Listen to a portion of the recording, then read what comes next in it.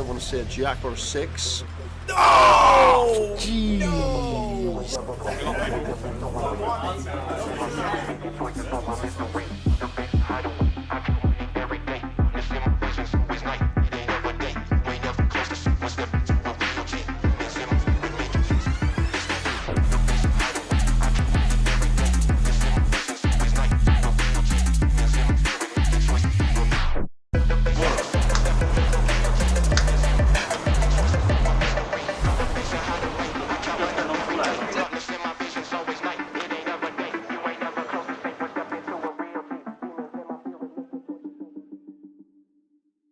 Ladies and gentlemen, on Wednesday we announced a £1 million prize pool for the second year running at Goliath. We can now announce that there are 10,585 runners currently, meaning it's the biggest tournament we have ever held in Great Britain and anywhere else outside of Las Vegas. Ladies and gentlemen, you are now part of history! The Goliath is the biggest it has ever been, and people are still buying it.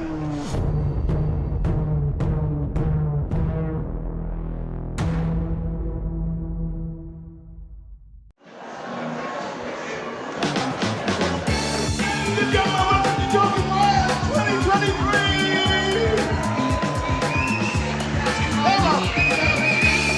Welcome everybody!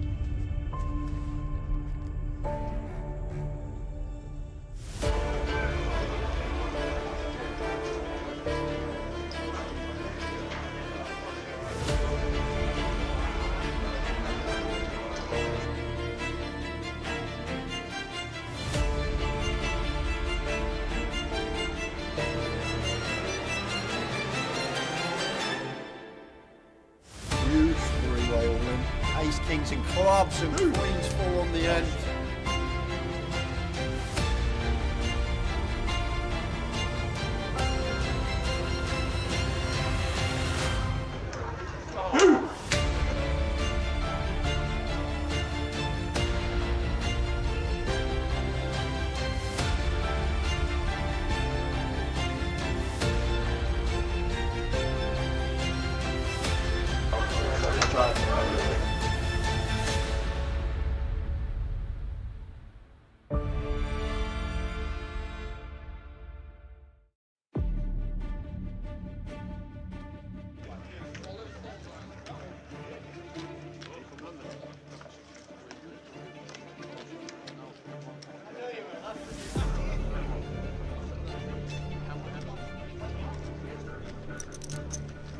colleague.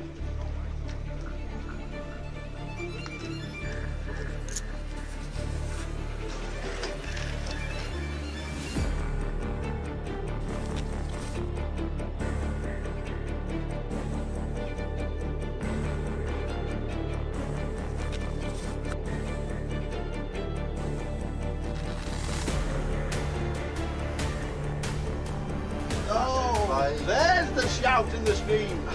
There is the shout in the stream. Let's go, he says.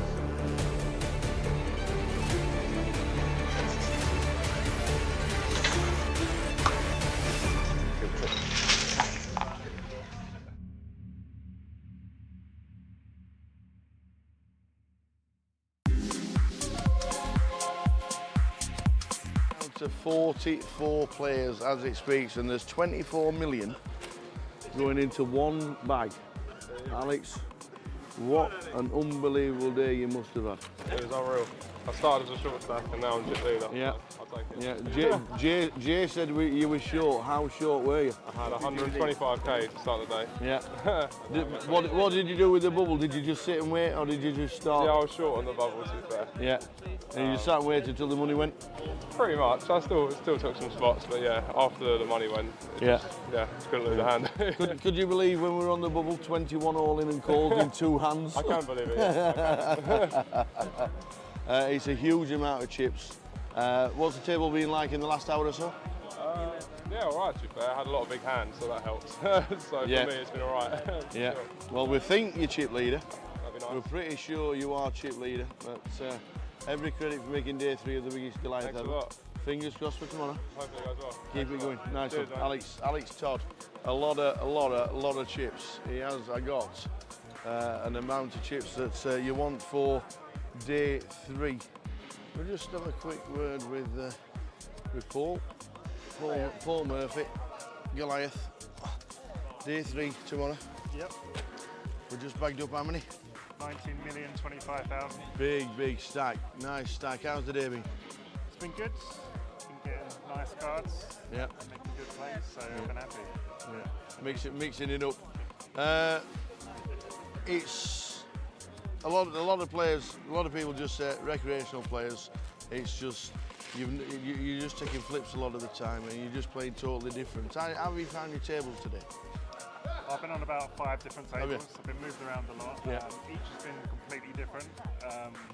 But I think the key's been adjusting to the players. Can you instantly spot somebody who just wants to cash to somebody who's a tour reg or something like that? Yeah, I can, especially when they say at the table, I'm just folding the last 10 minutes. that's always what you need. That's You can manipulate that. But 19 mil coming back to tomorrow. Biggest Goliath we've ever had. Yep. We're down to 44, and then tomorrow we're going to crown a champion. We can dream, can't we? We can dream. We can dream. Hopefully final table. Paul, many congratulations. 19 million. That is just about it from the day's full chip counts up on the website very soon. But what an amazing day. We have had 1,125 runners. We got in the money instantly.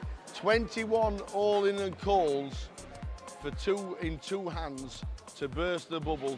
We burst the bubble, and then they've gone down and down, and we've finished day 2 with 44 runners. Tomorrow, we are going to crown a champion of the biggest Goliath ever. But who is it going to be? Join us tomorrow.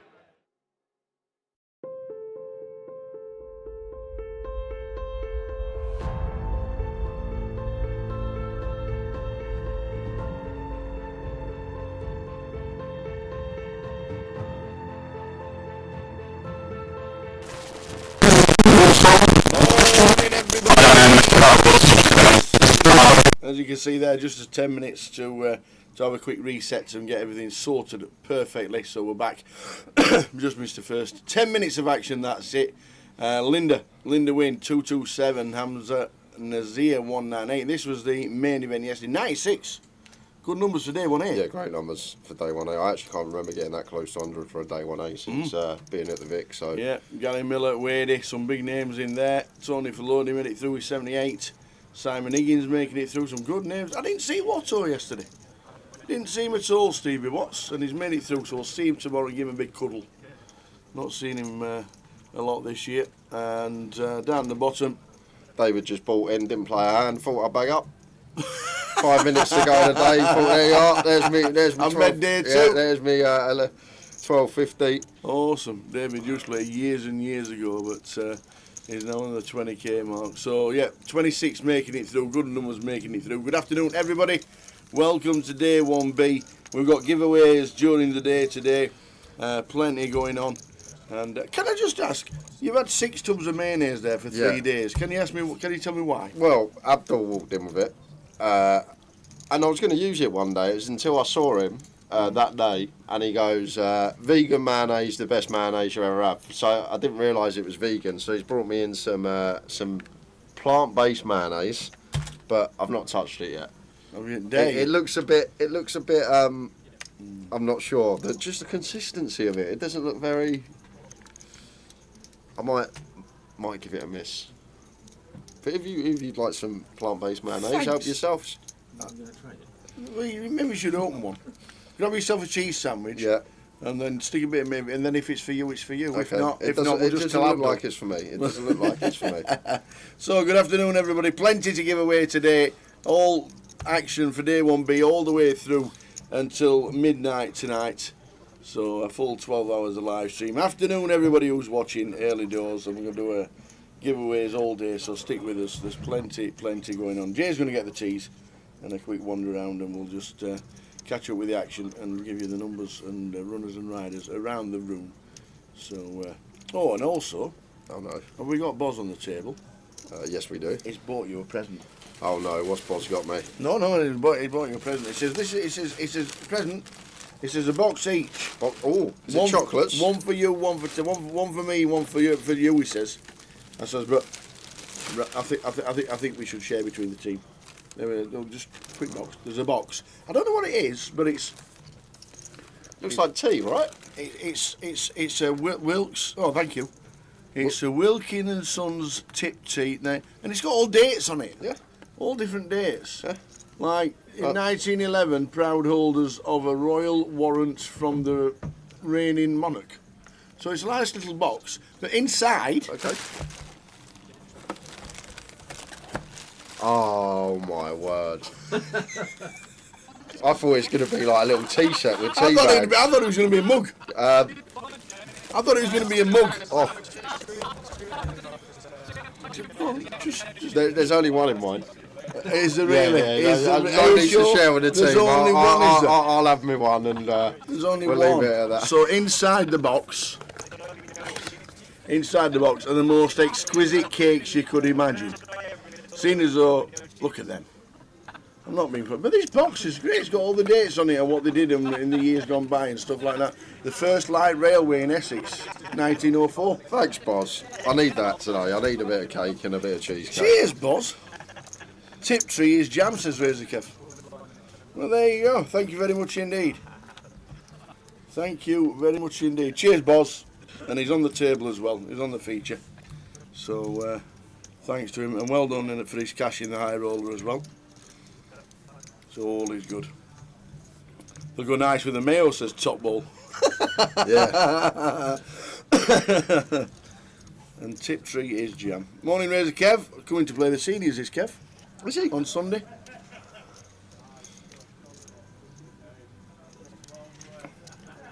Damien D. Poker, yesterday's 5-fold, one game let him down. Jagiellonia conceded an own goal in the 80th minute for 3-3. Oh. Jagiellonia. Yeah, Jagiellonia. Whoever they might be. There we go. That's unlucky. So, good afternoon, everybody. Hope everybody's good this Friday afternoon. The 29th of November.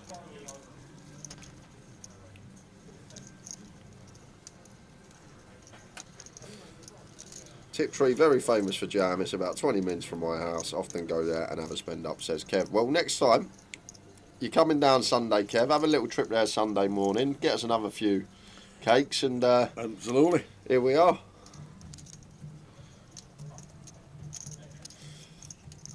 So, early stages, not much usually occurring. We've got a little pot here. Looks like John going to get paid with the sixes.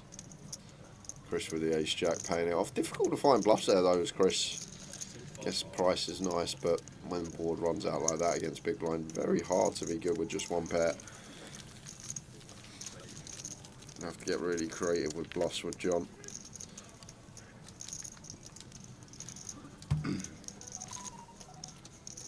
Some early stages. Tiptree, very favourite jams, 20 minutes from his house. Why have you never fetched us anything? I just said exactly the same thing, Tal. Sorry, bud.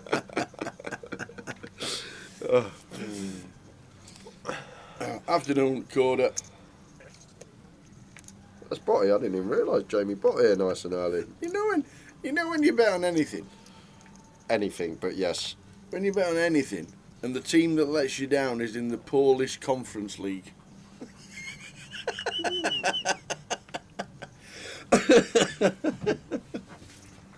Oh dear.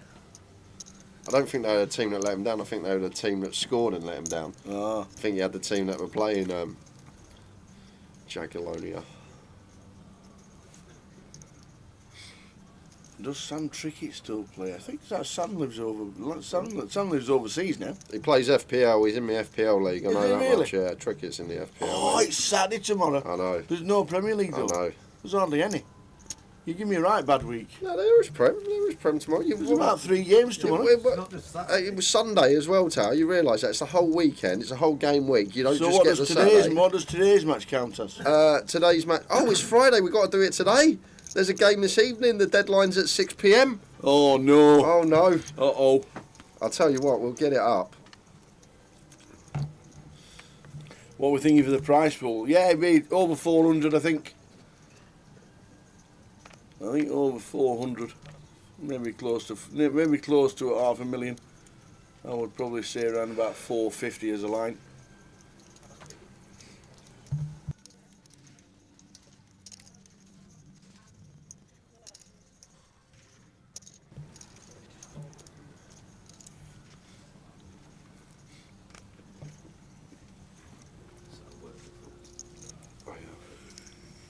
Before I get the teas, Tal, No, I can't have a cup of tea. we got to do our daily.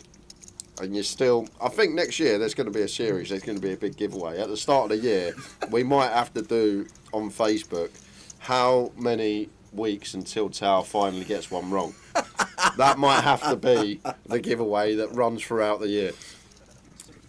But then I'll have to make sure you're not on your phone every morning, not on Wordle, having a little look, having a little guess up. Won't be cheating. Won't be cheating. That's why I closed down the chat box, because obviously Wordle is only 1 word per day for the world. Yeah. It's the same word. It's amazing. I think we're going to get over 400 runners, Kev, so I think 450k is a good shout. I'll take the overs on 450,000 for a pint. I think that's a really good line, about 450. Go on then, Kev, I'll treat you to a pint of Guinness. If you don't like Guinness, I'll drink it. And if you lose, Kev, you got to treat us to some, what was it? Tiptree. Tiptree. Tiptree jam. I wonder if they do chili jam. Chili jam's great with steak, by the way. I know. You don't like chilies? I know, but I've been sitting next to you for the past 6 years and you've said that sentence at least 20 times. So even though I've never had chili jam and steak, I know it must be nice. But on the overs at 450, I think 450 is a great line, I must admit.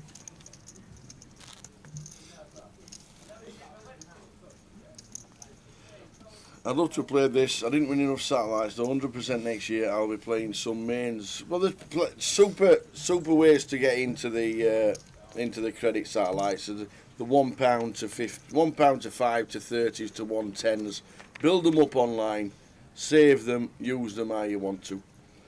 And Richie Cunningham said yesterday, anybody who's got a Goliath ticket should be transferred into credit as always. If there's any specific Goliath tickets, they should be used. Anything over £150 can get used as NPL credit.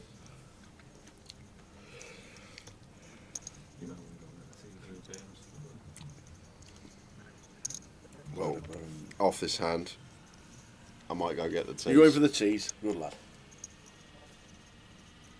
Here we go. Scalextrics is off. It's You know, for Christmas. yeah, I know. Literally, if it's broke this weekend, so I will be getting it replaced. I might even be getting it replaced tomorrow, Tower. The sound Well, it's Black Friday today. Yeah, to be fair. That's the best time to buy today.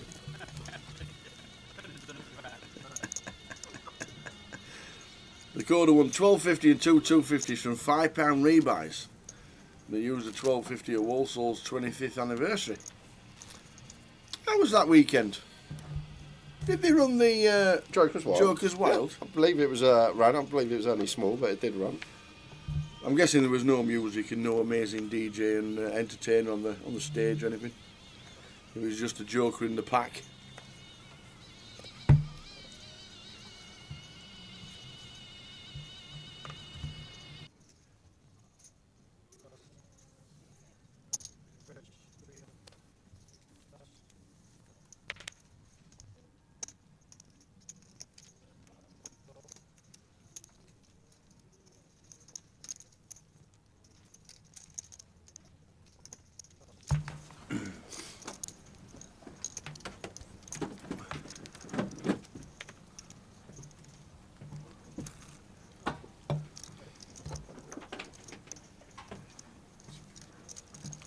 No, 25th anniversary was a bit of a flop, nowhere near what was expected. I think it was just going to be a 25.50, wasn't it?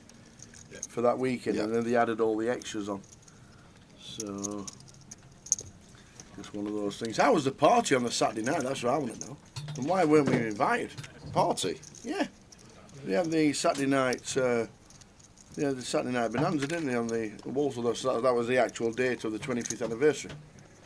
So there was no poker on the Saturday night, and everything was played. The leg was played in Birmingham, I do believe. And I don't know how it went. Shenanigans going on. Oh, the Coda missed the party. Oh.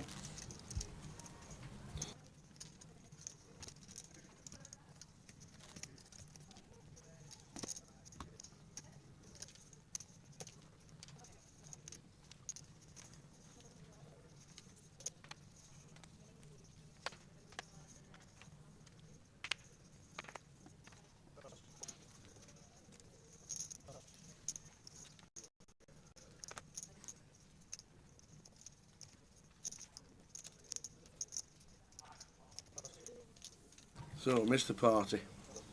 If anybody went to Walsall's party, how was it? We need to know.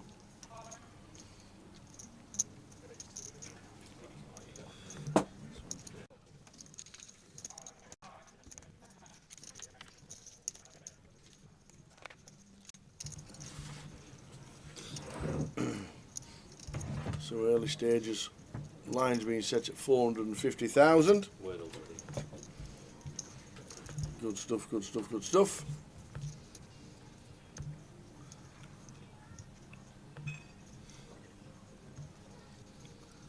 The Boz. Ian Bosley been coaching in the study lab on a regular basis. Here we go. Me and Cash the opener went in today to above average stack and got cooled twice. Oh no. Here we go. What you got today? Right, I'm just going to slowly put my laptop down so I can't see the chat. So I don't want any people giving me guesses. We're going to Wordle. What am I, 4 or 4, 5 or 5? I think you're 4 or 4, but you haven't had to use your last guess yet. So Okay, right then. Let's go for... We used Tower yesterday, and that wasn't very good. So I'm going to go for... Let's play... Oh, I know. We'll go for Store. S-T-O-R-E. same as yesterday. Yellow 0 in the middle, yellow O in the middle. Blinking heck. Let's go... Oh my gosh. I hate O in the middle. Oh, God. Dear me.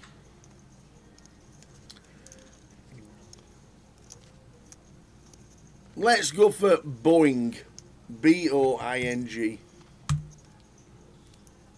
Oh dear. Oh, well, you know, you got an eye now.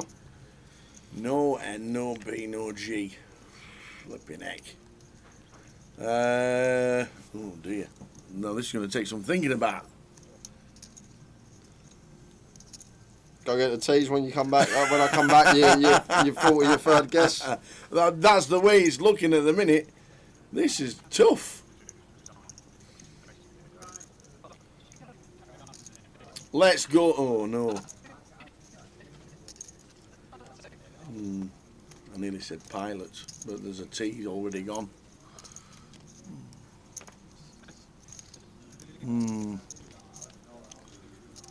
Oh my word. Oh gosh. God, this is a tough one.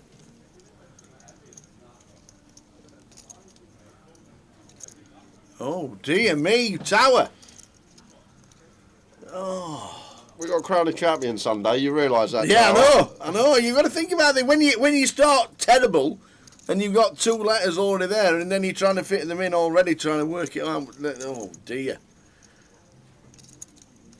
Oh, I'm going to say bingo. I'm going to no N and no B. Oh my days.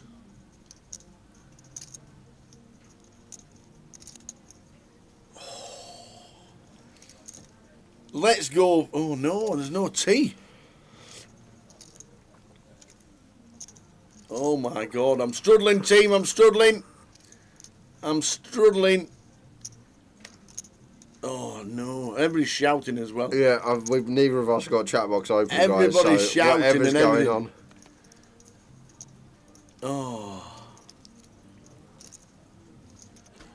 Oh my God, I can't even think of a word. I really can't even think of a word. Oh, I can't think of a word.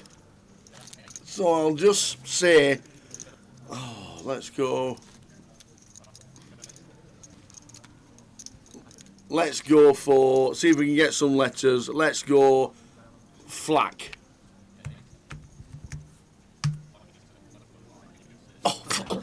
For God's sake, what was that? What was that? Well, I was using 5 different letters that I've not used before. Well, at least you've eradicated 5 now. There we go. Oh my God. Oh, this is ridiculous. We got him finally. You've definitely got me on this one. P-I-V-O. Oh no. Jesus.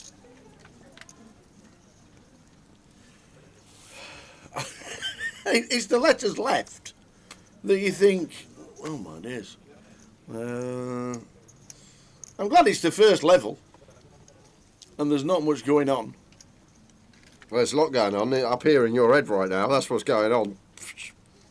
Absolutely.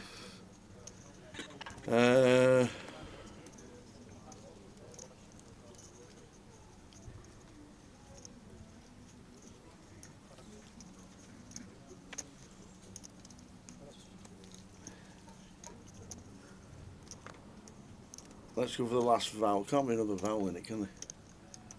I reckon there's a W in it. I don't know why, I just feel like there's a W in it. For all the letters that's not been...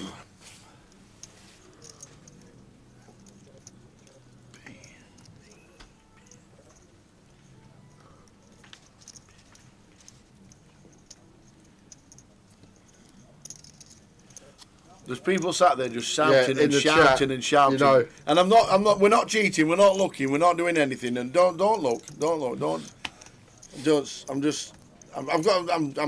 I'm stuck at the minute. I am literally stuck.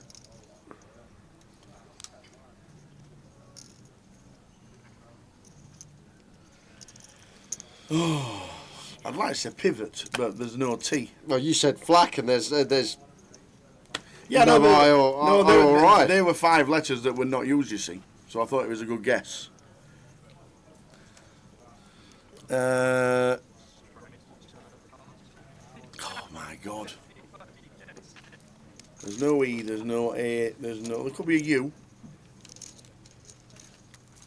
God dear. Sorry team. This is with two vowels. So he's the gotta be- the I and the O have got to be here. I's got to be there and the O's got yeah, to be or there. the other way round. Yeah, well, the O's can't be there. Oh yeah, so it can't be there. Yeah, so Yeah, so it's something that him.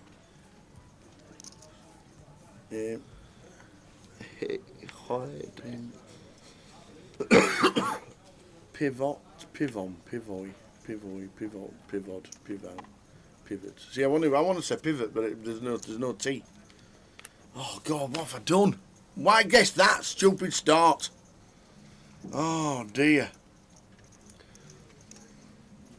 So if you guessed tower, you would have had the W.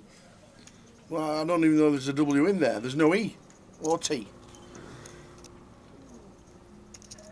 Oh my! Sorry, team. Anything happens with Ian's Kings will come to the table. It's got to be either a D, H, or W at the start, right? Maybe an M. More.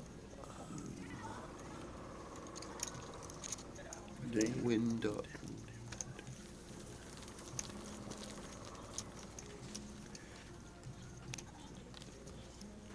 We've got to put a time limit on this tower. No, have we? Well, you didn't. God.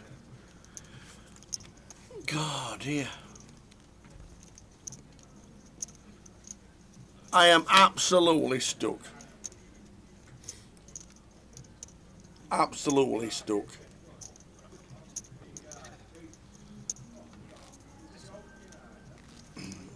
Put quoit. Quoit.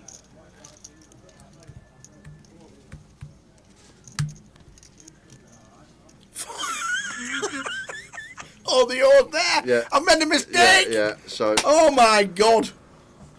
I made a mistake. I'd say idiot, but the I can't be there. Oh my God, this Wordle, I'm not doing Wordle today. So oh my God, that is unbelievably bad. Oh dear.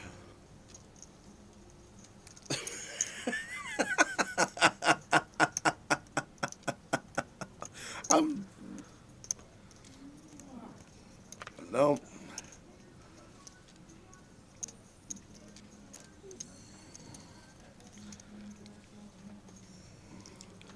Nope, I have no idea.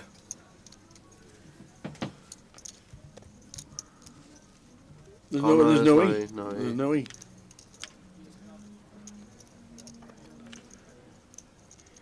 There's no E. There's no other vowels. That works, right? It does.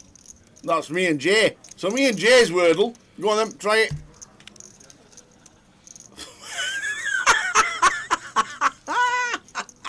So the O cannot be there. No. So the O's got to be at the end. Yeah. Oh my God. Is it Old MacDonald? E-I-E-I-I? No, it can't. There's no E's. Oh, yeah. No E's. What is this word? So it's got to be P-I-V. It's Pixoy. No, there's the O. Oi. Can we get the O's either? The O's got to be at the end. So the O's got to be there. yeah. And there's no other vowels. It's not Jimmy, is it? No, there's no O in Jimmy. Oh yeah, the O. Yeah, of course. Yeah. That's the O that's throwing me off. What? So the O's got to be. You can't have a word starting O-I. Oi. Can you? So the O's got to be at the end.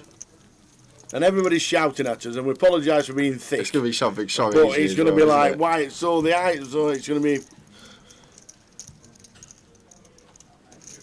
God, right. We started this about 10 minutes ago. And we're still doing it. And we've got one left, and the O's at the end, and the I's in the middle.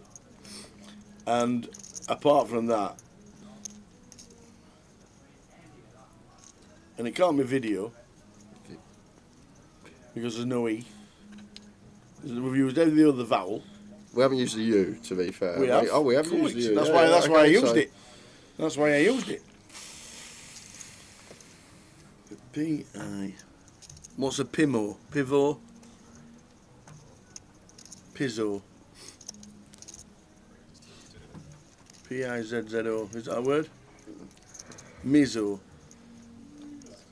Just like.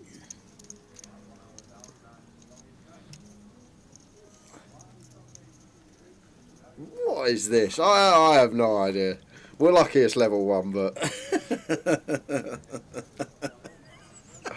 Yeah, well, the O's got to be on the end, but what is it like? Sorry, team. Apologies for this because this is the hardest Wordle I've ever done. Ever. Ever. we got to throw in Chow sooner or later, Chow. We might have to cheat. I don't want to cheat too. I don't want to look at the chat. Apologies to the chat for not joining in. And but it's just so. We just wanted to carry on. Thought we were clever, but obviously we're not. Oh, I've got it. Go on, type it in. I've got it. I've actually got it. Because I haven't. H-I-P-P-O, hippo. No, that's not a word. Why is hippo not a word? Because it's a shortened version of hippopotamus. That's just a shortened version. All right. That's All right, we won't go that's over a it. casino. Okay, we won't go over the hippo. Go on then, press it, enter. Enter, go on, enter.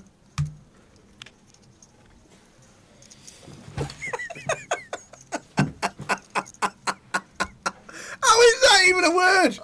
Look at the chat. Hippo. How is that a word? Hippo's a shortened version of hippopotamus. Well, good thing I'm here, Chow. That's all I'm going to say. Well done. We'll keep the streak alive for you. Don't worry, I'll do it. I'll do it.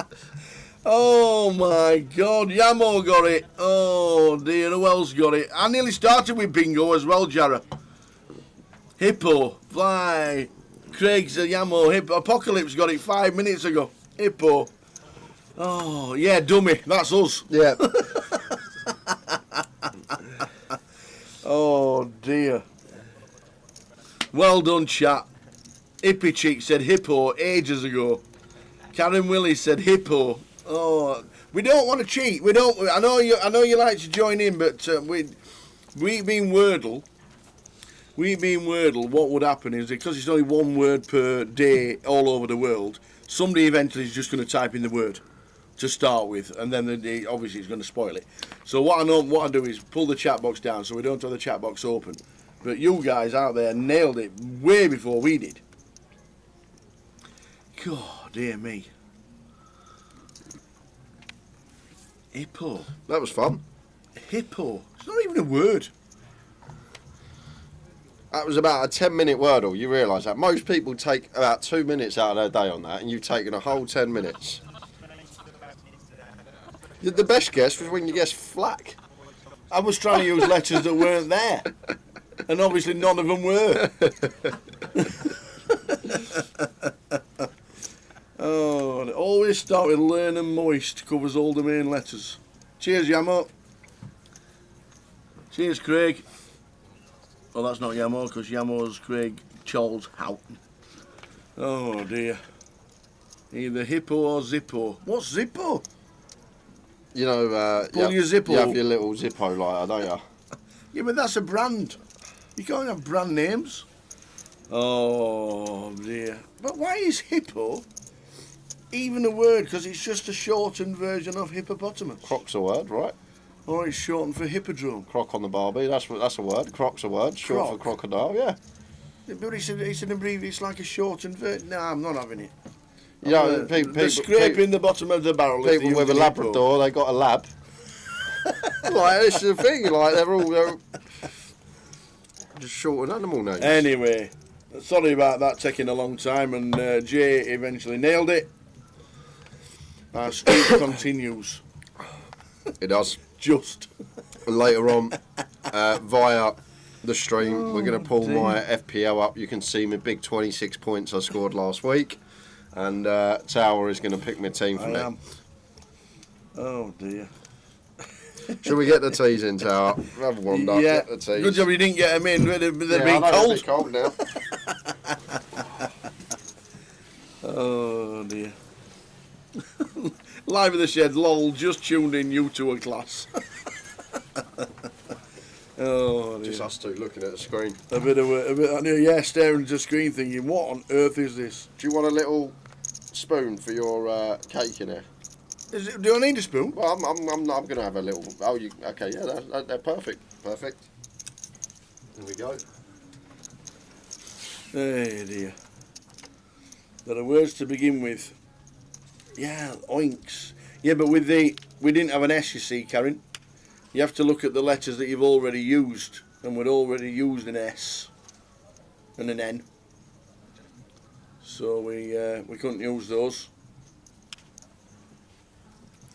Maybe you should just stick to the same word to start with every day.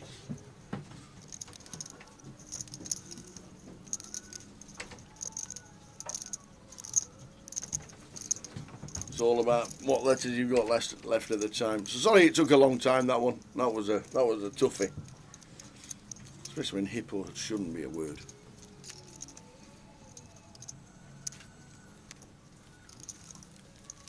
Anyway. Nice addition. Good to get the brain thinking. Keep the matter ticking along. Good to have JG Poker playing on as well in seat number 2. In the chat on a regular basis, JG Poker, John Glenn. Played a satellite, so I don't know if he won a seat last night.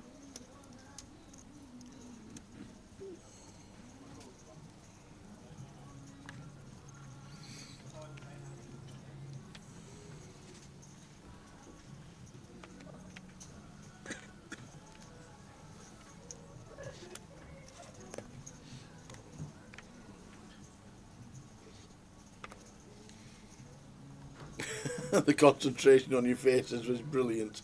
It's tough when you're just staring at a screen and you know you've got to get it quickly, or try and get it quickly, because you don't want to take up too much time. But it was just one of those words.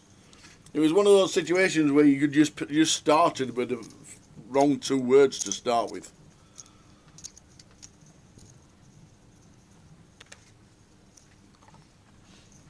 We got there in the end. Yeah, dear. We now know that Wordle has to be done in the first level of the day, when it's very quiet. Knowing it can take up to 10 minutes.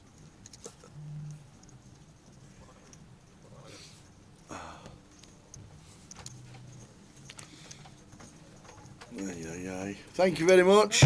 You're a gem. Thank you. Cups of tea here. Hey dear.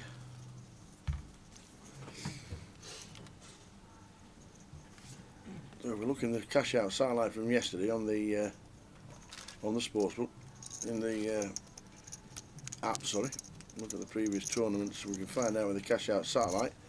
Did John Glenn get one? No, he did not. So he's bought in.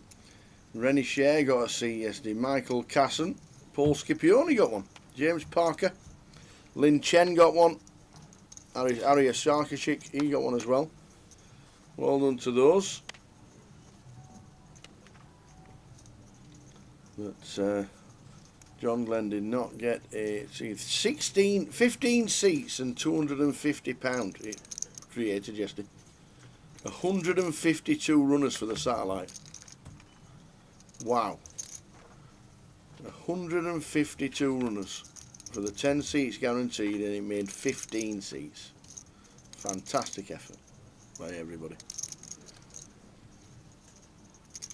No side events today. Well, there's a cash out satellite starting at 2. I'll get a few runners, last chance to get into this event, but main event day 1B, cash out satellite and the turbo tonight.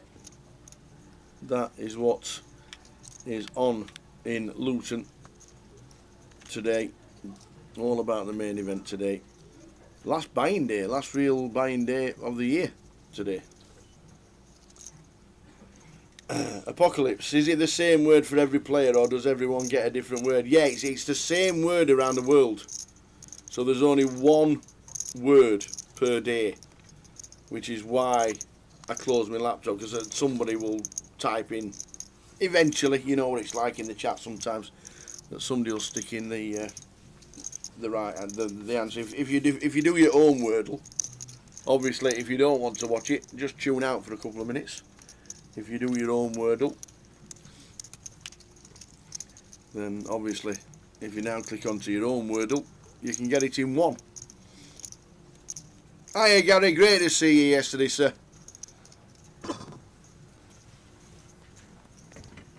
Really good to see you.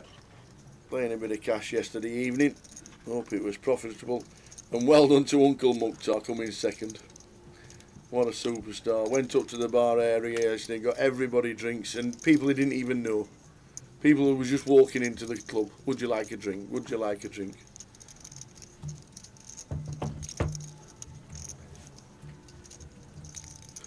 No, there's actually Apocalypse. There's actually what was that one we used? Octordle.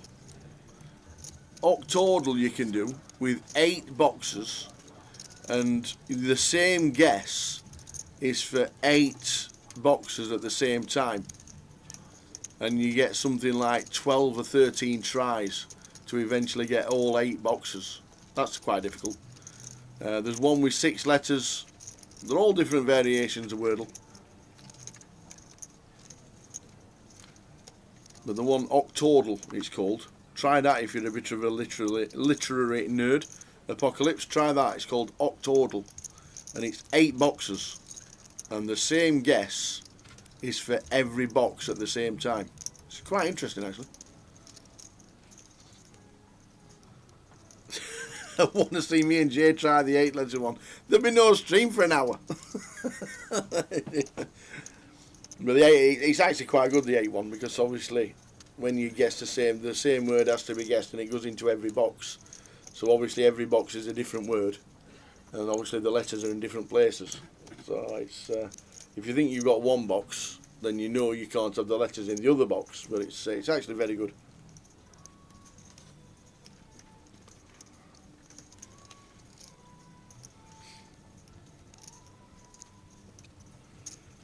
So good to see you, Gary. I don't know if you're coming back over the weekend for the events that are on. If not, we'll see you in Coventry, I'm sure, for the Behemoth and the final event of the year for the team. This is the final GUKPT of the year.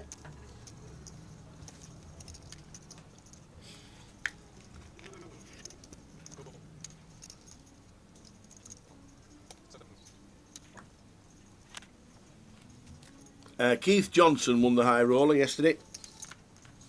Keith Johnson beating Mukhtar Ahmed heads up. It was a bit of a battle, but it was a good final table. It was a good watch. But, if you've got the Poker Live app as well, you can find out all the places where people finished. If you want to check it out, it's all on the app. Keith Johnson winning it. Matt Davenport was third for just shy of £20,000 as well. Lauren Bocci was fourth. Tama Kamel was fifth. Stato Andy Hume was sixth. Ian Bosley, who's on our table now, was seventh for £5,540. Preben Stockeno, Prebs, Jay recognised Prebs, online beast, was eighth, and Dan Rudd on the final table was ninth. 11 paid, 9 on the final, and Keith Johnson winning it.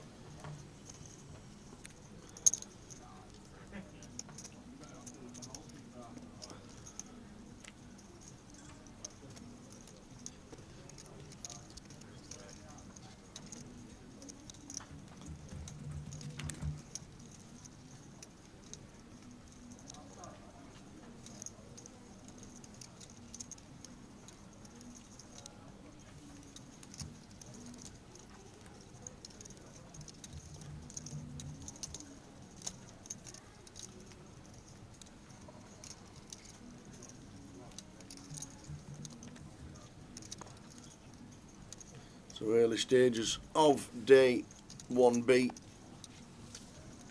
Yeah, Matt's been fantastic this year. Matt Davenport won the league, won the 888 league, second in the high roller league. Absolutely smashed it. And Sinead as well. Sinead's been superb as well. She's in the top 10.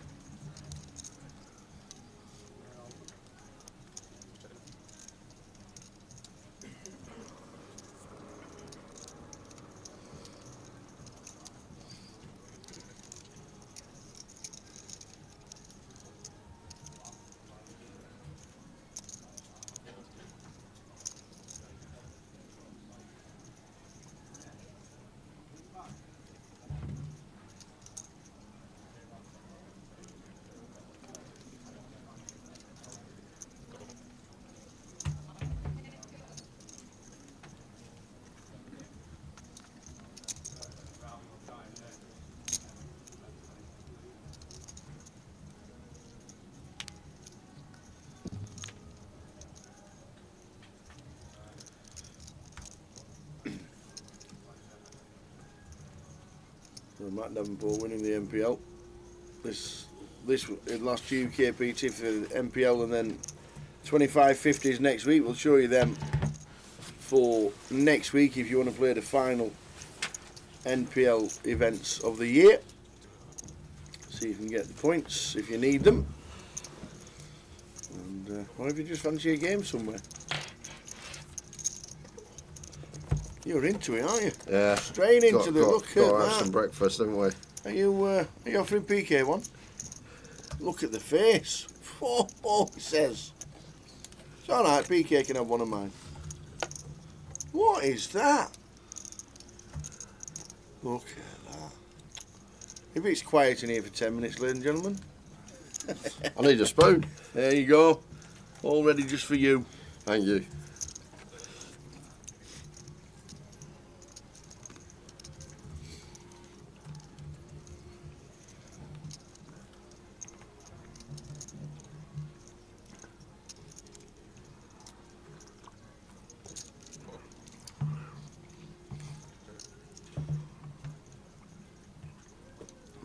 River's the best of it. So the last events. Go on, you would again, you're not. Oh, that's right, perfect. No, it's perfect, it's froze.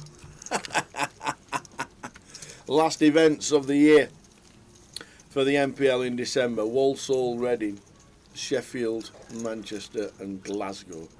They're the final events for the 25-50s, and the event underneath it, the Behemoth, is the first leg of 2025's new NPL. We'll give you details of the new NPL for the rest of the week. New changes,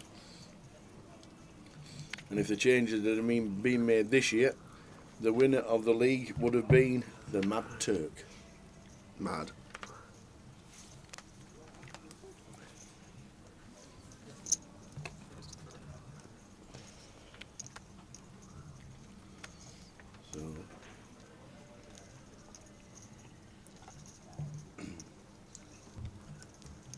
So 46 in so far, 20,000 starting stack, 250,000 guarantee. That's just going to get smashed.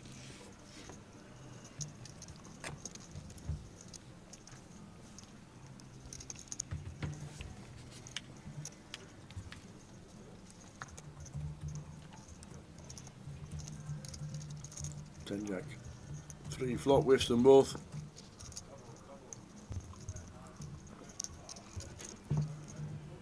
Jamie Bott back of the tables.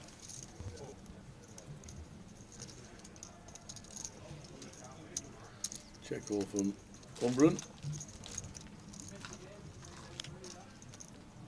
Then Gaines in the building. Still whiffs for the king. Jamie all around in it.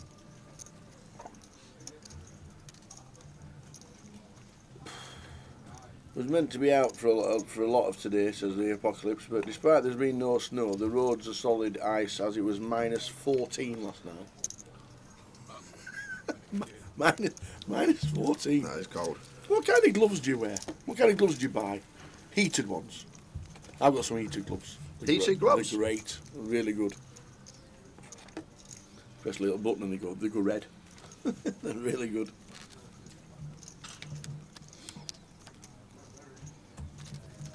Minus 14.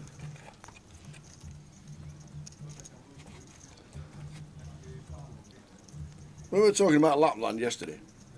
I had a look at the cost of going to Lapland for like a long week. It's expensive, Lapland. It's I don't know if it's expensive to. I don't know how you get there from the airport. That's the thing. Okay. Because it's obviously going to be covered in snow. Yeah. But I didn't think it was too bad just to get there. And the accommodation. And the accom. But I know it's not cheap. But I just wondered if you obviously you need transfers because there'll be 6 foot of snow everywhere. Thermal everything. Thermal everything. What would you like for Christmas? Something thermal. A coal fire and central heating, very nice indeed.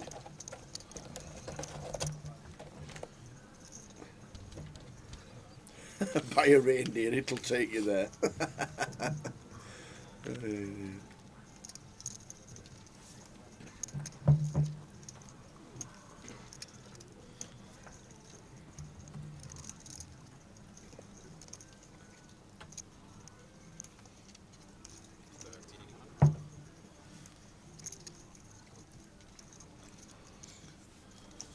next hand after he dropped down to 11.6.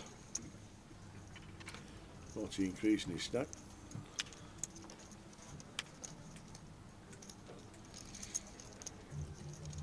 Turns an ace. Nice to see Alan Stern. Starting scene number 3.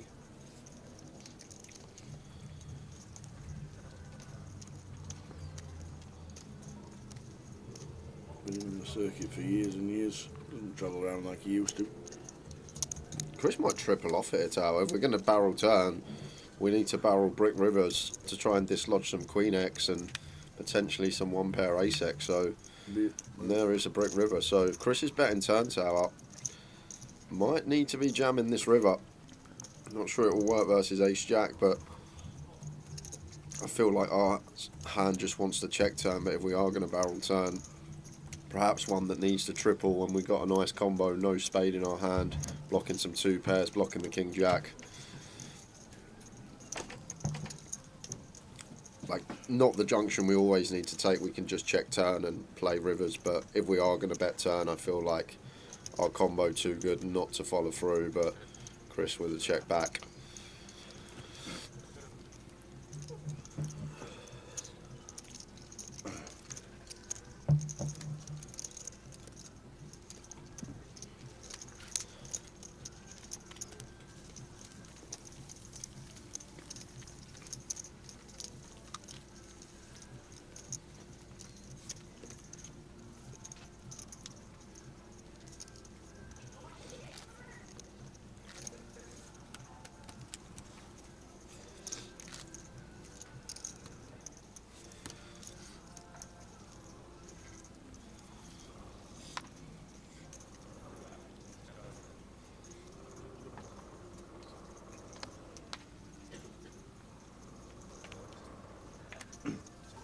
So first level nearly over.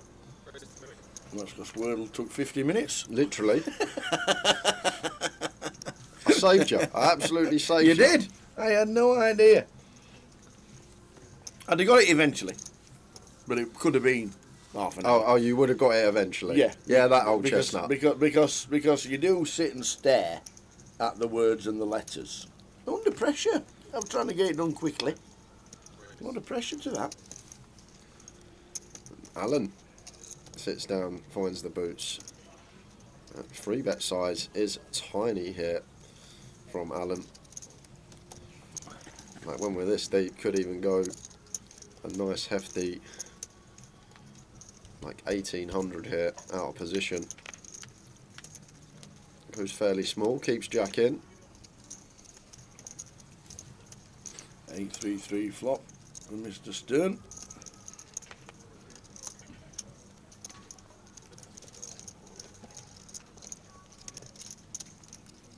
We'll start the giveaway second session of the day. Alright, we will. Obviously, day one's usually pretty quiet. Still got a few, haven't we?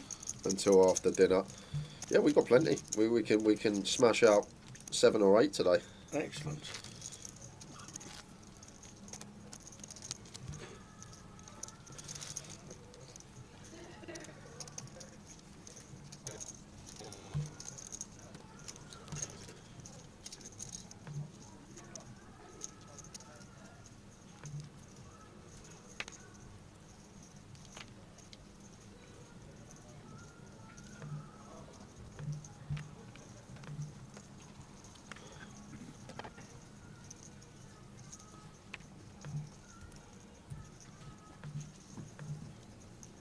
So blinds now have an ante.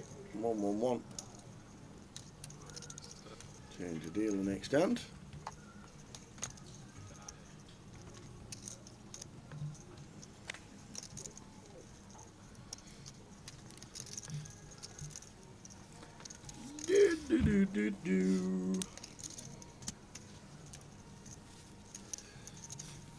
Richie Barner, what's he doing at the top of my list? Extra giveaway. Oh, well, I didn't put that on there. That was the one that we gave away yesterday when Richie Cunningham walked in. So someone's been touching my spreadsheet. No, Richie did it. And Oh, Richie, Richie Cunningham is shared, isn't it? Of course. it's a shared spreadsheet.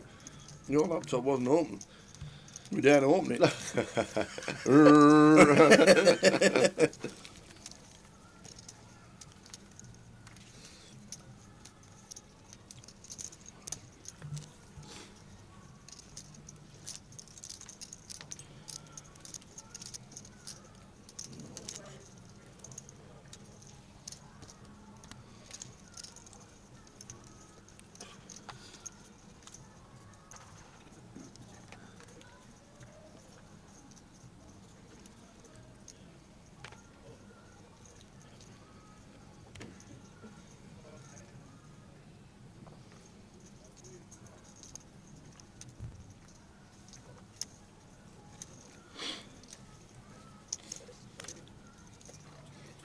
King 10 for Jack. I'm going to open to 300.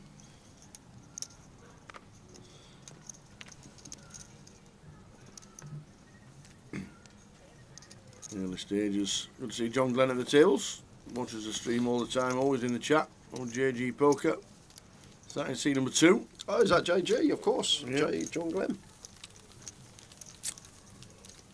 Played the satellite last night but didn't win a seat. 15 seats last night. 15 seats.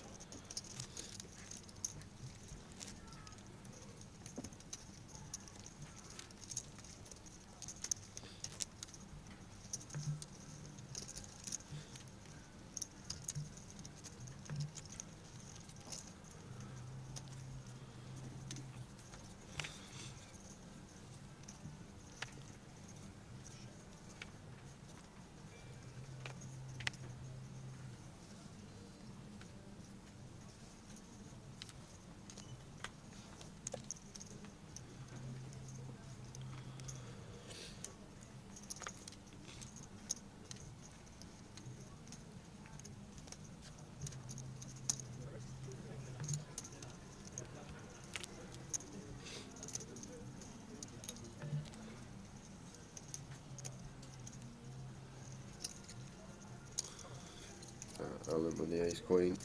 Raises to 300. Ian with the defend. Shout out to Boz. Thank you for my cheesecake. Enjoyed that. Very nice indeed. What you got left? It looks like a chocolate flapjack. Fancy chocolate flapjack, yeah. I might have to give PK But the cheesecake was like biscuit at the bottom, but it was like Turkish delight, like on the top. It was nice. It was really good.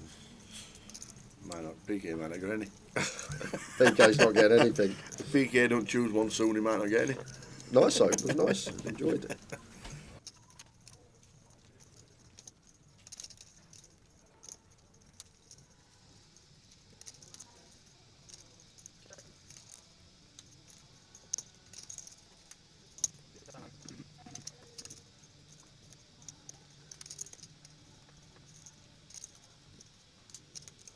So Boz flopping best, but Alan turning best.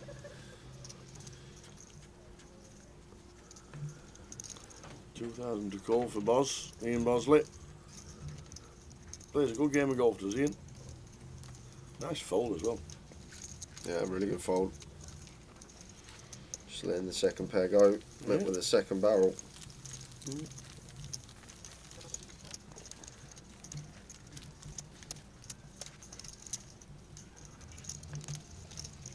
How can I find out if I won yesterday? You didn't win yesterday. Whatever it was, Segan. All winners were claimed straight away. We only did one yesterday, to be fair. That was the only one we gave. We're going to do in loads today. We'll do 7 or 8 today during the day as day ones. Start building stacks up. We'll do one the first 20 minutes of the next session. That's when we'll start.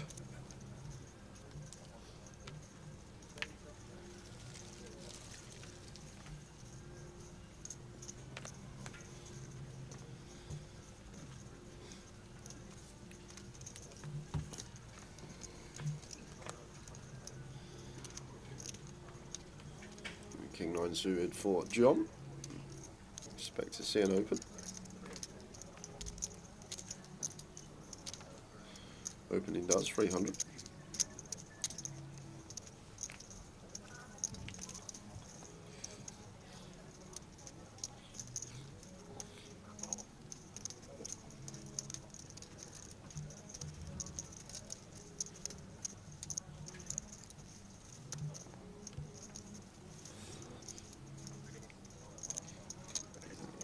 Chris just flat in here and over 2 tower the name pronunciation. 3-bet from the big blind. That's just mixed up Scrabble letters. That is. There's no way.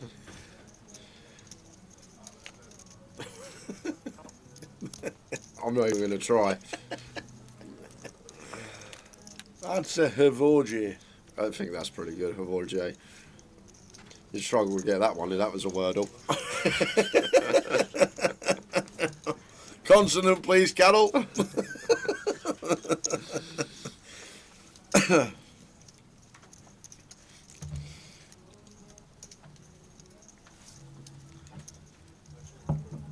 What is the best time to register? The very start of the day or after a few levels? It depends how you like to play, Ben. If you're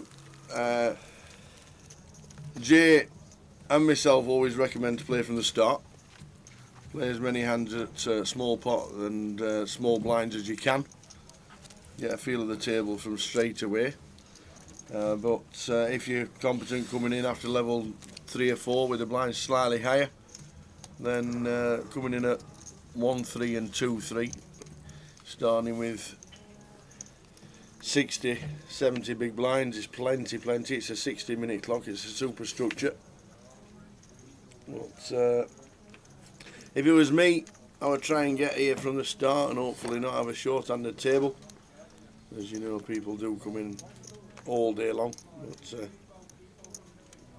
there didn't seem to be too many short-handed tables today, so that would have been good. But I would recommend coming in from the start. Good shout, Kev, just call him H. That's a great shout, actually.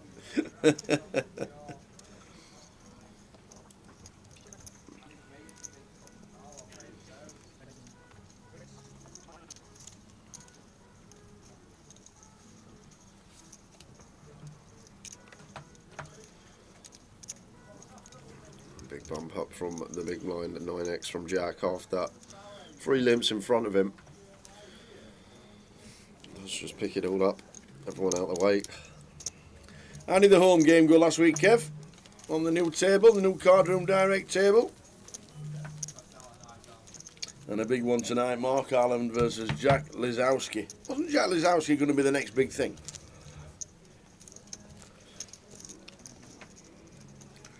Good luck to Mark Allen.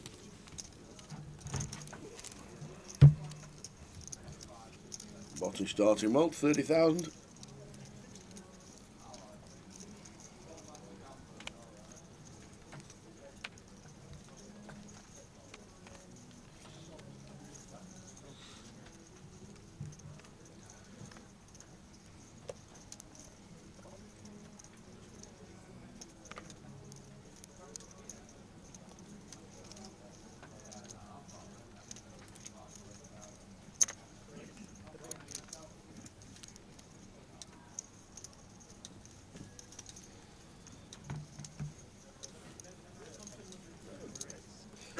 Absolutely fabulous tower. Wrapped up at around 4 AM, broke even, which felt like a result. There you are. Very nice. Good stuff. Glad you had a good night.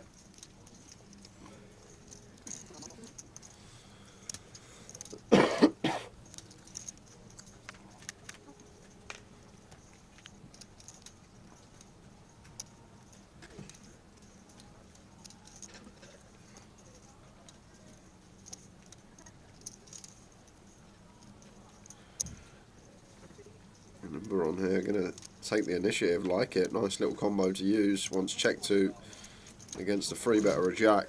Does get the better hand to fold, 10's out the way.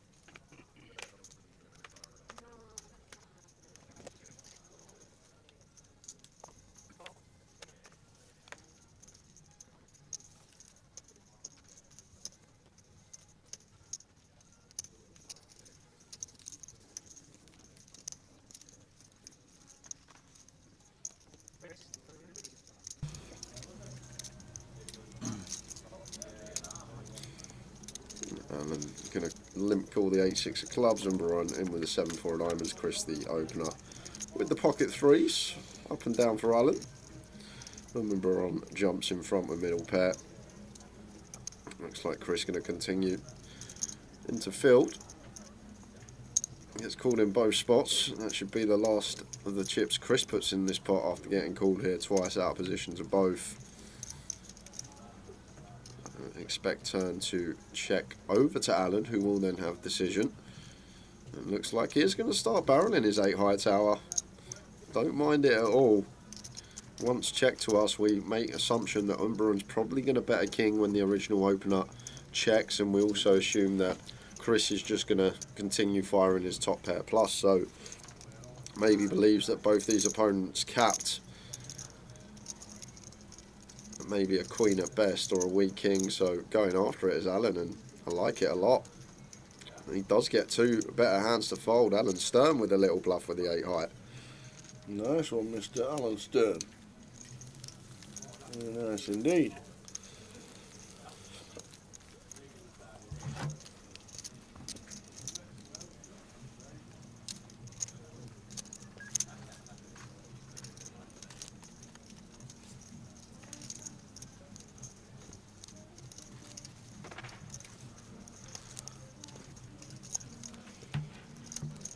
Second level of the day. Just shy of 200,000 collected so far.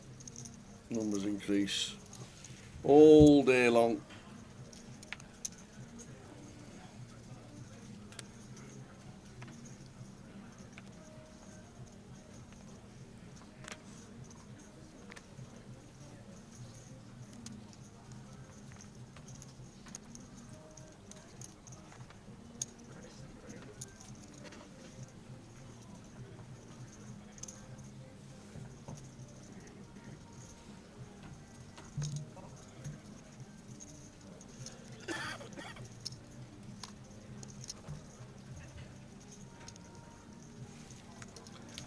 Ace Jack for Ian, raises to 3. H calls.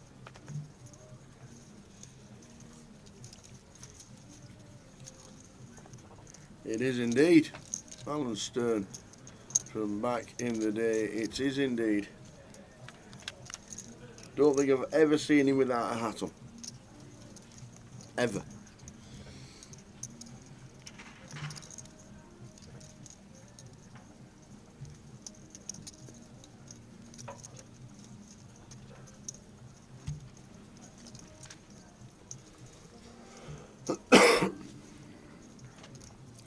So gone 5-way here. Somehow 9s are the best hand on the king high board. And Jack firing into field, and that should be that. But Ian has a hand that potentially like heads up we'd call, but when Jack bets into field, just got to get out of the way.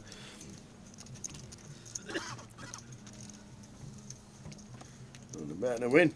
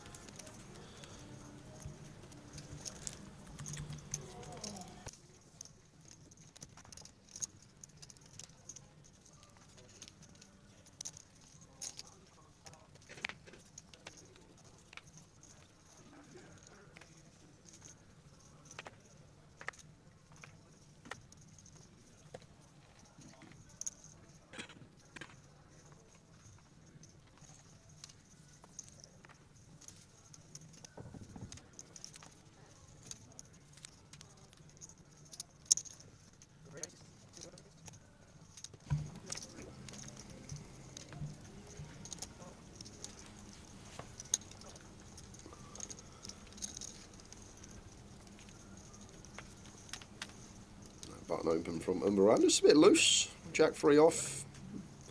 Could just hit the mark, but wants to get involved. We've got top and bottom for John. No one else with much though.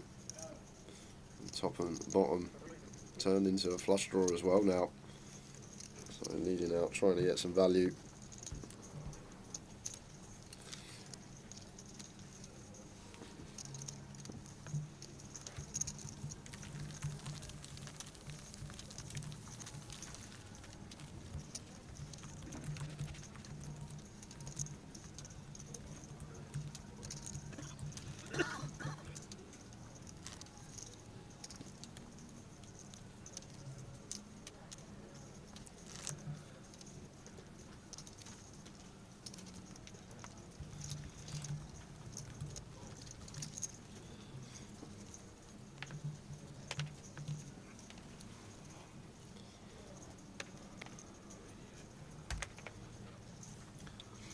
King 6 for Chris. Out of the way. Boz with King Queen.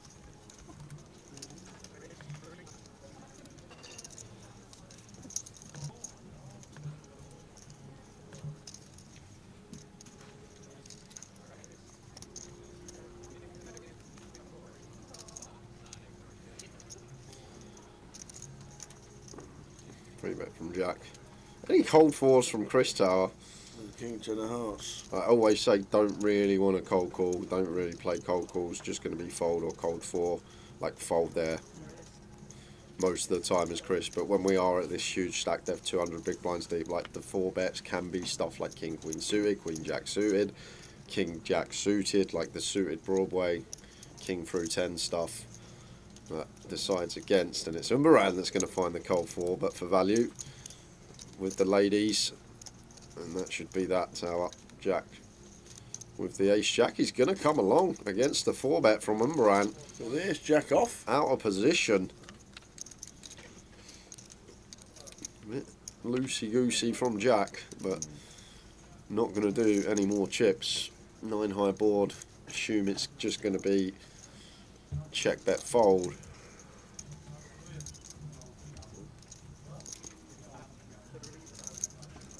Nope. Absolutely not. Well, we might actually get some leads on the 5, 6, 9, but like Umbaran's just cold 4-bet us tower. What are we up to? Leading the 9, 6, 5 in a 3-bet coup. Like we may have a few donks on that board. I'm not sure because we have 5s, we have 6s. Our opponent doesn't. Our opponent can theoretically have 7, 8 suited. That is a hand that can. Well, actually, no, it's a 4-bet pot. So 7, 8 suited, we can have. Our opponent can't have. So we do actually have a few hands, strong hands, 5, 6s, 7, 8 suited that Umbaran cannot have. But if you have a little glance at Umbaran and he's just cold 4-bet your tower, it's gonna be queens, kings, aces, maybe ace king some of the time, but. And then you're betting with ace sides. Win or draws. Just fold pre as Jack.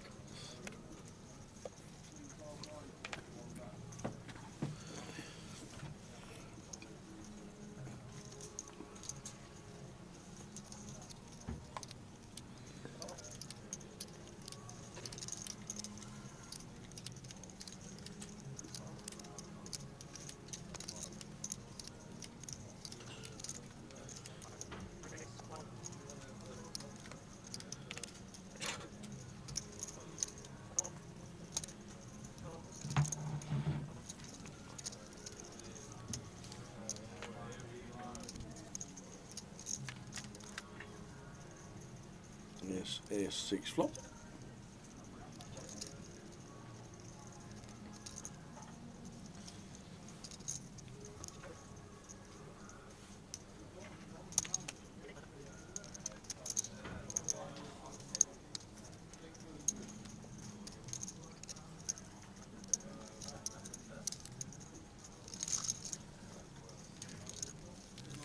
One bet and done.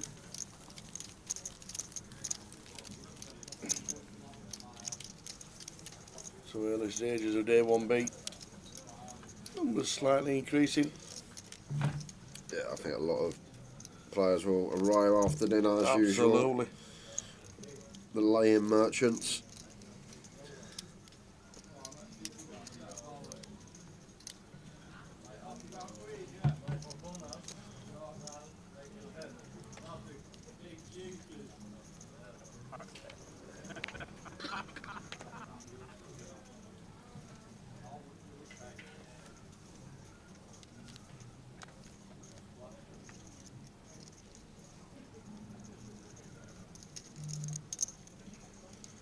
Right, 10-9 off for Umbaran. Going to open from the low jack.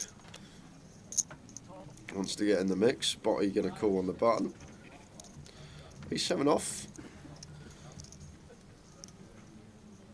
Smidge on the wide side. Ian going to get the opportunity to defend.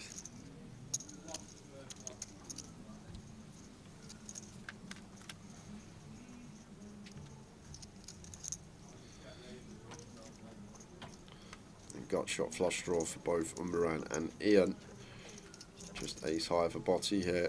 Does check over to him on the button. checks back.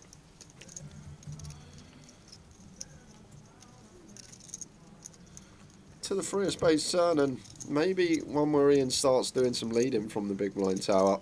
Just got the advantage of 3x, and once flop checks through, a lot of ace high, king high to potentially dislodge.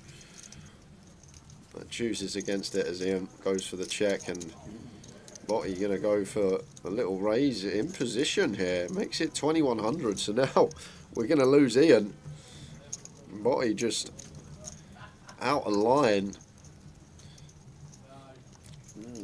But this is a spot that you don't really see bluffs tower. You usually just see value. Check through. Should Ian have bet the gut shot on the yeah, hard draw? I think Ian's turn can definitely lead.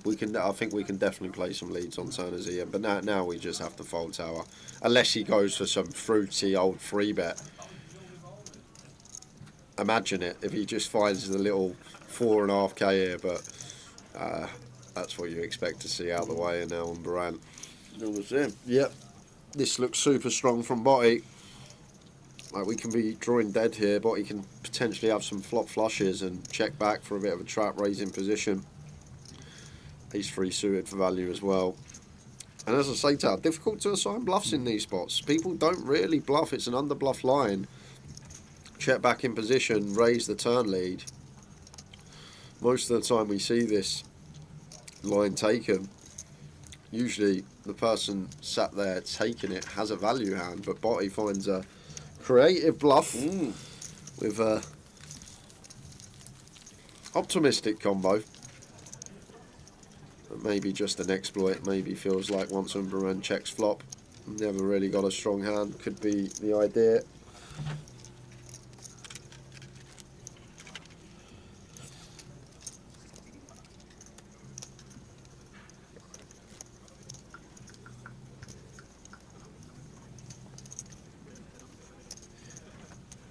You got one transfer this week, Tower, so you got to think of someone to bring into my team.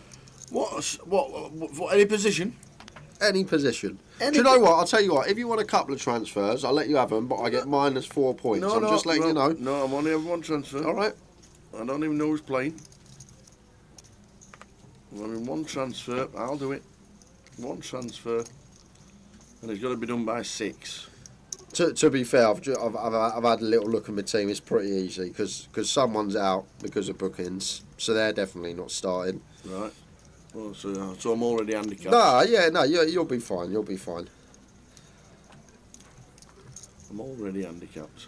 Is there any midweek games I have to consider? No, just this weekend. Okay. And just let you know, you got 3 West Ham players, 3 Ipswich players, 3 Leicester Palace players, and 2 Palace players. That's what you've got to work with, Sal, this weekend. Great. Yeah, the thing is, everyone's going for João Pedro, Tony. So, João Pedro, Brighton, probably the hot prospect this week to bring into your team. All right. But Tower's going to find like some proper differential. Absolutely. Who's João Pedro even play for? Brighton. Brighton.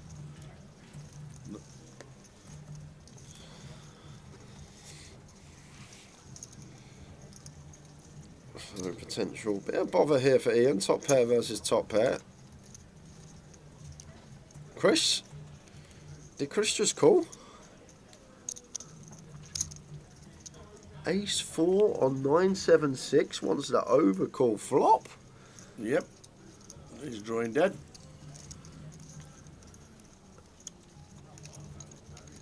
Yeah, strange one from Chris on the flop. Haven't really got any reason why we'd go here, guys, but Chris is here now on the Jack of Clubs turn. Checked over to Botty with the Ace 9. The Jack's probably one like we probably want to check out just because of all the Jack 10, the Jack 8, Queen 10, and like a lot of straight draws potentially snagging top pair against us. But now as Chris gets here, Tower, should have folded flop, but now we're here. We just have to bluff this river. We got the Ace of Spades. We're as low down in our range as we can be. When we're going to have some straight draws, some 10x, some 8x, some spade draws, we're at stone cold bottom of range here as Chris, so we have to bet, and he's doing exactly that. Now that he gets there, and that will be end of hand. Ian can't call here. We don't beat anything, sir. We specifically need Chris to overcall with like ace high and then decide to bluff river. Kind of far-fetched. I know he has done exactly that, but Ian doesn't beat a thing here. Has to fold.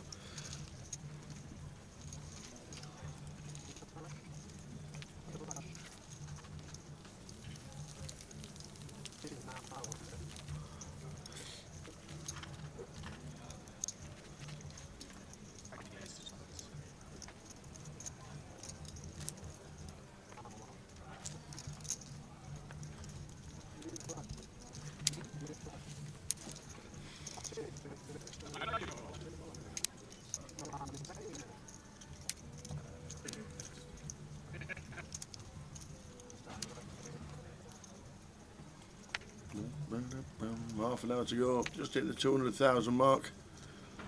The first session ending at 20 past 2. And then a 15-minute break.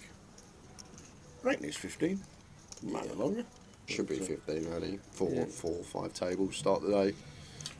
Do we need a cup of tea? I know, we had the cup of tea because I brought them in, didn't I? Alright, I'm going to do a cup of tea. I'm going to go and get a cup of tea, and at 2 o'clock we'll do it first giveaway. Nah, can't do it first session. Why? I'm not, never first session. You're not ready? I'm not tuned on enough. You're not First couple tuned of on? hours, yeah. I need, no. You've had cake. Yeah, I know I've had cake. I didn't You've say- done Wordle. I've done Wordle, I've had cake. I'm still not ready for a giveaway. Second session. It's always, first session is Okay. just getting settled in on a Friday, as always, and then we... Oh, okay. I tried, team. I tried, Chatbox. I tried. I did try.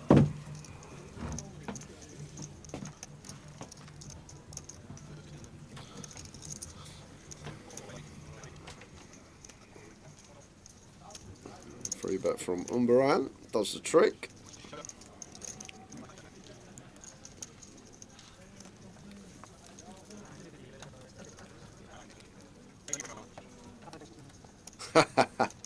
Get Tom back in. He done a giveaway first session. Get the clack back in the booth.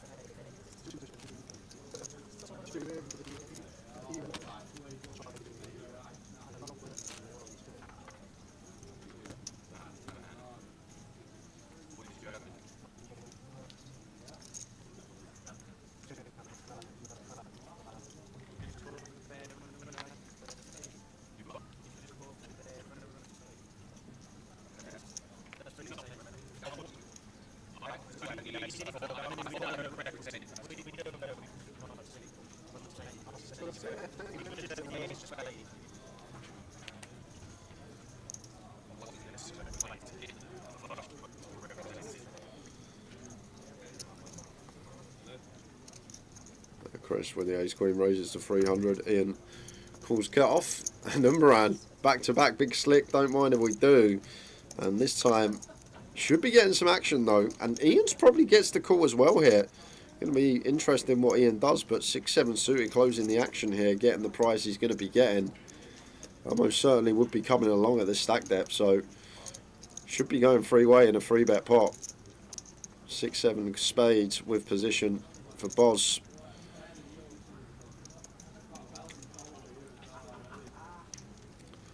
No, he's going to let it go. Like, at this stack depth, like if you play a lot of cash and you've looked at a lot of cash spots, you'll know like these sort of suited connectors, suited gappers, closing action, calling 3-bets are fine to get in with just because of the stack depth we're playing at, the playability we have at hand, the potential implied odds, the times we make a big hand, and we are up against top end, like the overpair of our opponent. It makes discipline laid out, just letting it go.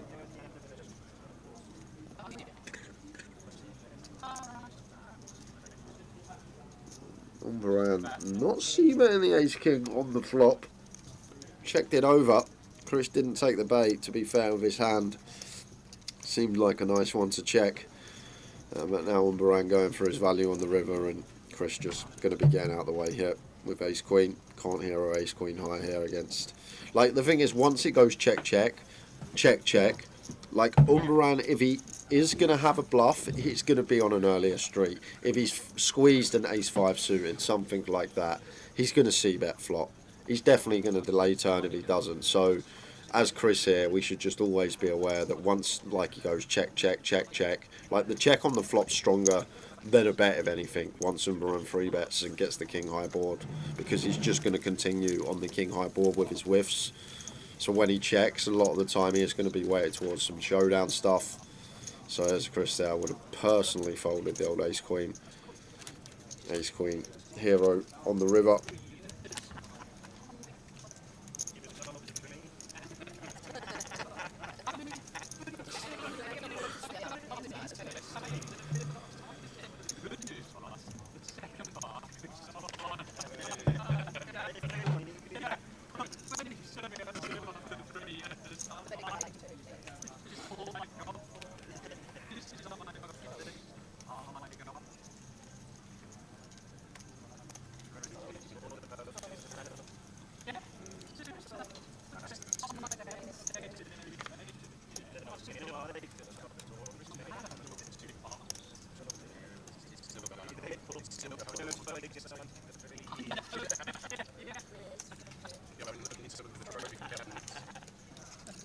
So John with the ace deuce, 3-bet into 1500.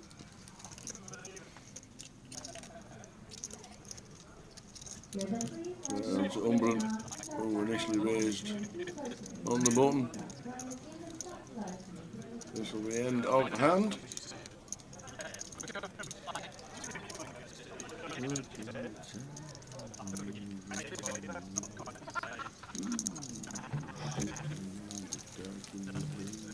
Oh, table sound, Daleks. Oh no. I'll quickly Uh-oh. have a listen. PK's here, all good. Table audio, Daleks are in the mic. Good job we're not doing a quiz. Cheers, Luke. We'll get it sorted. Then think the Daleks have been playing with the table, Mike. Cheers, Apocalypse. We'll try and get it sorted for you. Yeah, literally just.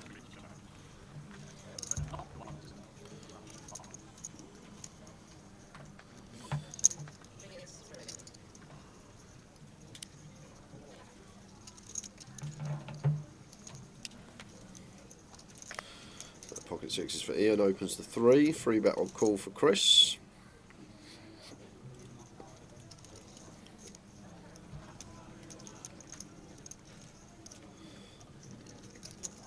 Opt in for the latter.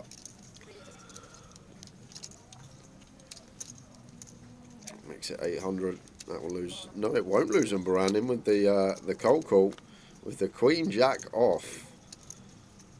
And someone asked earlier about whether to come in later or play the early stages, and when you do watch some of the action that occurs earlier on, there's a lot of missteps happening. People play loose or wider, like here, Umbaran, Queen Jack off.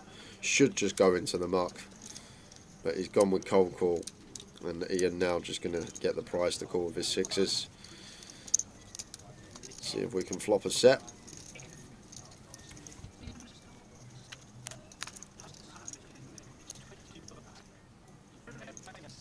Ace King 2, 2 diamonds. Good shot, top pair and third pair.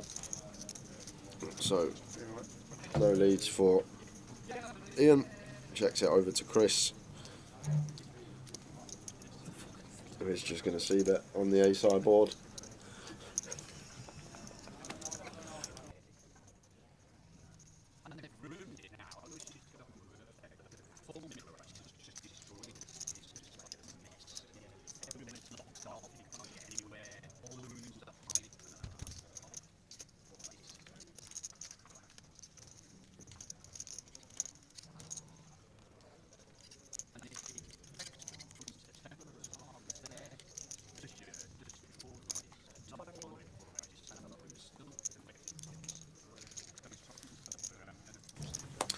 Comedy gold.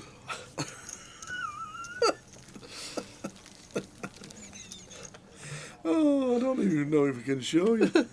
Oh, I'm gonna try and show you. So He flashed it. so we get a cup of tea, and I didn't ask PK, so I apologise to PK. I didn't ask him. I know he is. So I didn't ask him if he wanted a cup of coffee.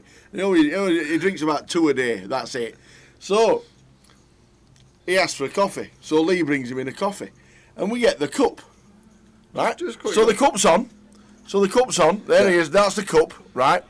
So as you're flashing like that, went like that, and we got that. Jay went, "Is that Paul Scholes?" He literally flashed it. I didn't get to stare at it. I got Is a flash. that? Why would Paul Scholes be on a cup? Why is he on a cup? Why is Prince Harry on a cup? I don't know. But I got a flash tower. This is right, like you make out like I stared at it. I Is didn't- that Paul Scholes? Pico was like that. I saw a flash and I didn't actually see, is it Kate next to him? Kate.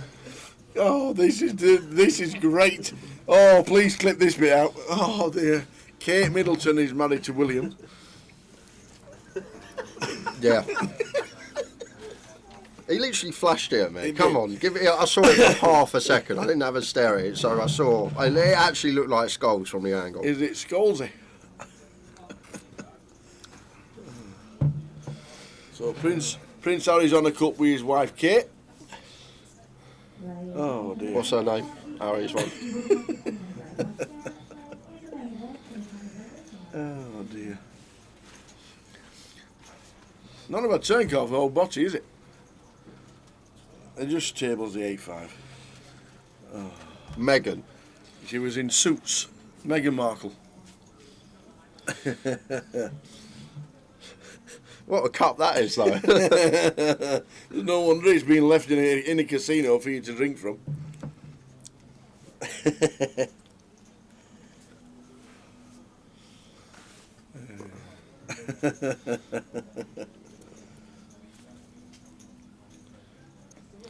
See, Hippie Chick thought it was Bradley from EastEnders. Bradley and Stacey from EastEnders. There you go.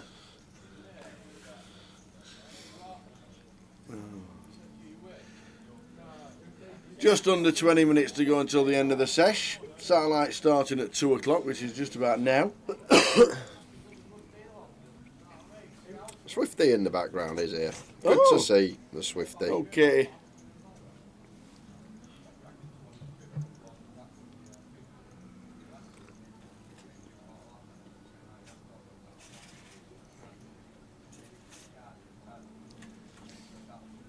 Would have enjoyed her last week at the Women's Festival in the Hippo.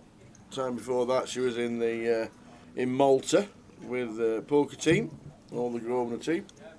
And then the time before that, she was here, heads up for a GUKPT title. Yes, she was. It was at this casino a Yeah. couple of months back. Swifty nearly got over the line, and what a little 4-bet here from Umbaran. Finds one. Creative. And going to get everyone out of there. Umbaran, nice little move with the king-queen off. Well played, sir. Don't often see too much of that early levels, but Umbaran with it in the lockup.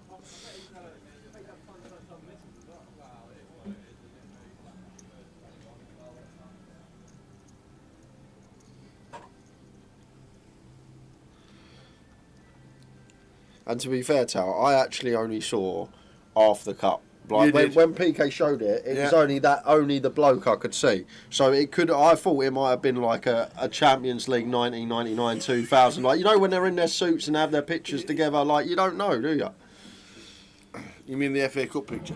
No, the Champions League. Oh, when the they cha- done the, all they right. done the treble. So you think? So what you're thinking is that we've got a picture of a cup that's 25 years old. I don't know. I don't know what happened there. My brain told me something that wasn't true.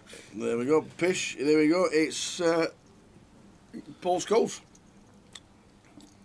Fair enough, to be fair. Paul Scholes and Kate. Kate Scholes. Get Glenn Gaines on the feature, says the Pally. He's here. I've seen Glenn. Yeah, he's in the. He was there. He was sat in seat number 1. He's not there anymore, and hopefully he's just Move tables to balance.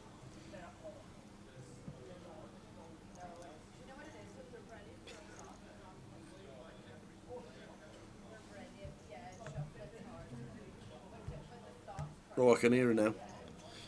We can hear Katie. Is she giggling already? The two prominent people you can instantly tell who it is. Katie Swift, Tom Cazalet's. Yep. And it sounds like they could be sat next to each other. Oh, I can hear her now.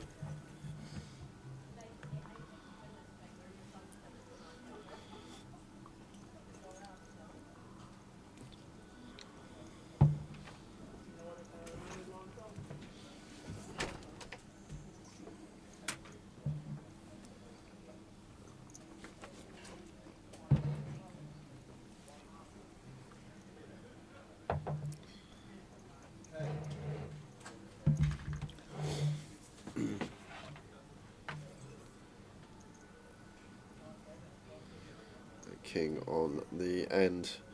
So do still good for Jamie here. And looks like he is going to fire another bet, maybe trying to dislodge a 7 or something like 8s, 9s or 10s of Alan, but actually with the best hand here, bluffing with the best of it.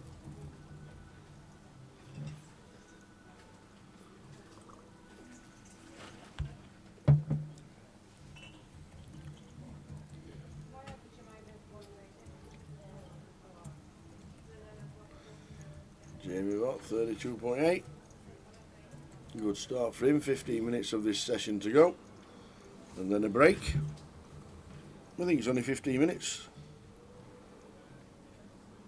And now if it's any different, I think it's 15.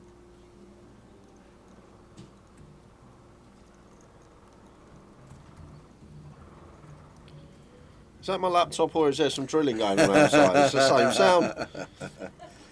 Yep. We'll start the giveaways next session, guys. We will. I got, when you went for the tees, Yeah. someone's put in the chat, get Tom Clack back in here. Well, he did give away £110. Yeah, that's what they said. Cheeky. Yeah. It was an £110 ticket. It's Richie Cunning you want back in here. Exactly. I've got about 400 to give away today. Not tokens, 400 monetary. Have you? Very nice. We'll get into the giveaways next sesh. You're going to do mid-team after dinner, yeah? Knocking? Who's knocking? Knocking, I thought that come from there. Kay Swift's knocking. No, I like how you knocked. Oh, look, you got enough mayo? Yeah, got enough mayo? That's for Well, you. come and say That's for hi. you. That's vegan mayo. Plant-based. You can have that. Vegan mayo? You can have that. It's vegan mayo. You're one of them, aren't you? Hugs. Come here, Hugs, baby. The last time I see you, I was hugging you in here. Yeah, we just said that. We could hear you laughing on stream. What, just now? Yeah. Just you I'm, just sat down. I'm just sat Yeah. right here. We heard. Yeah. All right? Yeah, Good. all good. I was last week down in London. Oh, Yeah. my God. Yeah, we good laugh. Good Amazing. time. Yeah, it good. was amazing, I have to say. Good. What a festival. Really good. All the Good. girls together and... Yeah, I got invited to the 50-50, but I couldn't make it do because you know, obviously I we're thought you were working. gonna say to Magic Mike then. I was on it. I was in I it. thought I recognised you. Yeah, so I got invited to... Yeah, I got asked if I wanted to play the 50-50, but obviously Yeah, working last week. I'm trying to think. Who? Don't tell me. Someone said they were trying to get you. Was it Rachel? Rachel said Rebecca Rebecca, Scales. that's it. One of the Las Vegas women in poker.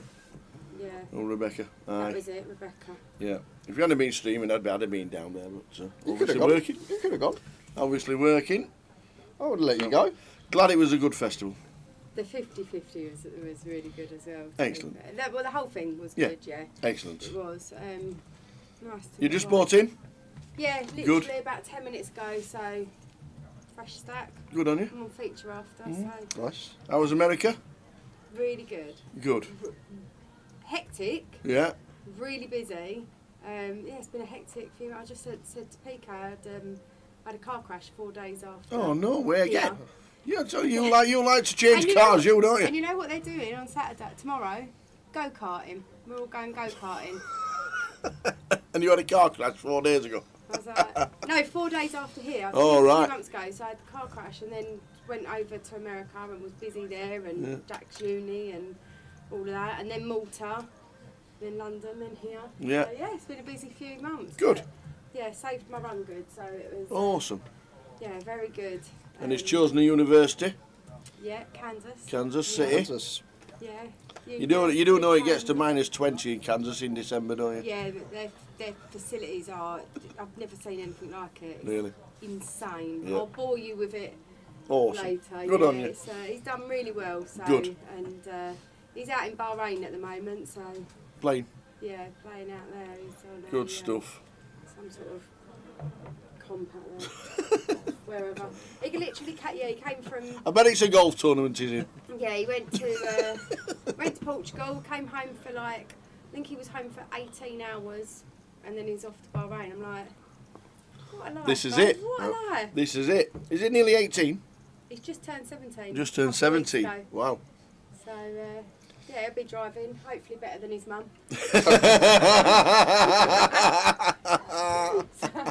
See you soon, Kate. See you, Katie. Katie Swift, come in for a quick chat. Good old Katie.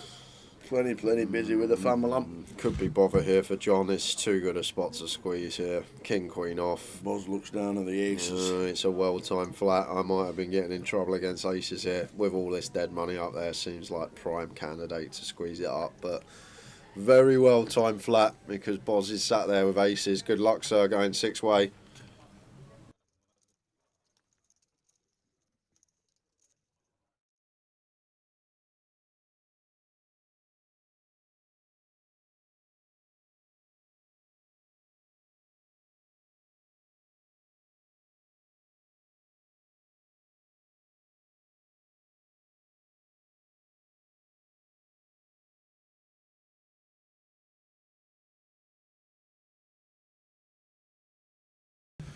So, you don't very often go six-way with aces. Yeah, but it's actually a really nice scenario for Ian up against the top pair of Alan. Alan going for the donk here, Tower. Should just play check into six players. Like, shouldn't really have no donks here as Alan. Potentially going to get himself in a bit of bother because of it. 8 of clubs on the turn. And he's continuing to fire here, and for 40% Ian just going to have to call again with position and see a river card, which is That'll seal it. a beautiful one to see. We even jump ahead of Alan's value now as well, so Ian going to be on the value hunt.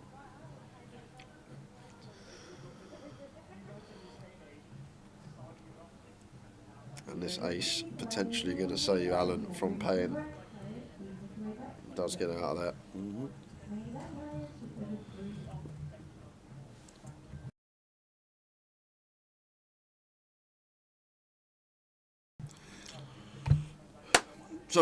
So, obviously Daleks have invaded Luton, and the table audio cannot be fixed without a restart. So what we're going to do is restart. You're going to miss 4 minutes of this level and back because there is a break. So you'll miss no action for the start of level 3 is when the giveaways will start, and you need to be able to hear us properly. So we're going to restart right now, and PK is going to get it fixed, and we'll see you after the break in just over 20 minutes time. See you then.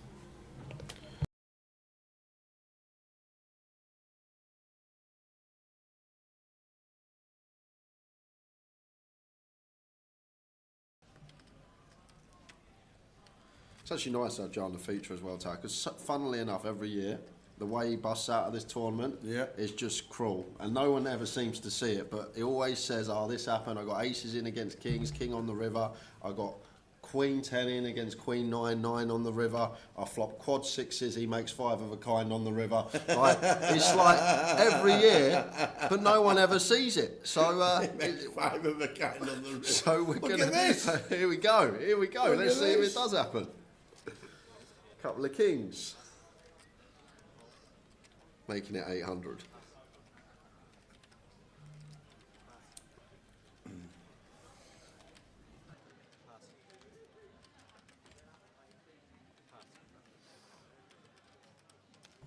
So Jack 10 for Ollie who calls.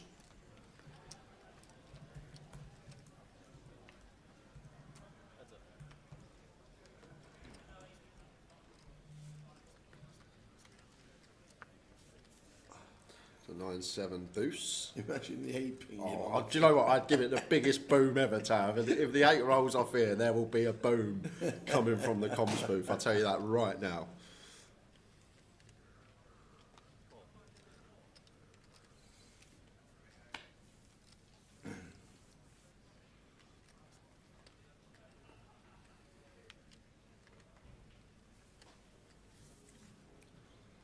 Better 1K. Oh, so a queen on the turn. Can I root for the king of clubs? Is that allowed? Am I allowed to root for the king of clubs? Of course you can. At 1.9 into 4.3. Around 60%, just north of. Sorry, 40%. Put the king of clubs there, dealer, one time.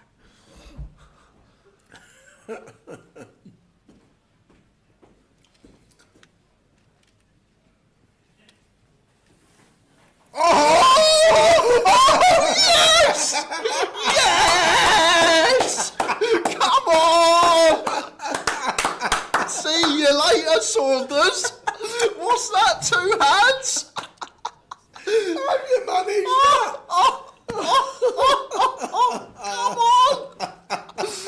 Come on! Have you managed that? Oh, this is brilliant. This is just gold. Poor lad sits there, rivers the set. He's nailed it. He's called it in.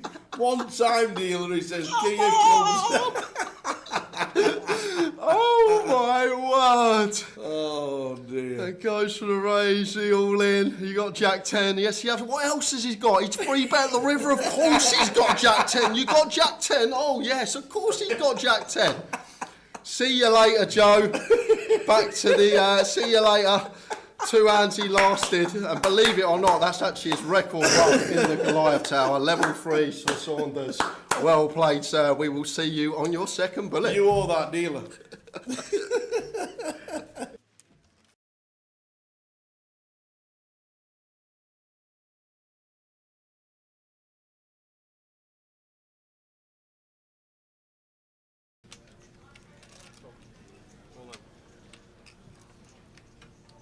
Ryan's in. There's 1.1 million, 14 bigs. 10-8 clubs. That's got the queens here. Here on the we button. go. I'm all in. Going to be seeing an ISO here, I think. From service. There's a triangle. The triangle. Oh, what a spot for Mohammed. Mike, you can't get them in. What a spot. There were no thinking and tanking then. You can't get them in quick There enough. were no tanking. Can I have a count, please? None of that malarkey on this time. Look at these kings against queens against Ryan's 10-8. Mine sat here. More could be chip leader. This is 3.4 million. honestly. If it wins this, if the kings hold his chip leader. Salas is just sick here. Here we go. 3-way action. Mo, 60% equity here. 3 ways. Kings versus queens versus 10-8. In 3.4 million chips in this pot. This is a huge moment for this final table.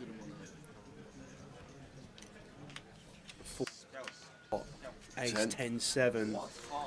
So some equity there for Ryan. There's always an ace on the flop, you know, when you've got kings. Just that nobody's got one this time. Oh, Ryan! Oh, Ryan! Oh, no way. The 10-8 going to do it. It does. Wow, what a spot for Ryan. He's the my. jam 10-8. Boats up versus queens and kings.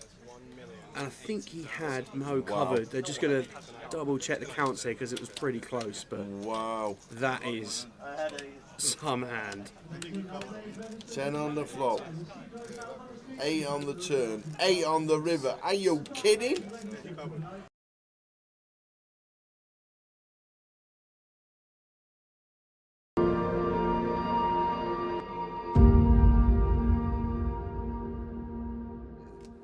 With the ace king.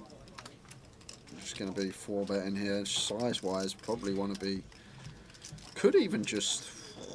How big do we make this tower? 4K?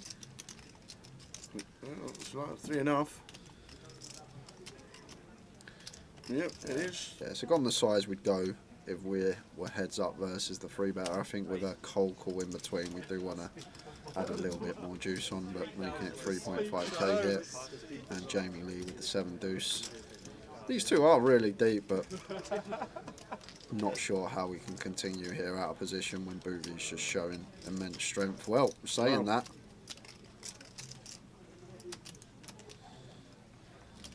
he can't go for the 5-bet back raise rip for sure, can he? No, well, he gets snapped if he does. It's a horrible spot for Boovy Tower. If Jamie does find a 5-bet rip here, it is a terrible spot for Boovy, but he is just going to play call. Jamie Lee's calling with the 7 deuce. So we've got 8.6k in the middle here. And to be honest with Jamie Lee with 2 live cards, but what a big pot going to the flop here. Ace, King, Queen.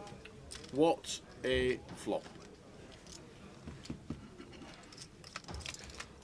The thing is, I don't think queens are going to be a worry. I think that's just always going to play cold 4 as Jamie and not cold call the 3-bet. So Jamie just happy to continue here. Ace Jack suited, Ace 10 suited perhaps. Maybe some King Queen suited in there, although very slim with the suits on board and what's in our hand. King Queen of Hearts, not a thing, so just King Queen of Spades. Goes for 1.5. And Jamie not insta-folding tower. If he does call, is he literally only calling for the 7 deuce? Well, I'm guessing he's calling to take it away on a later street. The thing is, I don't think we're going to have any raises on this board as the caller of the 4-better as Jamie. I guess we'll have more Jack 10 suited, maybe. I'm not sure Jamie's going to be cold for in that hand. So I guess we can have the Jack 10 suited, maybe Boovy can't. That's probably the only advantage here, but then Boovy's got the Ace King, the Ace Queen, all the sets. 6 of clubs turn. And now SPR just south of 1, but I still think we want to go for it over 2 streets here as Boovy. Like if we shove here, Ace Jack, Ace 10, can probably get away from it, but... Oh, it goes check, check. The river. Oh. Jack of Spades.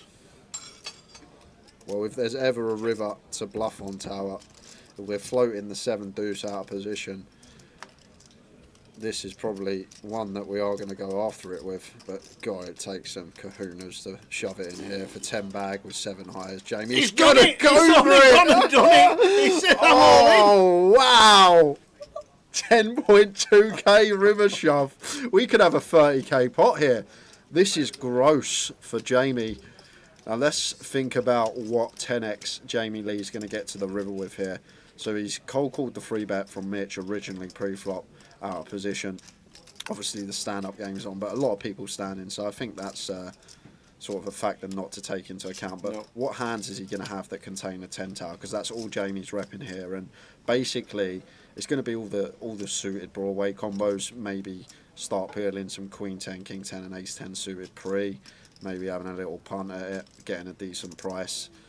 Just taking these attractive holdings to the flop. Pocket 10s versus flop size, I guess, is in there as well. I think we can definitely call versus south of 20% with 10s with our Broadway draw and potential to bluff on some runouts on later streets.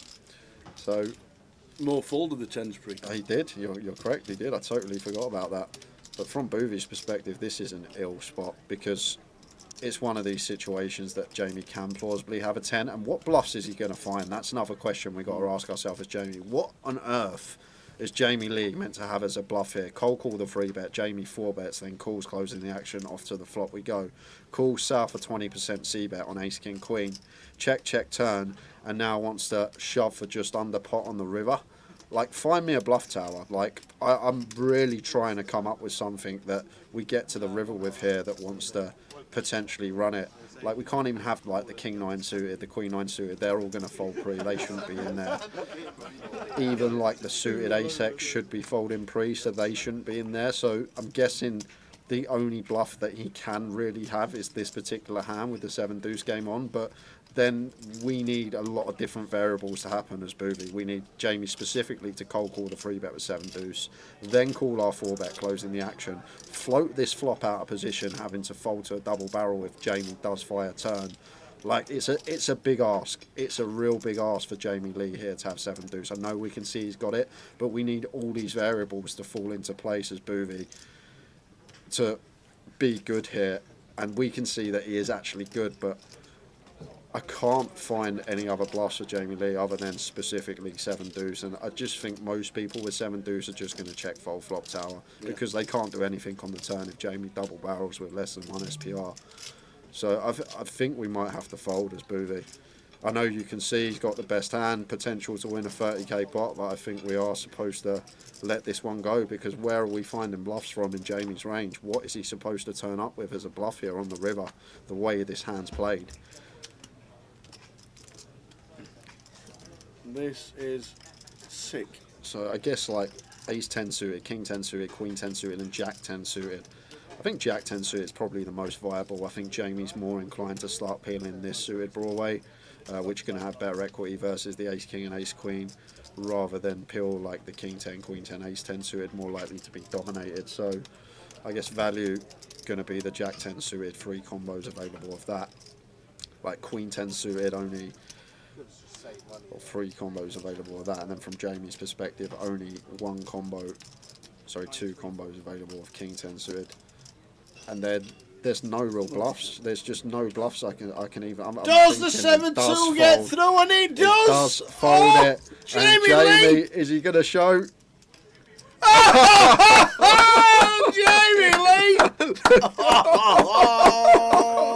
That might just be one of the biggest bluffs we have ever seen on a GUKPT live. That is insane from Jamie Lee. The rail gathers, but goes for the cold call of the 3-bet, calls the 4-bet out of position, floats the flop on ace king queen, and then sends it for just under pot on the river with 7 high. Gets booby to fold the top 2 pair. If booby bets turn, this hand is over, but the check on the turn, Jamie saw the green light, went for it, and what a pot we have just seen. And he gives booby a hug. It could have been a 30k pot going booby's way if he just flicked in the call, but I can't see how we can call, guys. Like I say, like, what has Jamie got?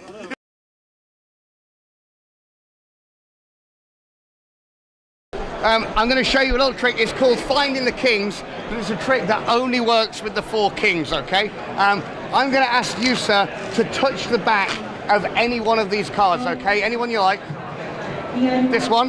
Now, I'm going to try and find the 3 cards that match that one. For example, if he picked a queen, I'll find the 3 of the queens. But remember, the trick only works with the kings, okay? I think that should be king number 1 just there. I'm not looking, but is it? Did I get it right? King number 1, king number 2 just round about here. King number 3 should happen just like this, if I'm looking. It's like an acrobat look, the king of clubs. That's spades, diamonds, clubs, and hearts. No. Now, I'm going to do the trick 2 more times, but each time we do it, it's going to get more and more impossible. This time, once you've picked the card, you can change your mind as many times as you like. Can you touch the back of 1 card for me, please?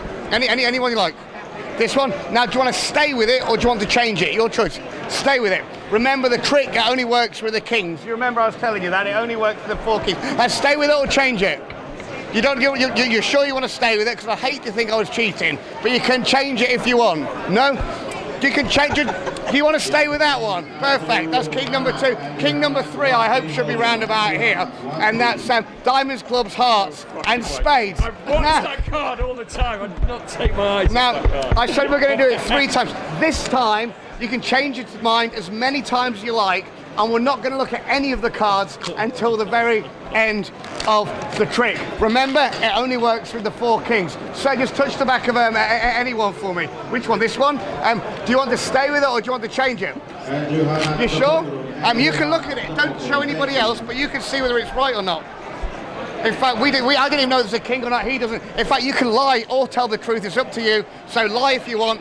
What is the name of that card? Change it. Jack of Diamonds. The Jack of Diamonds. I mean, I'm definitely I'm calling on that one. I'm definitely calling on that. All right. Remember, the trick only works with the kings. Do you want to stay with it or change it? Stay. Perfect. Okay. Stay with it or change it? Stay. Stay with it or change it? Stay. Stay with it or change it? Stay. You sure? Yeah. Remember, the trick only works with the kings. Unless you get an ace, it always works with the 4 aces. I don't know how it works, but it does. No. What I'm going to ask you to do, sir, take one card for me. Yeah, take it out of the pack, look at it, remember it, show the camera, show everybody else. Everybody knows what it is. And then pop it in the pack. Remember it, right? If at the end of the trick you forget what it is, just agree with me, okay? Perfect. Now, before we find your card, I'm going to show you something with the aces, specifically the red aces. Because we've got the ace of hearts. I'm going to try and make the ace of hearts and the ace of diamonds change places. Not with each other though, with the black ones. I don't know how it happens, but it does. Now, I'll show you again, because it happens pretty quick. Slow motion review. Now, we've got the red ones, that's the ace of hearts and the ace of diamonds, and the black ones, which is clubs and spades. Name for me, red or black? Red. Red, watch close. The red aces, watch.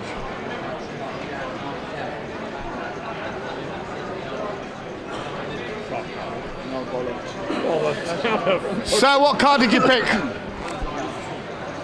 The 10 of diamonds. What a legend. I don't even know how it happens now. So you can check out, it really is the only 10 of diamonds here in the pack. Say stop for me anywhere. The 10 of diamonds goes in here, but watch, it really does go right in there. But if I snap, the 10 of diamonds changes to the ace of hearts. I don't know what you're thinking. Where is the 10 of diamonds?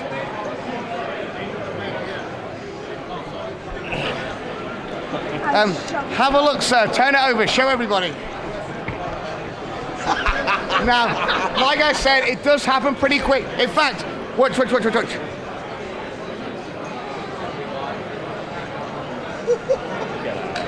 But I know you're thinking, where did the 10 of diamonds go?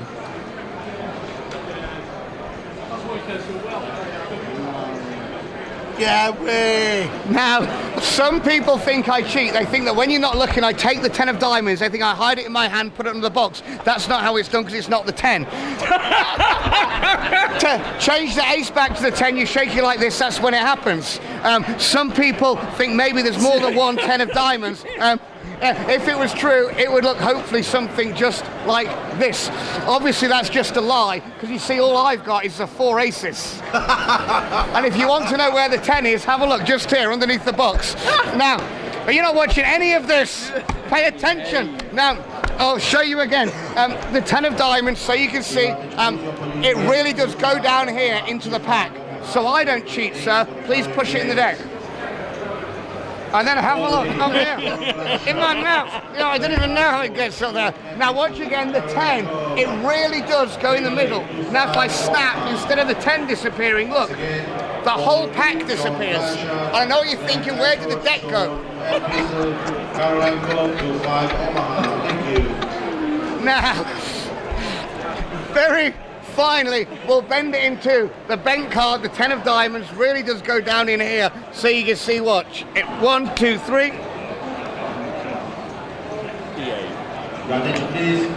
And I've got absolutely no idea how it's done.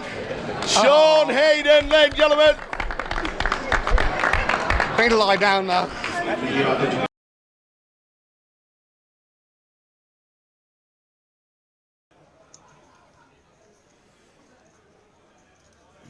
How did Manchester finish up with their 1 days, 4 days or whatever? That was a huge tournament in Manchester.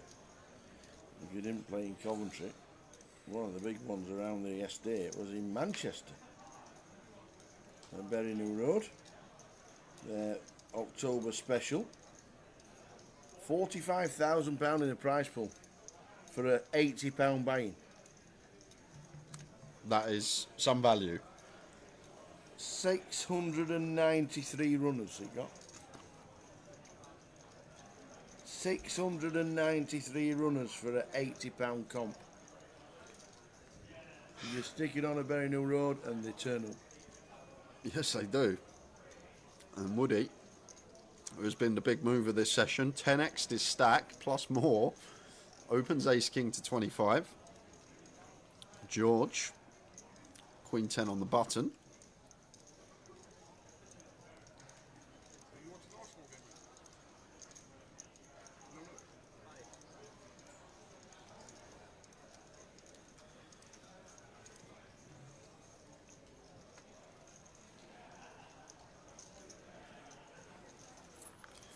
King 10 of spades for Tim Slater. Still going to want to defend this tower, but when we are now this close to the money, as I always say, just need to tread carefully. We want to keep the pot small, like if it comes king high or we flop a spade draw, just want to be playing check call with these hands.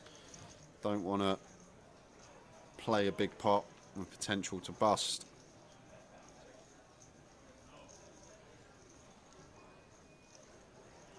Oh, and it has come king high for Tim. As I say, tower should just be check calling here. And this is kind of unfortunate because this is one of the boards Woody, as the bigger stack, is supposed to get after it on near the bubble. So we just have to grit our teeth as Tim and just cool down. We're aware that barrels could be coming, but when we're as high up as top.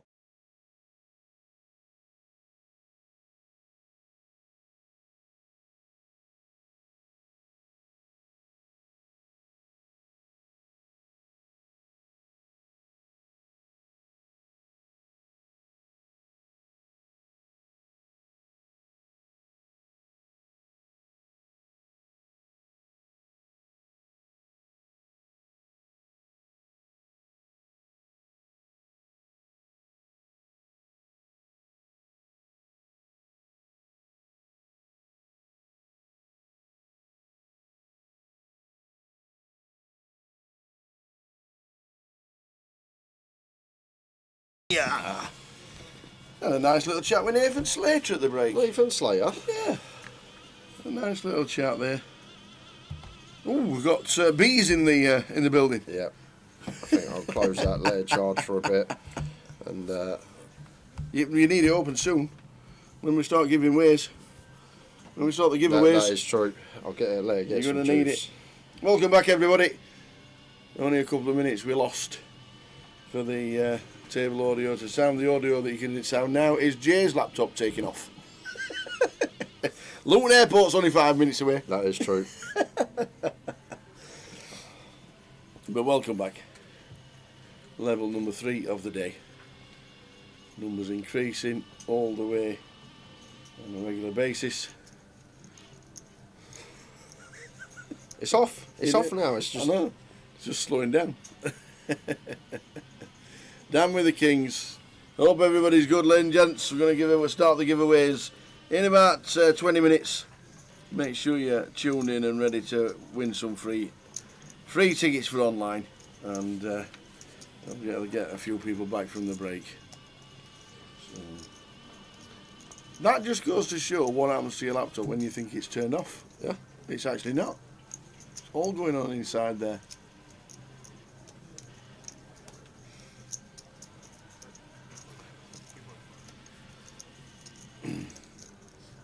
So level number 3 of the day, and the level number 4 is the buffet break, complimentary buffet break for all the players.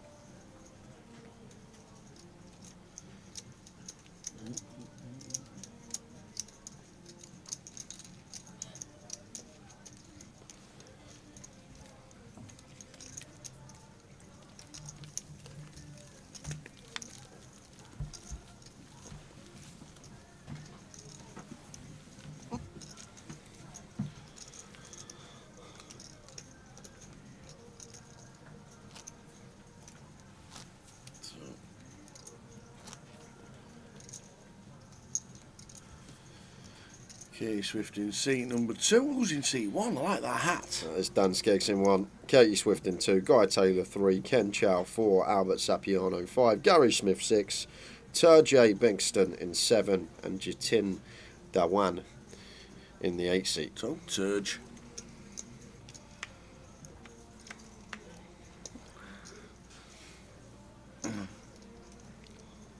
Is this Albert's first one of the day? I have no idea, Tower. It's the first time I've actually seen Albert. Down with the kids with the old earpods in. Yeah.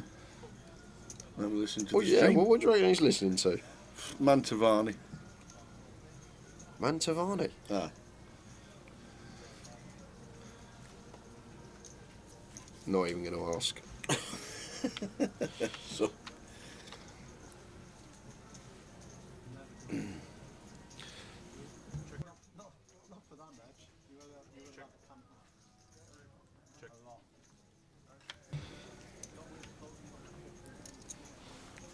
Could be Vivaldi's Four Seasons.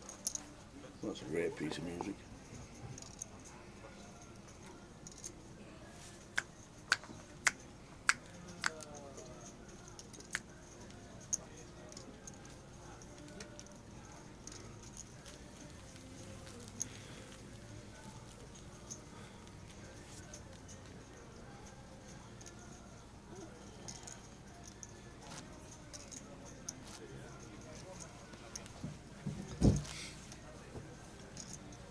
So level number 3 of the day. Turbo going on. There's a couple of tables in the turbo. That'll be 2 or 3 seats.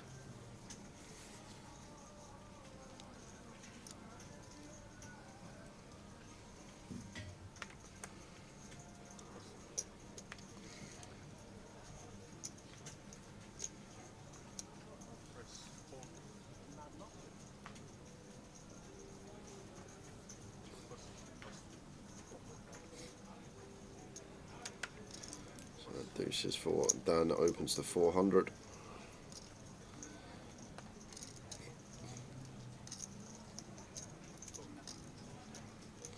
Could have squeezed here as Gary, but chooses to land on call. Brings Turge in from the big blind with a queen 9 off.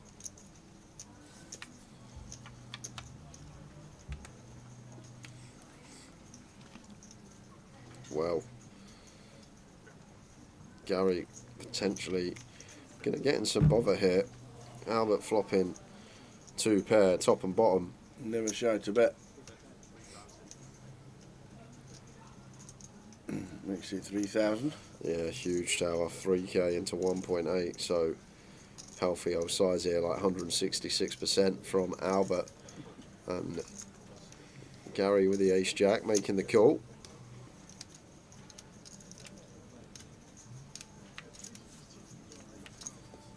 Clean as can be for Albert, and this is going to be bother for Gary against Albert, and there is the jam from Albert. And as Gary, if you played with Albert before, he will potentially do this with worse ace X, but ace jack just straight into the muck. Awesome. It wasn't flushing because he never hits one. Ever. He hasn't hit one in 34 years. He has hit one. I think I've told the story before, years ago in Luton, when he makes a flush and it goes all in on the river, mate. He's got a boat. He goes, I finally made me flush and someone's got a full house. Just that was years ago, years and years ago. Good old Albert. But the one time he makes one, someone's got a boat.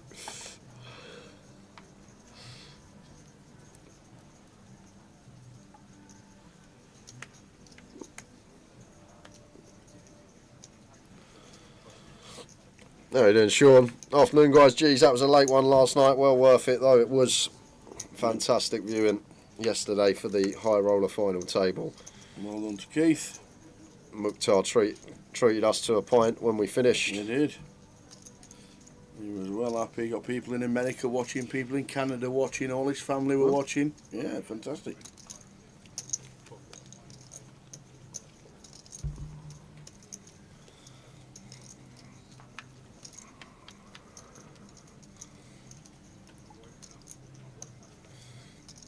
Ace 7-4, 2 spades rolls off here. Okay, here's the opener. Nice C-bet candidate with king of spades in hand, ace high board.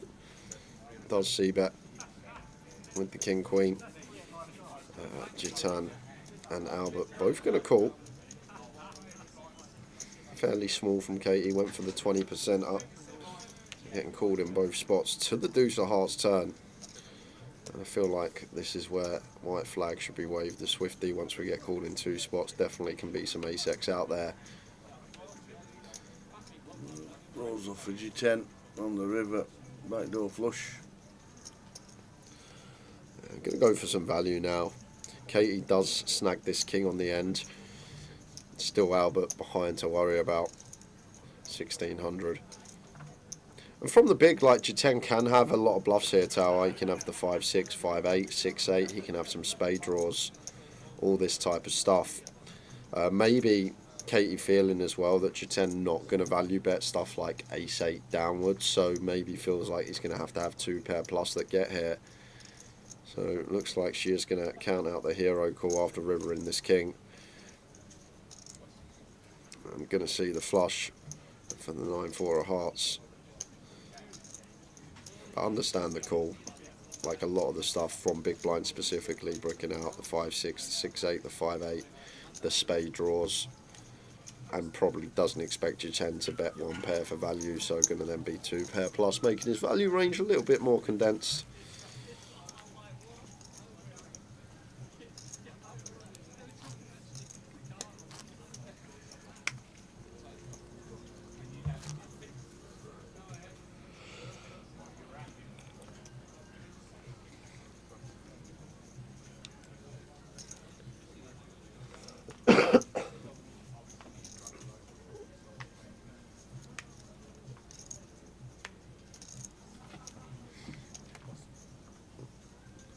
One, two, two. Good to see Guy Taylor.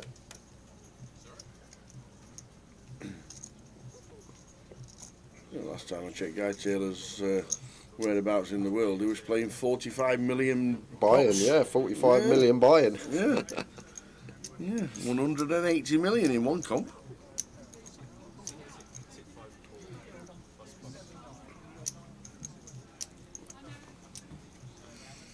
And there's that in Vietnam. The old Vietnamese slong. I don't think that's the currency. That can't be the currency. I don't think that's the currency. It's something like that, isn't it? It's got to be something like that, isn't it?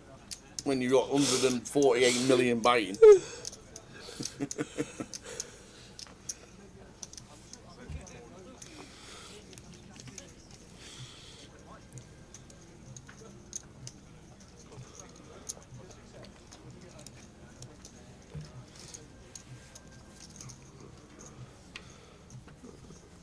Top for G10, bottom for Dan.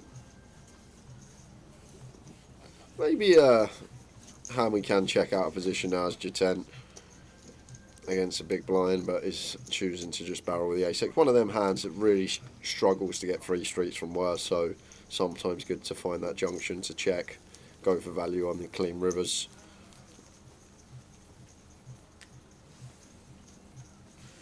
Razor Kev sitting and just fired up the online gaming, took it into Ardennes pate from Marks and Spencer's. What a rip-off. Lidl pate, far cheaper and far nicer. Sometimes M&S, I do like having a wander around M&S Foods, they do a great shop. The problem is, we've got an M&S Foods in, just outside Blackpool, in a place called St Anne's, near the golf club, right? It's a little shopping area on the front. And it's one of these car parks that's done by Euro car parks. So you get 1 minute free and then the rest is to pay for. Okay. You can't find anywhere to where to pay, so you nip in, come back out, £100 fine. Every time you go in that car park, you get a ticket. So I stopped going in it. And Schmeiter says it's the Vietnamese dong, not the Vietnamese slong tower. Oh, so you got the rhyme right. You got the rhyme right. I was close. I knew it was something like that. It's dong. There we go.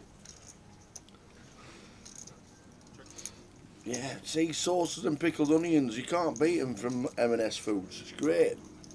Nothing worse than wanting pickled onions and having to put up with silver skin pickled onions, them really white small ones. I don't like They're pickled awful. onions. What? You don't like pickled onions? No. No chance. What's wrong with you? I don't mind onion rings, they're alright. I'll eat that onion. Caramelised onion's fine. Yeah.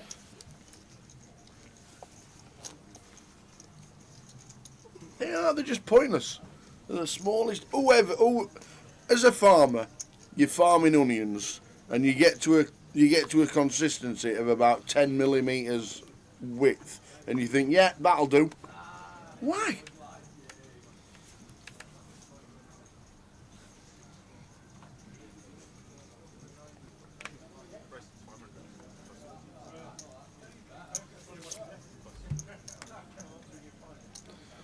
Ken making it 500.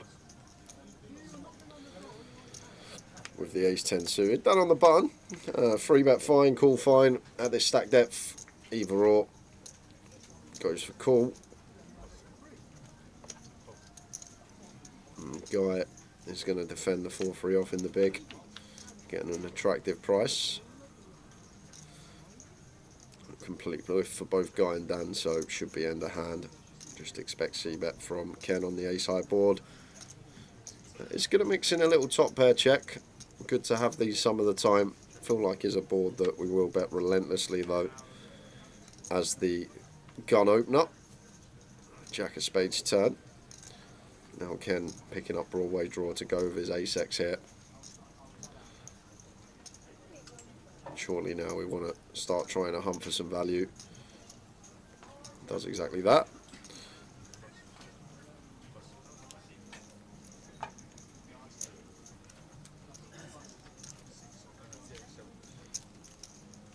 To be fair, Sean, yeah, that's a shout. I don't mind the pickled onion monster munch.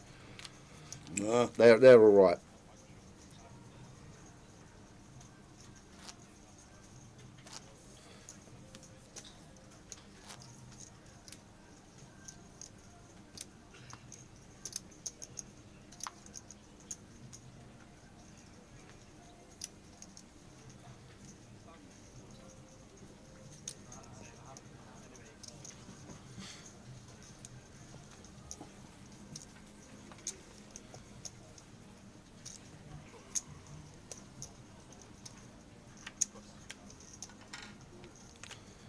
Pocket deuces for Turge here. Gets the over limp after the limp from Albert from Gun. More comes to the table.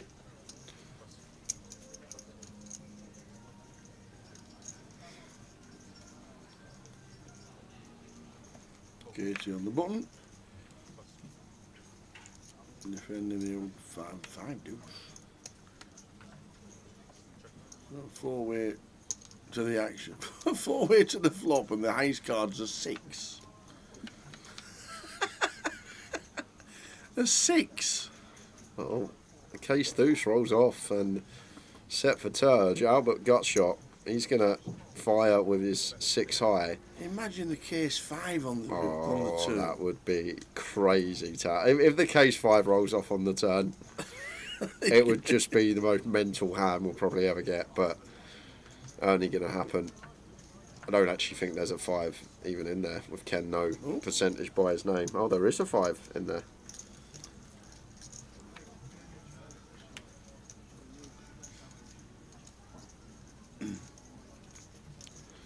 Seven on the turn. Turge just flatting. Keeping some bluffs in of Albert. 1200 now from Albert on the turn. And Turge continuing. Oh, I thought he was going to play flat again. That goes for raise and potentially will lose his customer here. But to be fair, I actually kind of like this versus Albert specifically. I know we can see with whole cards, flat's the way to proceed in this hand. But over the long run, most of the time when Albert's betting tower, he's got something. So I think I like the raise here from Turge because Albert's not going to fold a queen. If he's got a flush draw, he's not going to fold. If he's got 4-5, he's not going to fold. So obviously in the short term, doesn't look the best. But I think over the long run against this opponent, it's going to fare well, just going for value on the turn there and setting up a nice big river bet.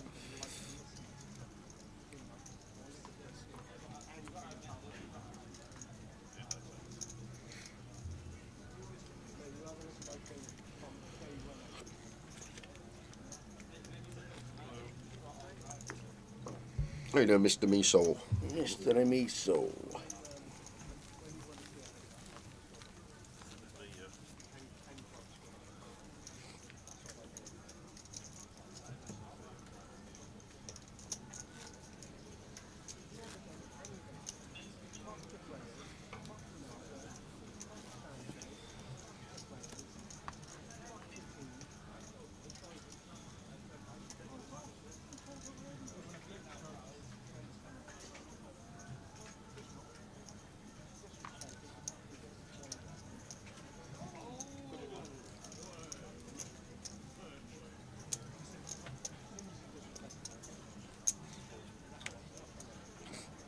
You turn them with the 7s from +2. Should see open. Indeed he does. Mo Camber comes to the table in seat number 9.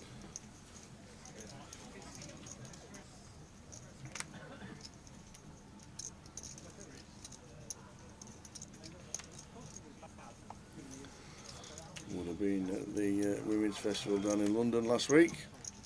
Quick wave to Katie.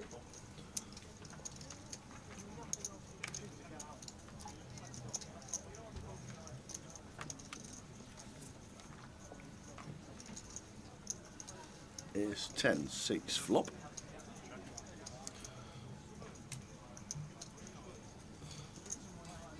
G10 going to continue the ace high board.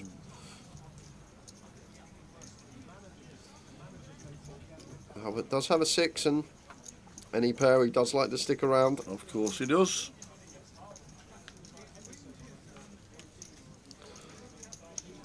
Five of spades on the turn, but it should go check tower. I should be surprised if G10 went for another street with the 7s.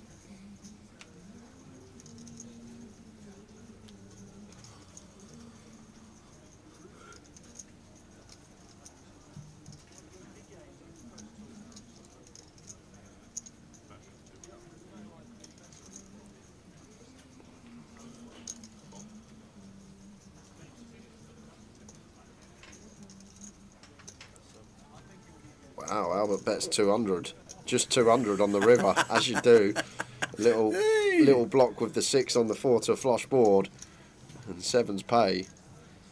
So 7s take a small one.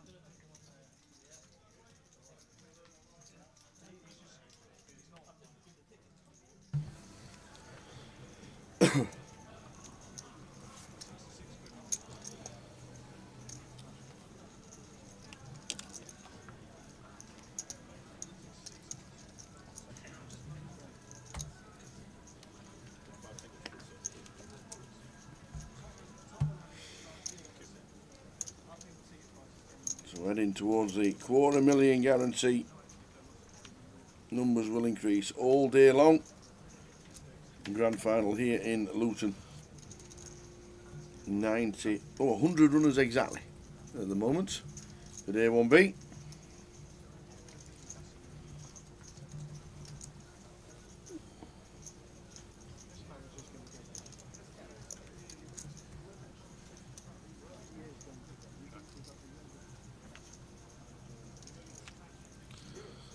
Nine of spades, river, four liner to a flush. I'd love to see a lead here from Gary.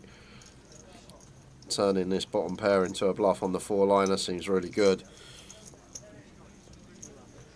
Like, will be some ace-x that Ken turns and checks back as well.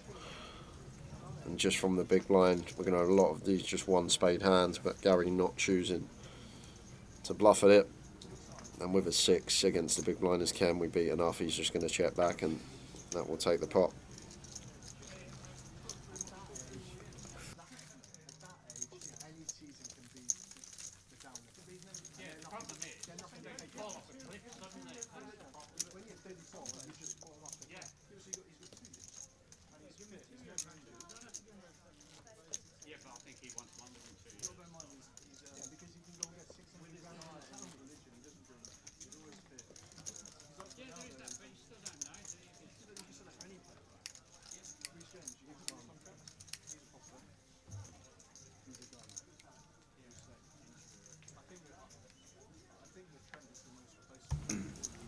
When am I doing my FPL? Oh, I forgot. I shall have a look at the dinner break. Yeah, we'll do it. We'll do it after We'll get dinner. together at the dinner break. We'll have a snug candlelit dinner at dinner break, and we'll get the FPL app open because I ain't got it, obviously. We'll go to a giveaway in about 10-15 minutes. I just need my laptop to get some juice, and then you can. You don't want it on and charging, guys, because the sound is awful. It sounds like we're stood on the runway at the airport. Bit big this from Dan. 2.1. Slightly on the large sides. Ace jack of spades for more. Like, if Dan went for a legitimate size in here, more's definitely continuing. Once we open +1 and Dan goes for this big size, like, theoretically, don't think we should be going this large in position, but puts Moore's hand in actually a tricky spot here, and there you go. She's going to let the ace jack of spades go, but so bigger size potentially worked for Dan on that occasion. Good combo to use though. The king queen as the 3-bet bluff. Does get the ace jack to fold.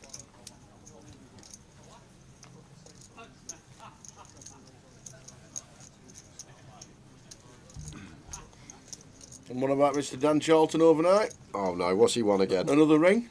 Another ring? Yep. He's won another tournament? Yep. How does he do it? Another ring last night. Cracked aces with king 10 of clubs. Lovely. 5-handed. Went on to win it. Another trophy. Another ring. Bish bash bosh. Dan Charlton. Wow. How much did he cash for? It was 16 because it was a $400 buy. Nice. Cash for 16. And Skullman's over there as well. Is he? He's playing a tournament. I think it's like there's $400 seniors going on, and he posted that he was in the money. So.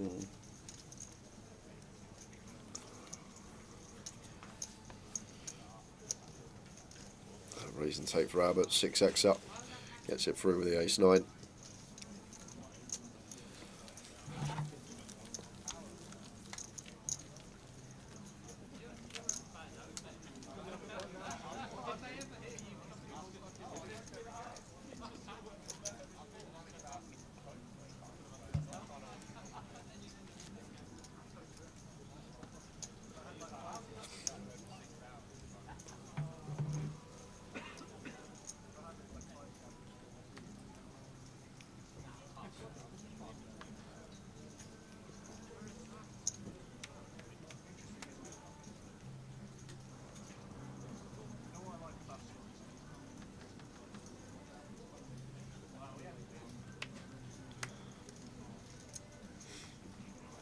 Folding round in turn. Ace deuce of spades for Gary. Should be opening from cut off once folded too. Indeed he does.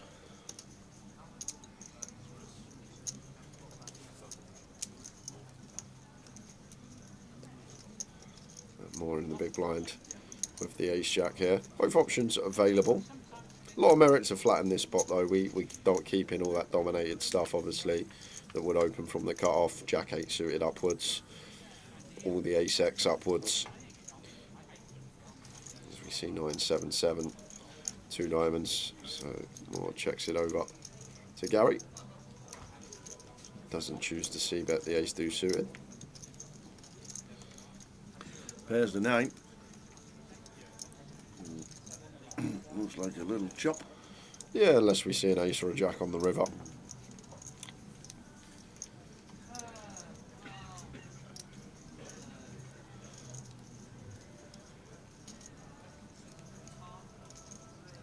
Taking a check.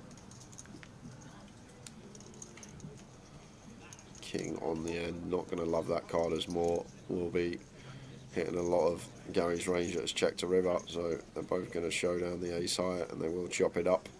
Gonna chop it up. We'll chop it up. We're gonna chop it up.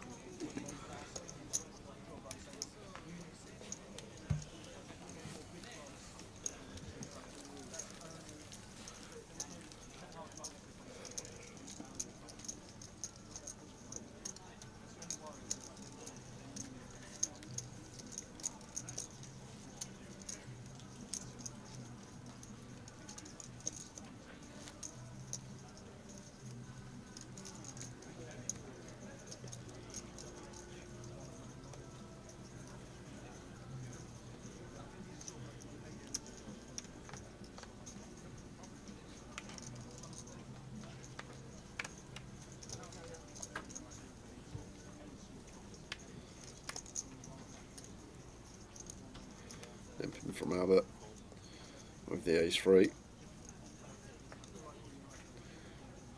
How you doing, Sandra? Welcome. Good afternoon. Are you going to be playing Reading South next week in the 25-50?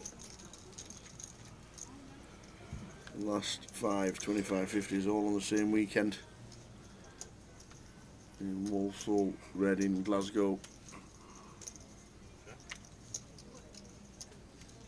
Sheffield and Manchester.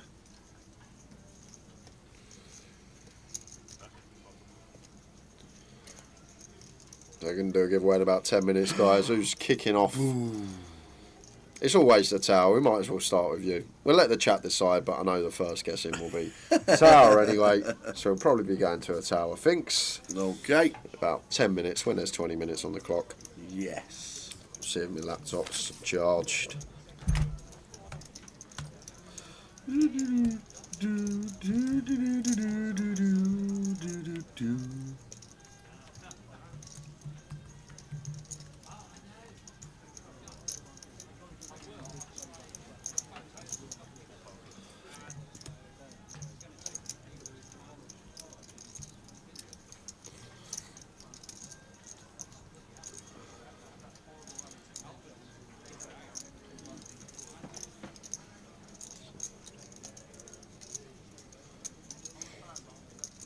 So Albert, who turns trips?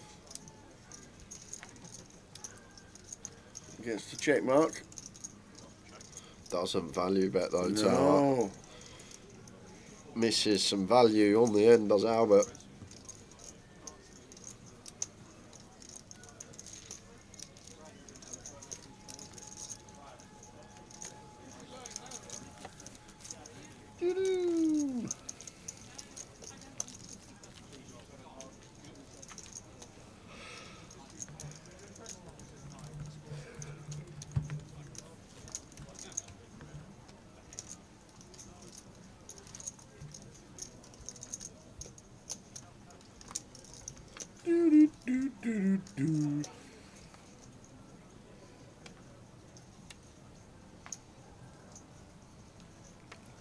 Blinds 1-2 with a 2.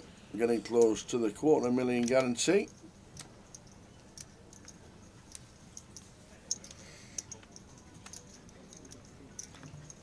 Okay, Swift on the big blind.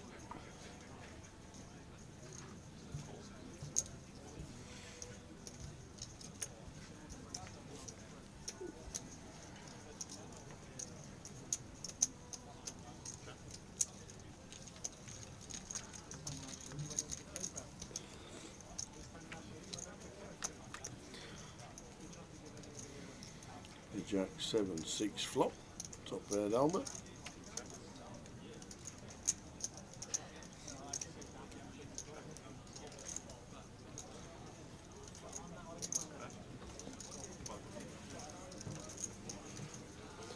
You got paper? I haven't.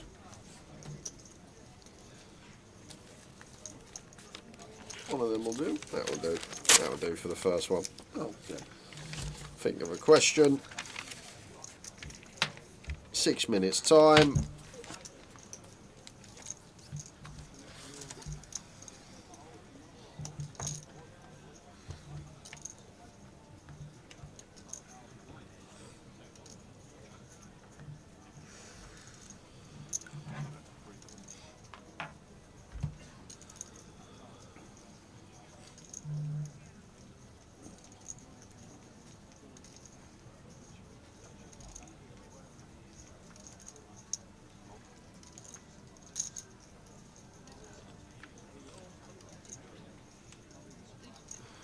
Queen of Spades on the river.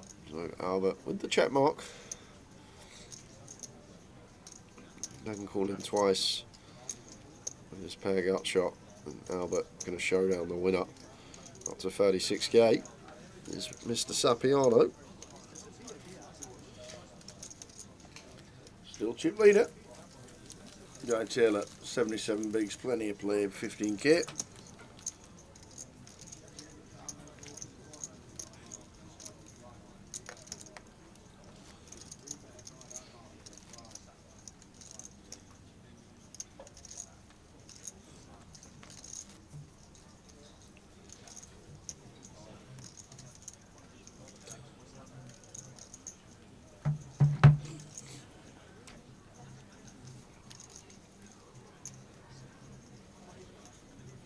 King 7 suited for Kent. At this stage, could open this under the gun. Does decide against. There's a Turge with the ace-3 suited. Will take initiative. Opens from low jack, makes it 500. And more with the 10s here. I think more free betting going on than flat in here, but probably a sliver of flats when we are this deep. But most of the time, feel like one that wants to be free betting as more. 100 effective, does go for 3 bet, makes it 1500. Ace 4 diamonds for Guy. Going to be a fold unless he feels like getting fruity with a cold 4 bet with the ace 4 of diamonds, giving both opponents a little stare down. Like there are some scenarios, like you sat at a table, someone's opening a lot, someone that you think's good free bets. Then like this is when we might take this spot. But I feel like Turge has been snug. Moore's a very solid player, so Guy just not taking the spot. And I agree. We've got that combo to use. Maybe just aware of opponents. Like there will be scenarios that we get where we get to call 4 as a bluff because of the dynamic at the table. But it's Turge that's going for the 4 bet here, Tower. He finds a snug candidate. The suited wheel ace. One that. How many 4 bets are 10s beating? Going to be using. Well, we beat a bluff tower, we beat ace king, and that's about it because we expect ace queen to flat. Some more with the 10s. Tough spot here, but at this stack depth, getting now over 2 to 1. Thought she may continue, but it's going to fold the 10s, and Turge with the 4 bet bluff early doors.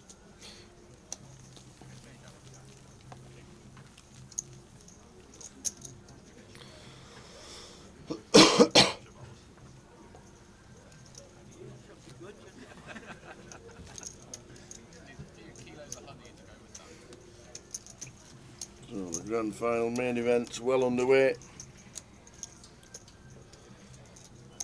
£250,000 guarantee on it, just about hit it.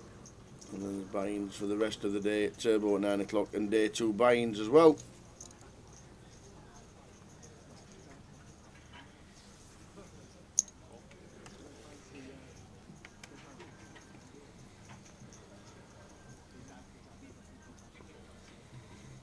Pocket 8s for more personally ISO Albert. 6-700 seems nice. Goes for 4 BBs. 800 to go. We'll lose Katie.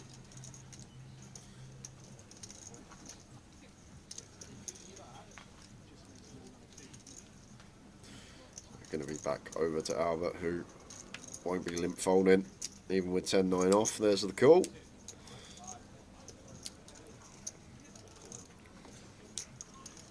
No heads up.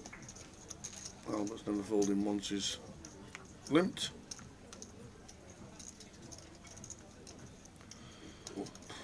Imagine the 8, yeah.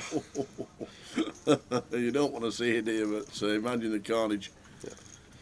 I'd still c-bet here as more tower on the ace high board. Like 8s is going to be a much better c-bet than like kings or queens, just needing that extra protection. 5s for 700. Good for third pot. And the 4 at Omen's turn does bring in the gutter now for more, but likely to see check here now. If more is going to bet, probably be a small turn probe with the function of checking back river when check 2. So looks like it's going to go small again, just north of third. And this is where we should lose Albert with the 10-9. Does let his gut shot go.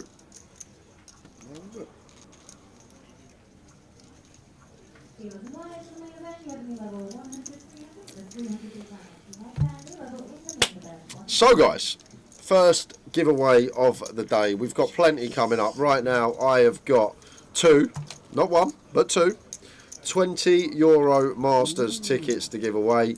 Rules are as simple as this. I'm going to ask Tower a question. He'll write his answer down on that piece of paper. Closest to Tower's answer is going to win themselves a €20 Mini Masters seat. 1 guess per account, please. Any multiple guesses, you will be disqualified, so please only guess once. And do not guess until I say go. Wait until Tower gets his guess in. Don't give him any clues in the chat box. I don't like to. So, Tower, Albert Sapiano in seat 5. He's been around for years and years. Forever. He's 83, you know. But what I would like to know, yeah, how much did Albert cash for in his first GUKPT main event cash? How much did Albert cash for in his first GUKPT main event cash? So we'll give Tower 15 seconds. First main event cash for Albert. Go on then.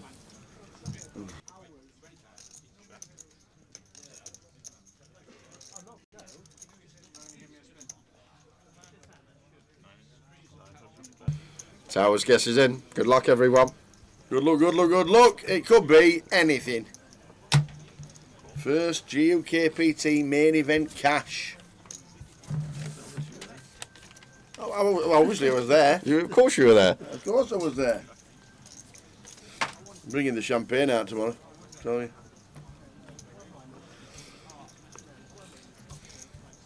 First GUKPT main event cash.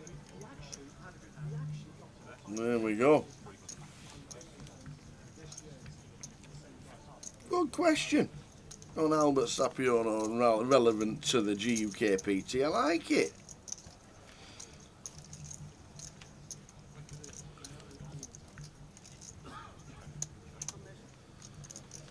And Tower was there, guys, as well, so that might give you a little clue. What? A little clue as to what? You was there. I know, well, oh no! Oh no!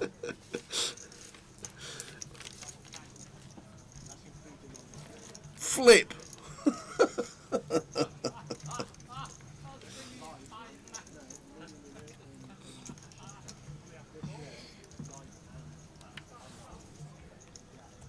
Oh.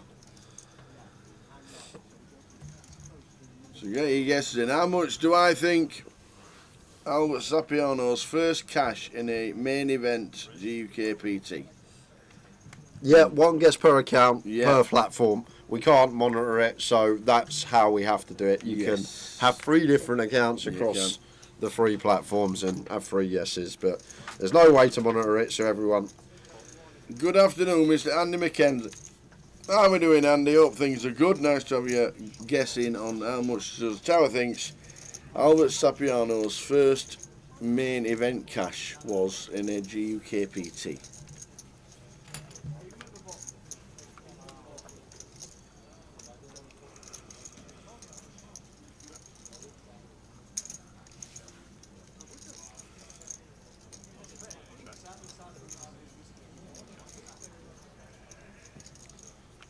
Ace King versus Ace King here. Still the best of it. The Ace King high, but Albert with near 2x Potter. Just going to get Guy off the chop. Ace King into the muck.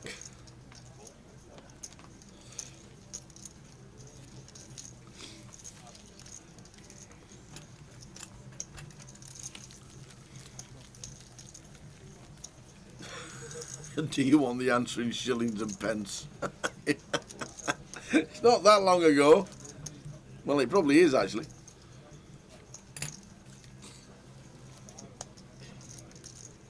Good to have everybody chatting and having a quick guess. Am I changing my answer, Tower? No, once it's written down, that's it. That's it. I'll take the paper. There's no change in that. We've had random roars of laughter once I've written my answer down from Jay, meaning he's never letting me change my answer. You was there. I know I was there. Yeah.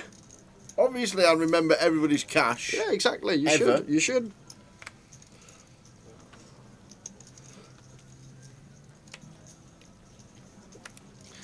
King, Queen of Hearts of Dan opens the 4. Ken, Ace 10.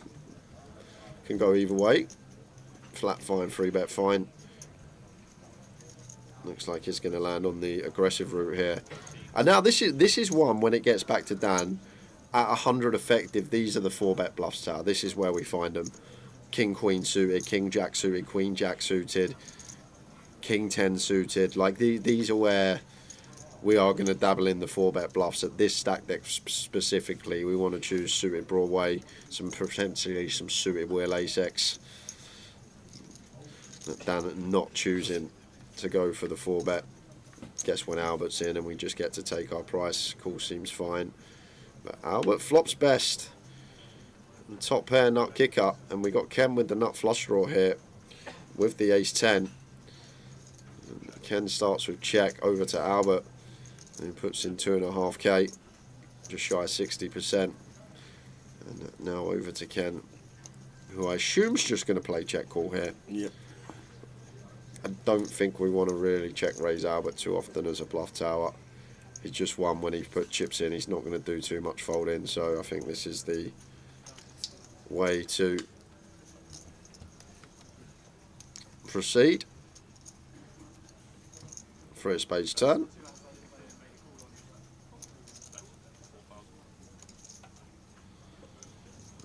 And now we've got a will draw as Ken to go alongside the 2 overcards and nut flush draw.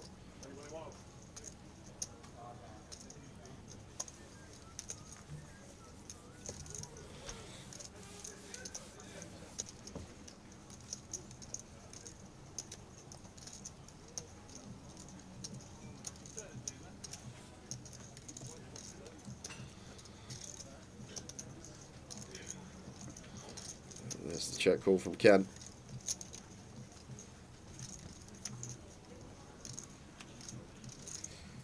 Four diamonds on the river.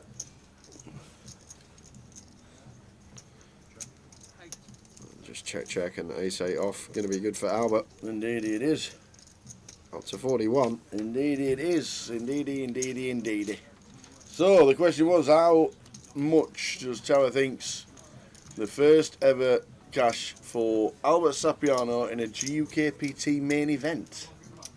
Go on then, put me out of my misery. What was the correct answer? So, as you know, because you were there, yeah. Albert actually final tabled Brighton in May 2007, and he cashed for a total of £24,400, and that was his first cash in a GUKPT main event. Dempsey, Boatman, Steve Jelinek, a few names that I noticed there. Dave Smith no longer with us who won it. Chuffed. Michael Greco cashing. He had a good year in 2000. What was it? That was the first year. It was, wasn't it? Yeah. Marty Wilson, God bless him. Barney. Look at them names. Oh my word, look at the ladder as well, second to first. Double. You literally 17k ladder jumps to a 55k ladder. There it is, £24,400. That's not the answer we're looking for though. We want Tower's answer. 24 grand as your first ever cash.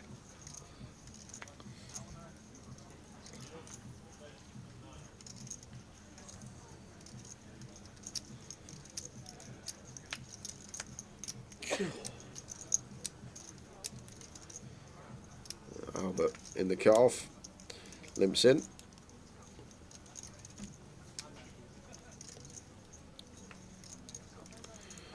Turge making the call, and J10 gets to check his option.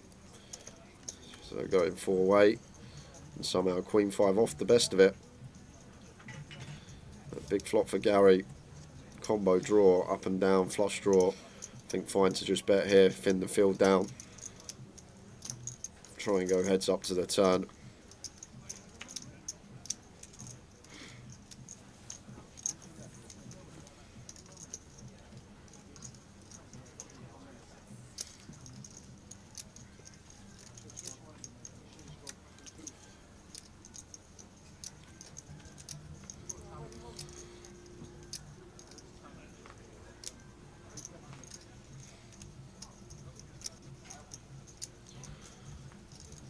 I would have just barreled this off as Gary. Oh wow, what a river as well. 2 pair for Turge. Gary rivers the straight.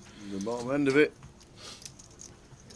And Turge probably going to go for some value of his own. And going to be met with bad news and going to be so difficult to find a fold here with the 10-9, 1100.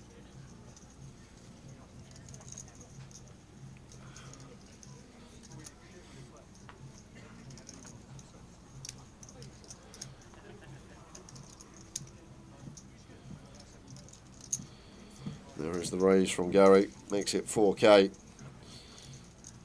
Basically, we'll have some Queen Jack, we'll have some 6-7, potentially some King 10 as well. Tower that wants to check turn would make sense. And people just don't raise bluff rivers, that's the other thing. In a live setting, people aren't raise bluffing rivers. Never. And then value hands. There's no value in there that plays this way that we beat. There's not like 10-8. 10-8 shouldn't bet flop when we go 4-way. So it's not a situation that Gary's got value hands that we're in front of here as Turge. It's difficult to fold 2 pair, but when you've played a lot of live poker and you see these river raises, if you count the times that it's a bluff, it's so minimal. It's just always value. And when we don't beat any value hands, we're just going to get shown the best hand almost always. Yep. Not fold. Live at the Shed says, what stack depth would you change your 4-bet range, Jay? Well, this is why tournaments are so complicated. Like, yeah, with your cash games, you're always playing 100, 200, 500, 1,000 big blinds deep. In tournaments, it's going to change. But it's not just always down to stack depth, also down to position. When we start getting shorter, we drop below like 30, 40, even 30 big blinds. Like if we're opening late position, some offsuit ace-X, and the blinds free bet, like the offsuit like A6, A7, are stuff that actually really likes the 4-bet click, because we like choosing hands at this stack depth that are super polarized. We don't want to like 4-bet click a king queen suited and get jammed on and have to relinquish all that beautiful playability. So we start choosing combos that are just going to be polar. If we get jammed on, we just got an easy fold. Our hand's trash anyway. We're not going to call the free bet. So if we 4-bet click, it's just going to be a hand that's going to be really easy fold if we get jammed on. So when you are getting shallower, it becomes a lot more polarized, the 4-bet range. Why we go really small and we just play sort of click backs, 2x their free bet. So it's so complicated. Unless you actually delve into every given spot, dependent on how deep you are, like the ranges of 3-betting, the ranges of 4-betting. For bluffs, that is going to change. Obviously, we're always 3-betting aces, we're always 4-betting aces, for kings, ace-king, etc. But when it comes down to the actual bluffs, the way you balance it out, this is what's going to start changing. Tough one. But when we're 100 deep, we really like the suited broadways just because of the playability. We're at that stack depth where we got a lot more SPR. But when we start becoming shallower, we become a lot more polarized, and we choose hands that have good removal, but are trash. Your A6 off, your A7 off. Nice one. Get your head round that lot, guys. Jatin's going to get himself in a lot of bother here. Top pair, top kicker with only one live card. And Albert has got the overs.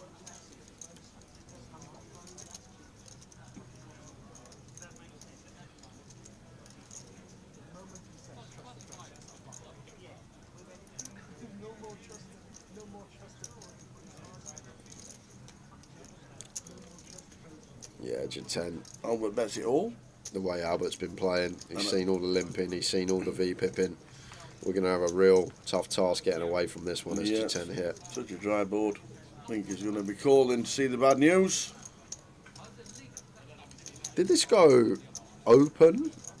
Did Jatin call the free bet? Cold call Albert's free bet? Yep. Okay. Yeah, this is where the problem stemmed from as Tower. It says call. And Albert only needs to fade one live ace. Oh, don't do it. One live ace. And then we will be closing this giveaway, guys. We will, indeed.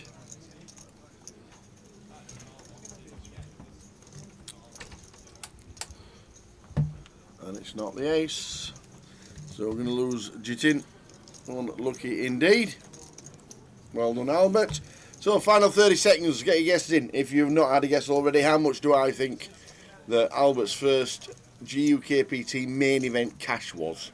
And we found out it was £24,000 and a bit change when he played GUKPT Brighton. Oh, no, where's it gone? It's gone, it's just disappeared. Disappeared. Gone. I'm not looking at it ever again. Are you closing this comp, Tower? So 10 seconds, get your final guesses in. 987-654-321-11111. Get your final guesses in, ladies and gentlemen. Competition is now closed. Comp closed. Competition is closed. Last guess in. Oh, the Sax Bomb's in the chat. How you doing, Kelly? How you doing, Kel? Did you play in London last week? If you did, how did you do? Did you enjoy it? When do we see you next? Why are you not playing in Luton? You're always busy, that's why. So the comp is closed. See if anything happens to Guy Taylor's aces. Don't think they are. Apart from Albert calling with a king deuce. As he does. As you do.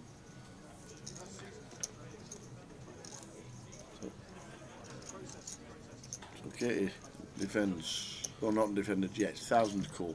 Yeah, now getting 4-1 closing action with a suited king here as Katie. It's actually kind of close whether to continue. She does.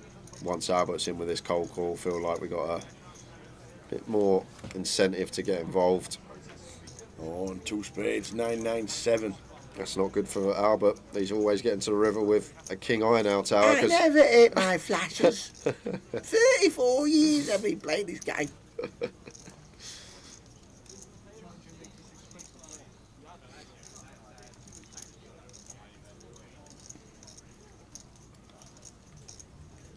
$4,000 is the bet from Albert.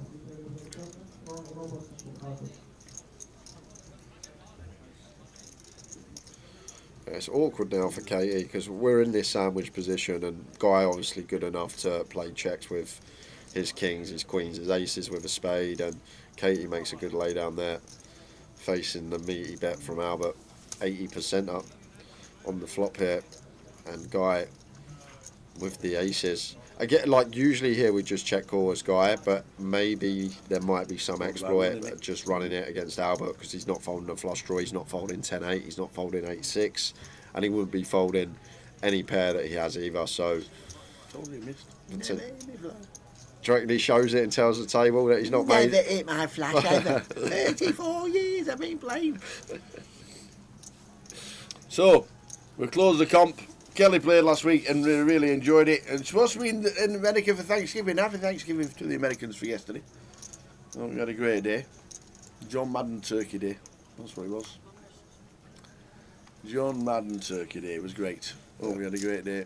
Yeah, it's a guy went for the check, tried to induce a bluff from Albert. Basically assessed when Albert checks turn, he's never got a 7. He's probably not got a 9, so he's always got a flush draw. Always. So we're not getting called by a flush draw. So check, tried to induce, didn't get the induce, and we need to go to the tower. The question was Albert Sapiano, his first GUKPT main event cash. How much was it for? The correct answer, you was there commentating on the final table. Vlogging actually. Blogging, even better. Even better. You You get to ride down the hands. Even better, it goes in the head more. 2007. £24,400. 2007. Tower was there 17 years ago. So I'm assuming you're close. Very close. Well, I knew it was a 1,000 buy-in, and I knew it was the first season that I remember Albert Sapiano played. So. Always been a min cash of double your buying or there or thereabouts. So I thought it was more than £2,000, which it was. Didn't realise he final table when Dave Smith won it. God bless him. I had no idea that Albert was on the final table. So I thought he'd min cashed in a bit more, Albert. And I knew he only played down south in the first season, so it would have been either Luton or London or Brighton or things like that. So I just came up with a figure of a min cash and not on the final table. So unfortunately for Albert, a bit of a disservice to Albert, I only put him down as cashing for £3,350 as a bit of a mean cash in Brian. Shocking. Bit of a mean cash. I knew it was 1,000 buy-in, and I knew it was always double as a min cash, and then it was going to be a little bit more. But no, he did really well. He came fourth. Yes, he did. Well Fourth done, in his Albert. first run. So Well there we done, are. Albert. So guys, I said I was giving out 2 tokens, and the 2 closest guesses. Closest was Claire Robinson on YouTube. Well done, Claire. 3, 4, 5 was 5 away, and second closest was Anti-Unreal, who guessed 3373. Anti-Unreal. So Anti-Unreal and Claire Robinson, drop your alias in the chat box. We will get that €20 Mini Masters token sent to your account. Hopefully Monday, if not some point over the weekend. So it will be in there Monday latest. Drop Very your nice aliases indeed. in chat. We'll have another giveaway in about half hour's time. Well done, you lot. This time it's Albert's turn to get the boots, and it's Turge who's going to get in a bit of bother. What do your first cash be done? Well, I suppose a lot of people's main event cashes will be done. A lot of the main event cashes would have been the first ones, wouldn't they, in 2007? Yeah. So well done, Albert. What size Albert make this when he comes back to Tower? 8x. You reckon 8x? Yeah. But if we ever have limp daisies here, probably just want to go like. He's going to make it 3,500. He's going to make it £4,000. Make it 30. Yeah, £4,000's okay. £4,000's kind of nice. Is he? What about all of it? On that note, I'm going for teas. 95 big blinds rifled into the Come middle. on, Albert. With aces. So, Turch can now get out of the way with the ace queen. Moore can get out of the way with the king queen. Oh, is this showing the table? No. How's that? Oh, how big is he going to break you? Oh, dear. Jace has just smashed his personal best, closest I've ever come to a Towers answer. You were, I noticed, Jace, you were very close. You were very, very close. I think you put 3,500 or something like that. So well done, or 3,400 even. So alias from Claire Robinson and alias from Anti-Unreal. If you want your €20 ticket in your Grosvenor account, I need that in the chat box.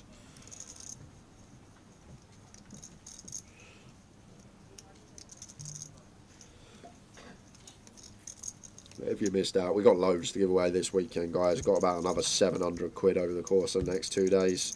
Probably won't do any Sunday as it's the final day, but we'll throw out all these 20s today.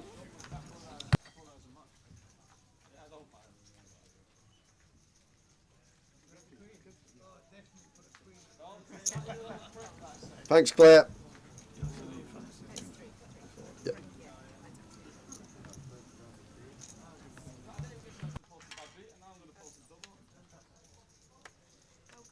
So limps in again as Albert with the Jack 10.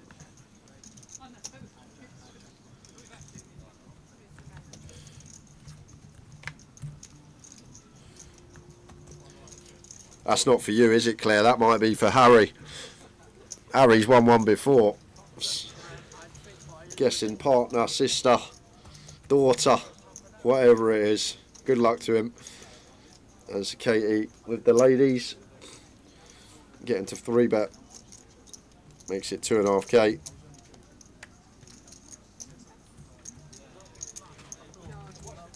I was AFK. What was Tower's answer? Sorry. Tower's answer was 3,350.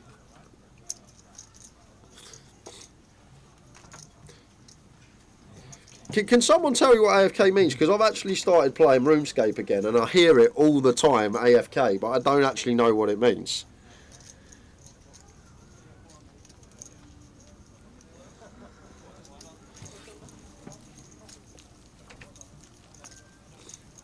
Away from keyboard, of course. Thank you, Craig. That makes sense. It all makes so much sense now. Away from keyboard.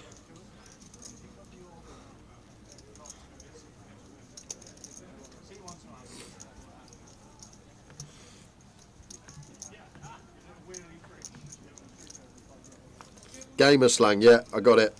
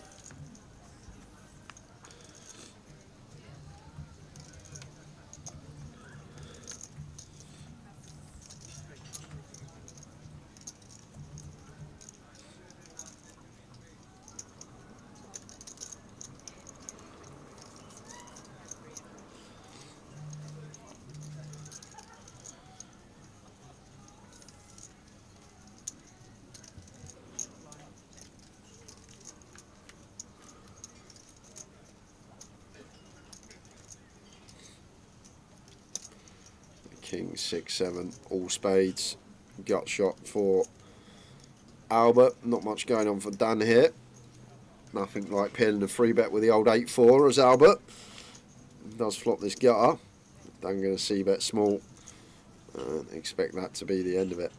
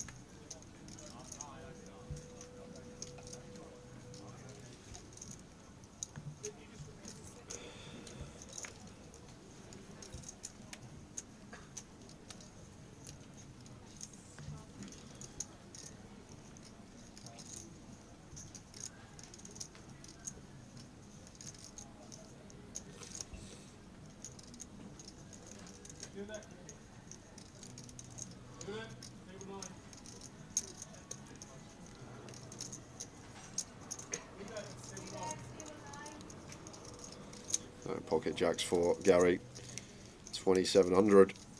After a limp of Albert, that is massive. That might be playing your hand, the old school. I've got jacks, I want to make it big because I don't want to see any overcards. But potentially lost some value there as Gary. If we go just normal size, I think Albert comes along.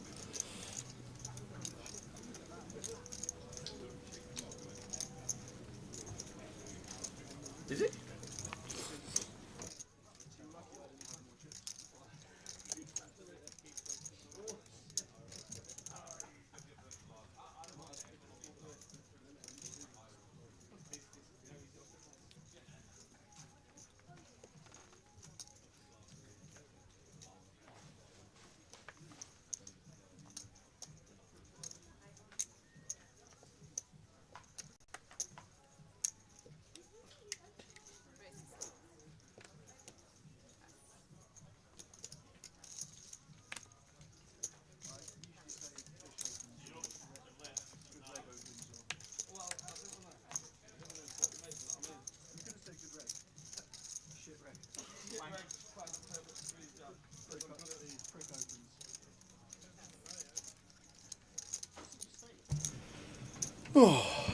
Did anybody watch Happy Days?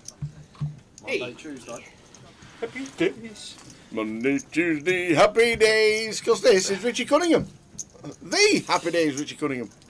Online. The main man. Anybody questions for online? This is the man you have to ask. He's the man that gave us a £300, £110 ticket yesterday as well, so thanks for that. We've got loads to give away. We've just done the first 2. Have you? So that's good. Yeah, we've done the first 2. How's online been this year? Busy. Yeah? Yeah, busy. Again. Yeah, got lots going on over Christmas. We've got that 10 million series starting tomorrow, up until the 14th of Jan. Then we've got 6th of Jan Irish Open. Yeah, you're doing a lot for the Irish Open next year, aren't you? Yeah, be good. You're doing a lot for the Irish Open next year. I'll be sending out messages. I'm sure there's a room for Tower available at some point. I'm sure we'll find something for you, Tower. There'll be something there for the Tower. But yeah, you're doing a lot for the Irish Open. Yeah. Obviously, Goliath again being announced for next year, which you smashed again. What about 2,000 tickets? Was it something like that this year? Yeah, it was ridiculous. Yeah, 2,000. All the vouchers, and obviously with the people with the vouchers, they can then just put them into the account and transfer them across. So it's just credit. Yep. So yeah, but if you have got any questions for the next couple of minutes while Rich is here, because he's got his bag in and he's got his hoodie on, which to me means like he's leaving. Nah, I've got to stay. We're doing a last longer in the main for our package qualifiers. So oh right, okay. What did they win? 12.50 ticket. So Lovely. How many have we got? Buying back. We've got 8 in at the moment. 8. Couple of dropped out, so I think there's about six left live. Nice one. Good.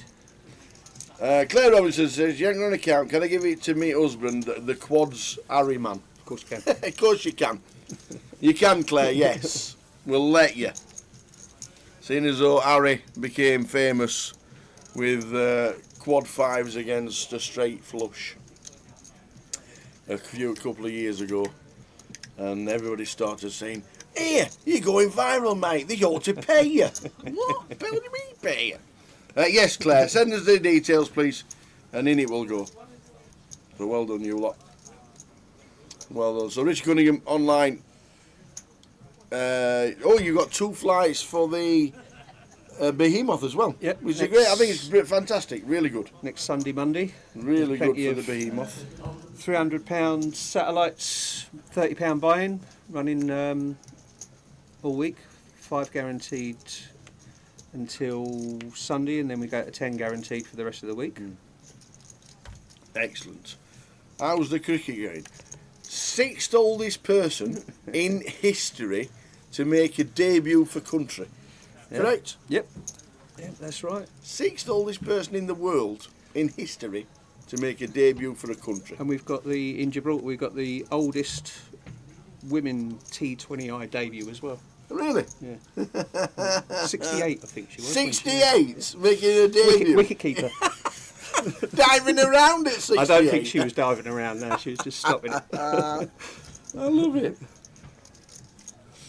So plenty going online, plenty of stuff online around the Christmas. Do you do anything for the Christmas cracker? I'm not too sure what we're doing, because I'll have to speak to Tom about it. Because I'm pretty sure we're gonna have to let online tickets be used for it. I reckon. Yeah. Just means I'd have to work over Christmas. Oh no! Get your violin out. Next time we see you, when will it be? So. How warm is Jim at this time of year? It's about 20 degrees. Bit cold. Is it? A bit cold now. Or do you have to have you acclimatised? You have to wear a hoodie now at 20. Yeah, I do. Goes down to 15. I've got my jacket on. Big jacket on. We had Man East lives in Darwin in Australia, obviously the Northern Territory, where it's always like 30 degrees every day. Yeah. She sent a picture. Well, I think either last Christmas, just before last Christmas, might have been last November or something like that. It got one of the days. It was at 18, the lowest temperature it had ever been during the day. And she was sat with gloves on. Different world. It's just like I went to work with my gloves and my scarf and my hat on. I'm like, what is 18? Quickly back to the table, because Ken's got ace, king and flops it against Turge's pocket jacks. So Ken with the ace king flopping best.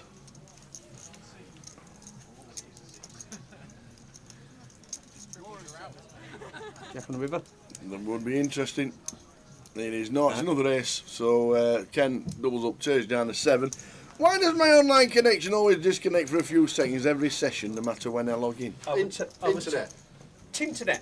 I will tell them there's a thing called Ping Plotter, Ping plotter. and you can put in the IP of the server, and it will show you where you're dropping out. Ah, there you go. Ping plotter. Right, we've got something coming up now, Tower. Oh no, here we go. We've got to get this FPL done. Oh, You've got one transfer, and we've got to get it done. It's only 4 o'clock. I know, but next session we're going to have a guest. Sam Goodman's going to come in for the session, brilliant. so me and Tao will do some comms with him. But first we need to go to the old FPL, and we'll jump back to the table if everything happens, but we'll throw it up for Tao. You can have a little look. Here we are. So this is my league. I was third for the first 4 weeks. We'll scroll down a bit, so you're not even on And it. then if you keep going down, and you keep going down, and you keep going down, and you keep going down, there I am. There I am, fourth bottom. So Tower, 26 points last week. Once again, probably lowest scorer in the league, I think, for the 3rd week running, but there we are. I've never used the online app. How do I get over to my team? Where's my team? Pick team, there we go. So this is my current team. Who's it now? We've only got one transfer because I forgot we transferred Porro out, don't we? Last minute, last week. So Nuri. There's no wonder you're losing. What do you mean? Well, Semenyo is out. He's suspended, so he needs to go on the bench. That is a certain. So we need to get him on the bench. Whoa. What formation do you Put want? Madison in, please, instead of Semenyo. You want Madison in? Yeah. Switch? Thank you. Yeah. If you want to take one of the strikers out for Saka has to go in. Yeah, get rid of Solanke, please. No, I'm not taking Solanke out. We're home at Fulham. Solanke. No, we're home at Fulham. Get rid of Solanke. No. Solanke's not. I swear, Sunday, if... Get rid of Solanke. How can you... We got In Fulham... fact, I might even transfer him. Get him out. What are you doing? In fact, who's Calvert-Lewin playing? Man, you away. That's what I'm talking about. Well, we're going to transfer Calvert-Lewin out of your team completely. All right. He's not even going to be on your list. Calvert-Lewin is going. Okay. Get me the transfer list up. Transfers. I think we need. So how much is it worth? So Calvert-Lewin should transfer out, yeah? Yeah. Would you not prefer to take someone else out and then put Solanke up top because we got Fulham at home? Solanke's rubbish. No. In fact, I'm only. To be fair, Do you know what? I might even transfer Solanke. I'll tell you what. what's going to happen Sunday. Everyone get on Solanke to score 2 or more goals. That's what's going to happen. But here we go. So you want Solanke out? Solanke on your bench. You want him on my bench, and you want. And we're going to transfer Calvert-Lewin right, completely. Okay. So select replacement. Yeah. So I don't actually know what my budget is. I have got, where's my money? 7.3 million. 7.3 million. So you got 7.3 million to spend on. Does he do it in order? So these are all this is by, I think, percentage owned. Okay. But these are all the prices here. So you've got 7.3 million. Does it not do it in order? It does on the mobile app. I don't know how to put it in order on the sort by. Yeah. Total points. Round points, price, there we go. Price. See, I'm learning. I'm used to the mobile app. So you're basically Mateta and below. Oh, I like Mateta. That's what you got. Right, let me just have a quick look. Does it scroll up like that? Oh no, it's not touchscreen, is it? I can't believe you just touched our monitor and tried to scroll up. Kuna at Wolves, mate. I think Kuna's the one. Kuna, yeah. He's on fire. I think Kuna's your man. Okay, Kuna's my man. Yeah. According to Tower. Add player, transfer done. But there's Gakpo there. Mate, Are Liverpool playing twice? Liverpool got City. Yeah. That's a win. Yeah. So, No, we'll have Kuna. We'll have Kuna. Make transfer. Confirm transfers. Kuna We'll is in Kuna. right now. Back to. Yes. pick the team. So is this how you want it? You want the who's on your bench? So you want Maddison in. I didn't confirm team. So you want Maddison for Semenyo, Yeah. switch, and then you want Saka for Solanke, Yeah. switch. Yeah. And then we've got Konsa on the bench, Chelsea away, not the best fixture. Fayaz, Brentford away for Leicester, Lewis and Gabriel. And do you, Ooh, what you do got Gabriel? Is that it? You set? What's the exclamation mark mean? It means he's 75% chance of playing. He's got a knock. So Who's that on the left? that is Rodgers. Oh, he's all right. Can you just move Rodgers and Mbeumo around, please? No, it doesn't matter. Why? Because they're midfielders, they get the same points. Well, I'm not moving them around. This isn't Football Manager Tower. This ain't Football Manager. I ain't got to put Mbeumo on the right mid. Okay. Well, can I just have a look at your bench? Because I'm just thinking of changing name. Do you know what? Okers, I agree with you. We should take one of the defenders out and go 3 up front. Solanke at home to Fulham. I'm thinking of taking that blue shirt out. Fires for Leicester, he's 100% starting. Yeah, no, Brentford but I away. might play 3-5-2. 3-5-2? Yeah. What, so who are you going to have in I midfield? don't know who's on your bench. Well, Semenyo's barred, so you can't have another midfielder. Right. We can't go 5 in midfield tower. Well, your bench is awful. Well, it worked last week. Why have you got a keeper on your bench? You need a keeper on your bench. Why? When was the last time anybody subbed a keeper off? You don't understand, do you? But so the bench is if your player doesn't play, Yeah. it then goes to your bench player. Yeah, but the keepers play 100% of the games. But Do right, are you set with that? I think Well, I'm we. gonna have to I be sure personally, bench is pants. I personally think we need Solanke in. So what you're thinking is... I'm thinking Solanke for Fires or Lewis. So you go on then. Yeah. We'll play 3 up front. Who do you want In out? fact, isn't Konza going to be better than Fires? I'd think. So we might get rid of... Lewis and swap Konza for Fires. But they're playing Liverpool, aren't they? And Lewis, yeah, that's it. But Put him in. what you want Konza? Chelsea away, yeah? Yeah, but they've got a match in midweek, haven't they? It's not a double game week, is it, guys? Yep. I'm pretty sure it's not a double game week. Is it a double game week? I'm pretty sure there's a full fixture list Tuesday and Wednesday.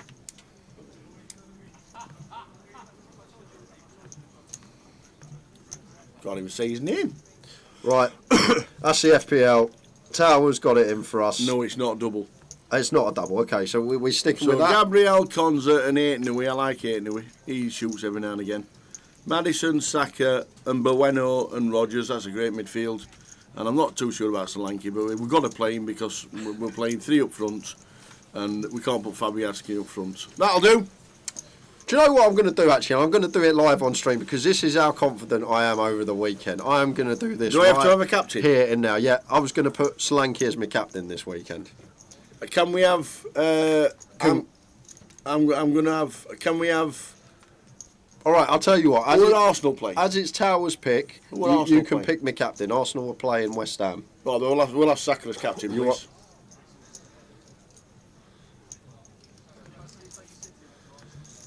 Saka as captain. It's going to be a hat-trick. This is the only time we're doing this, guys. I'm not letting him do my team again. This is the only time. If I get more than 26, can I have another chance? Well, it's not hard to get more than 26, Tower. That's not my fault. You're rubbish. It's not rubbish. I took Porro out. I had Maddison and Saka on the bench last week. There's 50 points I've done last week from changing my team. Whose fault's that? Sam Goodman's? Why Sam? Is it his fault? Is it his fault that you had a bench of... I don't know. Right, we're back to the action because we turn up with an all-in and a call. What timing? My team is done.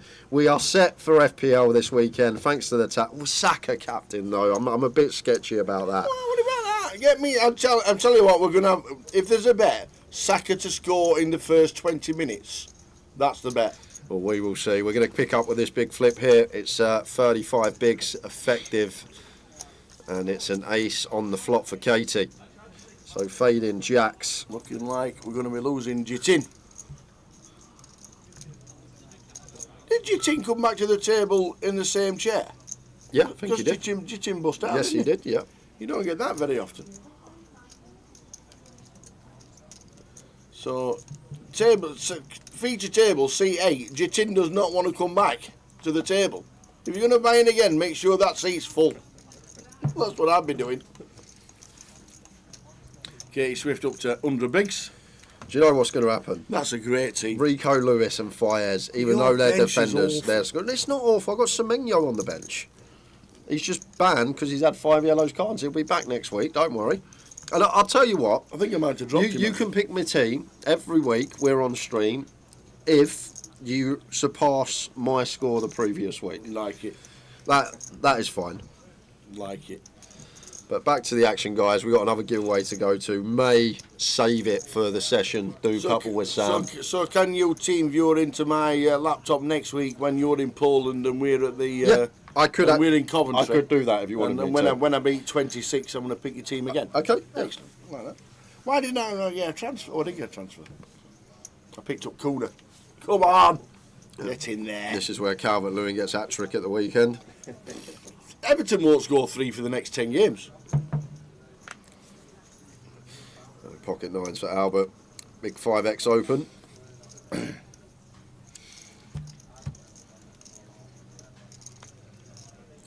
kings for Guy.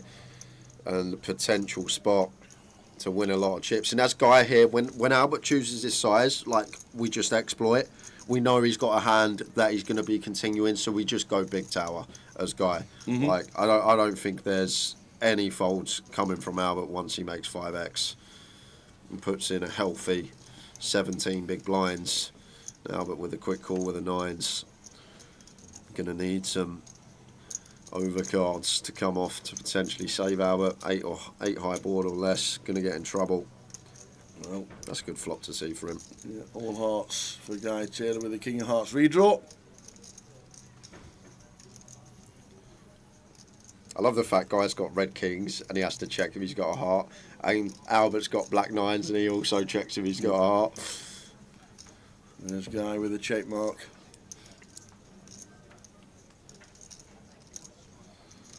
So, checking over to Albert.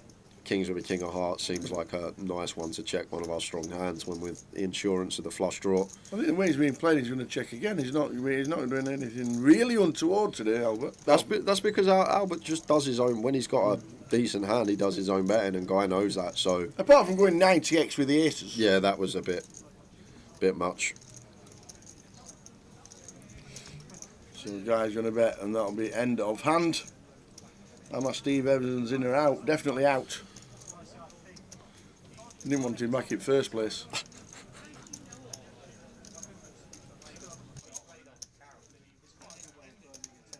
Yeah, I didn't want him in first place, but definitely out. Yeah, it's probably small here from Guy. Once he's checked the whole way down, I think we just want to go for a little small bet. Does go for third. Just try and get some heroes from Albert, and looks like Albert is going to pay with the nines, so Guy does get some value with the Cowboys.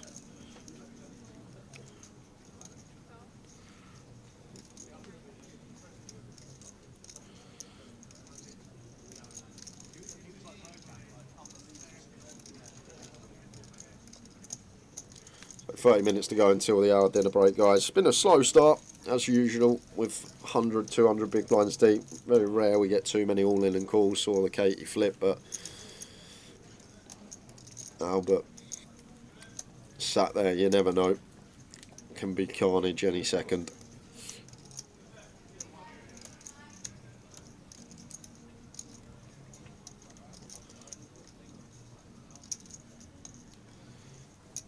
So when are the double game weeks, guys? It's after Christmas, right? There's none before Christmas, I don't think.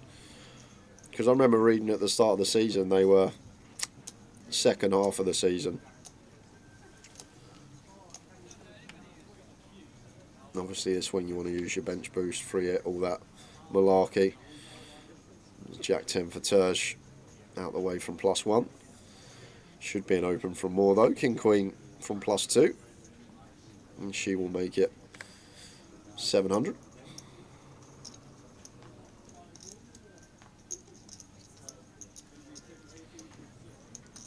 Ace-8 off here for Guy. Maybe thinking about the free bet. Will be fold most of the time, free bet some. Looks like it's gonna go for call, okay.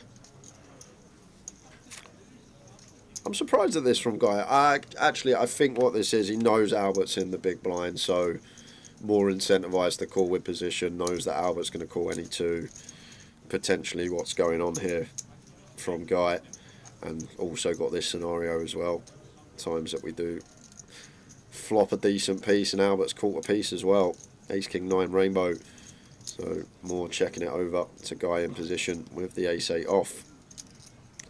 And like one that potentially once we get here, I don't think we're going to have any flats pre. I think it's just a little adjustment Guy's made because Albert was in the big blind, but one that could potentially do some checking with this middling kick up. It does just come out firing for 1200, a call from Albert. Looks like more going to overcall, getting 4-1.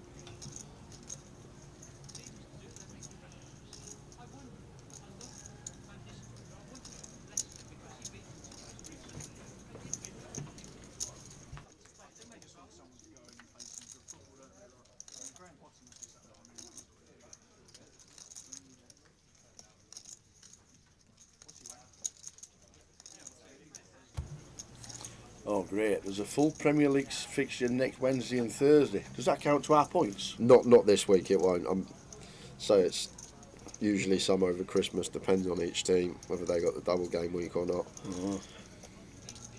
So 3.5k from Albert. This one likely to be a chop. Any card that is a 9 or higher would chop this up.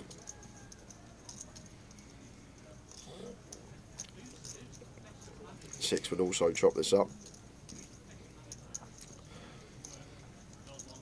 But a 5 won't chop it up. That's the card that actually gives Albert the best hand.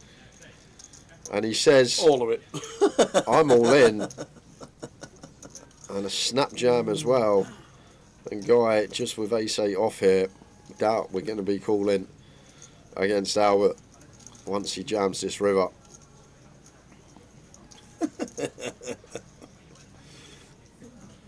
He's not calling. No, it's just 220% pot tower. Yeah. 13k in the pot. Guys stacked 29. Yeah, like 220% pot here. Like what's Albert's bluff?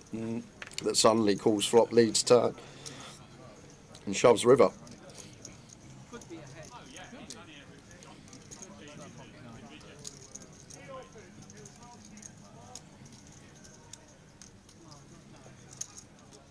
Guy don't call here. We've got a great table. We're going to find better spots throughout the day. Don't use a hero this off for 2x spot. Does let the ace 8 off go.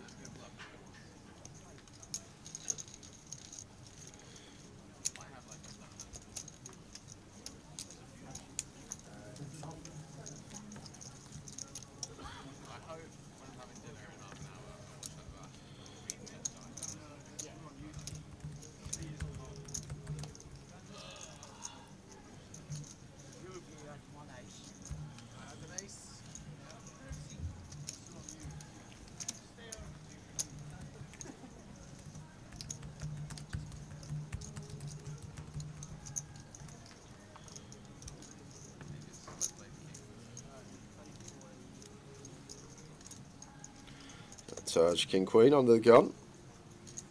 Fine to open for 23 to start the hand.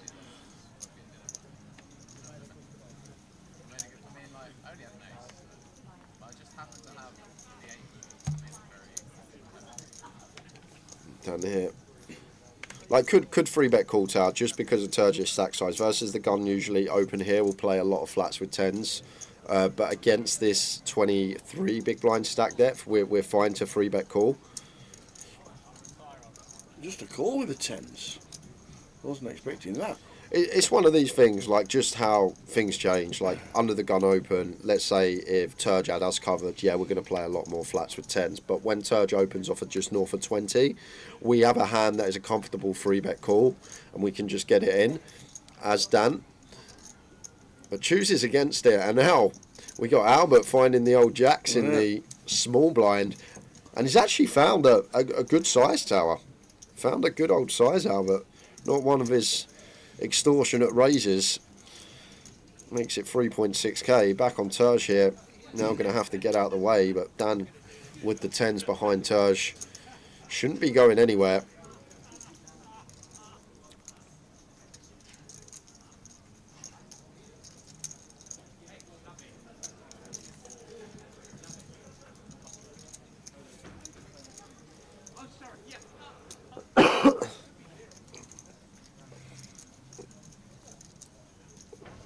do call with the tens. Is Ken getting a price? Nah, just A6 suited. I know we got position. Well, looks like he is. 12 bigs is a lot tower, and he is going to take it off with the A6 suited. Fair enough for Ken. Like if I've got 6-7 of hearts here, cool, 100%. But the problem with the A6 of hearts, we're just so likely dominated. And look at the flop. This is gonna all go crazy because Albert ain't folding and he's gonna bet big. Ken's gonna be calling. It's all about the tens.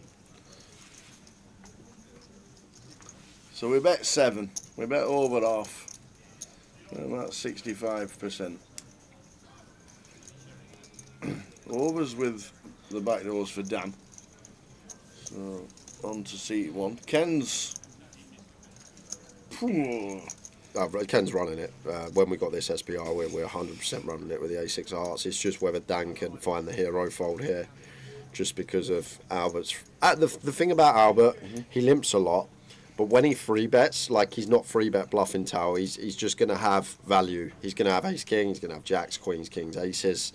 So Dan actually makes a tidy little lay down there. And now Ken with the a6 of hearts just gets to run it. Yeah, they're going in. Like even against, if we're up against kings through 10s here tower, we're flipping, so perfectly fine to just run it as Ken. And there we go. Does exactly that, and the call from Albert.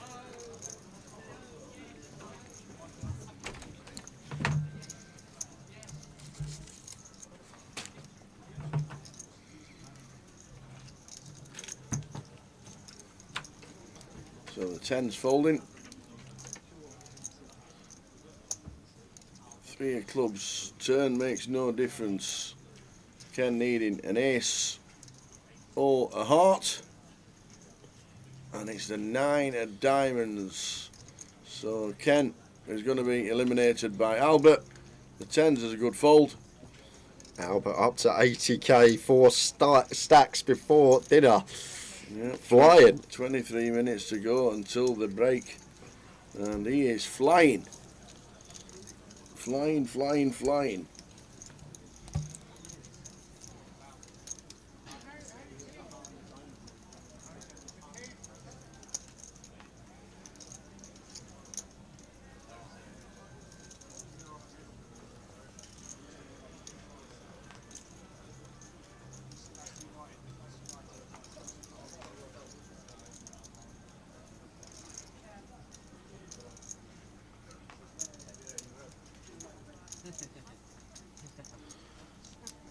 Albert. I reckon he's going to have a run at this one, Brad. It was actually what event was it? When last level we had loads of chips and Willie Tam was convincing him to go, Albert, just that go was home. The Vic, wasn't it? Was it the Vic? Oh, it might have been here. I thought it was here. Yeah, when it could have been here because he got to drive over or something. He had like 200k and like day one last level, and Willie Tan says, Albert, just go home, go to sleep, come back tomorrow. He pulled a right fast one, old Willie Tan.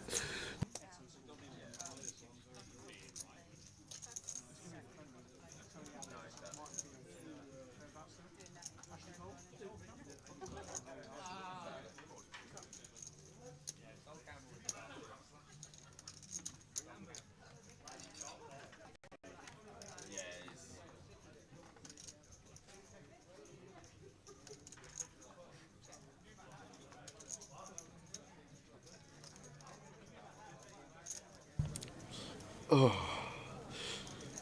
So Dan with the small continue for quarter pot. Serge with the call. The Sapiano show. Absolutely. And he's folding correctly as well.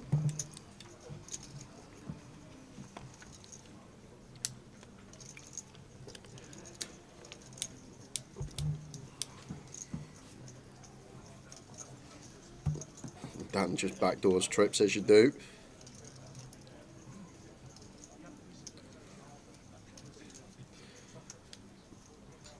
And Terj goes for a bet here with second pair. I'm surprised, didn't check. One that could just show down here. And Dan with the king 7, even though it's 4 to a flush here, just gets the call. 5 to 1 price, only need to be right about 17-18% of the time. So should just be a call from Dan. We're never folding this one. Like, yeah, Turge can definitely just have a lot of clubs from the big blind, but when we get this ridiculous price, we don't need to. Well, he's actually gone for raise here with the 7 blocker, blocking some boats, so went for the jam, actually had the best hand. I think with that one's just one that potentially wants to call tower when we get that price. If it's like deeper and we're faced by a big bet, yeah, potentially turn the boat blockers into a bluff, but I feel like when we get that 5-1 price, it's just a nice one to just call, maybe unneeded jam.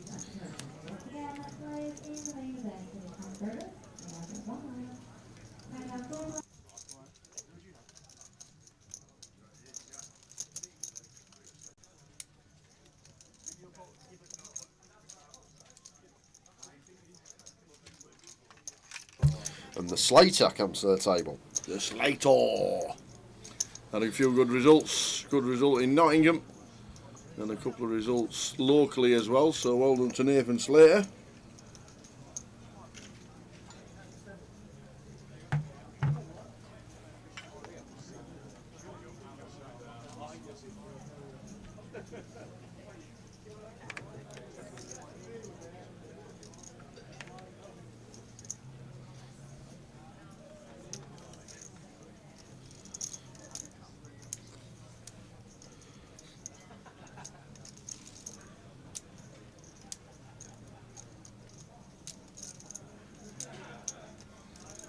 Ace Queen for Gary. And we're raising the button. Makes it 1.2. And a hand. 275 bigs for Albert. 20 minutes to go until the end of the session, and then there's a 60-minute dinner break. 20 minutes to go until the end, so around about 4:35 we'll be going on a break. And then dinner break, which will take us to 5:35. Then Sam Goodman's coming in for a session. I'm going to do the first hour with myself, and then the second hour with Jay. He obviously did bag yesterday, Sam, or he wouldn't be coming in. Where is he? Nope. SG. Oh, right. I don't know why he's GDPR. He shouldn't be. No, I think that's to do with the cash potentially. But all right, okay. We need to get his name. Yeah, Sam won't be Can't GDPR. have him in the comms and GDPR. He won't be GDPR. Trust me. There's no need for that. King deuce for Albert. In with a limp as usual. Gary over limps here. He's 4 suited, and Turge just going to get to jam for 15. Beautiful spot. 2 limps in front of us. We got King Queen. We got 15 bigs. Easy jam. And should be working. I say should lightly with Albert in the pot.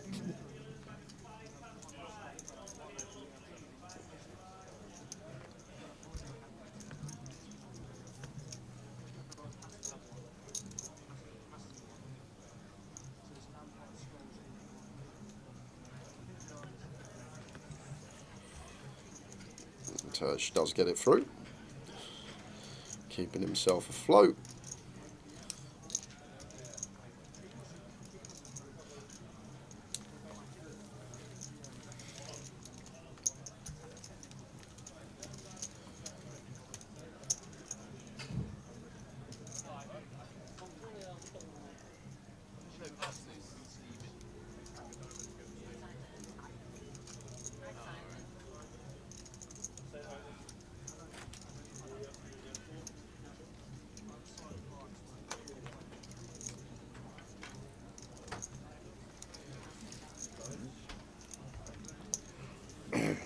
If you go GDPR, can you still qualify for the league?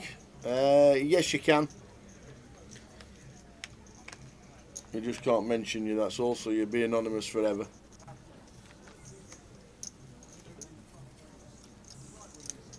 If it was me personally, and we were running promotion, it was my money given away, I wouldn't allow it, but that's just my opinion. Ace Jack suited for Turge.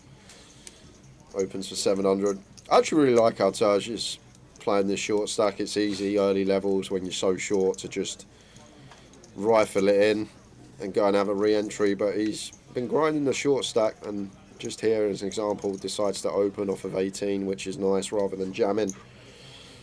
Does pick it up.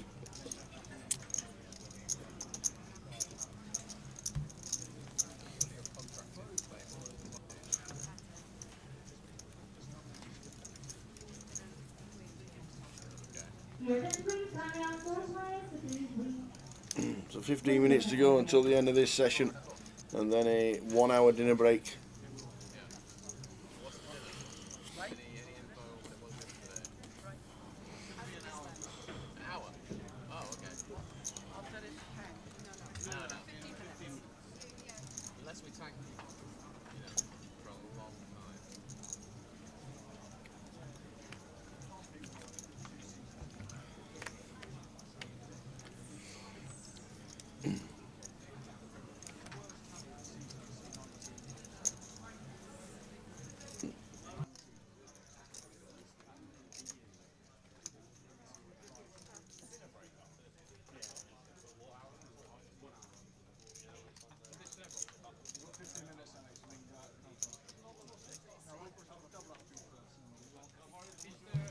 Nath with the ace king.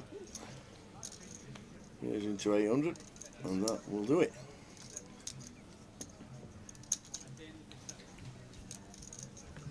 Just bought in this level with 67 big blinds and 20,000. 15 minutes to go until the end of the session. New table for levels 5 and 6.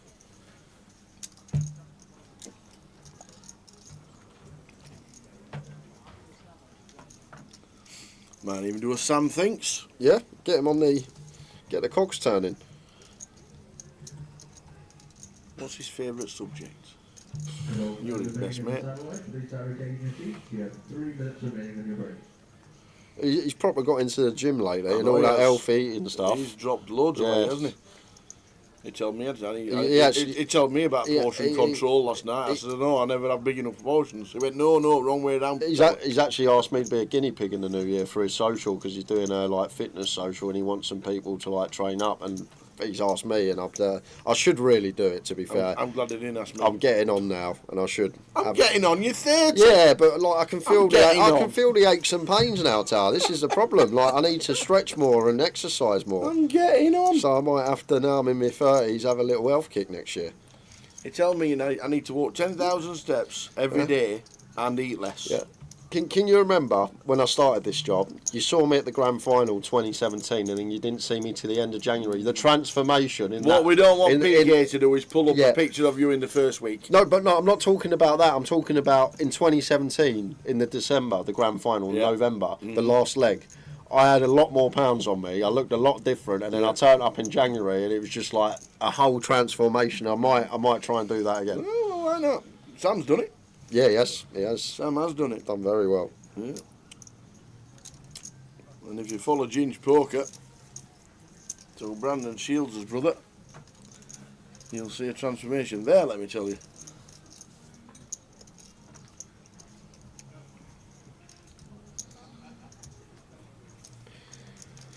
It's all in the head.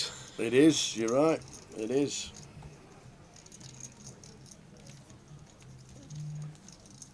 I didn't realise when somebody says, would you like a pizza and a pint, that there was actually two answers. There was a yes or a no. I didn't even realise that no existed. Dear me. So now I've still got chocolate flapjack for later. You have. PK's claimed my cheesecake. Do we know what's red one? Do we know what's on the buffet today? Sausage and mash. Healthy food. Sausage and mash, onion and gravy. Ooh. Need a bit of bread and butter with it. Oh my. Yeah. Soak up the gravy. Ooh, bit of butter. Brown sauce.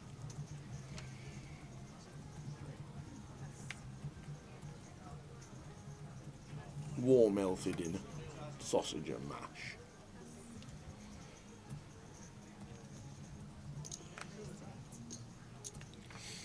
So the last 10 minutes of the session. And then we're back 60 minutes later at 5:35. So I'll be back at 6:35 with hopefully a new bit of kit. Do you know if any shops are open at 5 PM on a Friday? I'll find somewhere. There's got to be a Curry's or an Asda, an Argos in Asda sell them. Argos in Luton. Have you googled? There's an Argos. There is an Argos. Nah, to be fair, you won't walk to it. no matter where it is.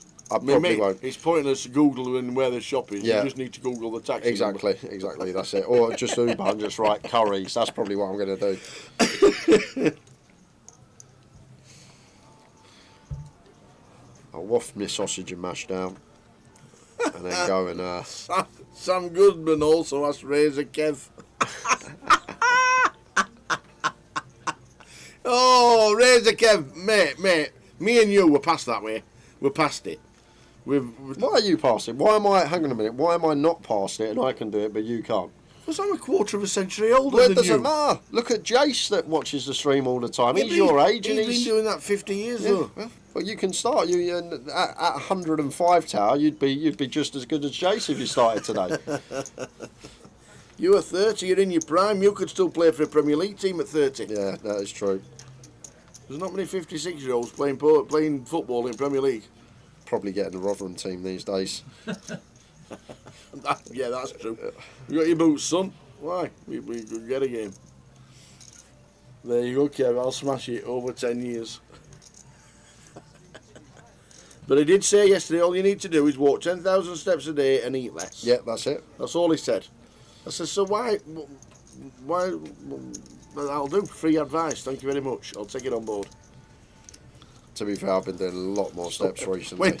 Went into the sports bar last night to watch the Miami Dolphins. Ordered a pizza, chicken wings and chips and a pint of Guinness. Wow. And would you look at this on the river? Albert Rivers is straight and Katie check back the boat on the turn, and we need to go big here at Swifty Tower. Big, because like when it's four-liner, Albert's got a lot of straights and he's never folding a straight. So as Swifty here, just always going to go big. He's not going to pay. Albert just folds the straight face up. Is this Albert Sapiano that we know? What's happened here? I'll tell you what, he has changed. I never thought Albert would fold there in a million years. That gives Katie credit for it. Yeah.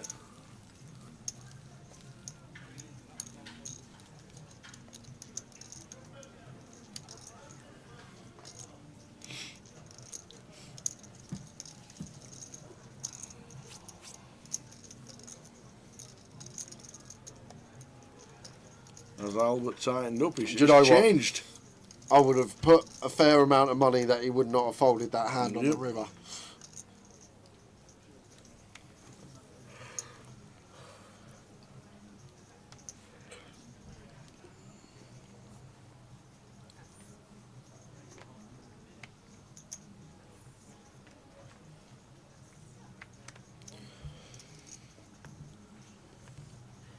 Oh, and just been handed the list for the featured table when we come back. Go on. We got Tim Chung on there. We got Ben Miller. I'm not sure which one, but Ben Miller's there. And Toddy's going to be on, which Sam is going to love because obviously very close friends, Sam and Toddy. So Goliath champion 2 years ago, or a year and a half ago, Alex Todd will be joining us. Excellent.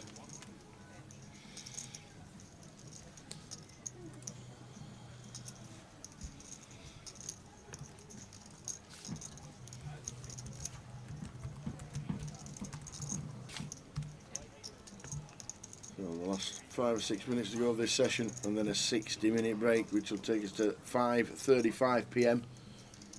Enjoy the break, and we'll see you back with Sam Goodman for a full session. Good man, Sam. Knows his stuff as well. No pun intended. Oops. Oh yeah. Said that way, I even thinking. Yeah. Usually the best ones. Sandbag main yesterday. Toddy is coming to the feature table after the dinner break, Brad. So sandbagged. He's SG 65k. Nice.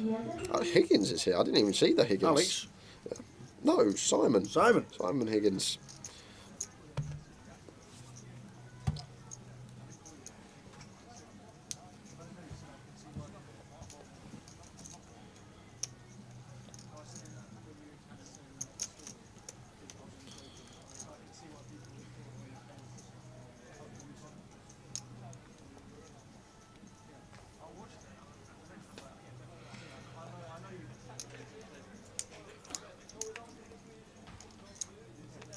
Pocket Ace for Guy.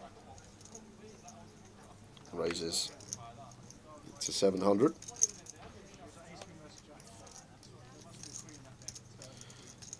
Deuce of hearts for Terj, straight into the muck.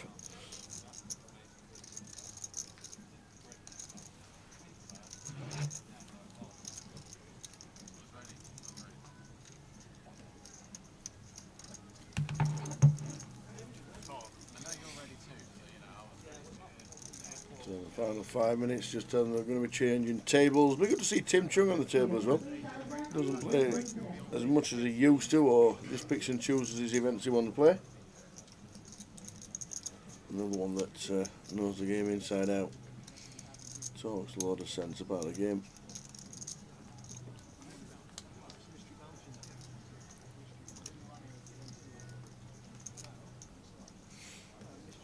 I nearly put Tim Chung in the same bracket as Andy Wilson when he starts talking and getting into the hands, Tim Chung. Have we had because sometimes you can just think, what? We've had comms with Tim? I don't think we have we? Tim's been in a few times, yeah. Yeah, he has been in a few times over the years. In fact, I think one of the longest sessions we had with him was the time you were missing in London. I think he came in for a full hour actually. Right, okay. But he can divulge into the hand, he certainly does, and dissect everything. Very knowledgeable. So we're going to go four-way here. Nathan defends the 7-4 suited. Okay, with the ace-jack. Albert flops best with the king-10 of spades. Not going to see bet four-way out of position to 2 as Katie. Checks over to Albert, who fires for 3.5. And that will be that. On to the next. 130%. That will do. Next hand.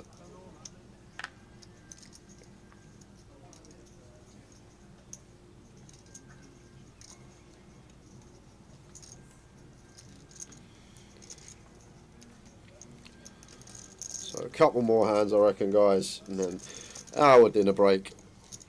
Next session we'll have a couple of giveaways. Sam's going to be here. New featured table. Hopefully action will start to pick up a little bit.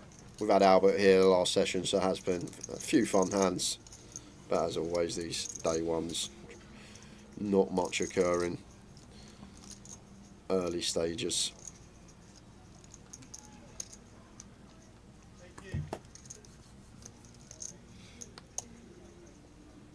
Have I got anybody playing tonight? Southampton, Brighton. No. No. That's alright then.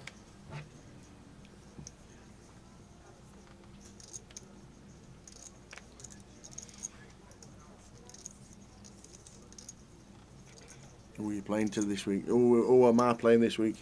Oh no, it doesn't work like that. It's just a league. It's just a league format. So how many points you go, that's in the league. That's how many it adds up. But it's actually really fun, and so Mitch Johnson's running it, and the way he's done it. Yeah.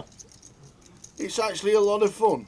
I've listened to you for the last month. No, the format is fun. So it's a mystery bounty format. I've listened to you the last month. I've never played this game ever again. And we're actually going to do the draw on stream next year for the mystery bounty. So the way it works is there's 14 boxes, I think, right, and you win a box either by being manager of the month, yeah, top 3 scores at the end of the season, or the top 2 highest game weeks over the course of the season. That's how you get your mystery bounty box. So, although I'm bottom of the league and I'm probably not getting one of the guaranteed 3 for top 3, 1 month I can use all my tokens and just try and get a box for that month, if that makes sense. So it's actually a really good format, because even if you're having a bad start, you're still in a chance of getting some boxes and potentially pulling a nice prize. But we are going to draw that on stream as well next year at the end of the season. Oh, okay. Last hand of the session. Off goes Guy Taylor. Could be the last hand of the session, might not be. The player's not checking out the clock. 40 seconds to go. Well, it will be now, because Nathan Slater has decided to call. So we're going to see a flop with Albert Sapiano, Mo Camber and Nathan Slater. Last hand of the sesh, which means we'll see you in 60 minutes. Sheffield United Sunderland tonight. Ooh, I might have a couple of first half shots on target in that one. Come on, the Blades. Top pair for Mo. And this could be it. Yeah, it will be no matter what now. Last hand. Yeah. More turns. Well, certainly will now. You want to stick in a bet? No, I think check is actually really good as more like out of position to 3. Button might bluff when check 2. And we flicking in. And now we go for our value as more, but I think the check on flop and turn is actually really good. Now we go for some value. We go small as well, not much out there as played. And we will take our dinner break, guys. It will be Tower and Sam Goodman back at 25 to 6. I will see you at 25 to 7. We will see you in an hour's time. See you soon.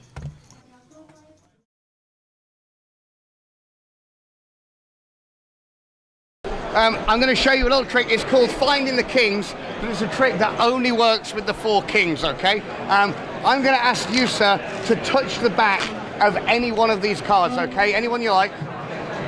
This one.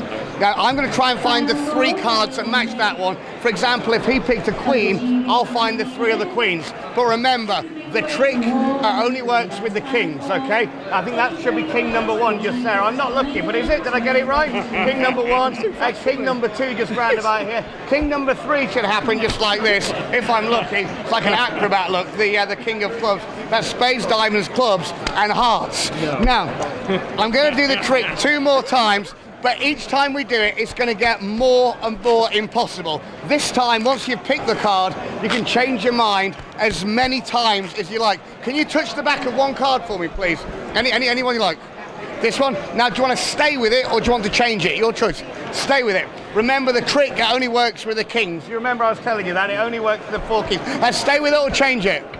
You don't. You're sure you want to stay with it? Because I hate to think I was cheating. But you can change it if you want. No? You can change it.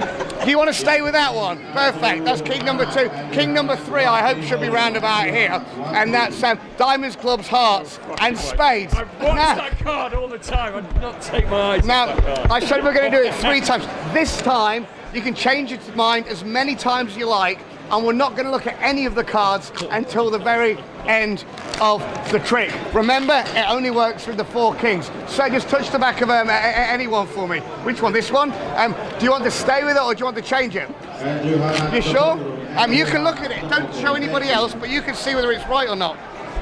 In fact, I didn't even know there's a king or not. He doesn't. In fact, you can lie or tell the truth. It's up to you. So lie if you want. What is the name of that card? Change it. Jack of diamonds. The Jack of diamonds. I mean, I'm definitely I'm calling on that one. I'm definitely calling on that. All right. Remember, the trick only works with the kings. Try and stay with it or change it. Stay. Perfect. Okay. Stay with it or change it. Stay. Stay with it or change it. Stay. Stay with it or change it. Stay. You sure? Yeah. Remember, the trick only works with the kings. Unless you get an ace, it always works with the 4 aces. I don't know how it works, but it does. No. What I'm going to ask you to do, sir, take 1 card for me. Take it. Yeah, take it out of the pack, look at it, remember it, show the camera, show everybody else. Everybody knows what it is. And then pop it in the pack. Remember it, right? If at the end of the trick you forget what it is, just agree with me, okay? Perfect. Now, before we find your card, I'm going to show you something with the aces, specifically the red aces. Because we've got the ace of hearts. I'm going to try and make the ace of hearts and the ace of diamonds change places. Not with each other, though, with the black ones. I don't know how it happens, but it does. Now, I'll show you again, because it happens pretty quick. Slow motion review. Now, we've got the red ones. That's the ace of hearts and the ace of diamonds. And the black ones, which is clubs and spades. Name for me, red or black? Red. Which close? The red aces, watch.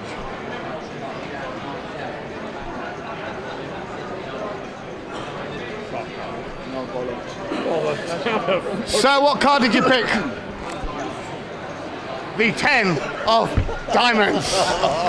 What a legend. I don't even know how it happens now. So you can check out, it really is the only 10 of diamonds here in the pack. Say stop for me anywhere. The 10 of diamonds goes in here, but watch, it really does go right in there. But if I snap, the 10 of diamonds changes to the ace of hearts. I don't know what you're thinking. Where is the 10 of diamonds?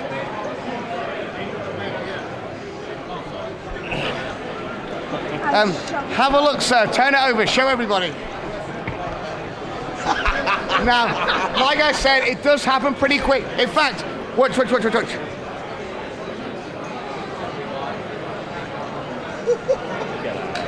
But I know you're thinking, where did the 10 of diamonds go?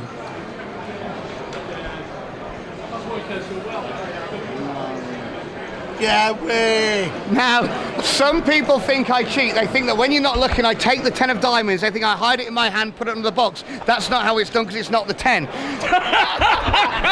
To change the ace back to the 10, you shake it like this, that's when it happens. Some people think maybe there's more than one 10 of diamonds. If it was true, it would look hopefully something just like this. Obviously, that's just a lie, because you see, all I've got is the 4 aces. And if you want to know where the 10 is, have a look just here underneath the box. Now, you're not watching any of this. Pay attention. Now, I'll show you again. The 10 of diamonds, so you can see, it really does go down here into the pack. So I don't cheat, sir. Please push it in the deck. And then have a look over here, in my mouth. You know, I don't even know how it gets up there. Now watch again, the 10, it really does go in the middle. Now if I snap, instead of the 10 disappearing, look, the whole pack disappears. I know you're thinking, where did the deck go? Now, very finally, we'll bend it in two. The bent card, the 10 of diamonds, really does go down in here, so you can see, watch. 1, 2, 3.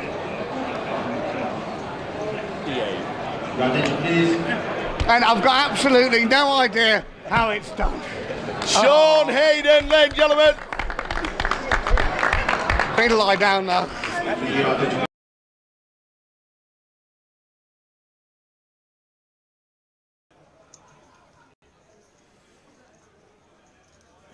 How did Manchester finish up with their 1 days, 4 days, or whatever? That was a huge tournament in Manchester. If you didn't play in Coventry, one of the big ones around the estate was in Manchester. At Bury New Road. Their October special. £45,000 in the prize pool for an £80 buy-in. That is some value.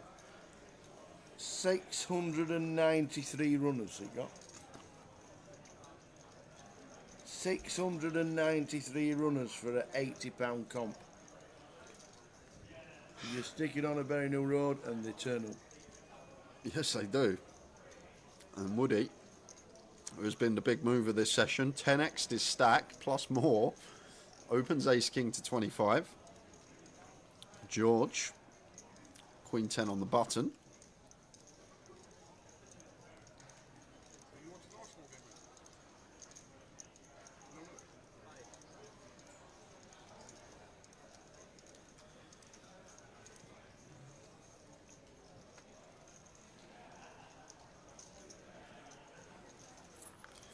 King 10 of spades for Tim Slater. Still going to want to defend this tower, but when we are now this close to the money, as I always say, just need to tread carefully. We want to keep the pot small, like if it comes king high or we flop a spade draw, just want to be playing check call with these hands.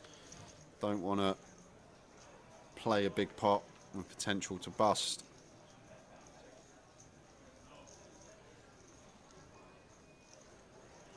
Oh, and it has come king high for Tim. As I say, tower should just be check call in here. And this is kind of unfortunate because this is one of the boards Woody, as the bigger stack, is supposed to get after it on near the bubble. So we just have to grit our teeth as Tim and just cool down. We're aware that barrels could be coming, but when we're as high up as top pair, okay, kick up, we'll need to call at least another street. Maybe we could get the ace roll off, one card that potentially could see us get away. But 6 of hearts on the turn does bring in the flush.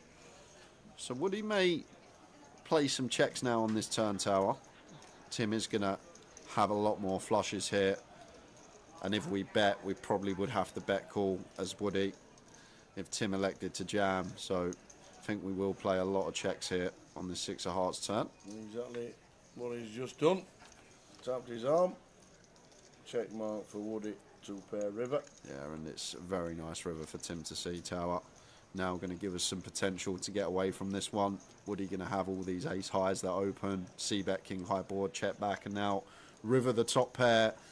So it's actually a great card for Tim. In his head, he's probably thinking, of course it's come an ace, but if he watches this back, it's the card that's going to save him money. There's the bet from Woody. Oh, is he going to pay? I don't think we're going to pay here as Tim, 38. It is only third pot, but we need Woody to have something like Queen Jack, Jack 10, and these type of holdings. I think this is the one river that we can potentially fold. This or a heart tower that we can now just check fold as Tim. And if we call this 38k tower, we're then going to be sat with 11 bigs. And then, although yes, still probability wise we make the money more often than not, it's not going to be that much more often. So there's still a chance that we could potentially bubble this. Like, these 38k chips are precious right now at this stage, Tower. Yeah, indeed. The blinds at 10k, 15 bigs, like you said, drops down to 11 if he calls.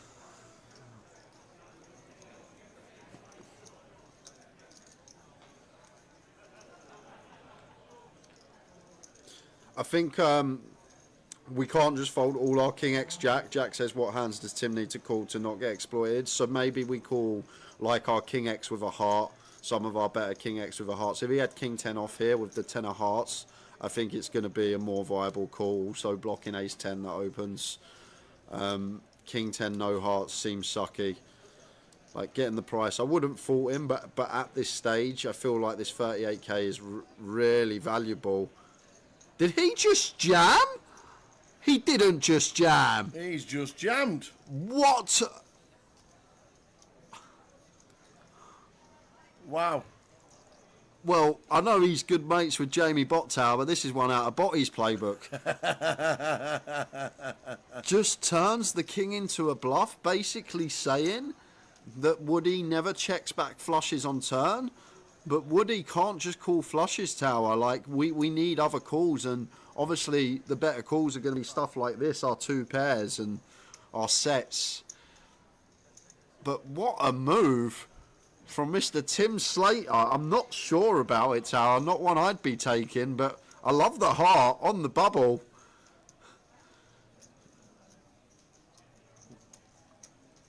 Just one pair. Turning it into a bluff, and if Woody can make this call, Tower, he's going to be up to 600k for 20x in his day 2 buy-in, and does make the call. Tim nods his head. Yeah. Tried to turn the King 10 into a bluff, and Woody picks it off with the Ace King. Tim Slater, who was probably locked for a min cash, is leaving with absolutely nothing. In the MPL, we will let you know regarding, there'll be an updated version by the time we finish Sunday, so come Monday or Tuesday.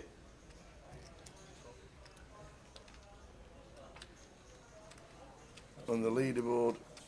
Whoa, that's from Monday, Alex. Look at that, it's already done it. That's from this Monday. Alex Montgomery, 393. That's from Monday this week. And we're now on Thursday, so the events on Monday, Tuesday, Wednesday haven't been added. But the Mad Turk in 12th, trying to get into the 10Ks. Alex Montgomery's in it. David Johnson's dropped out of it. Looking good. It is. All getting juicy. Yeah, it's looking good for Chris Johnson, and what a flop we got here, guys. Nut flush draw against bottom set, and Tom Clack gonna go for raise off the bat here with the ace-8 suited, making it 9k. This is kind of an interesting one, Tower, because, like, I don't think we fold out better here as Tom, because ace-jack, ace-king continues, and maybe we target some stuff like 7s and 9s. And now Chris going with the free bet. And now what's the play as Tom? Do we just run it with our nut flush draw? Yes. Yes, we do. All of it.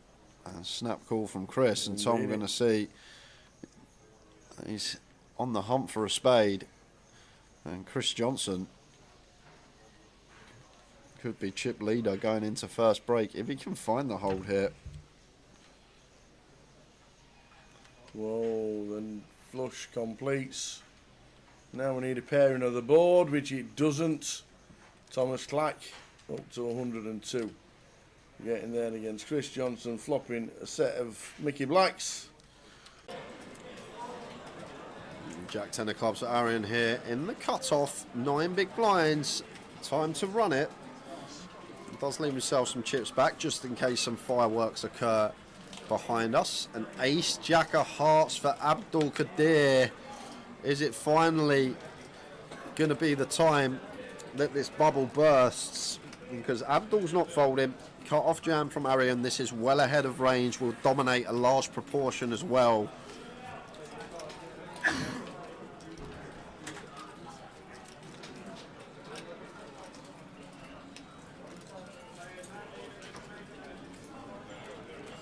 Bank used.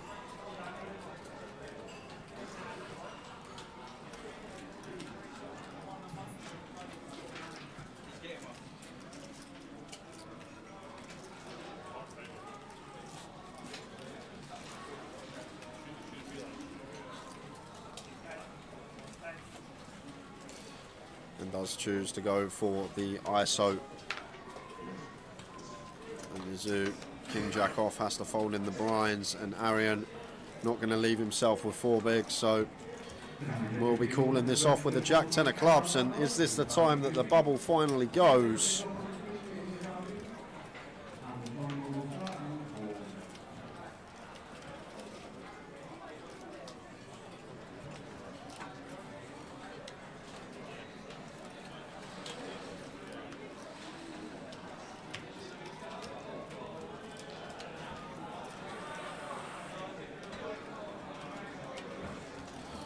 Here we go. Arian needs a 10 or some clubs.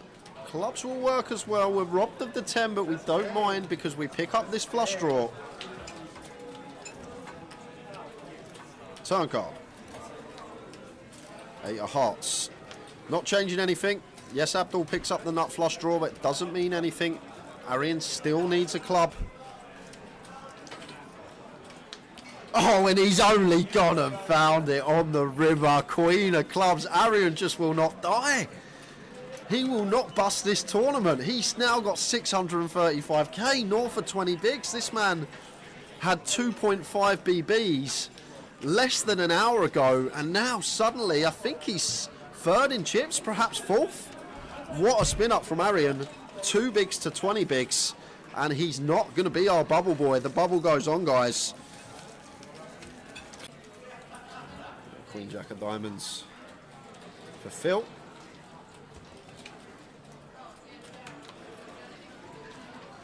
We're sitting at the moment as Phil 4 of 6, but he is going to jam the Queen Jack of diamonds. Just going to go for it here, Tower. This is a 13 big blind jam, and Abdul's got 10s. Oh my word. Abdul with 10s. Phil Tate has him covered. Abdul says this is too good, 6-handed. We've got to go with it. And Phil's going to hate that, but he's going to love what he sees. We're flipping. So is this going to be the hand? All in number 7 on the bubble. Here we go. Near coin flip. Abdul slightly ahead, but it's a sweaty one. Queen Jack of diamonds for Phil Tate. Off we go. Phil Tate just doubled. Oh, what my word. What a flop! Is that for real? So Phil flops the stones. Man. Abdul middle set. So gonna need a board pair or a heart. Oh, what? It's never easy. What about this, Tal? What's he got? 19 outs? We flop the nuts, so we need 40 outs. Any heart, any board pair, and it is a heart. 4 hearts. Oh my word. Through the back door. This bubble is never going. But Wow. Phil Tate, though, going to be in the big blind here. Going to be investing 40% of his stack Grim. into the middle, in the big. So all in number 7 doesn't burst the bubble. What a run out that was. Oh, man. 19 outs go into the river for Abdul and finds one of them. Any heart, any board pair. Looks like your estimated finish of 10 past 8 is out the window, says John Moore. It may be, John. Just wow. Wow, wow, wow.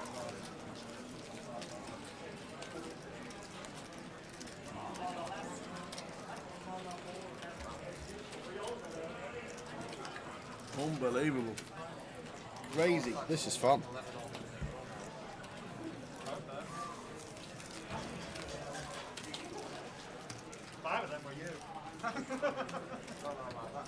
John Perkins says, enjoying watching the bubble and the chat, guys. Is that John Perkins who bagged up the chip lead in 25-50 Blackpool?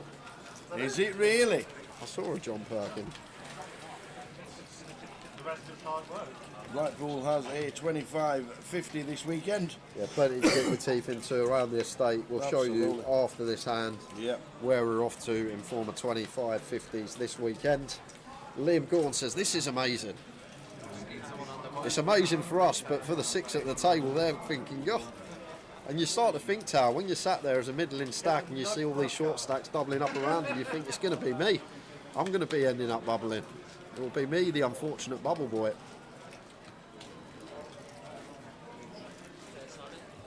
Abdul Ace Queen of Diamonds just goes for open shove, knowing that Phil will have to call off in the big as he does with Jack 10, all in number 8 on the bubble. Number 8? Is it going to be another double? Abdul out in front with Ace Queen suited. Phil is live at 70-30. 30% equity. Phil Tate in seat number 1.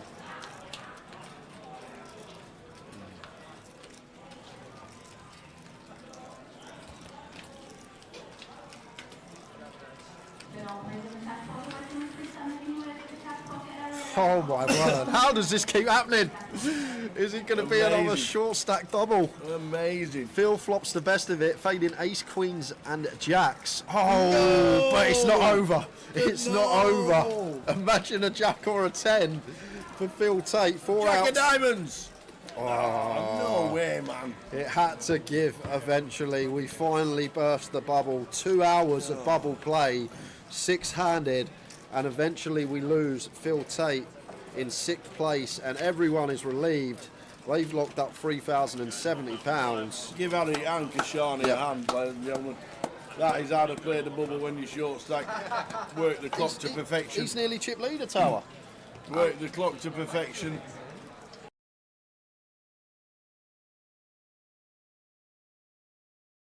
Zhang with the 2s.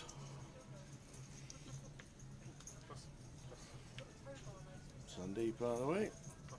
Good to see Sandeep Koza back at the tables. Marta with the ace jack off. That should be opening from middle position. Over to Jack on the button. 8, 10 of spades. The 1 gappers. At 150 deep, one we could 3-bet Tower. This is like what we like when we get really deep. This condensed range, suited connectors, middling gappers, and does go for the 3-bet. Yep. Makes it 3.2. And just a little adjustment as well, I've noticed Jack's made is makes it near 3.5x, and that's just to do with the stack depth that we're playing. Already trying to make the pot bigger. Potentially down the streets, could be asking for all of it on the river. An ace jack off, kind of close for Marta, but I think from MP, fine to continue. If it was like from gun, we just let this go, but middle position, I think we'll get in there. Especially versus Jack, that will have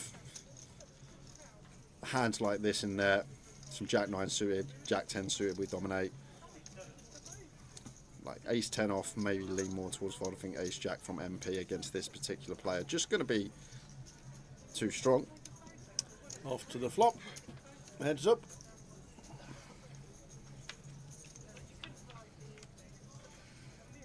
Whoa!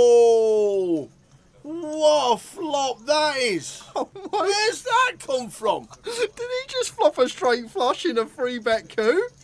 A straight flush, and Marta's got the ace of spades. And she's got the jack as well. This is going to be carnage. What on earth is this setup? You cannot write it.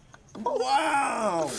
And Marta, oh man, is loving life as her. We got the ace of spades. We got top pair, top kicker. Wow. Let's go for the check call. Imagine a spade on the turn tower. Imagine this spade rolling off, because then Marta just immediately gets stacked. Well, a queen or a king of spades. Oh, my no! word, Oh, even a that's jack. even worse. That's even worse. We never thought about the jack. It's not worse, but it's pretty bad. Oh. Trips for Marta with the redraw to the nut flush draw, and she's drawing dead. She's drawing dead. Drawing, not even drawing thin. Oh wow! Wow. Yeah, imagine Jack of Diamonds River. Imagine if we saw that again. Quads over straight flush. It was in Luton where it happened a couple of years ago. Is it going to be deja vu? Wow. Jack bets 8.2 into 11. Yeah, Jack's going to probably ask for all of it on the river tower. Once Marta calls twice now, he'll be aware. She'll have Imagine some the king board jack pairing. suited, queen jack suited. Yeah, a nine, a seven, a jack, a spade, all this stuff that could come. But it's a six of clubs. Surprised it's not six of spades for a 6 card straight flush for Mr. Hardcastle. But probably can't believe his luck. And we just play for it all here, Tower. We have to, right? Marta can have king jack suited, queen jack suited. She can still have some flop nut flushes. I think once she calls twice, like if she's got ace queen, ace 10 with the ace of spades, she's not calling anyway. So as Jack, I think this is the only option we have, and Marta gonna have to call Tower. What better combo are we gonna have to bluff catch than trip jacks, nut kicker, nut flush blocker? We're just not right. Can she think that it's flop to flush? And like Jack can still have maybe ace king, king of spades, stuff like that. This is a free bet pot as well. Something to note. Marta in a real gross one here. If she finds the fold here, hats off to the girl, but I don't see how we can versus Jack, who will be capable. Like Jack would find 9-7 suited here. There's 3 combos of 9-7 suited. He'd find that. I'm pretty sure he would. So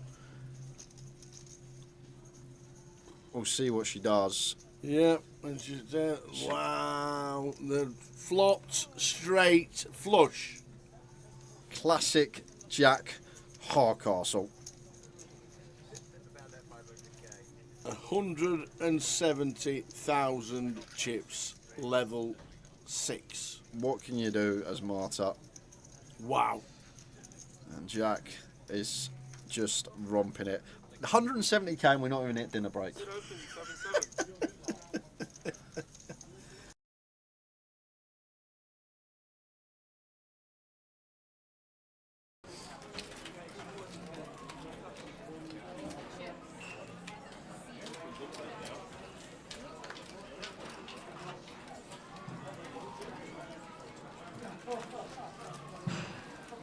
Couple of sevens for him on the button.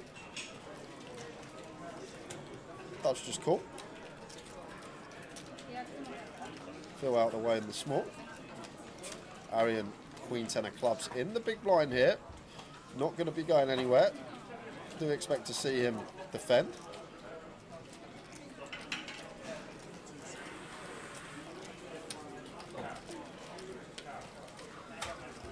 I think I've cracked it, Tower. You think you've cracked it? Same clown level as Joe Saunders to get it away? It has to be Sam Goodman. 5, 6, 7 flops. Any flops about, ladies and gentlemen? Is this real? Is this flops nuts? 2 off the money? Flop nuts top set. Wow. Why? Beautiful scenario here for him. And if only that was the 6 of clubs. The thing is, how has Why found the open here off of his stack from +1 with 8-9 suited? What a guy. Gets rewarded for it. Flopping the stones. And we got Ian Simpson on the button with top set.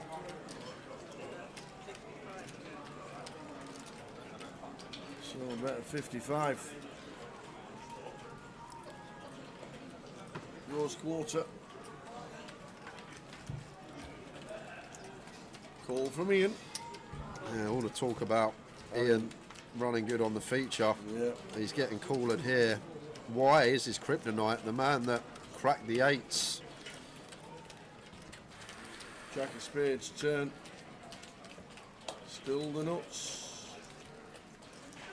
Pot size bet. Left for white. Decision here. Do we want to try and get this over 2 streets? What do we think Ian's working with here? Or do we just go for the jam, 2 off the money? Ian can still have stuff like 8s, 9s. Although we block that. Ace 7 suited. Yeah, makes it 100. So going to try and get it over 2 streets. And there's Ian here. We're loving this tower. We're loving this because 8, 9 suited shouldn't really be a thing. Why theoretically shouldn't open this hand from +1 at this stage of the tournament off of his stack depth. So the only hand we're actually worried about as Ian is pocket jacks. 3 combos, and then there's 18 combos combined of queens through aces, and even 10s might go for another street here on the turn. But he's going to get the bad news. Certainly is. Flop nuts for white. White on.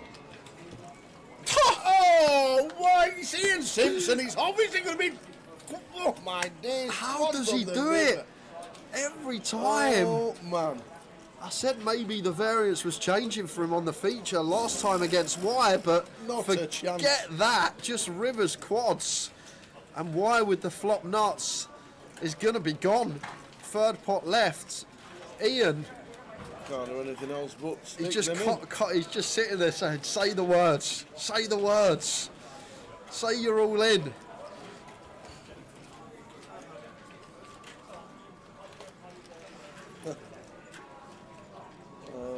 There's the all-in. Snap. Ian Simpson with Yeah. the snap. Quad 7s. Why can't believe his luck. Just the quads. And we have a new chip leader in the high roller. Ian Simpson.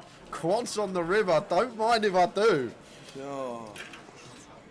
The rent for this table's just gone up, by the way, Ian. It went down. It's gone up again. Wow.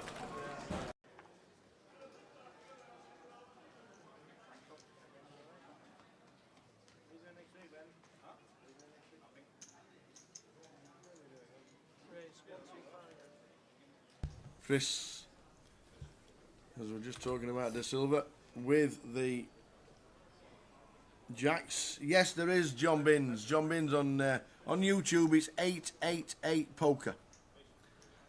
YouTube is 888 Poker. That's what we'll start using for the 888 events next year. 888 Poker TV on Twitch. 888 Poker on YouTube. And Facebook is Grosvenor Poker.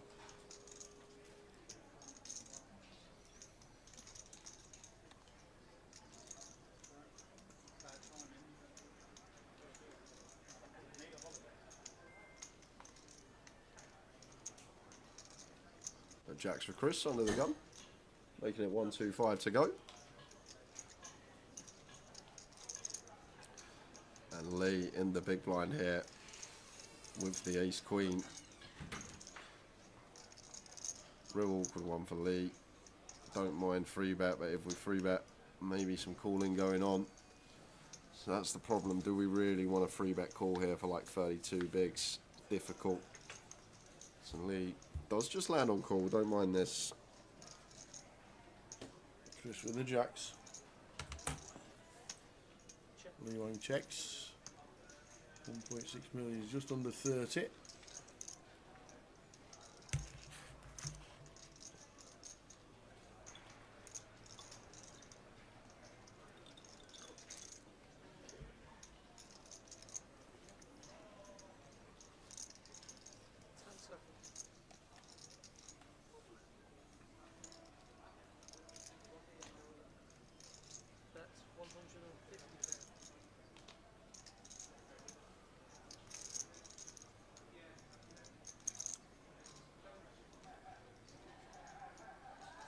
So 150k from Chris. Lee with the check call.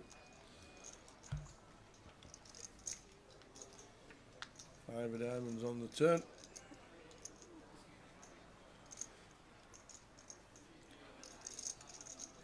turn, which I think we can have some leads on with some of our range. I don't think this hand is one that we would lead here, Tower, but I think there will be some leading that start going on this 5 turn from Lee.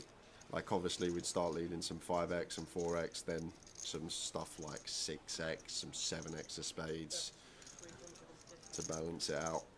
But it's still just going to take the lead. Goes for 350. I'm just trying to leverage this 5x advantage from the big. Chris shouldn't have too many 5x after opening from gun.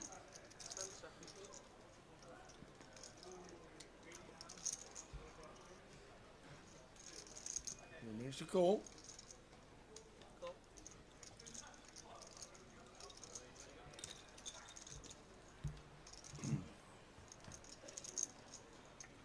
And the 5 on the river. Mr. Silver. Silver.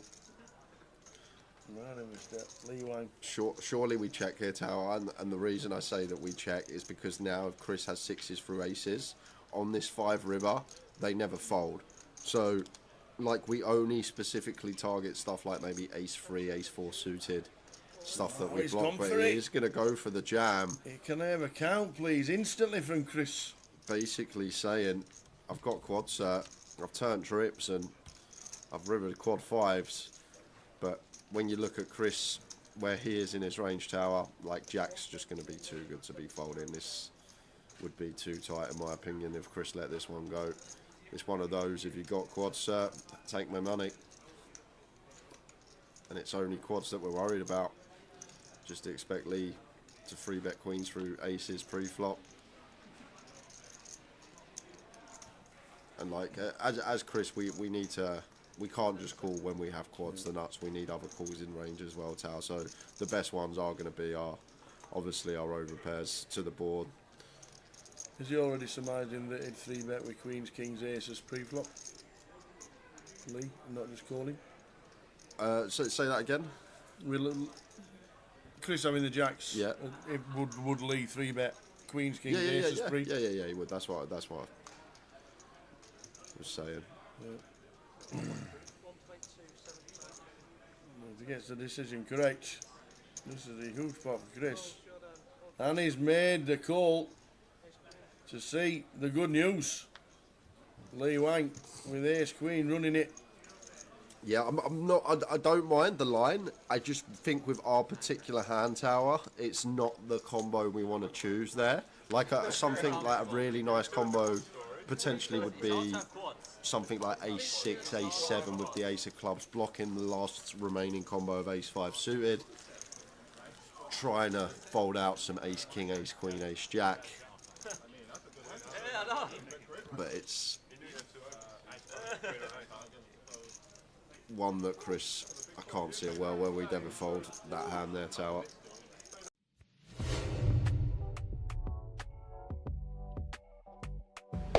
We're spending 10 minutes with Ari and Kashani. Thank you very much for your time. It's a pleasure to be here. Where did you start playing poker? And how on earth did you get into it? I mean, growing up, I've always been very much obsessed with anything strategy-based. So you know 3-card bragman. No, and I used to play a lot of cards, but a lot of different card games. And I've always been a very competitive gamer. Anything with strategy is just... until I came across poker, it was actually during a sleepover at a friend's house. Were you a killer at Monopoly? I used to, whenever I knew we was playing Monopoly, I used to open the box and slip some of the 500s into my pocket prior to the game beginning, and when people went past the goal and got 200, I was getting 600. I love it. The additional notes were coming out. But yeah, where my friend Christian, I think I was leaving college. I wasn't 18, I was 17 years old. He taught me the rules and my mind was blown. I was hooked. I was like, wow, I've discovered this a bit too late. And I was just immediately hooked to a point where when I started uni, my attendance. Where was uni?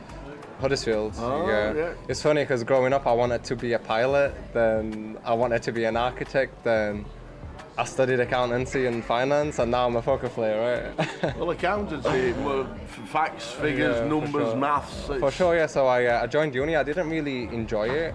My attendance was very low because I was too busy playing poker in my local card room. It all started with free rolls. I used to turn up with my shades on, hood up. You look back now and you think, why did I do that? Yeah, I was just obsessed, and the obsession, it really forced me to dig deep, and I've just been obsessed ever since coming across it. And when you find something that you have that deep connection with, it just comes natural. Ever since coming across poker, all I've ever wanted to do was to play poker, and I've always worked very hard. I mean, when I was at school, I used to do papers, and I worked in behind a bar, then I worked in a hotel, then I worked in a restaurant, then I worked in a nightclub, then I went and worked in an office. I was a credit controller for a very big organisation, collecting £5 million a month. I've always been obsessed with numbers as well, but my heart was always in poker, and all I wanted to do was poker from the minute I came across poker. Well, my first number for you was 2015. Yeah. Huddersfield. First cash in 25, Huddersfield, yes. 25. Yes. That's where it all started. Can you remember much about it? You finished 12th? Yeah, I mean, that was one of the biggest buy-ins at the time. Yeah. I think people tend to forget that we've not always played at these stakes. You work your way up. Yeah.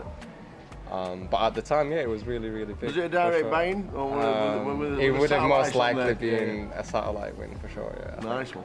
I like it. The Huddersfield on the map just because it was your first score. But your first big score, 2019, the Christmas cracker. Yes. Like, these fields used to be huge. Yeah, for sure, for sure. Manchester did really, really well at getting the numbers in, yeah, for sure. They did? £12,000. Yeah. I mean, on the final table, I remember the final table as well. I wanted to carry on playing, but financially I was in a position where the 12k meant a lot to me, and I made the decision to take the money, although I did want the trophy. But yeah, it was a lot of money back then for sure. Absolutely. Running deep in a huge field. Obviously, the Northwest was like one of the biggest ones that there were in all the district, in all the areas around the country. Did you like playing the day ones and then getting yourself into these big fields? Was a big field like? I mean, very comfortable. Everything I play now is intentional, and a lot of analysis goes into the games I play. Back then I was playing anything and everything. Yeah. You need to be very careful. I mean, game selection is an art. It's something that not many people know much about. They literally play anything. They don't really set themselves restrictions on what to play, what not to play, past what point to stop regging, past what point not to reg. But my approach is usually a big percentage of my overall tournaments are in small fields to make sure I'm consistently getting in the results, and then some in medium fields, and then only very small amounts in the big fields, because even if you are the best player in the world and you play in big fields only, you can just go through big periods of not cashing at all, right? So I think it's very important to get the consistent small cashes in, and then obviously put yourself in the big fields. But straight after, more or less straight after the Christmas cracker, which had a big number, you end up in Nottingham at the Grand Prix. Yes, that was a very interesting one. 2,712 runners. That was a very interesting one. That had it was one of the first ever hybrid tournaments where you would play the day ones online, and then you would eventually turn up day two, play live at DTD, and they had this promotion. If you played day 1A online and made the final table, you would get a 10k package. Okay. So when we was approaching the final table, there was 2 tables left. There was another guy who had qualified from day 1A, and I knew that if he makes the final table, he also gets the 10k as well. So every time it was this big blind, all in, all in, all in, and it was just like fumes coming out of his ears. But we both made the final table. We both ended up getting the 10k package. With the 10k package, I ended up actually getting more than first place, but a friend of mine, Fabian, ended up winning that. Congratulations. So you were second? I did really well because he had all of the chips with 2 tables left, and I just outlasted everybody. Got myself to second, and the stack distribution heads up was ridiculous. then unfortunately we ended up in lockdown. Yes, but how was it for you? It wasn't unfortunate. It was. I'm going to say lockdown was very good there because historically I've played online a lot, and the games were really, really good during lockdown. A lot of people who played live, obviously they couldn't play live, so they were forced to play online. So the online prize pools were getting ridiculously big. Like the Irish Open, I remember it was guaranteed at 1 mil. He ended up collecting 3 mil. Yeah. And the winner got 462k. The numbers were ridiculous. Everybody wanted to play. But yeah, the games were good for sure. Really, really good. But lockdown was a very tough period for a lot of people also. Of course, yeah. But you certainly did well during it, which is really nice. We're obviously coming out of it and coming into live poker back again. Last year, big year for you. For sure, yeah. Nearly $300,000, as it says on the database. For sure. It was the first year where I started competing for the leaderboard, and I wasn't really going for it till I think March time. I got a few results in a row, and I thought it makes sense, and I made the decision to give it a go. It was very competitive towards the end. The best I mean, start of the year, everyone was like, "Oh yeah, it's over. Cal's won it." And the deeper into the year we got, the closer it got. It was very, but the very best thing for us watching it from the outside in was you and Brandon battling away.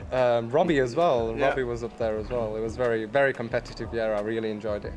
You ended up with a 15k package, which was really, I managed to get that in the last event. I needed to finish a certain place to get that, and I did just that to be able to scrape the points needed to finish 5th and go over Brandon, I think it was. Did it help with the 15k package, or did it just go on top of the pile and then we just still have the plan to play what we need to play? Oh, it just goes towards buy-ins in the future, that's all it is, Experience. When you play locally, then you play nationally, then you go and play an EPT. Yeah. What's that like? It's obviously different games. They attract different player types, and I think one of the biggest keys to succeeding in poker is knowing how to adapt to different player types.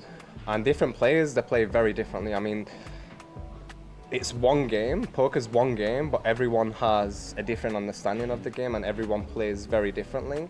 So it's very important for you to try to gauge how someone thinks about the game and try to come up with a strategy to counter that, basically.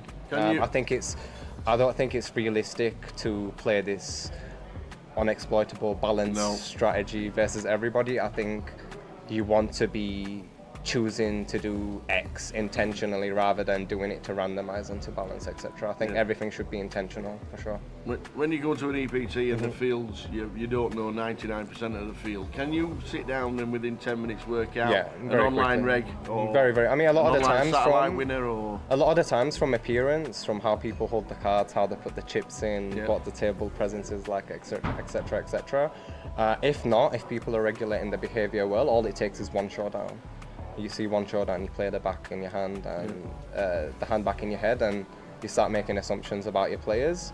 That's the key. I think a lot of recreationals, they tend to only pay attention when they have a hand themselves, and they don't really pay attention when they don't have a hand. The key is to be paying attention all times, to be building this profile on each player, so when you do end up in a hand with them, you know exactly what to do.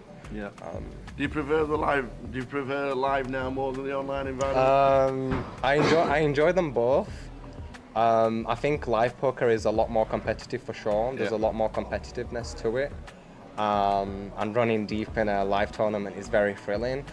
But running deep online is also very good. It's two completely different games versus different player pools, and I think it's very important to know how to adapt. There's been a lot of very successful online players who come and play live who don't tend to do that well, and a lot of the times that's because they're not really adapting that well. They're trying to play the same strategy, and a lot of poker is just adapting to who the opponent is. It's not a game of cards, it's a game of people played with cards, and you need to play each individual based on their tendencies. You do a lot of coaching. I do indeed. Online. Yes.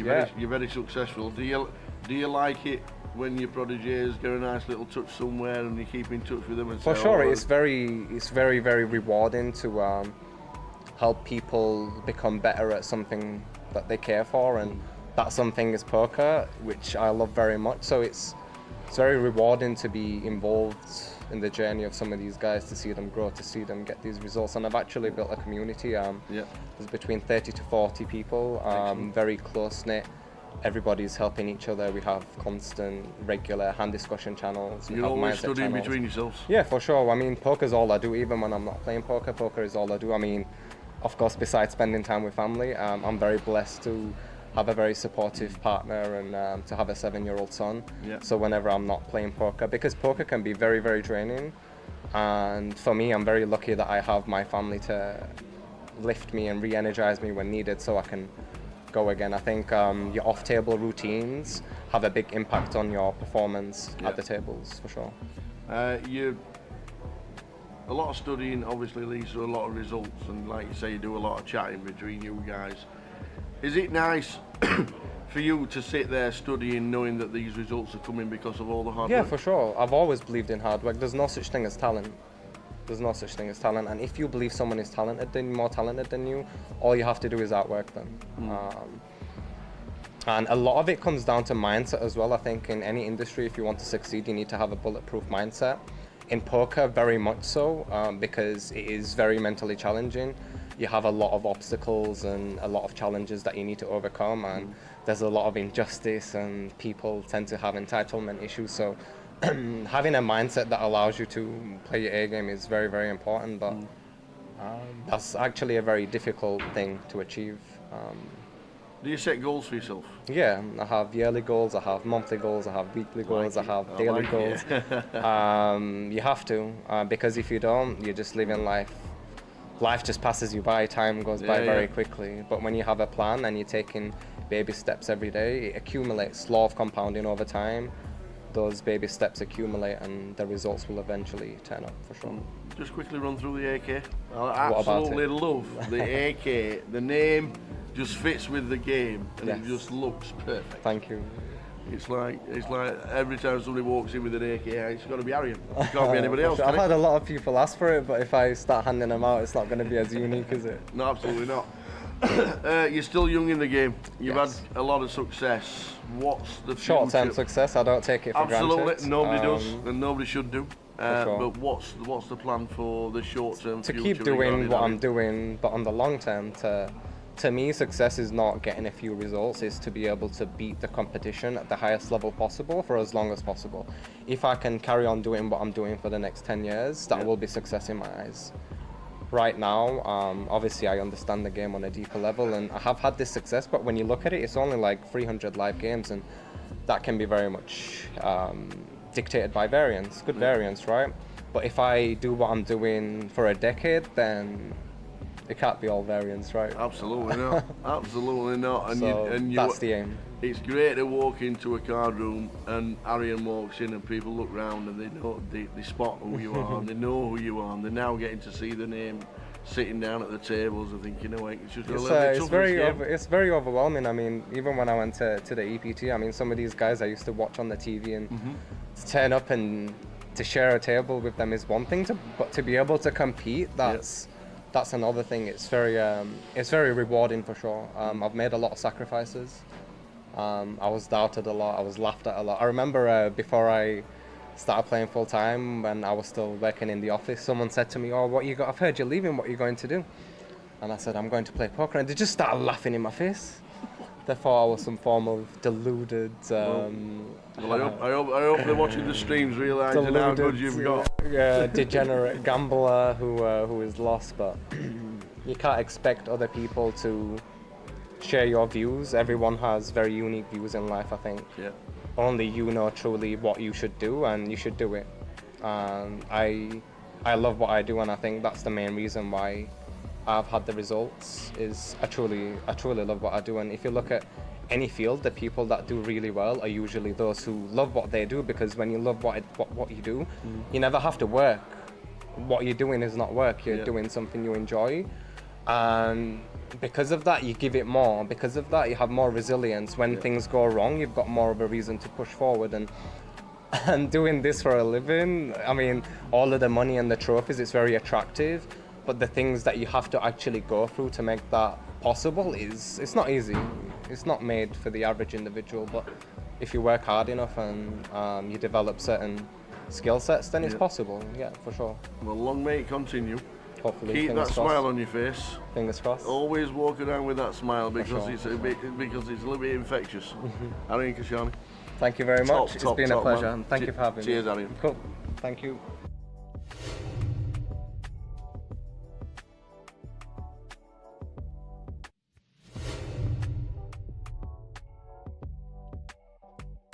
So, sat with Jamie Nixon. Right. Nice to have you sat here for 10 minutes. Sponsored pro since 2021. Yeah. Yeah. Yeah. How did you get into poker? It's a weird story, actually. But, I was going on a lad's holiday when I was 18, and 2 days before, I tore cruciate ligaments in my knee playing football. So obviously went on the lad's holiday on crutches, Yeah. which got thrown off the balcony into the pool quite quickly. So the rep realised that we couldn't really do the usual jumping in the pool and all that type of stuff, Yeah. so he put on a game of poker for us. And I didn't win it. It's not one of those stories where I won it and I loved it, but I really enjoyed it. And from then on, got back and started going to the £5 rebuy in Newcastle and never looked back. Now, interestingly, your first recorded cash is like 2009 in Brighton. But I really have to ask, were you allowed in a casino in 2009? Just about, but that wasn't me. Oh. For some reason it's on my Hendon mob, but Yeah.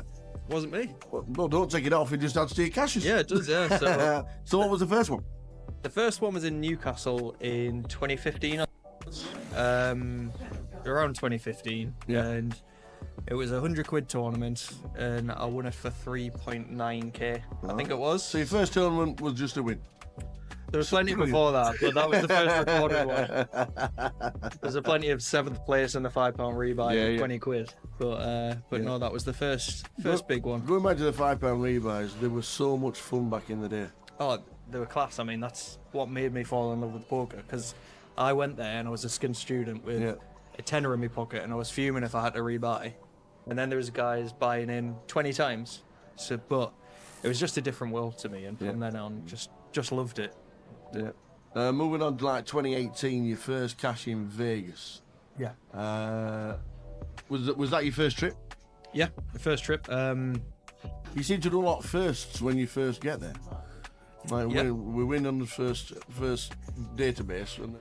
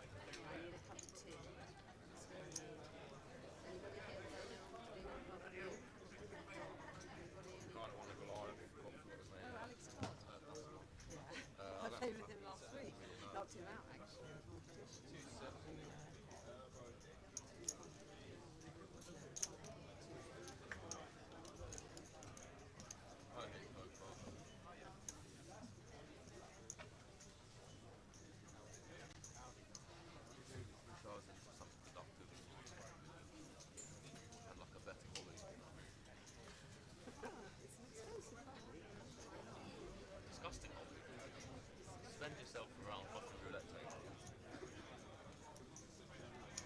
And now everyone gets to see it on TV. Fucking better, right?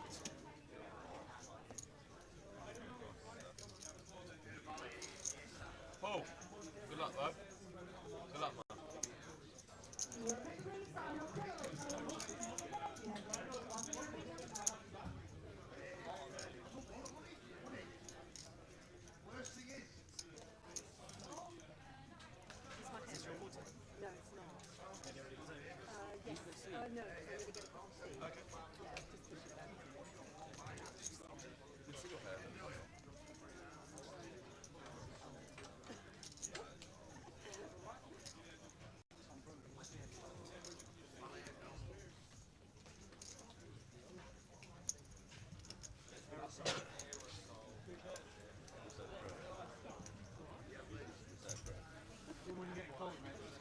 I don't know.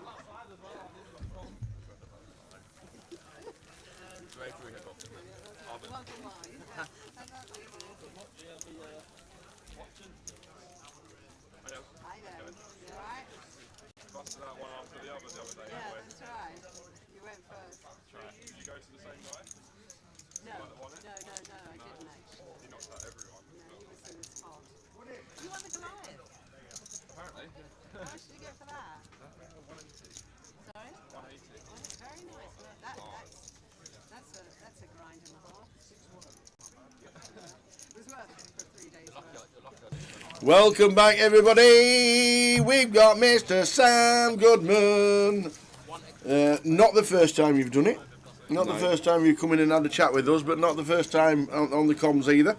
If I need to go for a toilet break for an hour, I can leave it in the capable hands of this man because he knows what he's doing.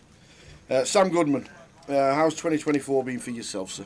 It's been good, Tower. Thanks for having me.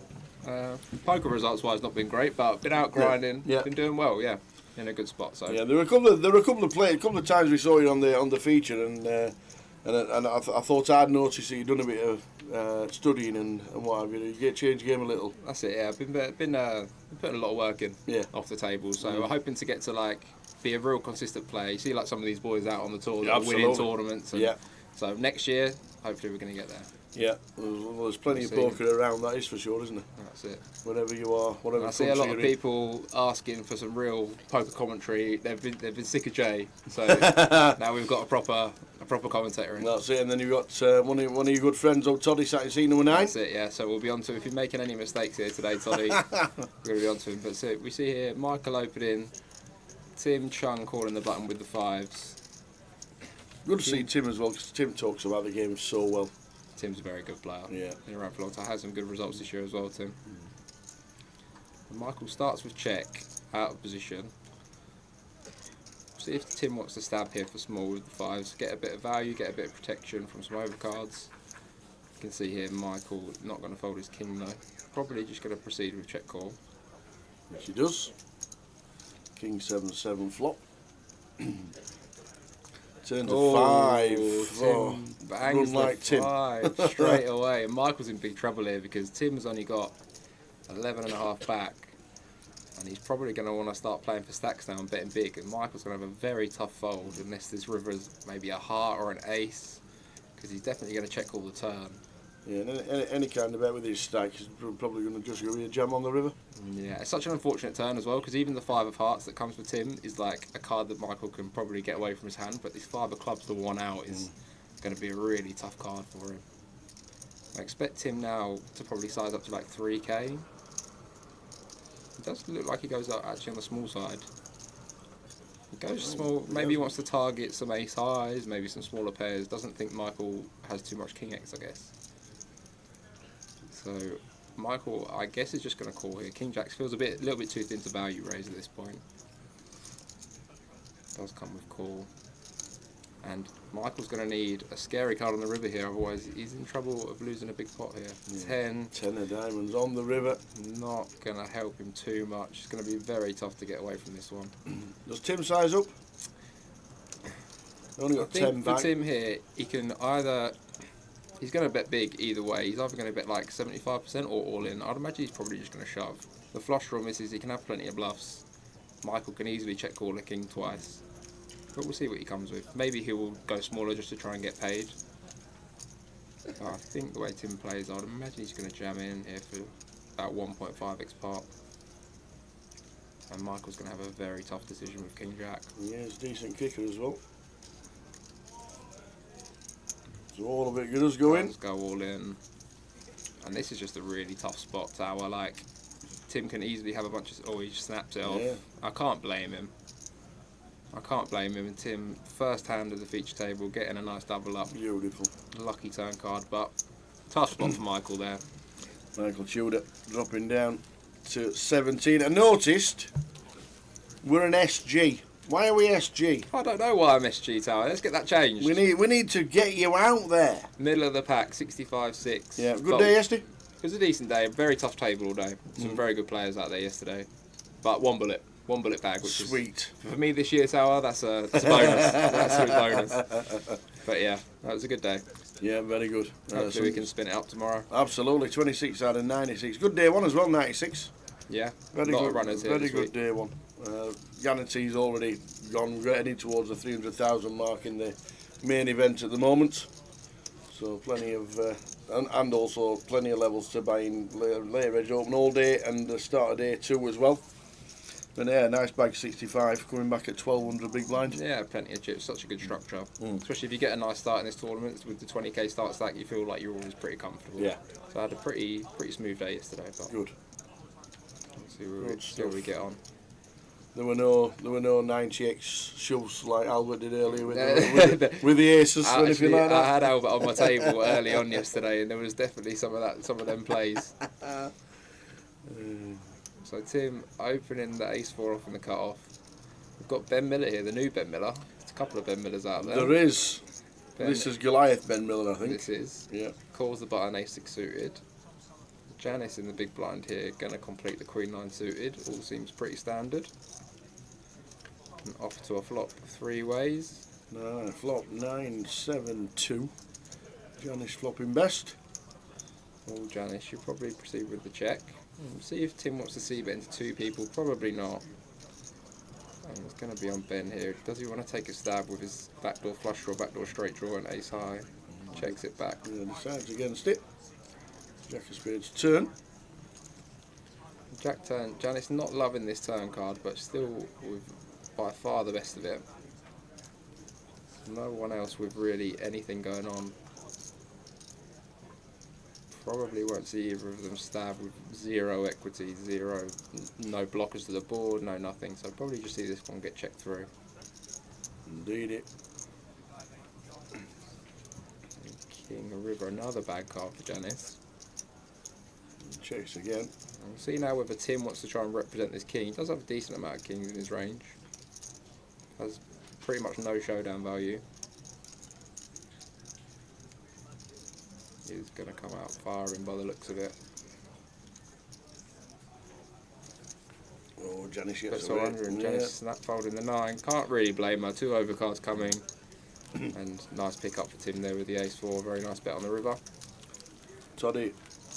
Toddy there. 132 bigs, 40k just shy of. Always gets a nice start, Toddy. He's good. At the early levels, he always seems to get a nice stack going. He does. He does run good though, the boy. He does run good. He plays good as well though. Yeah, I've seen a lot of him since obviously the massive win, the Goliath, yeah, a couple of years ago. That's right, he's been getting amongst it. He's been loving the tournaments recently, grinding a lot of them, so and he's been doing well. What about Mukhtar yesterday? What a UK poker legend. The people's champion. What a legend. You see, he was all in. I've never known it. No. And he was all in when I think Keith hit a deuce to lost him. But I was thinking, because he had a flush draw on the turn, if he'd have hit the river, everyone was on the rail, there would have been such an uproar from everyone, it would have been amazing. It was the first time we've done an interview and they booed the champion. Keith took it well, though. Oh, of course he did. All in good spirits. It were only his best mates that were doing the boot. Yeah. That was such fun. And he just he stayed behind. He got everybody a drink. Anybody who walked to the bar, he asked them if they wanted a drink. He's such a lovely guy. He's a super guy. Super guy. He loves the game. He enjoys himself, doesn't he? Yeah. I don't know if he's taking a day off today or he's I haven't seen him or he's in the field. I'm not too sure. So we've got Michael opening the ace king suited. Druv, is that how you pronounce it? Sorry, Druv. Yeah. Sorry if I'm mispronouncing your name, Druv. He builds the button with 7-8 suited. Janice calls a small blind, ace-7 off. A little bit loose from Janice here. Probably one you just want to let go in the small blind.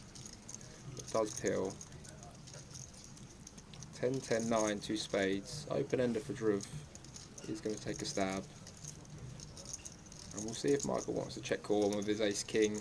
Kind of dicey, not even a backdoor flush draw. Druv is betting into 3 people, but ace-king high is still the best hand a decent amount of the time. So takes one off. It does indeed. Turns the deuce. 2 of clubs. Deuce of clubs never changes anything on the turn. And we'll see if Drew's going to go for a second barrel here. Looks like he is. This is going to put a lot of pressure on the ace high here. Yeah, that should be end off. It's pretty chunky and takes it down. Nice hand by Drew. Never like to fold the ace king, but the right thing to do. Always the way when you got ace king tower. No ace, no king, no clubs. Always a difficult board to play. It is indeed. How did the cash out satellite do this afternoon? Let's have a quick check on the app.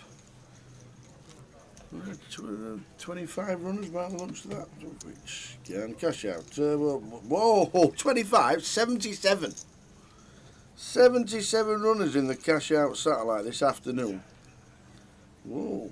So we got this is day 1B, and then is there a turbo this evening as well? Yes, 9 o'clock. 9 o'clock turbo. 9 o'clock turbo. They'll get get a big old prize pool. 60, 70 runners. So £9,000 collected for the cash out satellite, which is 7 seats and a bit of change. And there's 8 players left. So and 7 seats. It looks like maybe someone's already got. It looks like they're on the bubble. We've got Tim opening from +2, ace-9 off. A little bit on the loose side, but seems like a decent open. Oliver in the small blind with the ace-7 off.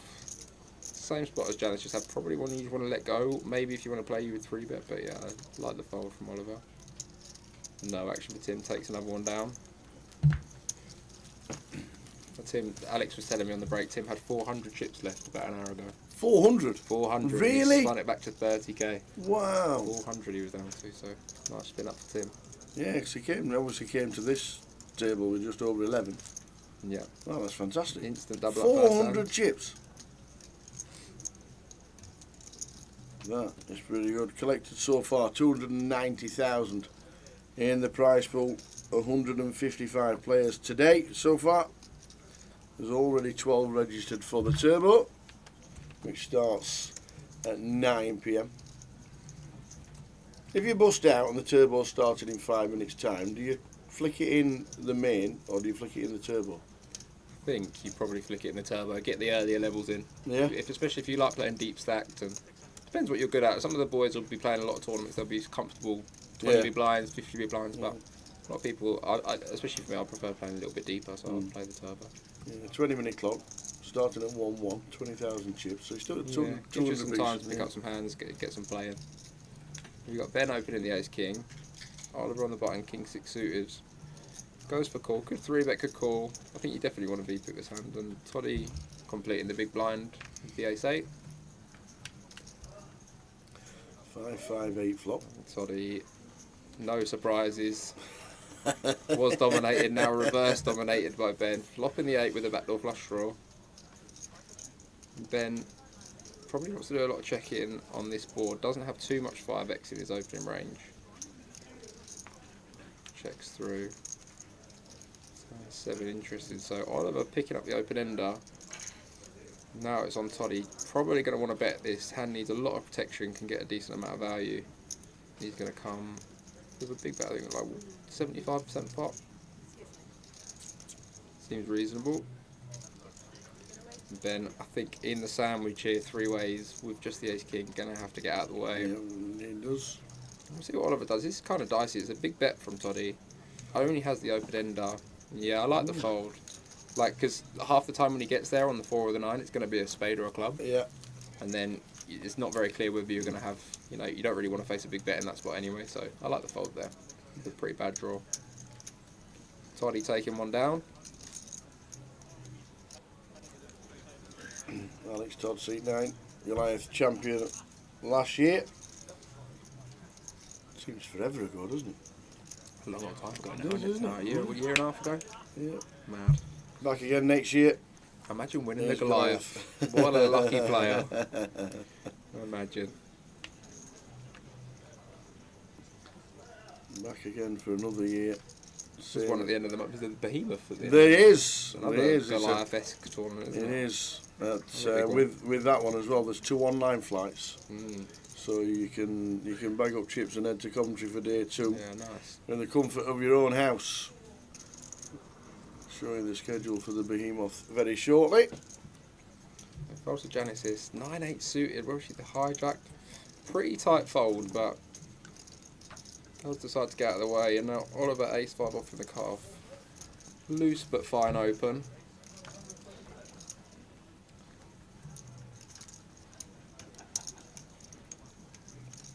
Fold round to Michael in the big. With the sixes, playing around 50 bigs. Seems like a pretty easy defend, which he makes.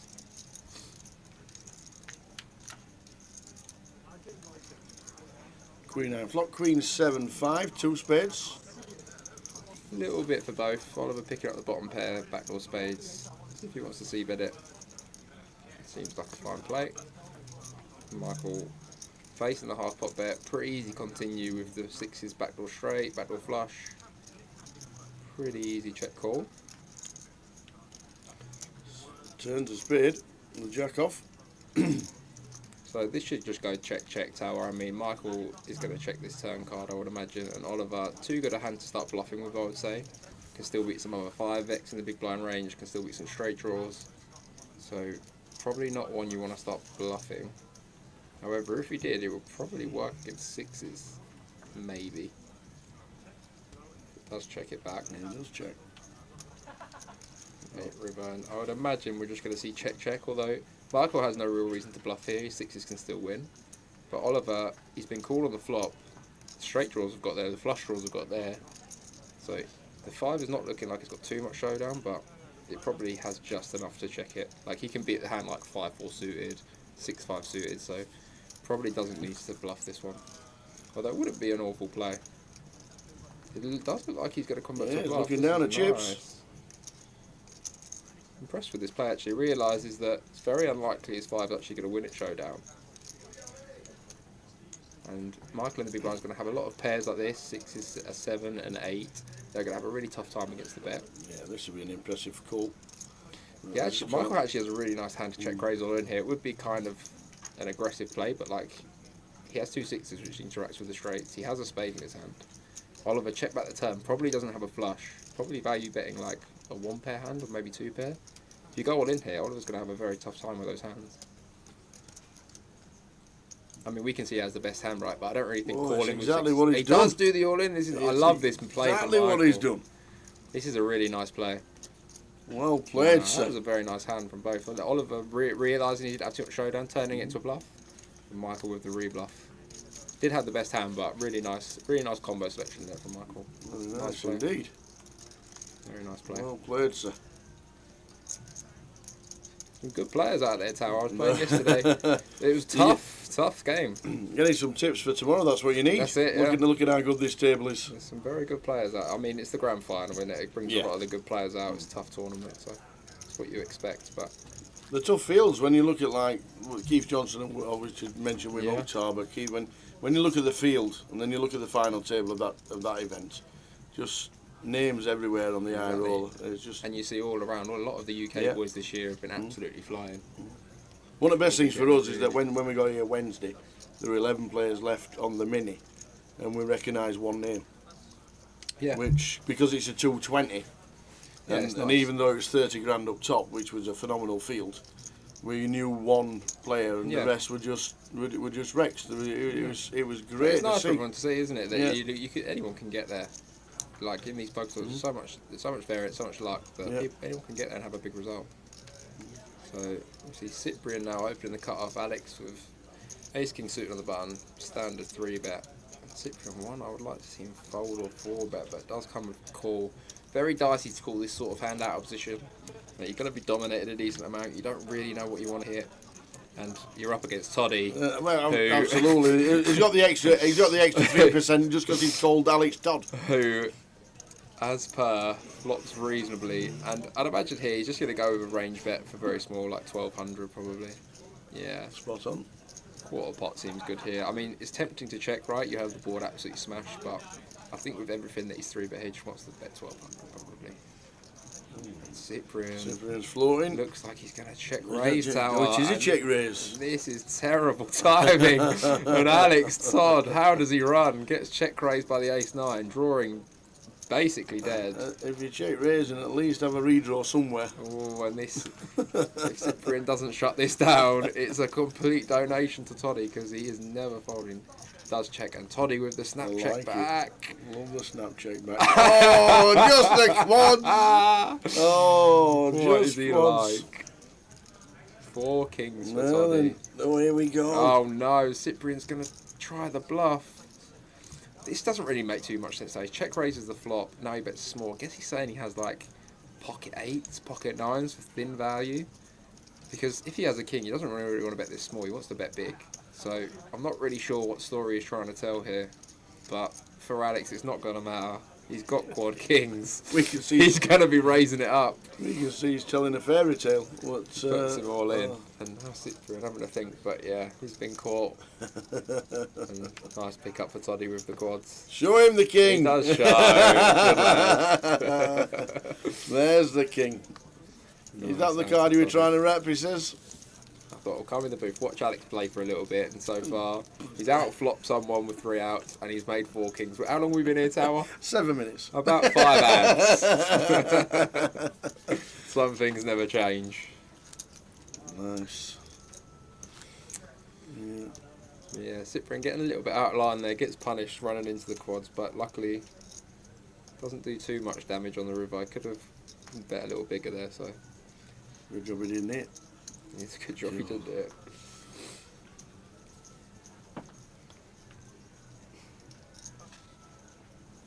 So blinds level 5 of the day, 200, 300.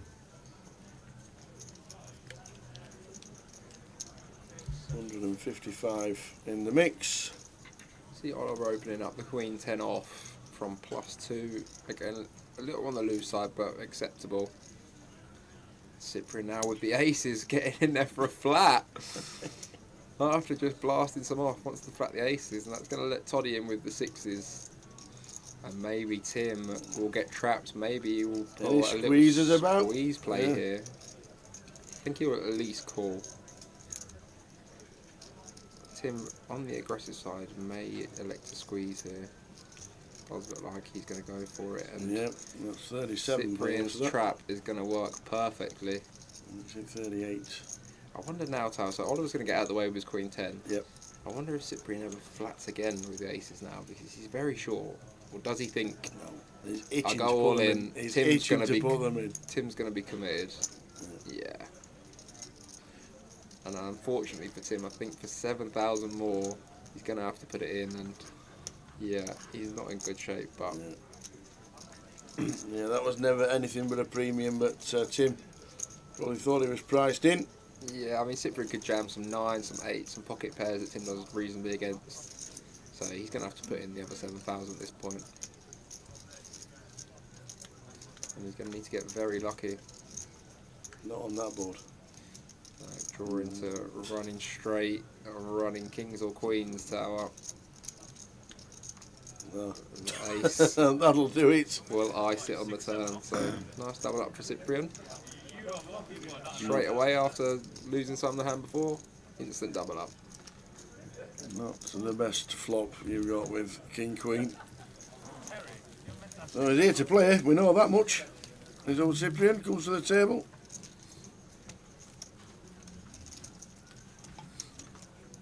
The main event, just shy of £300,000 in the prize pool at the moment. We were talking about the behemoth earlier, and there it is. Sunday the 8th it starts with the online flight. There's also an online flight on the Monday, so if you fancy playing anywhere in the country and then making day 2, then that will be online starting at 8 o'clock both evenings. There's a live 30 seats guaranteed satellite on the Tuesday night, Tuesday the 10th. And we'll be there from the Wednesday with... What are we doing Wednesday? Cash. We think there's a cash stream on the Wednesday, and then the High Roller day 2, and then the Behemoth main event taking precedent Friday, Saturday and Sunday. And if you want to get involved in Coventry, Friday the 13th is Christmas Jumper Day. Oh, I'll be up there, I reckon, Tal. Christmas Jumper Day. So anybody who wants to join in the fun, Christmas Jumper Day, Friday the 13th of December for the final buying day of the year, because this is the final stream for Cardroom Direct, and the NPL starting as leg 1 for the new changes for next year. The Behemoth is the first leg of next year. What are the new changes, Tower, for the NPL? The new changes are, it's going to be top 20 results count towards the leaderboard. Like this, yeah, that's good. Prizes are going to drop down to, I think it's 40,000 for the winner, but the top 18 will play off in a £100,000 free roll. Ooh, nice. So the incentive's there. Yeah. And that'll probably keep more people interested, right? Because the boys that have been at the top for a while are grinding every spot and every stop. Sorry. And if they'd have made the changes to the top 20 results this year, who wins the league this year? Someone told me, Mr. Mad Turk. Mad Turk. He's had some year, isn't he? It's great, isn't it? He's had a great year. It's great. So yeah, he has had a good year. He's had a great year. And he got unlucky in the whole. He's got a new song for us to sing and everything like that when he's at the tables and everything. He's some character, Mad Turk. I was playing with him yesterday for a little bit. He's such a character. Yeah. Another UK poker legend, Mr. Mad Turk. He is indeed. Abercanary, evening both. I assume Jay's absent as he's in the lab for the FPL. I've sorted it out. I've done it. He's given me reins. He's given me free reins of his FPL team this week. And all I have to do is beat his 26 from last week, and I can pick the next time. Is that what you got last week? 26? 26. That is a very poor showing. Apparently you start with 22 anyway. Yeah, it's very hard to get less than 26.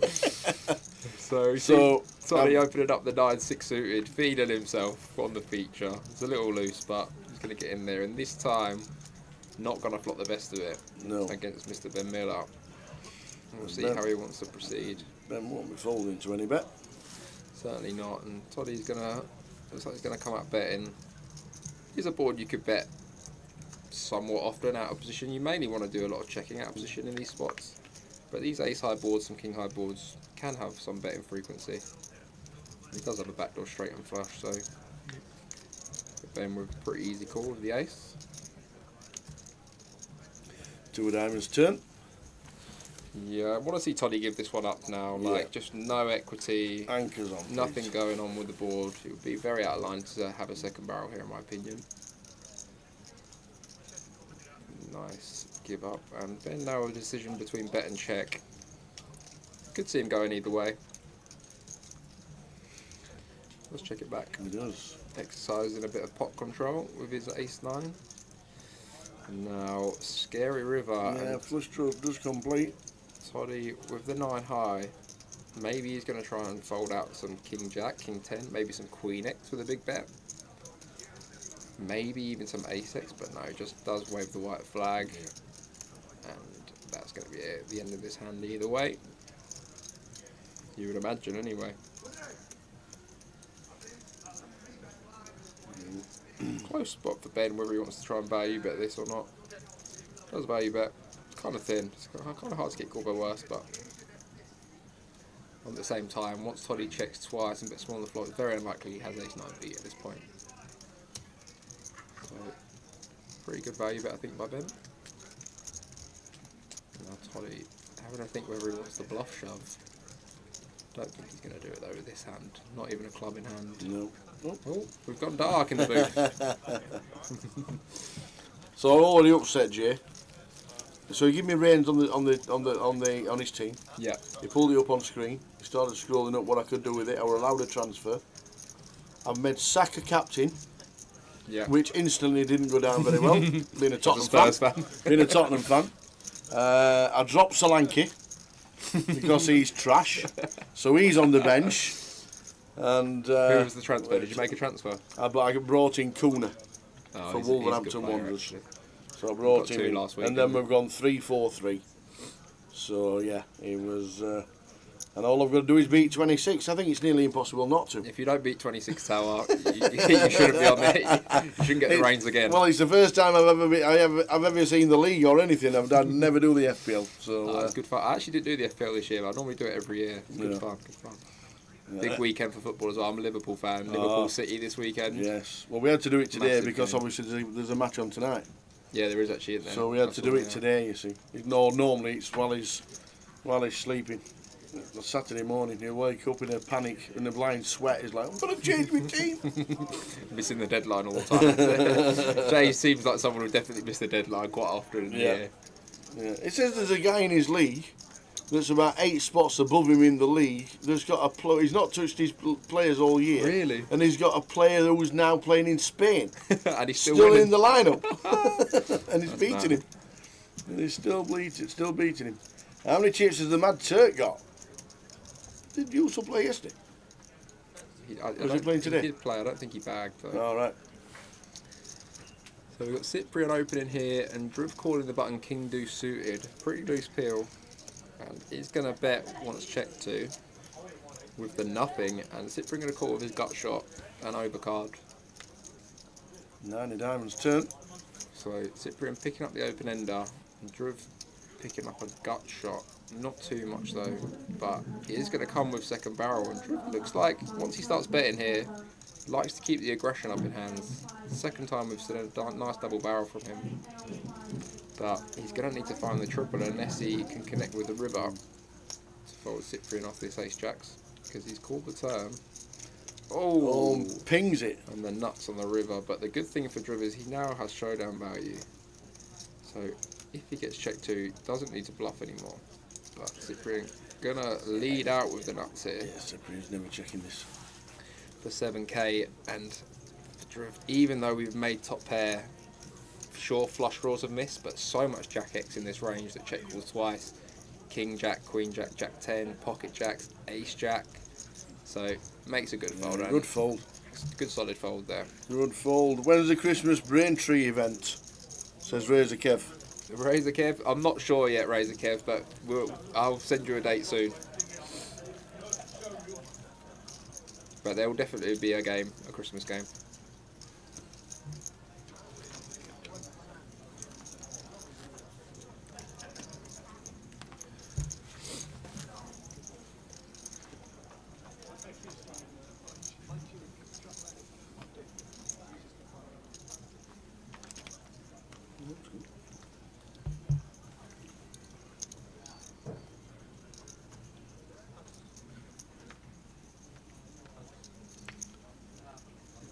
So Toddy folding the ace-9 off, +1. Tight fold for Toddy, but I like it, good bit of discipline.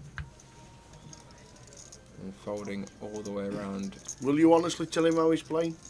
I will honestly tell him that I will be, if I see anything that looks like it could be a mistake, I'll be hammering him tower, but so far we haven't seen one. I'm eagerly awaiting it though. So folding to Oliver, gonna complete the 6-5. Chris gonna ISO the King 4 off. Spot where you want to isolate a pretty polarised range. Some of this one high, one low, and then decent amount of value. Oliver does peel with 6-5, pretty loose. Clubbing in Luton. Queen 7-3. I'm going to see Chris bet very small on this monotone flop if he does choose to bet. Yeah, that's 400, very small, like the size. Oliver continues his gut shot and 5-5 flush draw. Pairs of 7. Chris must have a plan. I kind of like to see Oliver lead this turn. He does have some 7x that he limp calls, and his hand doesn't play very well as check call. Oh, he's going to check. Does go check, and Oliver rivering the best of it with the 6. See whether he wants to try and eke some value out of this, or potentially bluff catch. But goes check, and Oliver going to pick up a nice little pot. Chris now left with about 14 big blinds, going to need to get something going. Evening, Joey. Joey Brooks. Sam Goodman talking about monotone flops. My Friday night is sorted, he says. Shout out Joey. Big shout out Joey Brooks.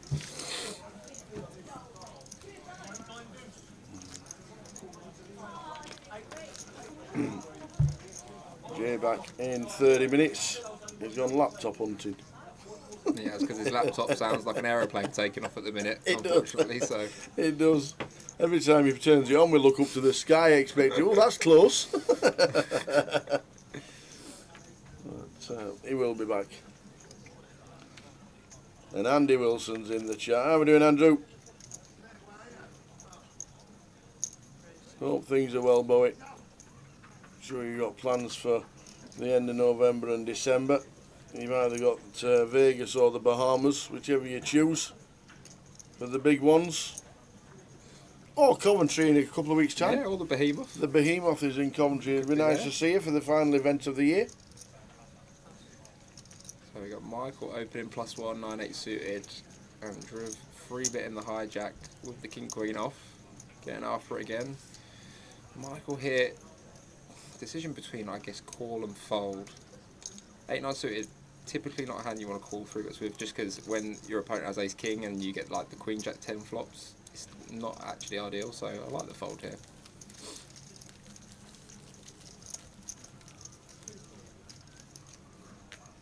And the Christmas cracker, that is on. The Christmas cracker's on in a couple of regions over Christmas, the Northwest and the Midlands, and then other places have got specials on as well. Check the app for local details.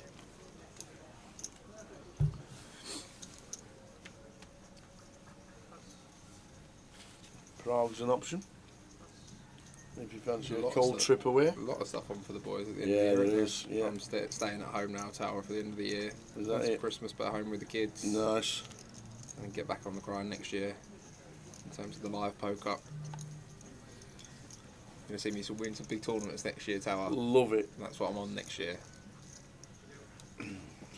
That's Alex Dobbin in the chip box.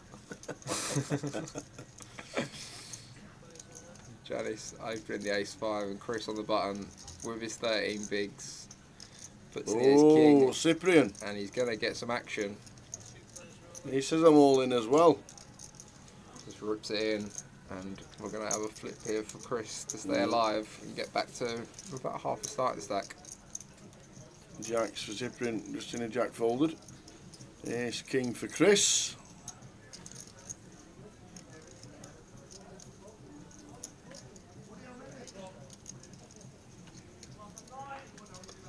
We did see one ace folded, so Chris's equity a little bit lower than usual, but flops it. No problem. Bingo. There's a jack in the muck. There's jack 5 was folded. So only need to fold the case jack. And Chris, like Sam says, we'll get back to half starting stack. And does. So Cyprian down to 25. Much needed pop for Chris there. Small hit for Cyprian, but he's absolutely fine. Evening, Chef Brad. Shout out Chef Brad in the chat. Didn't turn up today after, for the last 3 weeks, promising the team his speciality cakes. And he didn't show? No show. That's poor form, Brad. Absolutely You're better no than show. that, Brad. Last night, about 11 PM.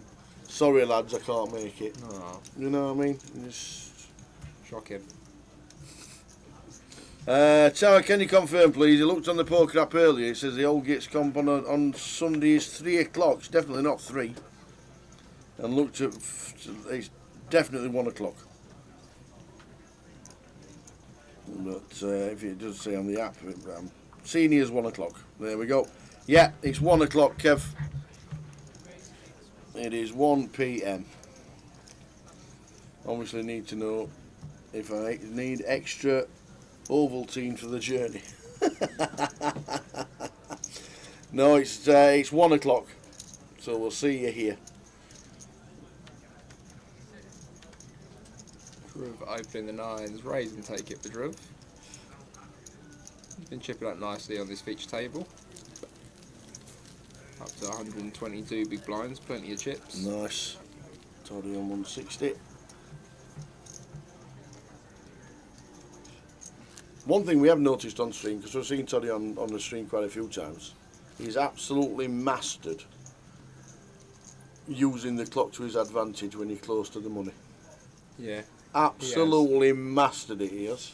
He is good with that sort of thing. He Yep. often tells me about little intricate things that he tries to do, and I don't even think about these sort of things. I just look at my cards and play them, but he's thinking about all sorts. He is. So he's a good player, Toddy. Yeah. This is Sam Goodman with us. Sam Goodman's in for a full session. Hour with me and hour with Jay. And he's a good lad, Sam. Listened to him a few times on comms. Been in the comms box with us before. You see some interesting hands here, Tower. We've seen a lot of type. Well, to be fair, none of the boys have got too much hands or anything like that. Michael here gonna complete the 7-3 off. This is actually a good play, I think, because it's 200, 300. Probably wants to complete maybe any two because he's getting such a good price, like 8-1. But Tim in the big blind, probably gonna check this hand, but gonna ISO him a lot. Jack 8 seems like a decent hand just to check and take a flop. does.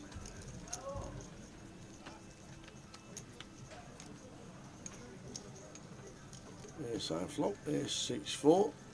And Michael with the gut shot probably wants to start betting here. Tim's got a lot of this sort of hand in his range that's just air that will just fold straight away. So you can hit a 5 for a straight, so I like this bet. And Tim without a spade in hand, it Tough is to min, continue, but yeah, I think he just has to get out of the way. Tough to continue. Tom Caslet's watching on the outer table. Good luck, Tom, this afternoon. Shout out, Tom. How are you getting on, Tom? He's out there playing now, isn't he? Yeah, let us know the stack size, Thomas. Thank you very much. Good luck on the outers. It's quite busy, are they? It was very busy there today, isn't it? Yeah. Yeah, I think we're over the 300,000 mark now as well, which is fabulous news for all the players who are involved. 310,000 in the prize pool at the minute. 172 runners today so far. And Tom sat with 15 with a big blind at 300. Peter said, doubled up Sam at this year's Goliath. He said, that's for knocking out my mate. I don't remember that, Peter, to be fair. Tom's got 15k, still plenty though, mate. Plenty to work with. So you see Oliver opening, Toddy, loose peel here with the King Jack off and the cut off. This is going to be the first. This, if anything, if Toddy makes any mistakes, I think he just plays a little bit too loose in certain spots like this. I think maybe if you're going to play this hand, you probably want to come for a free bet, but maybe quarters okay. But this, like, when it's going to go multi-way now with King Jack offsuit, it's not really a great situation. Tim with the same hand. Is that same with Michael? Could he? He could definitely squeeze the button as well, but like he has a suited hand, he doesn't mind going so much multi-way in position. Doesn't really want to get 4 bet, so I can see the call. Tim with a similar squeeze spot, with a decent candidate to go for it again. He's going to take it. And it's going to be tough for any of these people to continue. Toddy's definitely getting out of the way. Oliver, unless he thinks Tim's really out of line, could 4 bet send it for 60 bigs, but it would be a pretty big punt. I think he just has to get out of the way. And does. With Toddy. And now Michael is pretty high in his range when he overcalls the button here, ace 10 suited. Could take a flop. Tim's pretty aggressive as well. I could see him calling here. I could see him folding. I could even see, maybe it's because I can see the cards, I could see jamming. Maybe jamming is not the play, but I can see calling or folding here for Michael.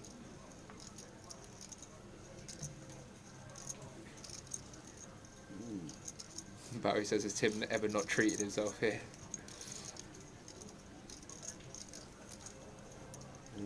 Yeah, you are right. This is loose. And Tim does enjoy himself a 3 bet. He can't help himself. This is very loose. Especially if he's doing it full frequency with like all of these offsuit broadways and like some ace-x suited and stuff like this. He's probably overdoing it, but I mean he's going to get through the ace-10 suited, so nice. maybe it's the right play just to get after it. Back up to Nice. starting for Nice Tim pick up Chung. for Tim. After being down to 400 chips on one of the outer tables before he came to the feature.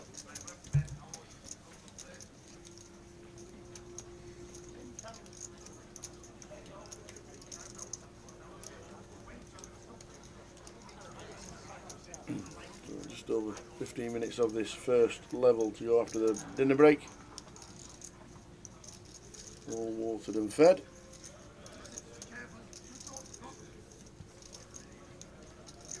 All fed with the classic sausage and mash. Absolute and onion gravy. It's good. as classic as you could get. It's a winner. Still not too sure why they waste time on cooking vegetable sausages, but that's all get left by the side. each to their own. I suppose.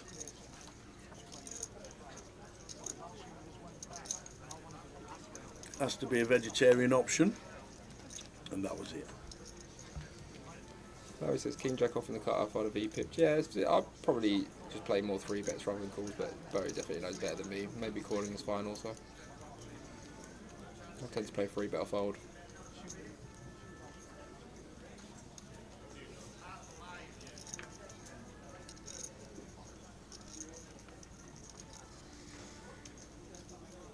So mine's 200, 300. Price pool over £300,000. We've got Cyprian back with his ace-9 getting in the mix. Yep. Opening it up. And gonna fold around to the big blind. With ace-queen, interesting decision point between call and 3-bet. Goes with call. Both plays seem to have some good merit.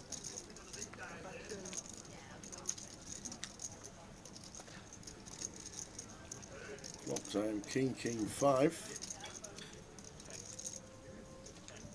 So Cyprian does check back. I'd prefer to see him just bet his range here for a small size, similar to the board that Toddy had.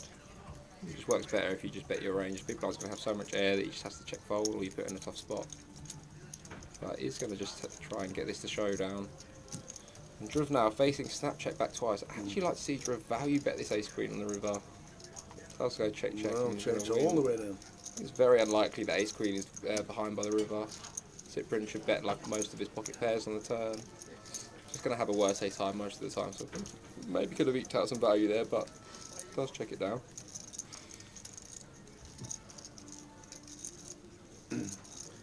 Laurie's about to meet up with the Chuckle Brothers. That could be anybody. Who's the Chuckle Brothers? That could be absolutely anybody.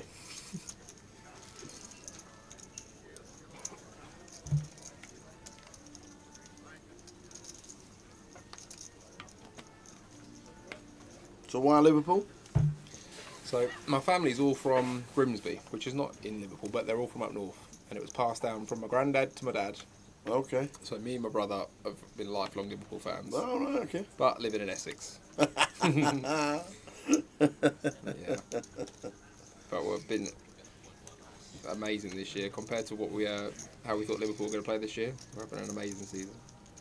Big Arnie Slot doing bits. Absolutely. 8 points clear. Smashing Real Madrid the other day. So raise and take it for Toddy. Chipping up a little bit more. He's having a nice, comfortable start to the day. But your dad would have had the golden era of the 80s. He would have done, yeah. Late 70s and 80s. And when he first started taking me, it was the days of Milan Baros, and then a bit later Fernando Torres when I was a little bit older. It was great. I remember going to Anfield when I was probably 9 or 10, and it was just in absolute awe. Yeah. Amazing. I've only been twice. Up the toffee says pure gaming. I'll kick him out of the chat, so. I've only been twice. We played him in the FA Cup both times. What, have you been to Anfield twice? Yeah. Yeah. In the away end. 7,000 Rotherham fans both times. It's our Wembley, you see. That's what it's about, isn't it? That's what you want. Yeah. We lost 1-0 and 3-0. Yeah, 1-0 and 3-0. Oh, you didn't have a bag of goal there? No, never. In one of the games, we had his keeper sent off on 10 minutes. Did you? Yeah, and ball outside the box, and it was just a straight red. Yeah. Back in the day, it was no, that's it. You're basically no thing, and that was that one. And Craig Johnston scored the winner against us one year. The old curly-haired striker, number 10. I don't know if you remember Craig Johnston. I don't know. Australian striker he was. Played number 10 for a couple of years. He actually invented the Predator boots. Serious? Yeah, serious. I had them when I was a kid. They were mate because Stevie G. Well, had them back in the day. Liverpool's number 10 invented really? them. Yeah. That's interesting. He invented them. So we've got Toddy opening the 8s, Tim 3-betting the hijack of ace king suited, and Toddy with a pretty easy call, I would say, with the 8s. Take a flop.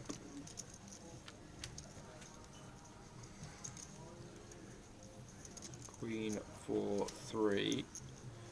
I imagine this will go check, and I think Tim wants to range bet this board probably for a third. He has a decent amount of queen x 3-betting, put Alex's pairs in a tough spot. Well, not necessarily now, but he's going to probably multi-barrel this on a decent amount of runouts. Does come with 30% pot, and Alex crystal clear call in my opinion with 8s of the heart. Definitely prefer the pocket pairs with the heart to continue here. It's not a super high EV call, but one that he's going to make for sure. 2 clean outs to bake essentially the nuts. and can be winning. Up to the turn. 7 of clubs. Decent card for Toddy. Decent card for Toddy's range as well. Probably appeals some 6-5 suited free. Some of his pairs pick up a gut shot. There's no ace, no king coming. Does the ace king ever slow down? Interesting one for Tim. He does block the queen quite nicely. But then he does also have showdown value, so it's kind of close between whether he wants to start blasting this off or try and get this to showdown. Does try showdown. I guess if he had a hand like King Jack suited, King Jack of clubs, he would probably continue barreling, or something with a heart in would be preferred. It does check and Tim river. So Toddy, too thin to value bet in my opinion. He does sometimes like to go a bit thin for like a really small size here, but I think too thin to bet. And I think this should go check tower, I'd imagine. Unless Tim now wants to bluff the river. Potential. Yeah, Toddy is going to go for 10% pot, I guess. I think this is a little thin, but I could be convinced it's okay. I mean, it's only a small investment into the pot. It's 10%. I thought he might do this tower. I know Toddy's game very well. He does like to go for everything, and Tim just gets out of the way wisely. Because I know my Toddy, and if he gets raised in these situations, he likes to pay. I don't know whether a bluff would have got through there, even the 8s. So I think smart fold there by Tim. Here's chip leader on the table, seat 9. Rest of the week, if you want to get involved, you've only got Saturday and Sunday to do so now. Saturday is GUKPT Cup Day, starting at 2:30. We're on stream at 12:20 with day 2 tomorrow, and then Sunday you've got the seniors starting at 1 o'clock, you've got the Cup Day 2, you've got the main event day 3 that we'll be concentrating on crowning the champion of the latest grand final. And then we've got the PLO at 3 o'clock and the live closer at 6. And if you want to get involved in the online closer, that's Monday and Tuesday from 7 o'clock on the Mondays. Go and if you fancy it, Saturday or Sunday to finish off the season of the GUKPT. The 18th season is about to finish. 18th. And you've been there since the start. Season 18, indeed. Season 18. So we've got Cyprian under the gun with the ace queen. Going to be heads up with Oliver in the small blind pin and the 6s.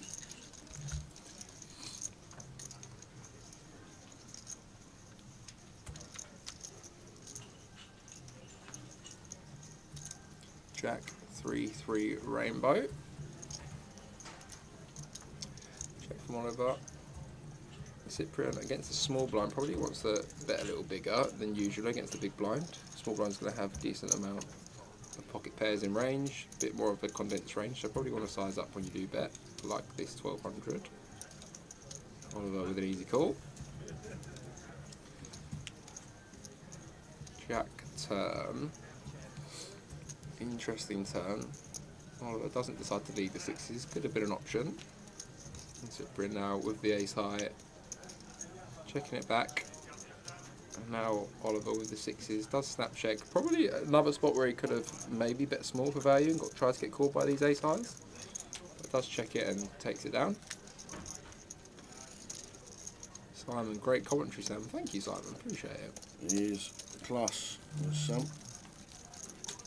Knows the game inside out, does a lot of studying. Whenever Jay retires and he wants to go play, you can call me up. I'll be cheaper as well. I'll be on a cheaper rate. No, I was saying to Jay yesterday, you boys have you've been doing it for so long now. He does very well. Both of you do very well. Thank you very much. Long old days as well, aren't they? Yeah, they can be. They can be, but they're good fun. We do enjoy it. You must have enjoyed the final table yesterday. I haven't actually watched it back yesterday, but I'm going to watch the final table back yesterday at the high roller with McTar, because I bet that was some good entertainment. Yep. It was indeed. Didn't really get too much out of line. McTar? No, not really. No, not really. A couple of spots where it wasn't aggressive enough. Michael, certainly heads up. Did that just say ace king suited? That must have been a misread on the cards there. It just said Michael's folded ace king suited. I'm going to go ahead and say that was not correct. Yeah, that could that would be absolutely wild. Yeah, that could be a card that's just gone from flop. Like Tim could have an ace here. That's why Tim's cards are not showing. Oh, okay. Is because it now looks like that Tim's got 3 Okay. cards. Okay. Makes So sense. it looks that like wasn't an ace king suit. But yeah. Tim now has the mystery hand, and we think he has an ace or king of diamonds. Yes, yeah. Okay. Because it looks like C1's cards have gone straight through into the box and just caught Tim's box. So that's why Tim's cards are not showing. I see. Cyprian in the big blind here. Could have flattered the nines, but does go with 3-bet. Now back on Tim, who's... It says Queen Jack off, gun 9 is definitely treating oneself. Yeah, he does like to treat himself, Toddy, to some loose opens. No, he didn't fold, he opened and then folded to the 3-bet.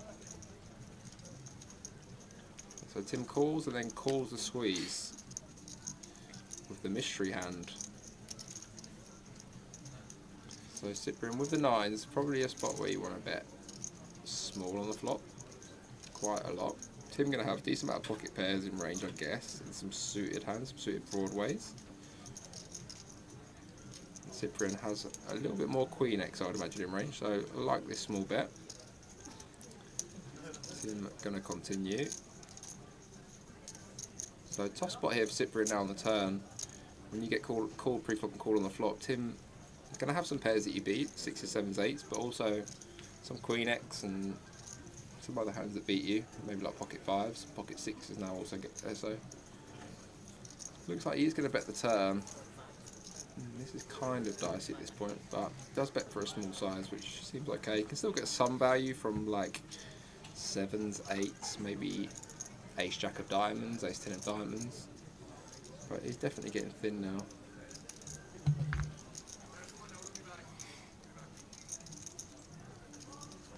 Tim, if he had the ace or king of diamonds in hand, which he may have done with this reader, he may have picked up a flush draw here. Yeah. See how he proceeds. 3-bet. He's calling a 3-bet, could easily be. Ace jack, ace 10, ace 9. Well, not the ace 9 of diamonds, but no. Just looks like he's just getting a out bare the ace way. probably. Not sure what Tim had there. Maybe he had a hand like... I'm not sure if he had the ace or king of diamonds in his hand and he's folded the turn. It's kind of bizarre, but we won't know what he had there. Nice pot for Cyprian. Very active, up to 27.5, which is good for 92. Lines up in 3 minutes' time.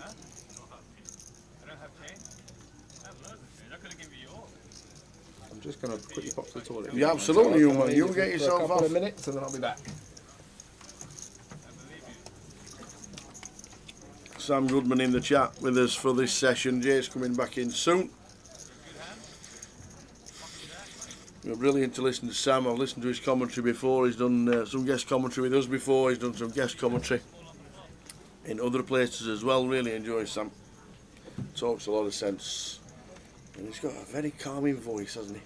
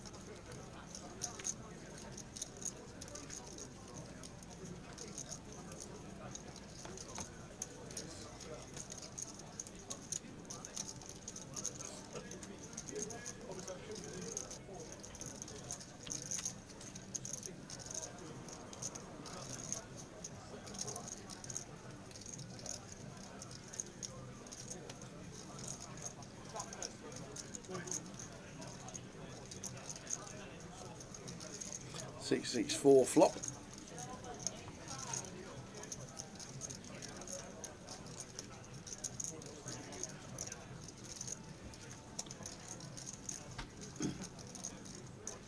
Alex with the 8s and the overs. Alex Toddy, what's he doing here? Raising to 2.5. And Janice just snapped calling.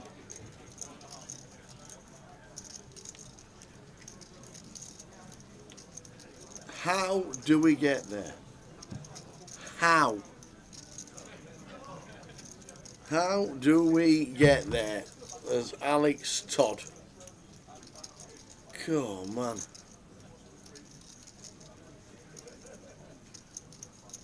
Well, Sam's just nipped out and he might want to watch this one back. But he's getting most of Janice's chips with this one, unless it comes a 6 or an 8.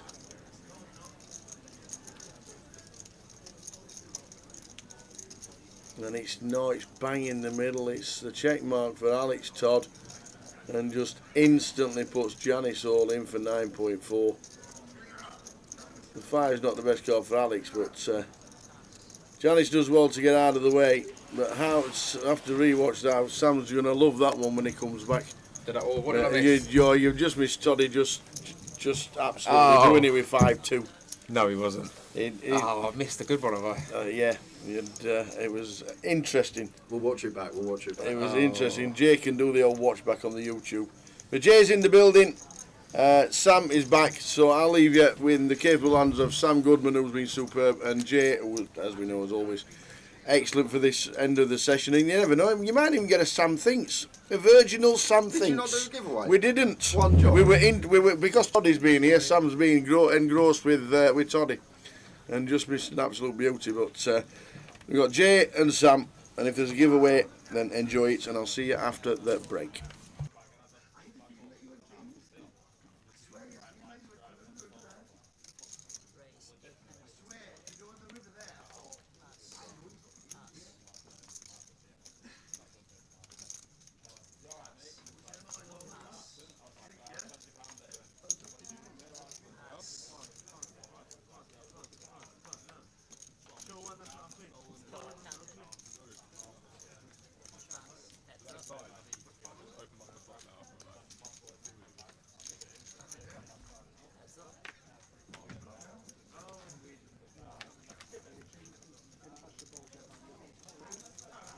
I'm here, I'm back.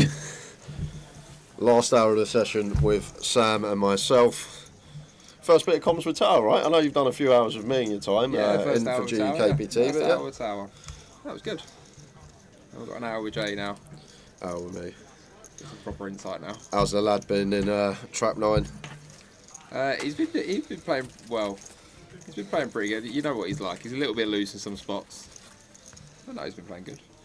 Although we haven't seen this 5 deuce hand yet, so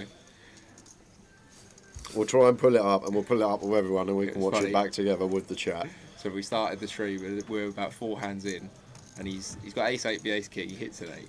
Obviously. 2 hands later, he 3-bets ace king. Of course, comes king something. Gets check raised. King on the rip. Obviously. What night you got? He's check raised. Ace 9 nothing. It's a classic Toddy. He enjoys himself. A Bowie in the chat, I see, as well.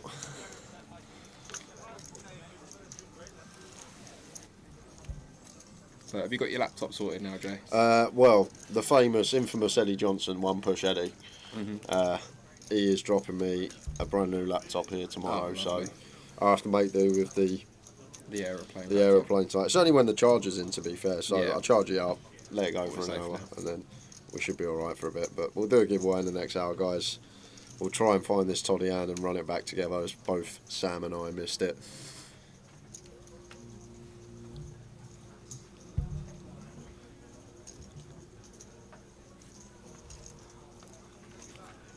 See Tim on the table, Goliath Ben Miller, Janice as well. Goliath Ben Miller, is that his name? Yeah, well, there's two. It's the way you differentiate, right? There's 2 Ben Millers and they look similar. Yeah. So how else can you differentiate other than Goliath Ben Miller and Ben Miller? Yeah. What we don't want is normal Ben Miller final table in the Goliath next year. Then we got a real problem.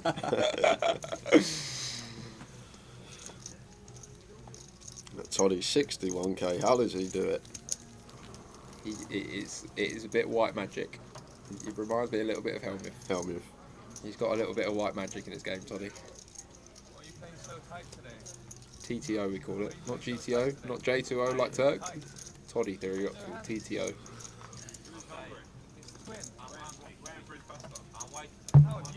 On a bit of form this week. High roller. FT. I think you just bubbled it. You only got 10, I think. Did it? I think so. That wasn't an intentional needle. Small needle. Yeah, I think you got 10. Just bubbled the FT, but yeah, you're doing well. You're getting some runs.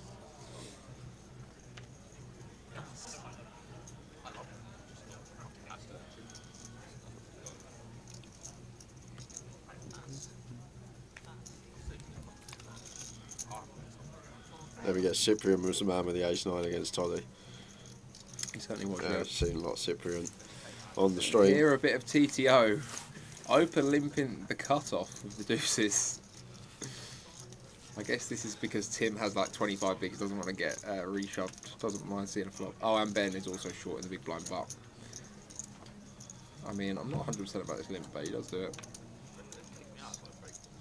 I'd just open Sam. Yeah, just raise fold. Like, you don't really want these hands. Like, Ben has 8-3 suited here. I mean, he may peel this anyway, but like, you don't want to give like 8-4 off a free flop. It's 3-3. That is all Ben. Tim deciding from the small blind he wants to lead his king high. Kind of a weird play. I guess he's thinking that he has like, what is it, like value equity? No, it's kind of strange because we don't really, even like for this size, we don't dislodge like even like king 9 suited with the backdoor flush draw, and it's kind of. Toddy's going to take one off here, just trying to catch a deuce. Like, he's pretty sure he's behind here, but he's just like, if he catches a deuce, he probably gets a stack. So I mean, they're pretty short though. So it's kind of dicey peel as well. And now shortly Tim always checks once getting called. Yeah, especially by the big blind. Like, Ben in the big blind doesn't even have that much ace-x that he just doesn't jam pre. So like, when he calls, he's going to have some gut shots, but he's going to have a decent amount of 3x. So yeah, exactly that. Ben finds the check to Toddy on the turn, but I cannot really see him starting to bluff here. Like, especially when he blocks Ben's folds as well, like the deuce 4 and the deuce 5. He's a customer. Goes for 20%. Is this? It's very bizarre. It is a bizarre line, especially when Ben TTO in full effect. Deuce 5, deuce 4 are just like the snap folds for Ben and heavily blocked with deuces. I guess he's trying to like. I think the way Alex thinks about the game sometimes is that he thinks now, when he bets so small, a 3 will raise. So like, if he doesn't get 10 calls, what is going on in this hand? It is a really strange hand. I have no idea what is going on. What are the boys doing? And now Ben with the 3, with just Tim and Alex just putting money in. I mean, they're only putting in a small amount of money, right? But just with strange hands. And I think Ben will now check raise with his 3.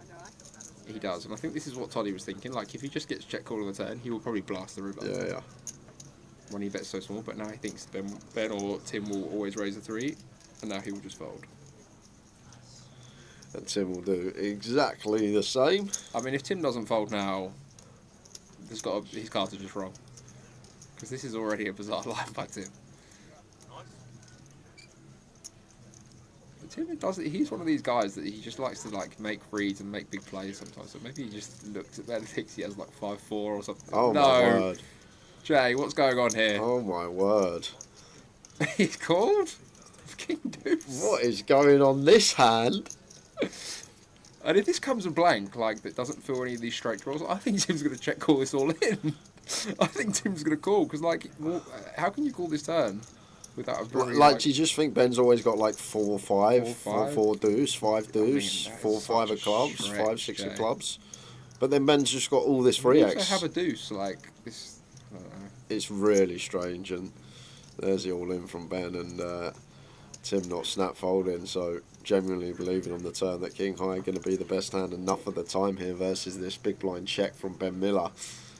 And this is some hand, and I think Sam might be bob on this turn call, that if we're calling turn, Tim might hero this off with King Deuce High on the river, but he has let it go. That could have been some hand. Right, we're going to go over to the 5 deuce hand. I'm glad we're going now. I think that was still some hand. That was a very strange Didn't hand. want to miss it. And let's see what Toddy was up to. So it's gone Tim Ace Jack of Hearts open to 600. We got Janice with the 8s calling. Oh, he doesn't peel 5 deuce off 3-way, does he? Was it offsuit, Tower said, or was it suited? Suited, we can give him a break. Oh, it's offsuit. Of course it is. The 3 gapper low. He wants to get in the mix. This is an ugly peel. That's a low card, 664. Oh, this is going to be fun.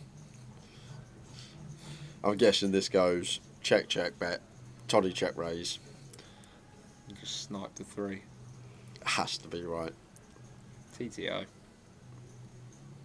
Janice bets here like half pot with a lot of pocket pair range. She's reasonably short. This is even a brave check raise, honestly. Especially against Janice as well. Janice is like really solid. Like she plays snug poker. She plays good poker. She's like not just really betting too much. Plays like good Queen hands. Jack here that you're going to get to fold and bluffs. So you're basically now going, okay, I need to get an overpair out of this pot. She does like check min raise, gets snapped. I mean, he's pretty sure at this point like she doesn't have a 6, right? And he could have a 6 from the big. I mean, this is it's just unbelievable. Of course it comes of 3 for Toddy. Of course it did. He's going to be fuming you missed this hand and you weren't here. I actually panicked. I was walking back. I saw Sam with Walters. I was like, I thought you'd just turn up now. I was like, I thought he'd let an hour by himself. And now he will do the small bet because now he doesn't want the overpairs to fold. Look, I mean, I guess this is pretty standard where he would do the 6 as well. Set up for stacks on the river. Yeah, exactly that. I'm pretty sure it doesn't come, but we need an 8 on the river. 8 or a 6. 1 time 8.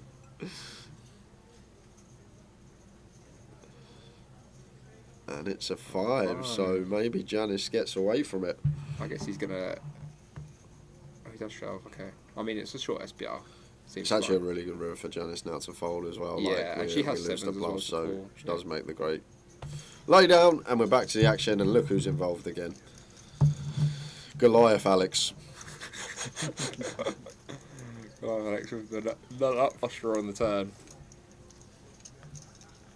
I give him a hard time about being lucky, but he does play good. He plays funky, but he's in the mix, and I think a lot of times in poker it's better to be that way rather than playing too passive anyway. Even though I think he's a little bit out of line in a lot of spots, but he plays good. Gets a nice river here as well. Does he ever not make top pair, this guy? Never. No, just... Top pair is the minimum requirement for him. Although he got kind of screwed by Keith right in the high roller yesterday. Yes, he did, yes. Queen he went on to win it, so... Yeah. Now we'll just get to value bet versus Cyprian. And unless Cyprian does something funky, should be a quick fold. See how greedy Tony goes here. Very greedy.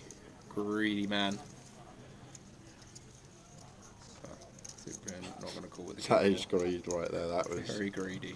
8.5 into 5.4. 150% nearly. Well, I mean, could be fine. I mean, depends whether you think Cyprian's gonna like check call some pocket pairs like 6s or 7s for this size. Find it hard to believe, but maybe. Probably just want to use like 75% there on the river rather than overbet, I would say.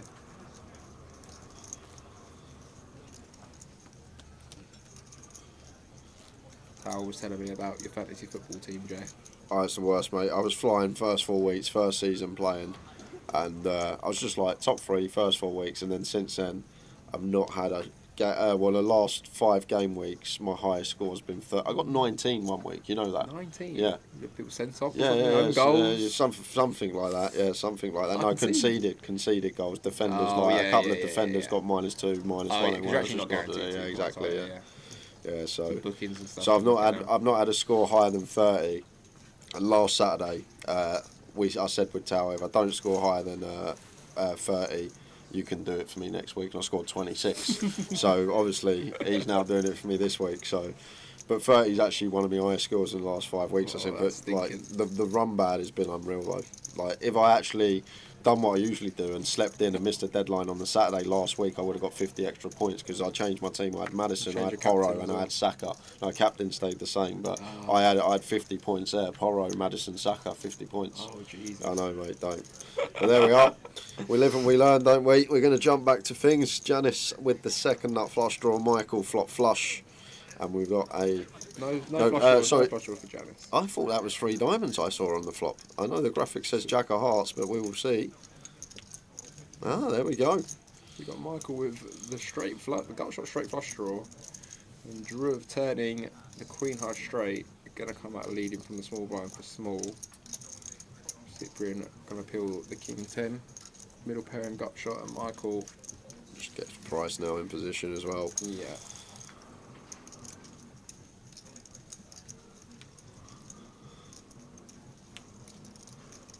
Off to the 9 of hearts, and now with the queen, obviously a decent hand, but 3 ways. Kind of hard to get caught by worse if you go too big, so he's going to come with 3rd. I like this. If you're going to bet this hand, I think if you kind of want to go small, you need to get called by 7 or even a 9. I mean, it's tough to get called. You bet into 4 people, then 3 people. Like, it's very difficult for you to be bluffing here. So but he's just going to take it down with the straight. Okers says, if Tower beats your score, will he be picking your team for the midweek and posting it on Facebook or the next stream? Probably not. I'll have to do it. If we're on stream again, no, I'll pick it. I shouldn't be saying that. Walshy's in the chat. He's in my league, and he says FPL is rigged. He's at the bottom of the pile with me. I shouldn't be telling him I've got someone picking my team. Professional Tower picking my team this week. I might get barred. DQ'd. I think anyone who doesn't get 30 points multiple weeks is never going to get barred from a league, Jay. You'll be safe. You're welcome in my league next year, whatever you want. I actually didn't play this year for the first time, but I wish I played now.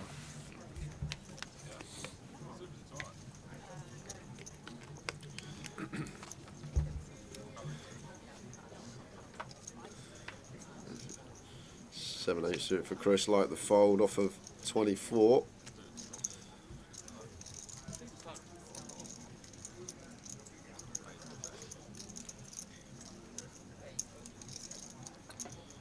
King 9 off for Tim, going to open off for 19.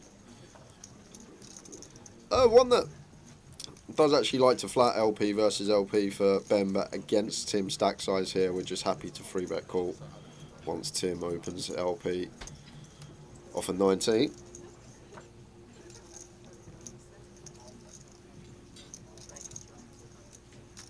Pretty standard stuff, goes looks like 5.5 of blinds, 2.2k. Seems good from Ben. Should be hand over. Oh, is this Sam Orlich? No, it's Sam Goodman. Other Sam will be at the Behemoth with the tower.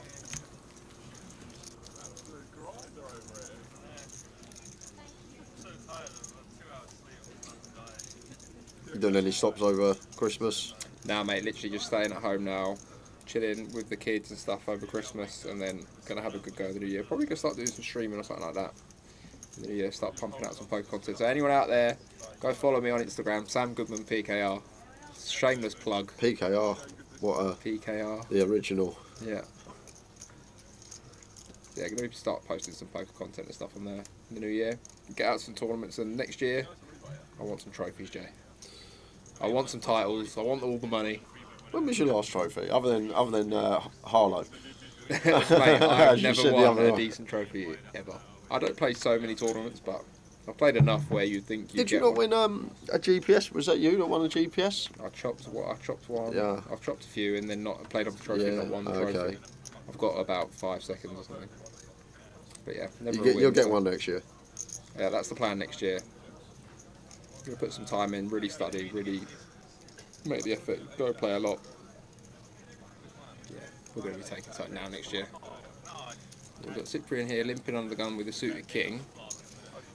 Janice going to ISO the king queen off about 20 bigs. Seems good.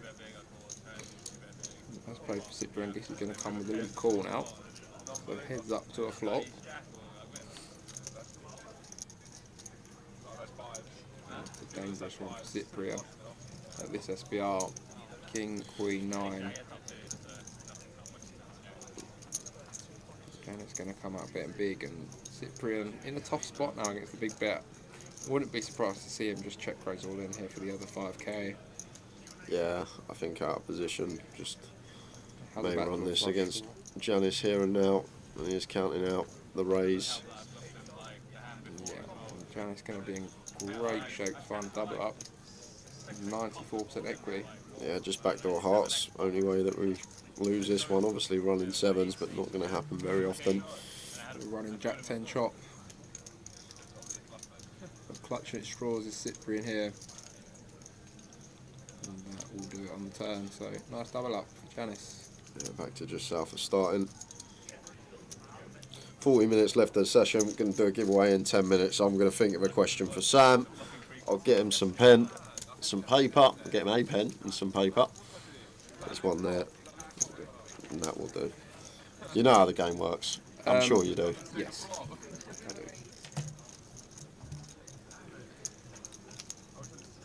Is it Lodden thinks, basically? Yep, Lodden thinks. Yeah. And what's the giveaway, Joe? The giveaway will be for two €20 Mini Masters tickets on Grosvenor Poker. Nice.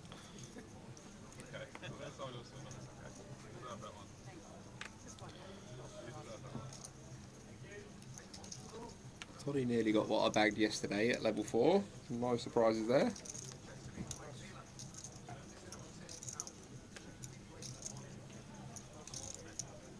I got a 1 bullet bag yesterday, Jay. That was handy for me at the minute. That's Normally always been nice. bulleting it off everywhere for the last 6 months, so nice and handy. Janice with the King Queen again from the cut-off. Nice to have a day off sometimes as well, ain't it? Yeah, Rather it than is nice actually. scratching around in the turbo trying to bag a stack last second. So Cyprian just doubling Janice up. Janice now got Cyprian covered. Defends the Queen 10.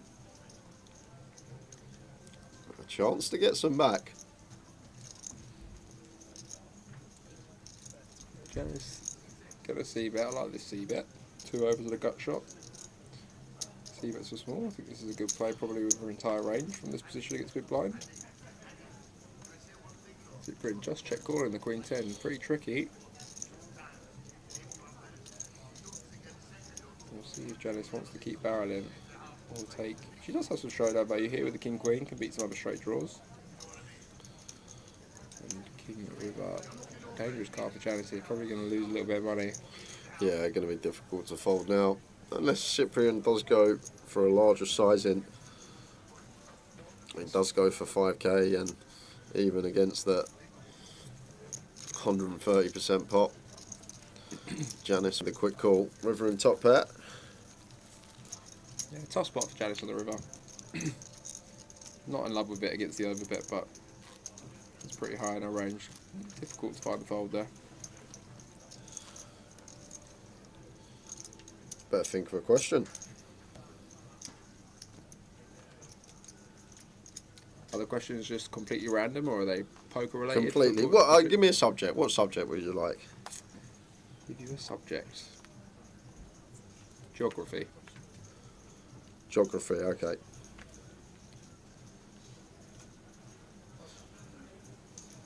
Right. Tim there folded ace-4 suited, +1, off like 17B's. Kind of tight from him. Surprised he open folds. Especially the way Tim plays, normally likes to get in amongst it. But I'm going to fold to Drew. Open the 6s. On that ace-2 suited, facing the 2.5x. Guess we want a V-pip here, Jay, in the form of call or 3-bet. Yeah, okay. At 45, I think both seem fine. I think versus MP, we do like to 3-bet though. These suited wheels. Let's come with call. Also a fine option, I think. Yeah, both okay, and here's a well-timed call because Cyprian wakes up with it behind a couple of ladies in the small. 3 bets to like 9 big blinds, decent size. Now it's a tricky situation with the 6s. Yeah, it's kind of close whether you want to peel this or not. We're like 60 effective start the hand with Cyprian, so I feel like call would actually be fine here against 9 bigs, but it's going to let it go. Also not closing the action. It's going to be in a 3-way pot decent amount when you call. I don't know, it seems kind of close, but let's go with fold. If Cyprian had like 25k, I would always call. And then a little bit less always folds. This is kind of like the stack where it's difficult whether you should peel or not. Now over to Oliver. Does have the suited ace and position here. Cyprian repping strong hand. He's going to let it go as well.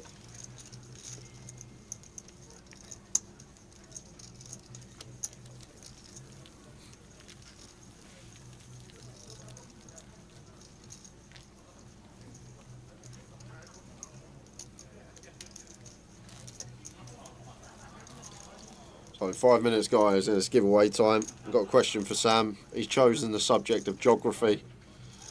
I'm not sure why I chose that subject. It's probably my weakest subject. You've got to challenge yourself sometimes. That's it. What would be your mastermind subject? A mastermind subject. That's a good question. I don't think it could be anything other than something poker related. This is all I've spent like 12 years doing, so I don't really think it could be anything else. Fair enough.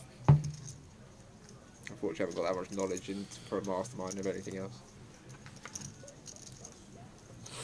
What would yours be? Have you got something neat? I like the 2002 Japan-South Korea World Cup. I actually do. That's like one that I do really like. I don't know why when I was a kid that was like... I remember that World Cup, one of them like... Used to have all the books for it and everything. Yeah. Just read all the stats and stuff like that. That was like the first World Cup that I could remember. Yeah, now. same for me. Same for me. First Pretty one I can remember. nostalgic. But other than that, yeah, basically anything program. Maybe Tottenham 2005, 2008. Like that was like the time I was like at that age. Loved it, football, and just learned everything about the club and the team. Yeah. So, Toddy flopping the best of it. What else is new? Peeling from the small blind. Do you ever miss this guy? It's, Never. it's just top pair plus every hand. He is. It's something. See, interesting to see whether he wants to start betting now. I can see this going either way. You can definitely get some value, but like it's kind of dicey if you get raised. I mean, it's very dicey if you get raised. I don't know. This is kind of an interesting spot three ways. What do you think, Joe? I like check here. Tolly is going to lead, but I just like check three ways specifically as I well. also don't like this size. It looks like you like blast 80% pot or something. 2.8 into 3.5. Yeah, literally 80% on the This nose. is a little bit of an overplay, I would say. Yeah, Let's take it down. Does get two folds.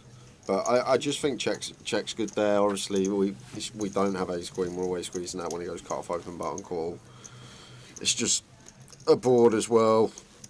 Could be some jack 10 from both. I don't know. I just like checking out position a lot to two, especially after like so the as king well. rolls off. That are like it's one of them. Yeah. The queen rolls off. Sorry, on the turn. TTO says bet and he takes another pot down. He also denies some equity from the jack there and the ace, so there's something to be said for that as well.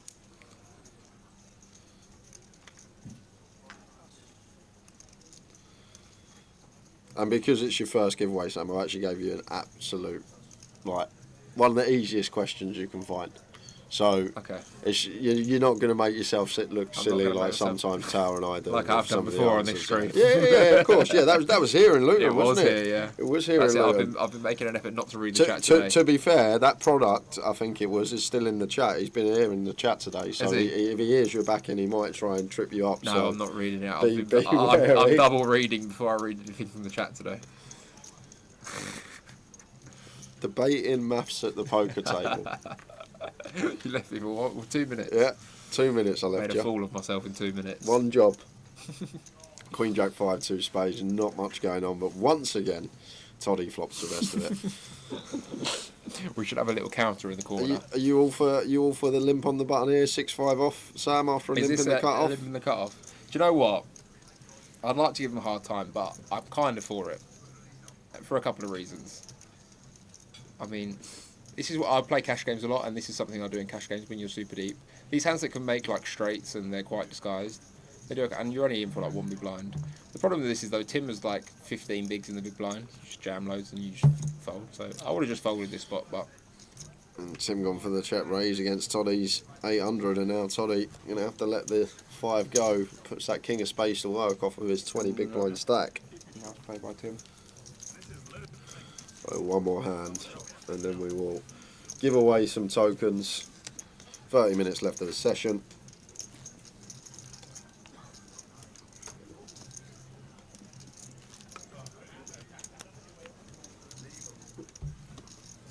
What's the strat for tomorrow? Do you have like set strats to come in for how many bigs you got? Do you run a few spots the night before off your stack size, like just playing a few like the most often like big blind versus button, button versus big blind, like off of that stack depth, do you run a few spots? Not really. I tend to just run some hands after every day, like so I'll go run some interesting hands. Yeah, today. of course. But I don't really come in with any set strategy. Most of the time it's going to depend on who's on the table. Yeah, exactly right? that, right. The stack, so it's quite fluid. But no, not really. Just come and hope for the best. In terms of preparation, though, you just want to get a good night's sleep, get here, feel fresh tomorrow. Just try and play good. That's one thing I got much better at this year, just being more present in every hand, really focusing. Yeah. I think it's quite important when you play live poker. I feel like a lot of that comes though as you get older. Like I feel like when you're a youngster, it's hard. Like I used to have a really bad habit over 5 years ago, just snap calling rivers all the time, rather than just taking your time, having a think. Like even in a lot of spots where it's like a lot of the time you know you're going to call, like just sometimes you might pick up on something. There might be something you've overlooked. There's absolutely. I feel like with age you definitely grow as a player. Interesting spot. This Ben goes for 3.5 x ISO. Tim's off 20. I think Ben should just jam. Yeah, he should just jam. And also kind of interesting for Tim whether he wants to limp jam or limp call this hand. Because this is good enough also to put him to 20 big blinds blind and blind Jack 10 suited. Yeah, especially as the aggressor, if we complete Like with jam. fold equity, you get some like king deuce off to fold, king four off to fold. I kind of like limp jam, but limp call also good. And Ben now is going to be in a bit of a difficult spot to play with not going for the jam pre. Three's a difficult hand to play post flop, and comes with small. And Tim's not going to fold this hand, I don't think. Like he has jack high, but he has backdoor flush, backdoor straight. Yeah. Can still beat some like bluffs that Ben is pulling from, like 10-5 off and stuff, and 9-3 off that you might ISO. So calls. Do a lot of bluffing on rivers as well as Tim as well. Yeah. When it goes check turn, which is nice. And Ben's plan probably should be checking now, like especially when like some of the ace X at 20 are just going to complete jam. Yeah. So not really targeting ace highs. No, kind of difficult to get value on the turn. 4 looks kind of nice for him though. Decent card. I said that Tim has called the flop here after a limp quarter in pre. You can see he has jack high, but he's going to have a pair of decent chunk on the flop. Yeah. Some like gut shots, but he doesn't really have an ace in his hand too often, as you said. So Tim goes, is this 1k? 600? Pretty bizarre bet to me. I think you usually need to go big. Probably just targeting all this 5-3, 6-3 stuff, trying to get all this trash stuff off a chop, potentially, I don't know. I mean, maybe he just thinks if he goes like all in or something, Ben will call with like ace high. Yeah. But I actually don't think he will that often. I think, because I don't think it was. Tim doesn't have that many bluffs in He his range. doesn't, like Jack 10 suited. I think it would have Hard fun to to have just a lot. jam the river, to be honest. Like, even if he has a queen Tim by the river, it's worth a Ben jam. definitely falls through with that combo threes as well, because just Tim's bluffs, etc. Like hard for Tim to have a bluff when we got threes, and not many people pull bluffs from Jack 10 suited on Queen 4 deuce rainbow. Like a lot of people just check fold anyway. Like it's hard to assign that bluff. Exactly, it's one of these spots where Tim's range doesn't have many intuitive bluffs. I mean, he does have some intuitive bluffs, right? But not that many obvious bluffs. So guys, we are going to a giveaway. We have got two $20 Euro, one of the two, I think it's €20, €20 Mini Masters tokens to give away. We got Sam guessing, so I'm going to have to run everyone down the rules. Simple as this, you've probably heard it 1,000 times. I'm going to ask Sam a question. He will write down on that piece of paper closest to Sam's answer will win the tokens. You get one guess per account. Any multiple guesses you will be disqualified, and please do not guess until we say go. Don't be giving Sam any clues in the chat box. So Sam asked for geography, a nice easy geography question. All I would like to know is how many countries are there in Africa? Oof. How many countries are there in Africa? Give him. Okay, how long do I get? You get about 20 seconds. 20 seconds, that's not long. How many countries are there in Africa? Okay, this is going to be a complete stab in the dark.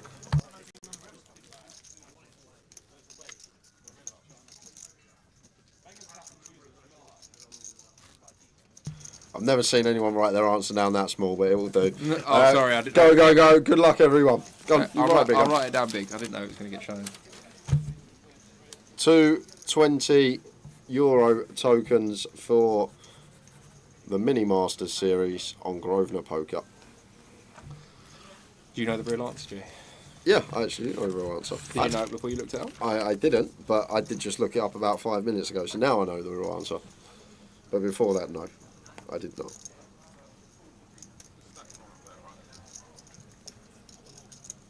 Joe Saunders, couple of belugas in the box tonight. Oh yeah! Up the Sally.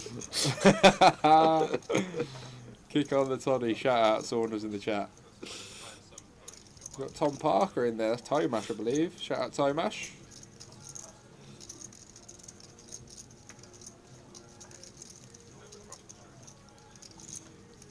Back to the action.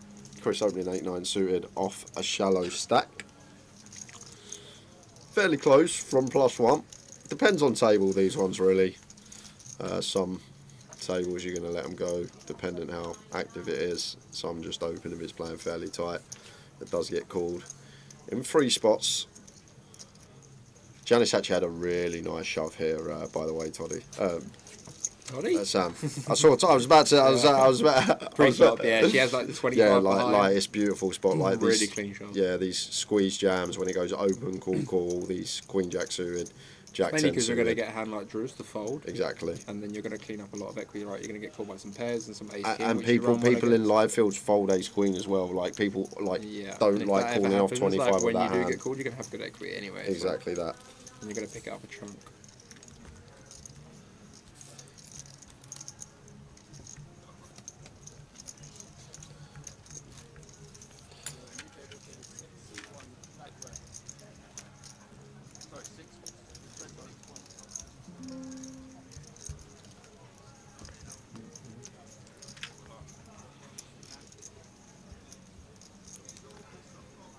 Question is, how many countries in Africa? And it is Sam that is the brain.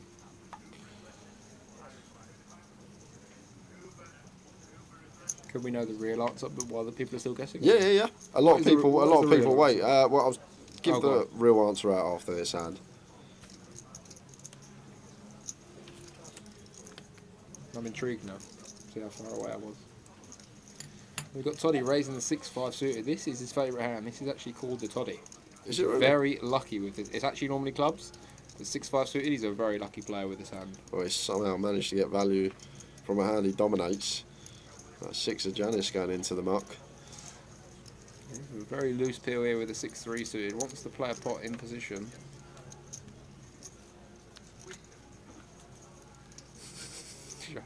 Sam will guess about 2. He won't have a clue. And Toddy flopping the dummy end of the up and down here on Jack 8-7 Rainbow. And we know drove. The Drew, we've been watching him play for a good hour or so. He likes the aggressive route when he's checked 2 a lot. I was about to say, like, we know Drew's peeled 6-3 suited, so maybe he's someone that does want a barrel. And With a dicey check call, I mean, I guess he's going to continue for a raise or a call. It's kind of weak to raise, but the 9 is like a really bad out as well. Kind of difficult spot.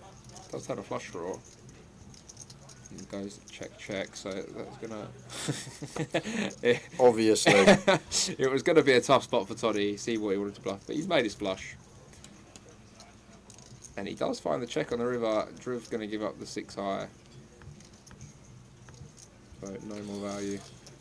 There we are, Toddy making it again. So guys, the correct answer, according to Google, there are 54 countries in Africa. Any tells there? We'll give you a couple more minutes. We're looking for Sam's answer. 2 €20 Mini Masters tokens. 54.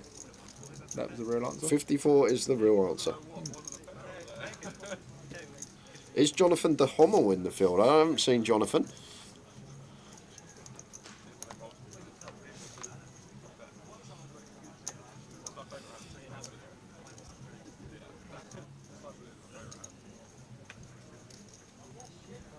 Toddy folded this 4-3 suit. I know he wanted to open that one, but he knows he would have got rinsed. I know he wanted to play. From gun. From gun. I'm surprised he didn't, just for the stream, to be fair. Just for the fun of it. But we've got Michael opening it up here with the ace-10.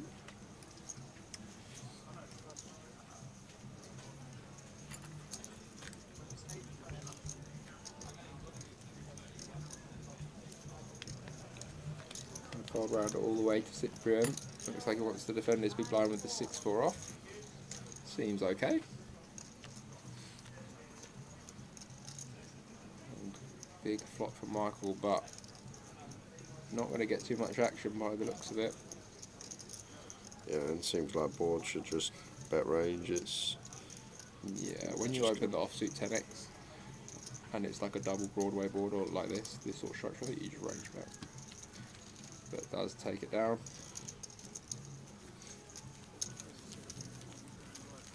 So I'll give you one more hand, guys, if you haven't guessed yet. 20 minutes left of the session. You got until the next hand has finished. But we're going to have plenty of giveaways coming up for the rest of the evening.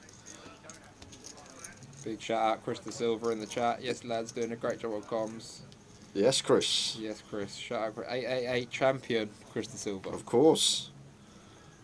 What's happening, Chris? Hope you're all good. Probably sunning it up somewhere I would be after a lovely score like that. Living life. Deserved. So we've got Goliath Ben Miller opening it up 800. And Cyprian calling King 3 off of a small blind. Toddy with a little more reasonable King 5 suited. Flop nothing for anyone. Don't think Ben Miller can see bet this hand on this board. Yeah, I don't think this is the combo we want to continue. You'd like to have at least a spade in your hand to consider it, and Toddy's got a straight. Again, just flushes, straights, top pairs, classic Toddy, as you do. No problem. So Ben Miller does now pick up a gut shot.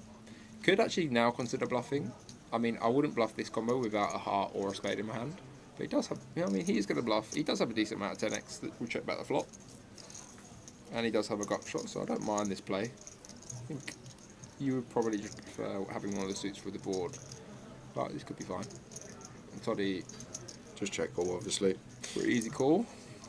Ben. I mean, he's not loving it, right? He's dead against the 10, but... I mean, he has a straight. It'd be too weak to fold for one bet, I would say. Oh, he does fold the Toddy. Wow, just lets it go. Just chucks the straight in the bin straight away. That is a strange one. White magic going wrong there for the Toddy. So guys, we are going to give you 10 more seconds and I'm closing this comp. Toddy folding a straight, I cannot believe it. Is this how you win the Goliath, Sam? Just make straights and flushes and top pair all the time? Is this how it happens? You're asking the wrong man. We know you've got to run good to win that comp. 5 seconds. 4, 3, 2 and 1. Comp closed. We will be revealing the winners after this hand, guys. No more guesses. Any guesses after that message will not be counted. The thing is, in them spots as well, like, we can still have 10x a lot from the big blind, so like people just give up on rivers. That's the thing. We're like protected as Toddy. People give up too much in those scenarios on rivers. They don't like to double barrel. I think he's basically just thought like his hand can't improve against the 10. He's dead against the 10, but like he just needs to call one and then he can start mixing some folds with 5x on the river. Yeah. Oh no, this is the wrong audience. Oh no, don't worry about that, no, Katie. don't worry, I'm all right for I'm chocolate. off the diet now. I didn't open these. They've fallen apart in the box, but Thank you, Katie. just when I popped in earlier, it looked a little bit sparse on the old snack. So when I went to the shop, I got you some. Right, enjoy. Thanks, Katie. Thanks, Katie. Sam won't be in I'm any, going to be so- enjoying. I'm enjoying myself for December, and then I'm back on it in the new year. Yeah, it's going really good. You look really good. Thank you. You look. It's like you feel good. Thanks, I went, Katie. I went for a run today, Katie. Cold stars in the post. I would have seen you, Bousey, trust me. So Katie Swifton brought us some just chocolates, brought us but, in some heroes. Better eat them all before Tower gets back. Yeah, go on, what we got in here? What's the best hero in here, Joe? What we got? Double Decker's my favourite. Oh, really? Poor shout that. I'm going to say it's between Dairy Milk Caramel and Fudge. Fudge? Fudge, yeah. Big fan.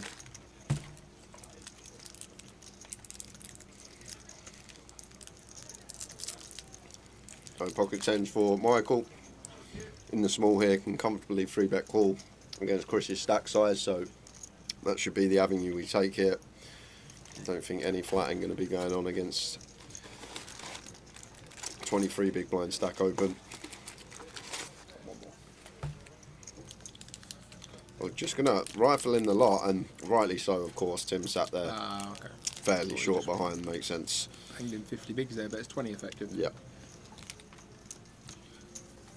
Had someone do that on the mini main final table the other week. Just banged in 50 bigs with ace 9. Who was that? And, Tony, his name was, I think. The old ace 9, new favourite. Against the Turk, actually. Was that the one that he won? Yeah, it was against the Turk. Turk had jacks, yeah. Shout out Jordan in the chat as well. Jordan J's best choices. Yeah, he knows. He knows. Then next up, Crunchy. Fudge. Fudge is like bottom barrel for me. No. I'd even have a Crunchy over a fudge, and that gets Worst stuck one- in your teeth. Everyone knows the worst one in the Heroes. Got to be the eclairs. They're always the last ones I'm left. not an eclair fan. The eclairs for Chocolate. the Heroes are like the bounty of the celebrations. Agreed. I hope you all came for chocolate chat today, getting towards Christmas. Yeah, so we will give the answer that Sam has wrote down soon. Katie just popped in to give us some chocolate, so we missed it at the end of that hand, but we'll go to the giveaway at the end of this hand. 15 minutes left of the session. And Ben with the 8 3 of clubs here, back to starting stack. If he wants to peel here, it is against a 2.5x. He does have a suited hand. Kind of dicey, but it does peel. Against 2 bigs is perfectly fine, but against 2.5, I think it's still probably close. Probably okay. Now, I'm going to check to Mike on the button, who's flopped a flush draw of his 10 9 of diamonds. Could go either way. I think if he wants to bet, he wants to bet for a small size. Which he looks like he does, like quarter pot. I like this. Cyprian. It is a check raise with the ace queen. Wow. Well, that is fruity from Cyprian. I actually don't mind this as much as it looks on the surface, Jay, because like Mike on the button is going to bet a lot of like pocket pair on the flop, and this puts them into a really tough spot, especially if you're going to multi-barrel, and when you can turn the offsuit ace, even better. Yeah, now against 2/3, just shy of. Unfortunate turn for Michael, because like he's going to win the pot a decent amount. If this goes like check to him, he's going to bluff a decent amount. But on the ace, this is such a bad card. He just needs to fold his flush draw at this point, I think. Yeah, that's got to go into the muck now for Michael. It's annoying, but not much more we can do. So the comp is closed, guys. I asked Sam how many countries in Africa. Over to you. You can give the breakdown how you come up to it, or you can just show your answer. Well, I wish I had a good thought process. My breakdown. Tawa always has a breakdown. He usually has about a 2-minute breakdown. The breakdown was, I know there's a lot of countries in Africa. I know it's a big continent. Yep, that's great. So I came up, I know there's somewhere between 200 and 300 countries in the world, something like that. Or it's 206, ain't it? Is it 206? Just over 200, so I thought maybe about a quarter. No, a fifth. That's what I went for. So I've come up with 44. Not a bad guess for 54. 10 out. Not too bad. Not bad. But we had 2 people get it spot on. And those 2 people will know who they are right now. It was Kelly Saxby, the Saxo Bomb, and Ben Mahoney on Facebook. So you're the 2 winners of the €20 Mini Masters seats for Grosvenor Poker. All you got to do for me is drop your alias in the chat box that you play on Grosvenor Poker, and those tickets will be in your account Monday. I'll take that. I didn't make myself look a fool, Joe. You was right. That was reasonably. Yeah, that was a nice question. 54 is a lot, Yeah, though, isn't it? 54 is. That's a lot. So we've got Cyprian opening the 8s, and Ben in the small blind playing 45 bigs. 10's kind of close to if you want a 3-bet call or peel. Yeah, it's an annoying one, isn't it? 45. It's kind of close, yeah. Like 35 big blinds, we definitely want to stack this off pre. But it does come with call. And that's going to let Drew in the big blind with the Queen Jack, who flops the best of it on Ace Queen 6. It looks like he's going to lead Jay, which is pretty unconventional play, leading from the big blind on this board. Yeah, it should just be pure check, but he's going to get caught by Cyprian though with the 8 no diamond. Pretty loose call. I mean, he is against a guy who's led out of the big blind on like kind of Cyprian's board, so he probably feels like he doesn't want to just give this up straight away, but without a diamond we just need to fold the flop. Having said that, now Drivers looks like he's coming with another bet, Joe. Yeah, tiny though. For small, okay. And the 8's going to stick around for one more. So he's actually taking the line where he's going to milk the max out of the 8 so far. Cyprian probably thinking he can still beat some flush draws and some other hands. Surely now goes check, check. Maybe he does another block. Same bet 3 times? No. And don't think. Oh, and Cyprian's going to turn the 8s into a bluff here. Would you look at this? Wow. 6.5k, 2/3 pot on the end. Love it from Cyprian, to be fair. Yeah, I like this. Like, once Druv checks, you think he's got at least, like, he could have rivered a 9, something like that as well. Once he checks, barreling away. Have like Queen X of Diamonds, which would be a more reasonable like hand that would start leading. Potentially. I don't mind this at all. Cyprian basically at the bottom of his range, other than like gut shots that he would have, or missed flush draws, but that's turning into a bluff. And now Druv in a tough spot. He's kind of put himself in here with this line. Yeah, I just feel like diamond draws don't bluff here. I'd just give Cyprian, I'd never take this line myself, but I feel like Cyprian will have an ace just a lot of the time that gets the value bet. Ace 10, ace jack, ace king. Ace 9 now gets the value bet as well. Still can have some 6s. Yeah, I mean the bluffs are like reasonably scarce as well. If he's not going to bluff his diamonds, like he may stop. He could still have king jack, king 10, jack 10 that call the turn, I guess.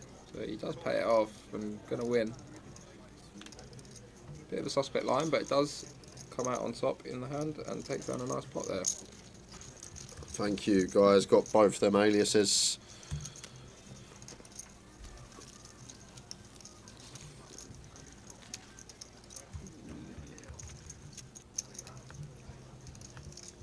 So I said, have you revealed Sam's answer? Yeah, my answer was 44. 44. Could you name 44 countries from Africa? No. I don't want to. Definitely not now.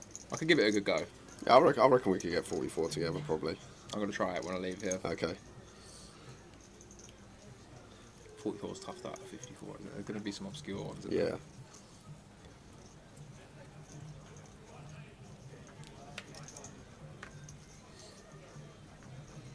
8 minutes left on the level. Michael. I like the way Michael's played on this stream table. So, yeah, to be fair, I was actually thinking the same thing about 10-15 minutes ago. He's played pretty good. He's been on the wrong end of some hands, but I think he's played pretty well. Yeah, to be fair, I actually don't know yeah, I haven't seen Michael before, too much about Michael. Can't really see his face. I'm not sure if I've seen him before. Michael Tudor, yeah. He's playing very well, though. Some good stuff. Good player. Druv in the small blind has an option between 3-betting and calling, in my opinion. Oh, he does. Oh, this is a little tight for me. I mean, he's facing a hijack open, but suited aces, I'm not really in the business of folding. At least peel, but does fold, and Michael going to take down a pot. Was dominated there with the ace-8, so good time to fold. 7 minutes left on the clock. Big thanks to Sam, giving Tower and I a break in the middle of the weekend. 3 more days left of streaming for the GUKPTs this year.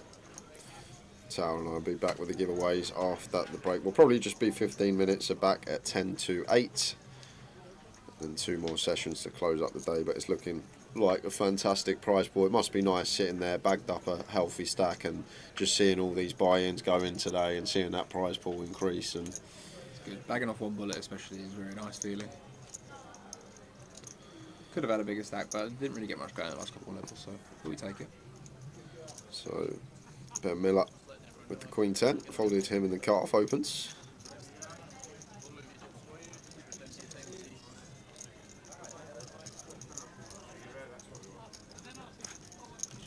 In the small blind off of 22, King Jack.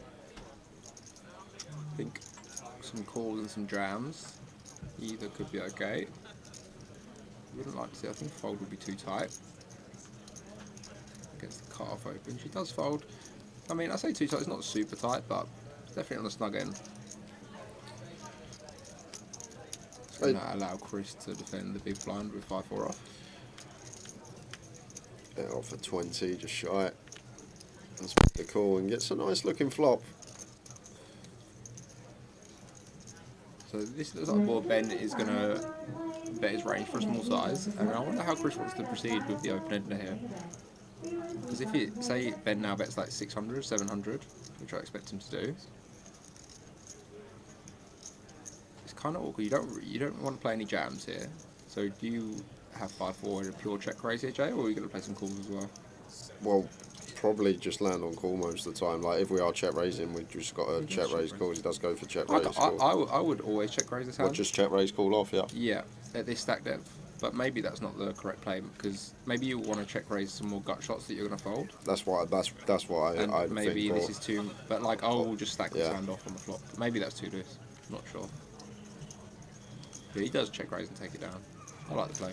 Because like Ben is a range bet, right? He has so much air in his range that will just fold instantly, which 5-5 really benefits from.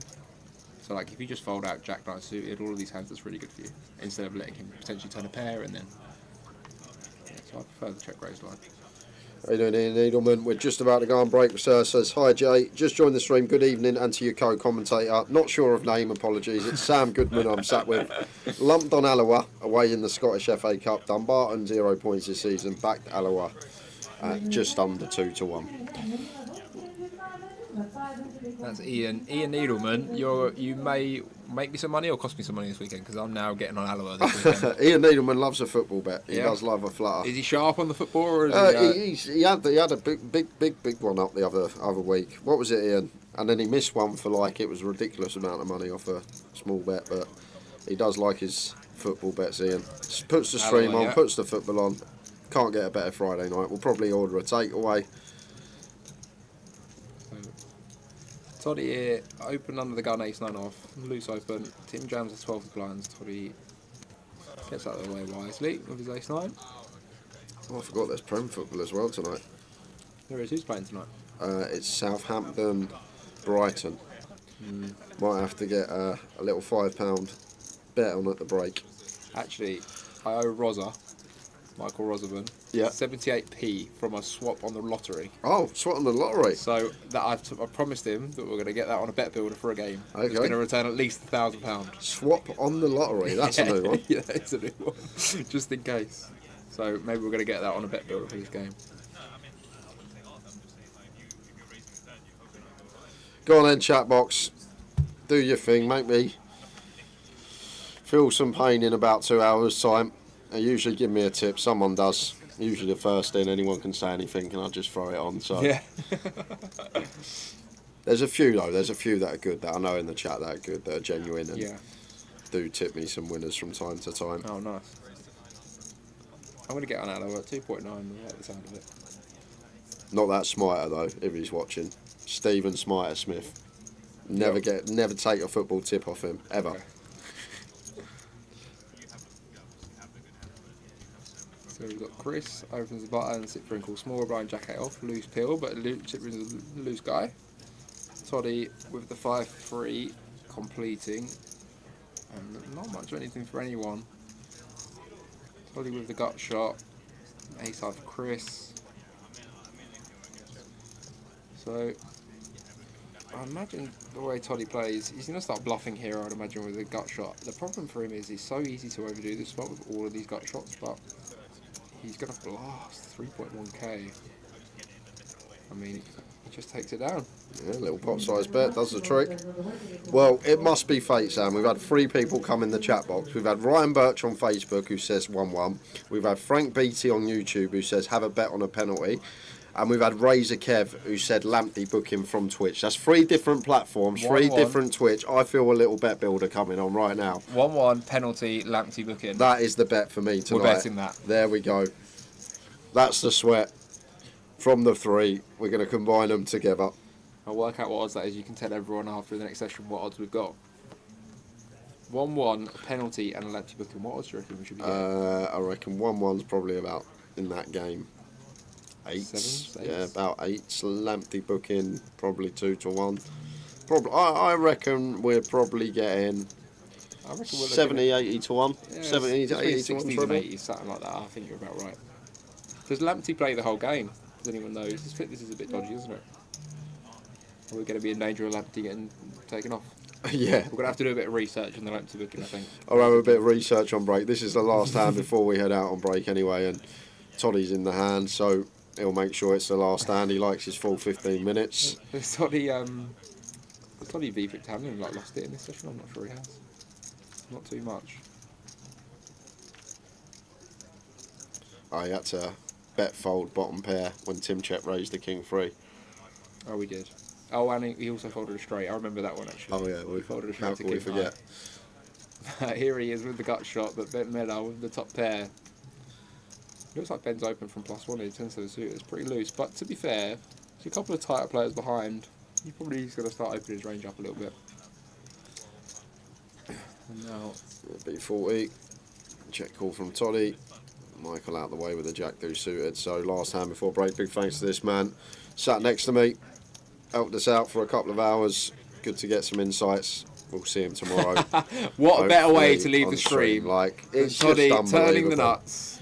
Like, is this how you do it? Is this how he's been doing it? Just absolutely smashed the deck this session. This session, every session. I'm going to make a prediction here. He's not going to fold this straight. I don't think he'll be folding this one. Probably not. So it goes check, check. Just thought that'd come off suit 7 or Yeah. something for Toddy, you The know. ultra run good. There you go. Have that on the river. So, kind of interesting what he wants to do here, Toddy. He doesn't have too many bluffs in his range. Does go check, check on the turn. I think he needs to value bet, and I think he just needs to bet like a normal medium size, like 2/3 pot. Greedy I really again. do not like this bet because I don't think you have enough bluffs in your range here that want to bluff. And we don't go this size with spades ever. Like, it's... Yeah, I really dislike this, to be honest. But maybe TTO will just get paid somehow. 8s with a club? Yeah, I think this is a bad bet by Toddy, but there we go. When you get the nuts so often, Jay, you can bet what you want. It Yeah, doesn't of course matter. You just get it again just soon. Keep It's fine. putting chips in. There we are. Right, 15-minute break, guys. Back at 10-2. It'll be me and Tower that come back after the break. Big thanks to Sam. Good luck to See him you later, tomorrow. guys. We'll Thanks for see you having me. in 15 minutes.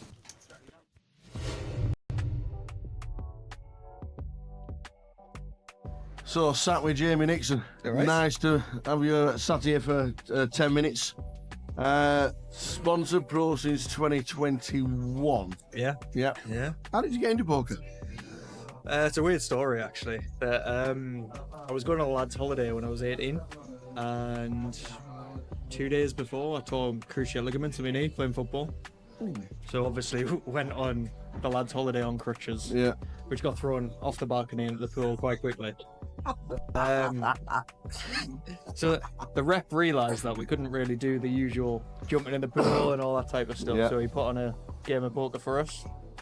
And I didn't win it. It's not one of those stories where I won it and I loved it, but I really enjoyed it. And from then on, got back and started going to the £5 rebuy in Newcastle and never looked back. Now, interestingly, your first recorded cash is like 2009 in Brighton. But I really have to ask, were you allowed in a casino in 2009? Just about, but that wasn't me. Oh. For some reason it's on my Hendon mob, but it wasn't me. Well, don't take it off, it just adds to your cashes. Yeah, it does, yeah. So, so what was the first one? The first one was in Newcastle in 2015. Around 2015. Yeah. And it was a £100 tournament, and I won it for 3.9k. I think it was. So your first tournament was just a win? There was plenty before that, but that was the first recorded one. There's a plenty of 7th place in the £5 rebuy, 20 quid. But no, that was the first big one. Going back to the £5 rebuys, they were so much fun back in the day. Oh, they were class. I mean, that's what made me fall in love with poker, because I went there and I was a skin student with a tenner in my pocket, and I was fuming if I had to rebuy. And then there was guys buying in 20 times. So, but it was just a different world to me, and from then on, just loved it. Yeah. Moving on to like 2018, your first cash in Vegas. Yeah. Was that your first trip? Yeah, the first trip. You seem to do a lot firsts when you first get there. Like we win on the first database, and then we go to Vegas for the first time, and we just end up with a win. Yeah, well, I mean, it's one of those where you just got to make the most of it your first time, because you never know if it's going to be your last, right? Yeah. But yeah, Vegas. That was a funny one because I started streaming for Grosvenor then. I wasn't sponsored, but I was streaming, and the reason I went was because I'd bubbled the Vegas packages 3 times, which was pretty brutal. But I kind of set my sights on going. Yeah. So I just tagged along. Right. You do right. And it's worked out because now I've got this. Yeah. So obviously 2018, your first time. Was it then literally Vegas every year? I want to do this. This is going to be in the calendar for forever, kind of thing. As long as I still love the game. Yeah. So I've been quite a few times now. I think I've been like 8 or 9 times now. Yeah. COVID obviously stopped it for a bit. Yeah. So missed out for a little bit there. Yeah, you cashed a couple of times in 2019 as well. Were they big events, or were they World Series events, or were they different venues? Can you remember? Moved around a bit. Yeah. Actually got on a final table with Joe Beavers at Bally's, not Bally's, at Binions one night. All right, okay. But didn't get paid. Yeah. But it was nice to have played there because they've stopped poker now, haven't they? They have Binions, yeah. It's yeah. it's actually not even. I don't even think upstairs is even open anymore. No, it's a when shame. you used to walk up the stairs through they used to be downstairs in the little card room on the left. Yeah. And then you walked up past the Millions. Yeah. And then you walked up there, but that synonymous to it, the world, the actual game. Yeah. In that room was just. It was just amazing. It was class, and I mean, it's even the smell in there. Yeah. There's just something about it. It's proper poker, isn't it? Yeah, it certainly is. You come back. You just mentioned you're starting to Twitch.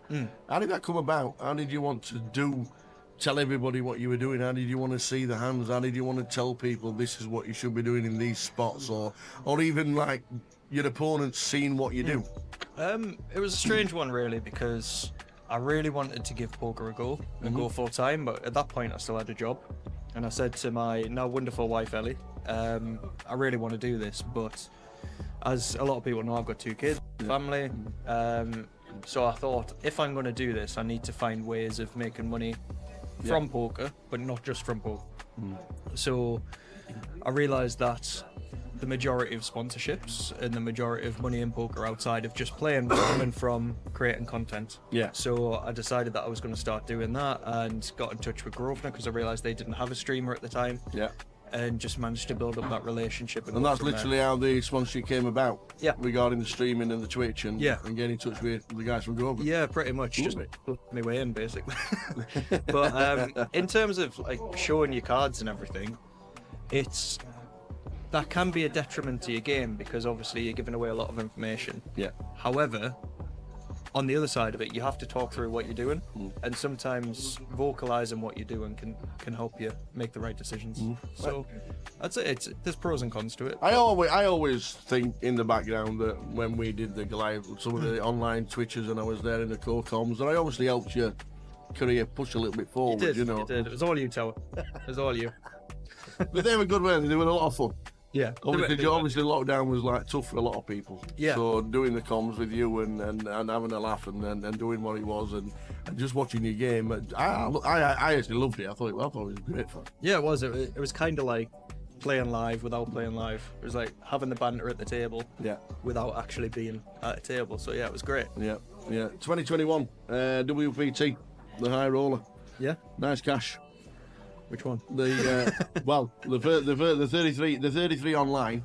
Oh yeah. Which was the 5K. The 5K. Can you run us through the online one? Yeah. So that one was weird because I was actually streaming on Twitch at the same time. Ooh. But this was at a time. I don't know if I'm allowed to say this, but this was at a time I was only allowed to stream Grosvenor games. Yeah. So I was streaming my home game, which is on a Tuesday, £11 home game, and I was on the final table of that. Off screen, I was on final table of a 5K. There's Dom Nietzsche, Sam Greenwood, and Tim Adams, 400. Wow. So I was getting really excited about the home game on stream at the same time as being 400 and 5K, which was pretty funny. Wow. But how do you keep it calm? Just dead inside, Tower. Just dead inside. Finishing third. Yeah. Obviously, we all want the win. Were you upset, or did it take a bit of time to think, that's a great score, by the way? Yeah, I mean, the only reason I played it was because I saw some satellites overlaying to that event, so I ended up getting into that event for $55. Oh, wow. So I couldn't be too disappointed. It was $55 into 30 odd K, so yeah, I was pretty happy with that one. Obviously, you're gutted for the first couple of hours afterwards, but when the money hits your account, that's a nice little. Always nice helps little when you perk. look at the dollars just adding up. That's true. 2022, big year for you. You cashed a lot. Obviously, we had a GUKPT win as well. Yeah. Which was very nice. Yeah. Obviously, we were there. You were. Brilliant events to play in, but when you get one under your belt, how did that feel? It was great. I mean, I always You do have a lot of love. I did Within the Grosvenor fraternity, you do have a lot of love. Yeah, and it's really nice to be able to kind of repay that love. Yeah. I really appreciate all the support that I get from the chat box and everything, and it was nice to show them that I can do it, really. But yeah, it was nice. I felt like the thing at the Vic, I always felt like that was my bogey card room, where I couldn't get a win, and then all of a sudden it just came. And the funny thing was, that's probably the worst I've ever felt playing poker, because Really? I was ill all week. You was ill? I was ill. You was poorly because Yeah. you literally said, I'm gonna get you a drink, lads, but I'm leaving because I'm not feeling very well. Yeah. And that's exactly what you did. So yeah, some of those kebab places on Edgware Road don't go to. But excuse me. But, there are some good ones, by the way. There are some very good ones at the time. But yeah, I mean, it was one of those things. I should probably take note of that. And I just played ABC poker. Yeah. I didn't pull right. off any huge bluffs. I didn't make any big hero calls. I just played my hands well. And maybe going into this tournament today, and I'm I think about to play. you said at the time, I think because I'm not feeling well, I can't really play my game because I just really want to sit there and play ABC. Yeah. And that's that's what I did, really. So maybe there's something in that. I'll try that this week in Leeds. You won the mini. You beat somebody called Cal Heads Up. I did. Do you tell him every time you meet him? I did. Now he's sponsored, obviously. Yeah. Now he's part of the team. Until recently, I was the last person that beat him heads up, and I was like, "Have you ever lost a heads up, Carl?" He's like, "Yeah, to you, Jamie." But no, I think it was the cup I beat him in, actually. Heads up, and then the next heads up he lost was in the cup to Sinead, I think it was. Oh wow. So becoming a pattern here. So yeah, he's never getting a cup. You do a lot of coaching. Yes. And you're proud of your coaching. Yeah. And now we're seeing the players that you coach having some great scores. Yeah. You post that, and obviously you let everybody know. But how good does that feel for you when you see one of your guys that you're teaching and you're getting to learn the game and play a little bit better, and probably properly as well? How does that feel for you? I mean, it sounds like a bit of a cliche, but it's probably feels better than when I win, in terms of how proud I am of it. Obviously, the money feels great when I win, but when one of my students win, it's just like it's just a sense of pride, because a lot of them come to me and they're a bit lost with their game. They normally come to me because they feel like they can't do it anymore, or whatever it is, and it's really nice just to instill that confidence in them. And sometimes that's all it is. It's just going back to basics, making sure the fundamentals are right, and getting them that confidence back. And yeah, it's really good, and seeing them get these big scores is just great. Yeah. If they're still not having coaching and you see the scores, will they send you the message and say, look, this is like this is great, and you see the name in lights, and you either send a text message either way just to say, look, fantastic, great result? Yeah, definitely. I mean, even if somebody has had coaching with me and then leaves, normally, I mean, we've spent a lot of time together, albeit on Zoom. Spent a lot of time together. We've talked a lot.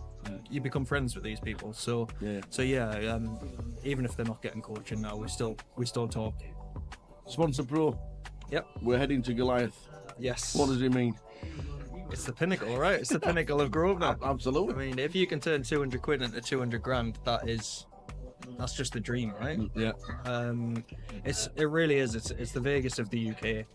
The atmosphere all week is incredible, and it's not just the Goliath as well. It's a really good high stakes festival in its own right as well for players who wouldn't normally travel for a £200 comp. So there's something for everyone there. If you're playing a 1K, if you're playing a 200, if you're playing the red tooth stuff, there's so much on, and everyone from every kind of part of poker across the UK should be a Goliath. Yeah, it's great. Vegas is like a must if you can afford to do it. Yeah. Is Goliath a must if you play poker in the UK? Yeah, I mean, it's one of those things where it's just the festival to be at. I mean, obviously the GUKPTs are great. There's just something special about Goliath. It's the fact that it's in these huge halls. It's not just in the casino. There's even the bit where all the food trucks are. Yeah. Everyone's just in a great mood, at least at the start of the week. And, 10 bullets in, we're like, why am I here? yeah, well, but there's just something really special about those tournaments where, I don't want to say rags to riches, but from 200 quid to 200 grand, Yeah, it kind of is, absolutely, right? And absolutely. it's just, you can start with nothing, and it's like winning the lottery. It's a dream, but you can do it with a bit of skill. Yeah. So yeah, it's great. Yeah. While you still love the game, what's the plans? Just to keep doing what I'm doing, really. Traveling around a bit more, playing live. I've done a bit more live this year. It's not worked out in the way that I wanted to just yet this year, but that'll come. Vegas in a couple of weeks, so we'll come back to this. But yeah, I'm going to play a lot more live. Going to keep doing coaching. Yeah. We've got Goliath obviously coming up, and then there's going to be some online series coming on Grosvenor, which I'm very excited about as well. Excellent. Are we going back twitching, streaming? Yeah, so this series that's going to be coming up, I don't know if I'm allowed to mention what it's going to be, but it's not something I'm going to be doing all the time, but I'll be doing it for one-off festivals and some one-off events as well. Just with me travelling more to live events, it's not really possible to stream all the time, but yeah, there'll be some here and there. Well, always a pleasure to see you in the card rooms. Keep up the good work, keep the coaching going, keep the results coming. Thank you. And keep that smile on your face. Cheers, mate. You're a top man. Appreciate it. Jamie, Thank you very much. Thank you very much. Cheers.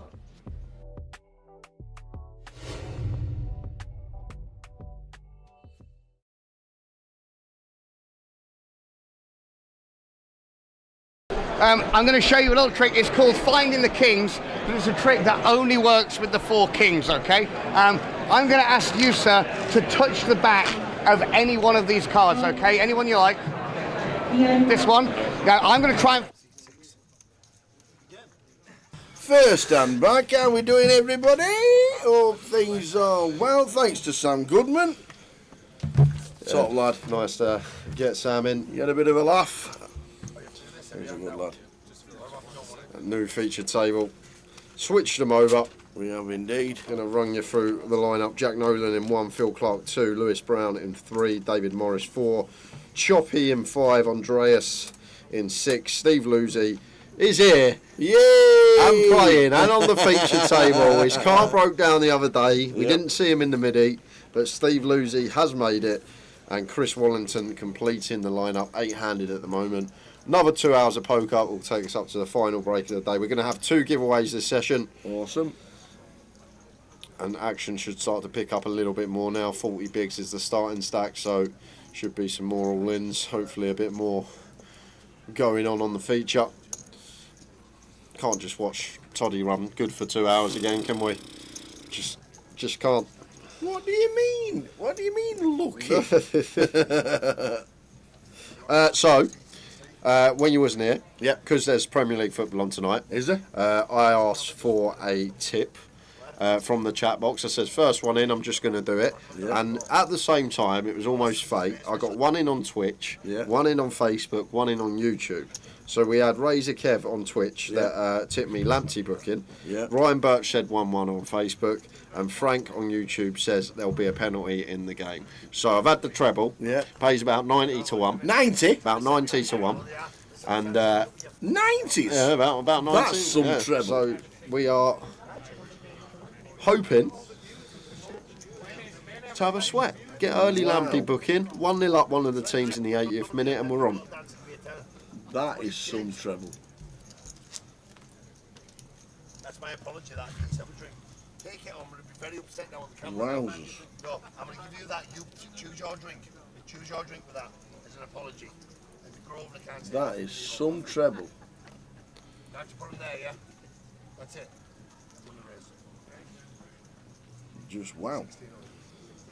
I couldn't believe it was 10 to 1 for 1-1. I've never 1-1s are usually like 6-7 to 1, aren't they? Yeah, that's true. I know Brighton are big favourites and potentially that's why, but even still. So Lewis under the gun. He's got the chips, opens the 6-5 of diamonds, north of 3x. I'm just on the corks now. They told me I'm not allowed to drink them off. Andres just playing cool against the larger sizing with the ace-queen. Against gun as well, we'll be playing a lot of calls. How's the video? 2 Guinness he wants. Just one. Thank you very much. And Phil clear defend with the Jack-9 of hearts.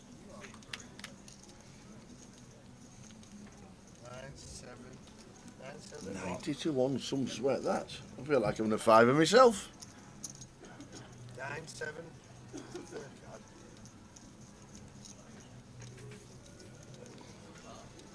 Away contacts already, but they're not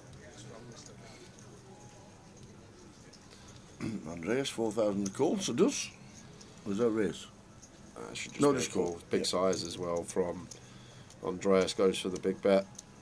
From Lewis, sorry, goes for the big bet, and Andreas just calling with the ace-queen. Lewis does turn a pair, maybe where he wants to start checking after catching a pair. And there's Andreas, just feel comfortable now that this is going to be the best hand. Almost always ace-king plus, just expect to continue firing at this stack depth. So as Andreas here, I think we want to start value betting our hand on the turn.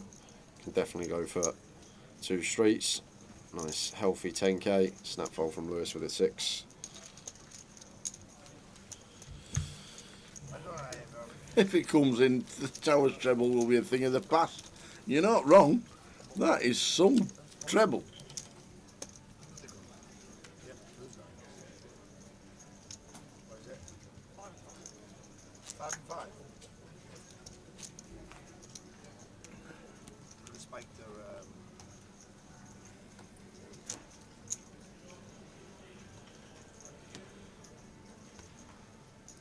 How long do you phone to the table? My man's been on fucking sports bets. Eh?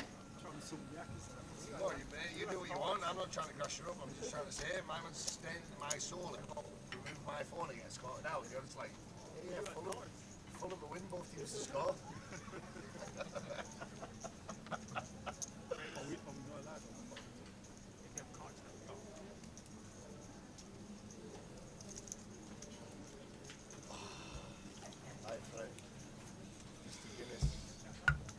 Good luck, Choppy, says Razor Kev. Everybody seems to know Josu Choppy. Do you play cash with him? Not really that much. I know I've known Choppy a long time. Lives around the area where I grew up, so known him at the tables, seen him around. Lewis with the ladies, bumping it up to 7k here, and Choppy, this stack depth should just land on call with the jacks.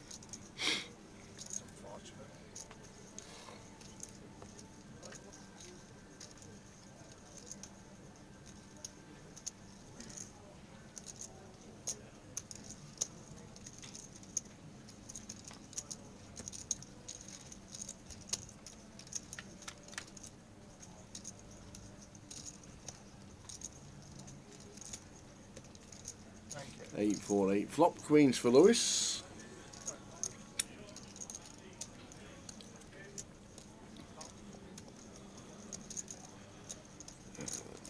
Now we're just 30k back. This could be big trouble for Choppy, and it comes to 10 of diamonds on the turn, and Choppy would just less than pot back, so Lewis may just go for the lot here, especially on the 2-tone board now. 2 flush draws out there. Potentially could rep some stuff like ace king, ace queen of diamonds, ace king, ace queen of hearts, and there is the all in. And Choppy with the snap call. Lewis sees he's got him pipped, and it's a big old pot here. Lewis could be up to nearly 100k, level 7 of the day. Very nice. Here he goes. Here we go, baby. No Jack, baby. Have they had a drink? And it's a clean river, so Choppy exits. Buddy, I've only got 150, yeah? No more, no less. No, it's not there for you. Lewis Brown. It's only him that beat. Must be it. Yep, friends of Chris Wood.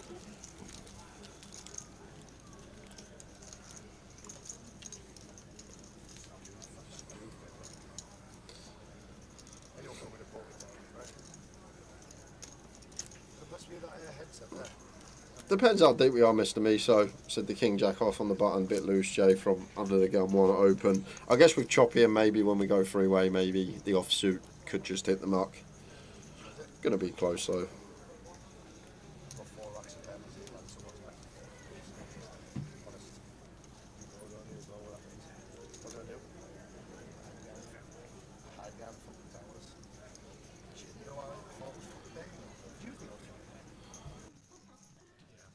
As well. Aces, kings, and queens. That could be. Did he or not? Wow. I said you've got ace or kings here. Can you do the same for me though or not? Because I just thought the image I've been doing. Twos for Jack, 1100 to call. But if it's wrong or right, I thought I'm going to continue now. No, it's going to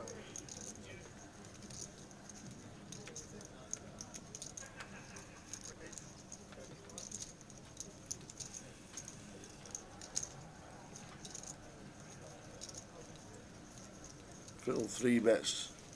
Phil Clark 3-bets to 3.5. Lewis going to get out of the hand.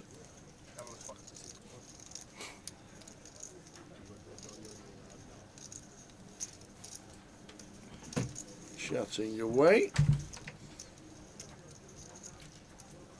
And Steve Lose It is in the building.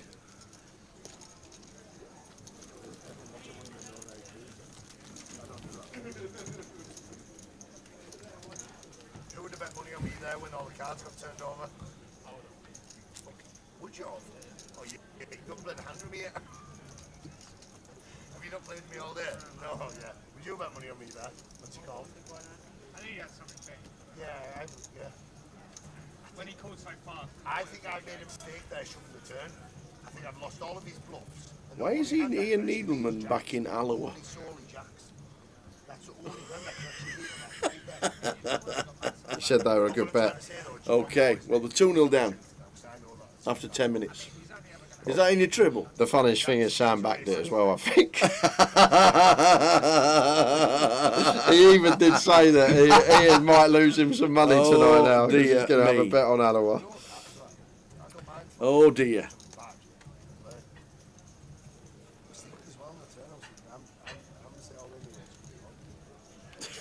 I love it. Oh dear me.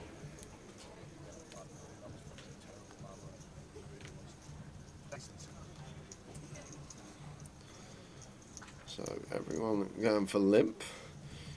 Iron's limp's fine after a limp in front of us, but Steve could have certainly just opened the King 10 suited. Now Andreas gets to bump it up from the big blind.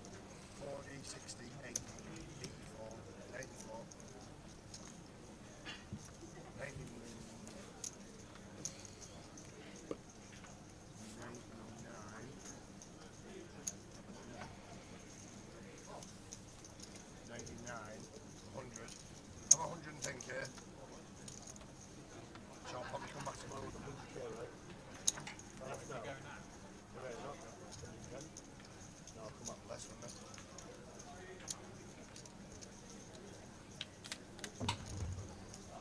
Can you see me making any more progress today? It's ace king deuce, 2 diamonds.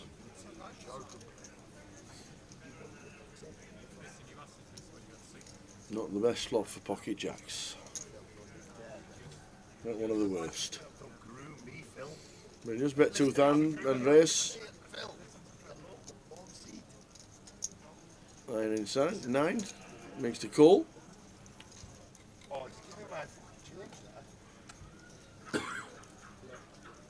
Queen of Hearts.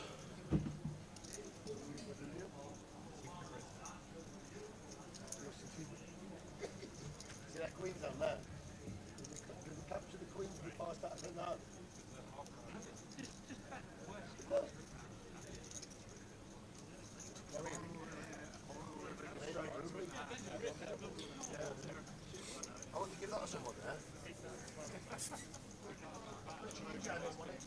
So a bet of 8.5.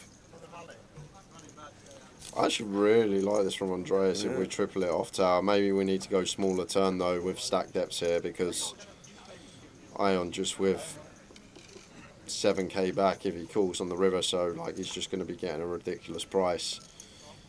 And we are going to get some value from the 10-9 of diamonds here with the jacks as Andreas. Maybe on the black rivers we will see him send it in the middle. Well, how about that? He is just going to make the best hand. Slight nod as well. That could be a bit of a tell. Just a slight nod on his head. And it's nearly impossible for Iron in scene number 9 to call. So he does get out of the way.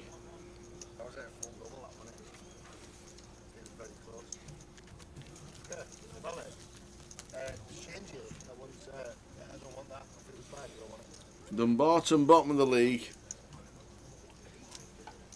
with 0 points. 0! That's extraordinary at this stage of the game, season. Alloa 21 points, thought they were a big price. And they were obviously whatever price they were for a reason. Any good or not? Jake? Thought so, by the way.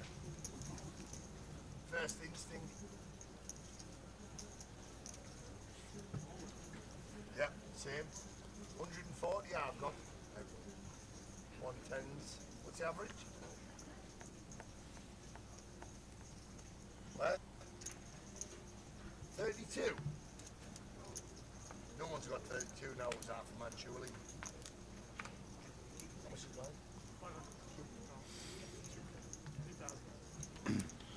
that? King 3 for Lewis. It's going to open. Looks like 2k. This could be an interesting session.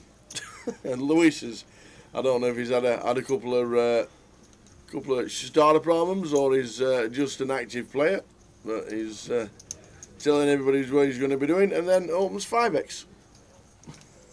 Oh, 4x, sorry, at 500k.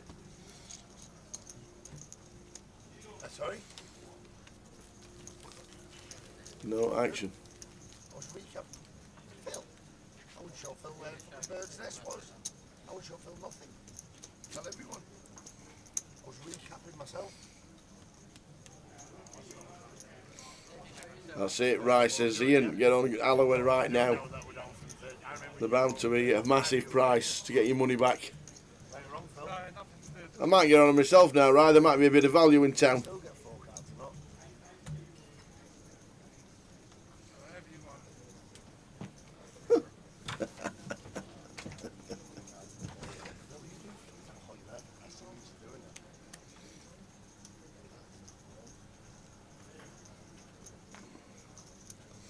Baseline for Jack from +1 is going to choose to open. Phil Clark in an interesting seat.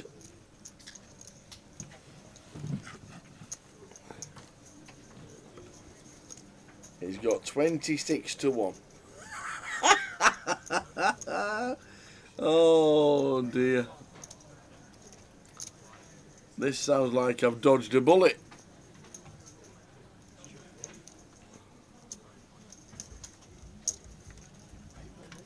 So flop time, Chris and Jack, with Jack 5, 4 flop.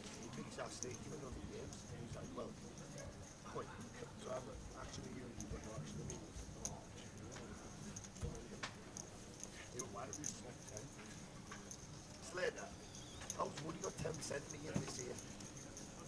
No, I have 25% of him, no problems.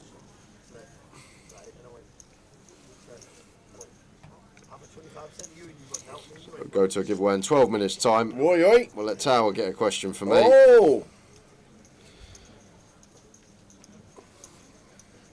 How many countries in Africa, Tower? That was Sam's question. Was it? Yeah. How many countries in Africa? Blinking heck. I will not have a clue. 82. 54. Oh, a little bit smaller than I thought. What did you guess? What did Sam guess? Sam guessed 54. Sam guessed for it. How many is there? 44. There's only 44. No, Sam guessed 44. There's 54. Sorry. Right. We got there in the end. 3 on the river. Chris with a check mark and Jack went for probably this little small turn probe to check back river. I think that's what we're going to see. Get some value from some flush draws, some straight draws, some 5x perhaps, and then just get to have a free showdown. I'm going to lose to Jack 10 of Chris.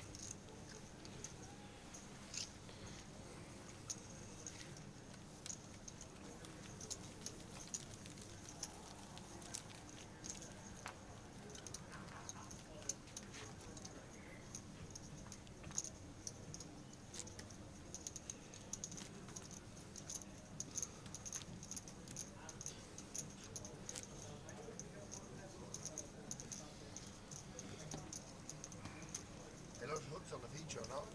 Hooks. Oh, what? What did you just call me there? Emma? Swear down, I thought you We'll said be you were opening this one as worse, Jack. man. Should hit the mark. Man out for life. A buzz. You think, I swear me kids now, he said that wrong my way, someone's thinking very different what he said there. Really? Oh, I'm thinking I'm going to say something like that over here. I'm on red card already for table 5. I'll tell you outside after the tab and the fucking and the Spurs. Ten deuce. Buzz. Where you from? Luton. Are you, yeah? Well, the small. Should sound good after this game, by the way. One we could actually raise here as Chris once in a while. It does exactly that. Makes it 1200. Nice size choice as well to go.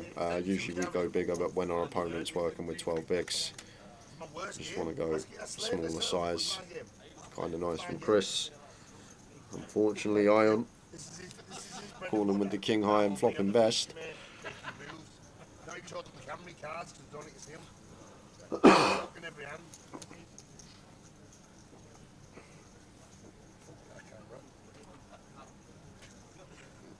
That camera, mate. And just calling as Ion, no need to raise our hand. My man here. Blind on blind, flopping top pair. Keep some bluffs in. King on the turn. Check mark.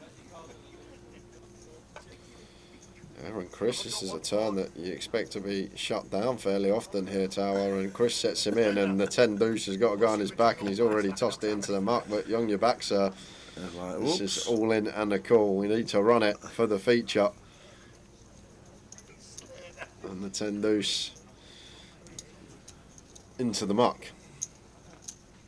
Here, listen to this. Here, listen to this. It's about it, right? Just hold on, yeah, a couple of weeks ago. My man sat in the small blind, right? Sat in the... What the fucking beach still? People here yet to listen to me. I'm talking next... Yeah, you're sat past me as well, man. Like, hell, like... You're insignificant at the minute. No, I'm not insignificant. I'm sitting, like, you know, you're shouting. Oh, he's getting upset. So level 7 of the day, £336,000 collected. Great prize pool for the grand final.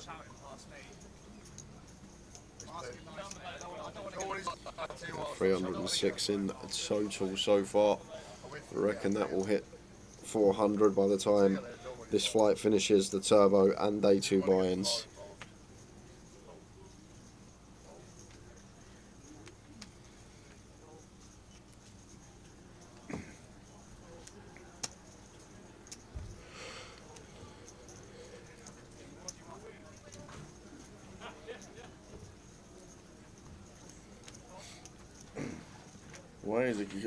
Why is the poker room hot and then cold and then hot and then cold and nobody can do anything about it? I think there's a temperature gauge somewhere and somebody keeps flicking it on and off. They get hot, then they get cold. If they left it alone, it'd be alright.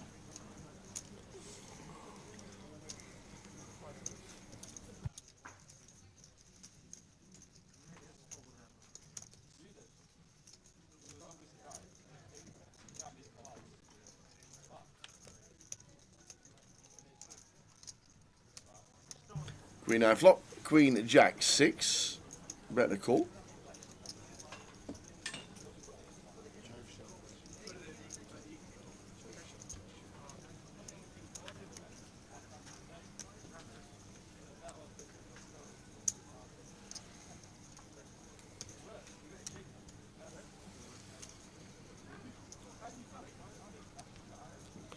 No value on the in there. I might have gone for a little bit.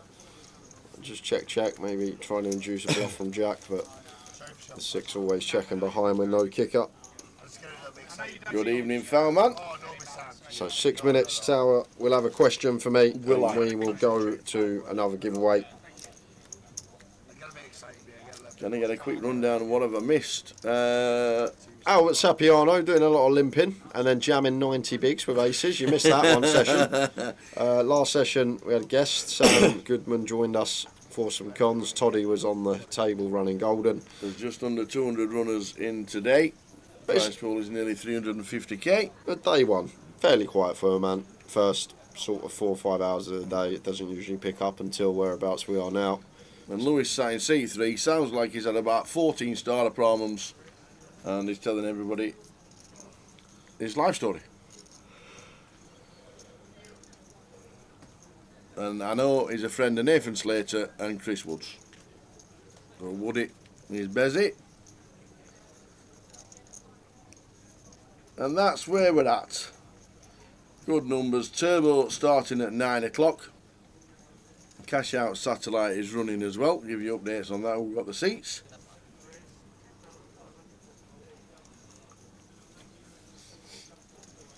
So the classic Steve Lucy. Here we go. With Queens, Andreas with Ace King. This should be getting in pre, and what a grim one for Phil here in the big blind. Ace Queen of clubs wakes up with it. And it's a real toughie. Depends what Phil thinks of Steve Lucy, and if he's been playing with him all day and Steve hasn't been free betting much, and when he's got to showdown he's had the goods. This is one of the spots we can just let it go. If it's against an opponent that's been active, been playing a lot of hands, free betting a lot, then probably lean more towards cold 4. I feel like these sort of scenarios very opponent dependent out. And we'll see what Phil Clark comes with. But I feel like if his read on Steve is he's fairly tight, that he would go for the fold, and then feels like Steve's getting after it, which it doesn't look like he's the type to, probably cold 4, but he's landing on the one option that I really don't like, Tower. The old Just cold call. The cold call. Just a lot of the time we want to play cold 4 or fold in these situations. Not really any cold calling going on. And now we just get to 4 betters Andreas, and we'll be getting it in versus Steve. Phil will then get out of the way. Yep, he will indeed. And Fireman says, wife's out, kids' bedtime soon, so I'll get the red wine out and twitch away with you guys. There you go.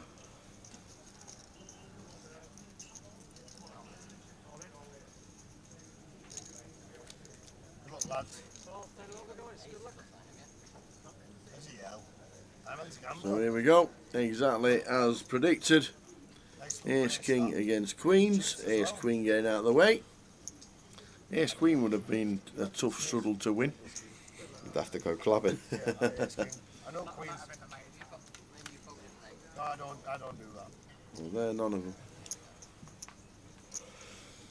That works, right? Running hearts. Oh. Looking good for Steve Lucy. Just fading aces and kings. And does. No bust out, like we like it.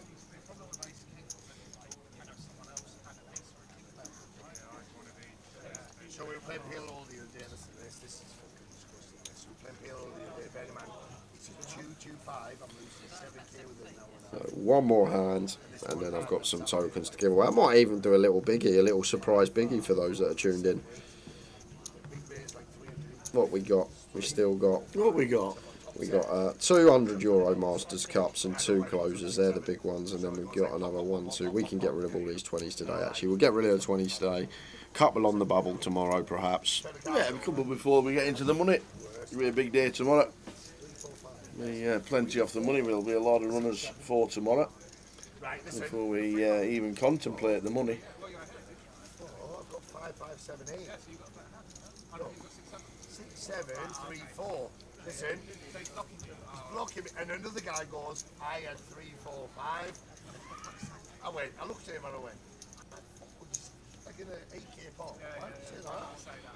I just want someone to come in chat and say, penalty Southampton, Lamptey booking at the same time. Just so Well, that, for the yeah, sweat. just a little, both at the same time. Lamptey takes someone out in the box. Southampton penalty. Lamptey gets booked. Southampton score the penalty, and then it stays 1-0 until about the 70th minute, and then we're talking. I'm not asking for much.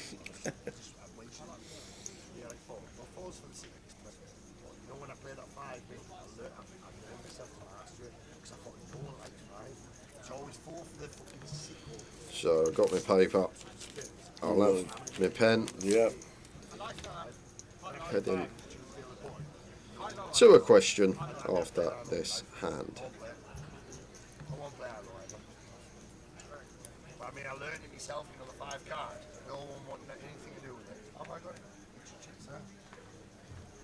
We got some heroes from Swifty as well. So I'm not Did sure. you? And do you know what? Yeah. I've just realised something. Yeah. I was walking into the comms booth. Yeah. I said, Lee was there. I said, can you bring me into our 2 cup of teas when you get a second, please? He said, yeah, sure, fine. When was that? Start of the session, so Start about of the half session. hour ago. That's, well, it's still early. Still early? Okay. if it's still early, I'll wait. I won't pester him. It's still early, but I might have to put your head through the door and just say, oi!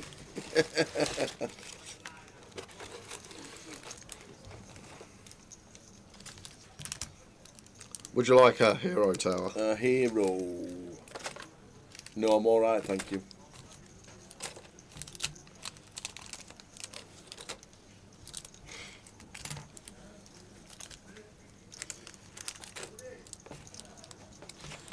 Jack 6 flop. The heroes are the best because they've got them really small double deckers in them. They're my favourite box of chocolates. And the little twirls. Lewis getting off grip. Yep, gassing away. Which just bumps it up with the 10-5 from the big after a limp from Steve.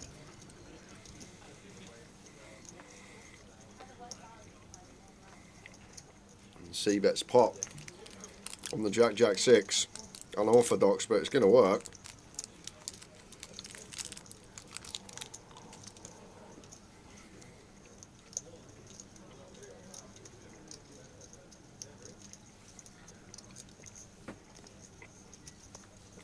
I can't believe Steve's even still in the tank here.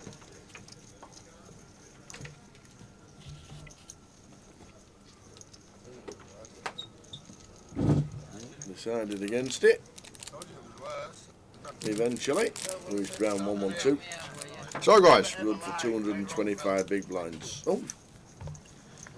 It's giveaway time, so I was going to run you down the rules. Don't guess more than once. That's basically it. Because if you do, then this lad, out you go. Don't guess until we've written it down. Don't guess until we tell you not. Until we tell you to. We'll have about 10 minutes maximum with the question. And that's about it, really. What's it on? What's my subject? It's on. It's on. Band-Aid. The plasters. Yeah, I know. Them things you put on your knee, and yeah. Yeah. So, 40 years ago, this week, yep. Do They Know It's Christmas? Yep. Was released Bono was for the in it, first right? time. They've re-released it again this year because it's 40 years on. They've re-released again, and it's now the 4th version.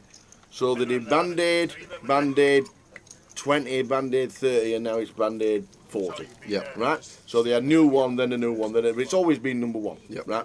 So Band-Aid 40, and if you've seen the video, they've got the new people singing with the old people, the original people, and it's all mulled together and they're all singing the same line together. It's very, very good. Oh, is it? So it's been re-released again. But what I'd like to know, no, not Live Aid. Live Aid was 1985. Live Aid was Freddie Mercury being the best person in the world. Live Aid was at the Wembley Stadium. Band-Aid was the song, Do They Know It's Christmas Time at All? That one. Right? Yeah, I know it. So Band-Aid were the original original charity song. They got together. It's been re-released exactly 40 years later. All I'd like to know is when it went on sale the first time. The new one? No. The first one Yeah. in 1984. When it went on sale on the 1st of December, how many records had it sold by the 31st of December? Okay. Okay.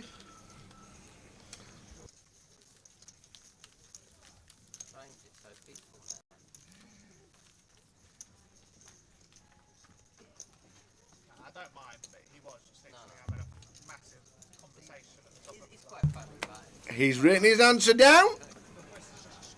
He has written his answer down. So by the time Band-Aid come out, it got released on the 1st of December. By the time the 31st came out, how many sales had got on the in the 1984, the first time it had been released? Away you go. Good luck, everyone. Good luck, everybody. You don't need to be close to the correct answer. You can Google the correct answer if you want to. Why'd you do this to me? Because then I've got to scour the chat box when the answer could be billions, it could be millions, it could be hundreds of thousands. We've got a diversity of guesses. It's like, it's hard work, Tower. If you know a little bit about music history, which I don't, you'll know that the biggest selling record is about 4 million. But it could be lots. 80 million, 90 Hold million. on a minute. 100 million. Diana Ross was 9 million last week. How can it suddenly be 4 million now? On about one song, not an entire career. Ah, I might be in trouble with No, this. don't worry about it. Don't worry about it. Yeah, but yes. It's, get your guess in. How many songs, how many sales, and don't forget, it's Facebook down. Yes, it is. We'll get it back up right now, please. It's the 8 hour, Richie Burner. It's the 8 hour. So how many sales had the original Band-Aid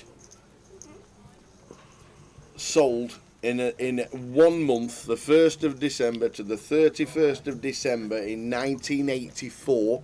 It was the Christmas #1. But how many sales did it have? And it's been re-released again because it's 40 years on, and there are still a lot of the originals. In fact, there's still a lot with the originals not still there, still singing it, which is great. And the turn's great for Steve. Fills up, gets the check mark. Hoping that Jack is going to continue barreling here. We'll start folding out some stuff like 7s through 3s. Some of the suited deuce-X that defends. It does choose to give it up, and it's well timed. Was in bother.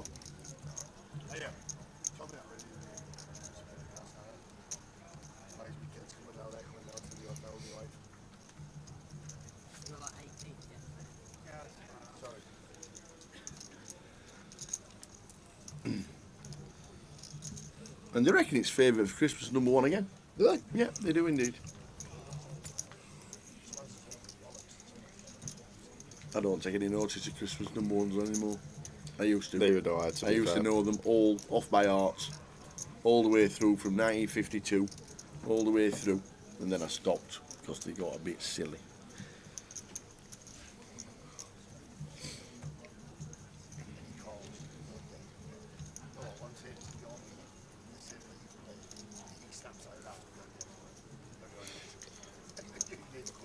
So I'll give you the correct answer after the next hand, guys. You can keep guessing if you haven't guessed yet. One guess per account, though. Please don't want to disqualify anyone. Oh no. We've been there before. We have indeed, unfortunately.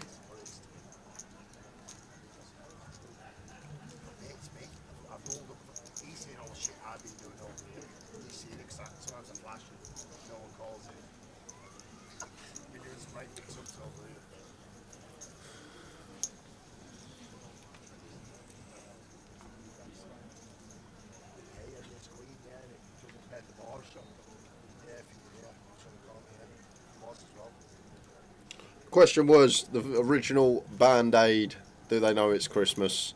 How many records did it sell that year, 1st December until the 31st of December? we're getting the correct answer from Tower after this hand. If you are guessing, you are looking for my guess. Facebook might be down. We'll get that back up and running. Should be back. Diane Daniels goes for 565 million. 565 million. That's some record sales, considering there's only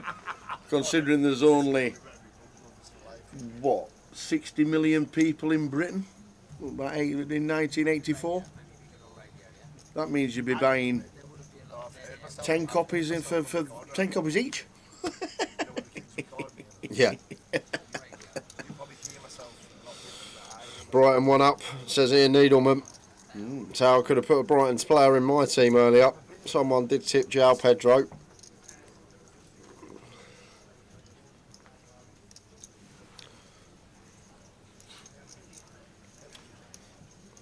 Lucky for Steve not catching anything here on the King 8 deuce. I'm just going to continue the aces. We need to go big on the King 8 deuce. Fairly small size choice, but goes for the larger bet. I feel like this is a board that does just like small.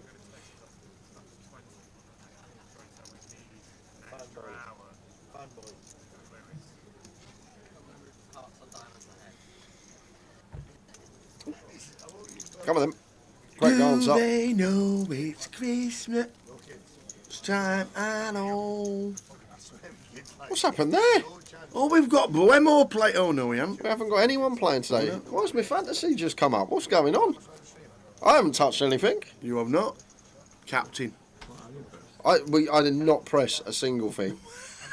I did not press a button. Is that just a needle? Like, look how terrible this guy's team is. Going to throw it up on the screen. What? That's the comms cam. The comms cam's bringing me FPL up. What's happened? We'll go big. We'll go big for now. So Tower. Yeah. Oh, comms cam's gone off now. What is happening? There's Gremlins. Oh, what a great movie, by the way. That's a great Christmas movie. Gremlins. Cracking Christmas movie. So, Band-Aid, the original, was the fastest selling single of all time, selling 1 million records in the first week. By the time the last day of 1984 came, it had broken the world record for selling 3.1 million singles in a month. That's actually not that much, is it? When you think about it, it's really not. Like worldwide, it's a worldwide song, right? And no, this was the UK. What, Band-Aid was just UK? Yeah. No, it's a biggest selling single in the UK. So how many sales had it in sold? the UK, not worldwide? Yeah. You said you did not say UK. You did not say UK. Can we get a rewind? Because I'm pretty confident you didn't say UK. You just said how many singles did it sell? Pretty sure. Chat, back me up. I did not hear the word UK. Sure. Well, anyway, we've gone through it now, so I'll let you off. Anyway, the 3.1 million was the correct answer on the last day of 1984. Well, we need to know Jay's answer. Oh, it wasn't global. You did not mention the UK. Go back and rewind. There's no chance there was UK mentioned there. I wouldn't actually know how many singles it sold worldwide. Yeah, well, have a clue. There we go. I only know the British ones. Somebody's going to be winning the token. Yeah. Phil with the nut flush draw here. Looks like it's Ion that's going to take initiative after check through from the big blind. Jack on the turn going to lead his gut shot. Phil with a nut flush draw. Not going to be going anywhere. How about raising position, Tower? I know I always say need to get creative. Like, I feel like in 2024, like a lot of the players now don't really do much raising in position, because when they do, everyone understands it's an underbluff spot. So maybe start going against the curve over the course of the next year. And Ion going to get in trouble here because we just have to bluff this river. Too good a river for us not to bluff. Have to double barrel now as Ion once the straight completes, and Phil will be snapping him off. But if you're going to play a lot of live poker like at this buy-in next year, guys, maybe start finding a lot of bluff raises after it goes check, check, flop in position, because people are just so aware how under bluff this line is, and maybe start trying to be creative and start overdoing it, if you like, because players will just look into the spot how most people do, and Ion now just getting to snap fold, left himself one chip back, but he is still alive. It's going to be forced all in here in the small blind.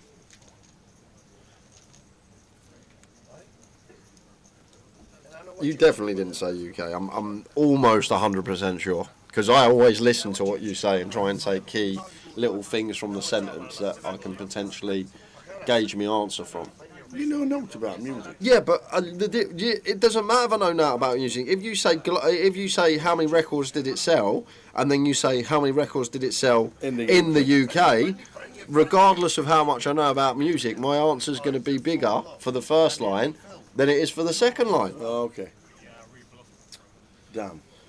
You didn't say UK Tower, you just said how many did it sell for 1st to end of December. Thank you very much, Chris Madden. He just rewound it. Damn. I'm glad we got the chat.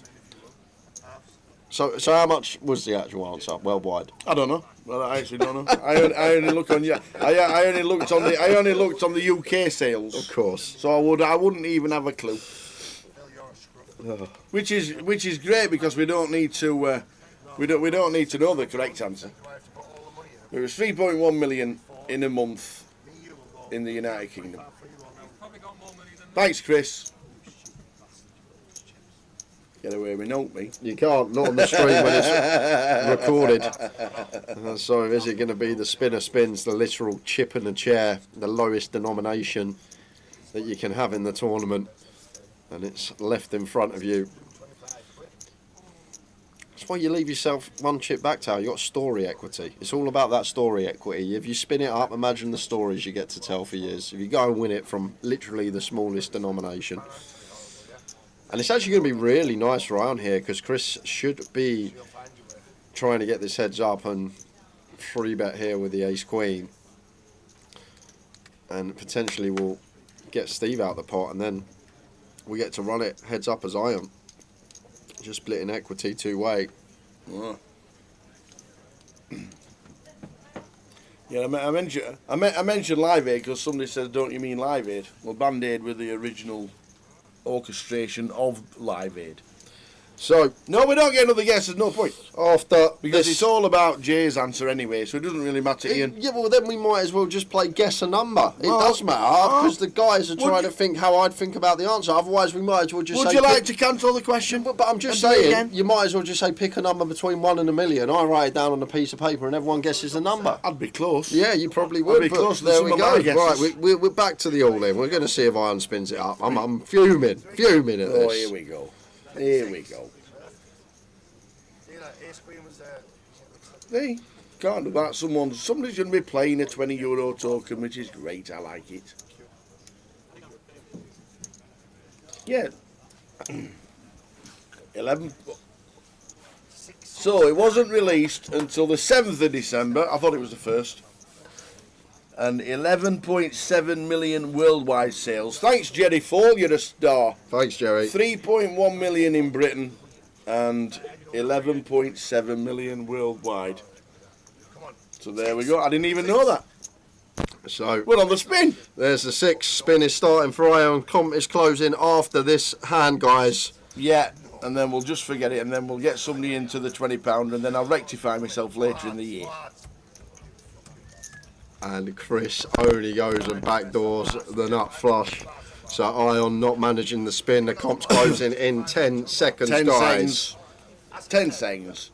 Yeah, he guesses in. I really enjoyed that question as well. If only I'd have said UK. Yeah, only if you did say UK. Unbelievable. It affects everything, Tara. It affects my answer. I would not have put this number. Okay. This is the number that's worldwide. So I knew I've actually put the worldwide sales because you didn't say UK, obviously. Not in a month, because I don't think the UK. Nobody knows how many was sold in the UK worldwide in a month. You didn't say UK, but we got to close the comp. Anyway, comp's closed. Jerry, You're not wrong, and it's not the first time. 10 seconds to get your guests in, and then somebody's going to be winning tokens on a great question that was ruined by myself. Oh, you're my friend now. What did it call for? 10, 5, 4, 3, 2, 1. Comp is closed. Competition's closed. I didn't ruin it. I didn't ruin it. Well, you did. I should have just said because UK sales. there's a difference between there's a difference of 8 million. Because I also did say it was the fastest selling single in Britain. Yeah, you said So- that, so but the question wasn't that. It was how many singles did it sell between December the 1st carried it and on. December the 31st? You I did carried not. it I'm not having it. No worries. There's 8 million difference between the two questions. The one that you wanted to ask and the one you Yes. asked me. There's an 8 million difference. How it's not fair. I love it. And Corinne said most of And the people. and Jamie saying we all got the badly we all got exactly the same badly phrased question. Yeah. So you can't complain. There you go. There you go. So Phil defending with the King 9. There you go. Thanks, Jamie. Probably gonna get bluffed off of it. With Andreas, nice clean c-bet here with the Jack 8. Got shot to the Knox, back foot, backdoor, flush draw, overcard. Should be a continue.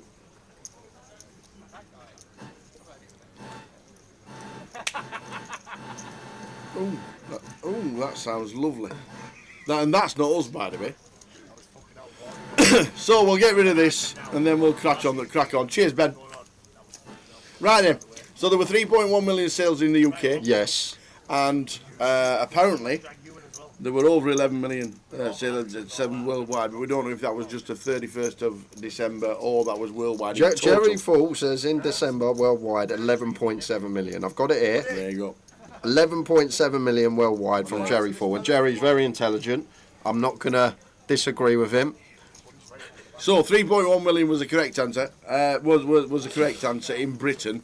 Obviously, now we think it's worldwide, but I'm still sticking to UK. No, so over to you. no. There we go. So this is hilarious. This is worldwide. I misunderstood the question, and I actually knew the answer to this. So with me misunderstanding the question. You can't get away with that one. I honestly knew this. So I went for the correct answer, 11.7 million, which is the actual answer. How many were sold worldwide? How is that possible? What are the chances? So I actually got it right. He got it wrong, even though he googled the answer. 11.7 million is what I wrote down, and that is actually, according to Jerry in the chat, how many were sold worldwide. So I've got it bob on, but Tao was not going to agree that I've got it bob on because apparently it was UK, even though he did not mention it. But 11.7 million was my guess. So the only time. First time ever I've actually got the actual answer right, and I still got it wrong. Still got it wrong. Obviously, my first time ever getting it right, and I still got it wrong because you mucked up the question. But it doesn't matter because someone is going to win themselves a €20 mini Masters seat. Who was it? And that is Cooler Fish. Cooler Fish on Twitch guessed 11 million. Well done, Cooler Fish. And I just can't believe it. I just when Jerry wrote out in the chat, I had to double look. I was we're going to do another giveaway next level, guys. Probably about half hour's time. It will be a Tower Thinks. I'll make sure I get the wording of the question right. But well done to Cooler Fish. Drop your ticket in the chat, please. What are the chances? Honestly, that's crazy. Well done, Cooler Fish.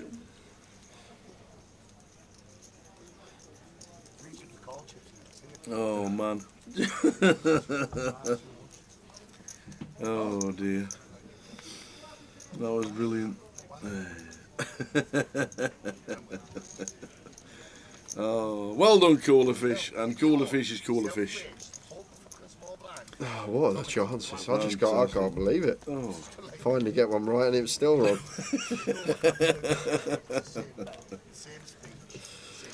Yeah, and it's favourite again this year to be Christmas #1 apparently.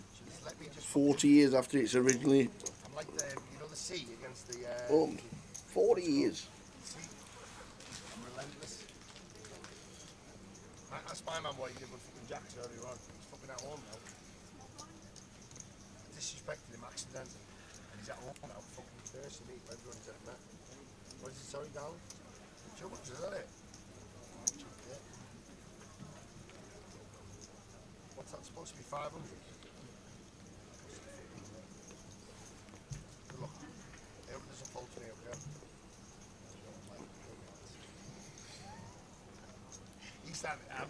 For Chris out the way in the hijack, as he should be. Jack the same in the cut-off field. Jack 5 off. Can't open this one on the button, even when folded to.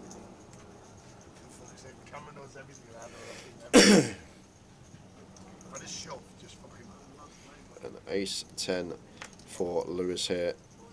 Not sure about the stack in the big blind, but must be fairly shallow for Lewis to open shove this one. Wow, it's a big old shove tower. It's 22 bigs here.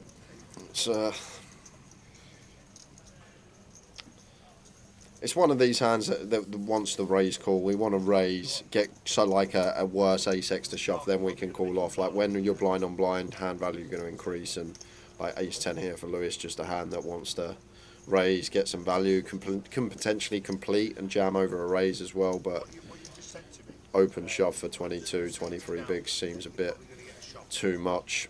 Like, do we ever get called by worse for this amount? Maybe some ace-9, ace-8 stuff, but just want to try and get some value from our holding.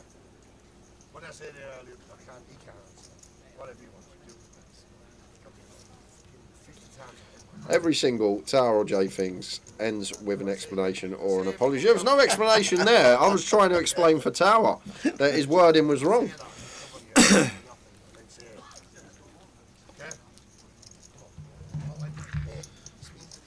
But we have been doing it about 3 years now. I'm due. Numbers game. Eventually, yes. You have to get one right.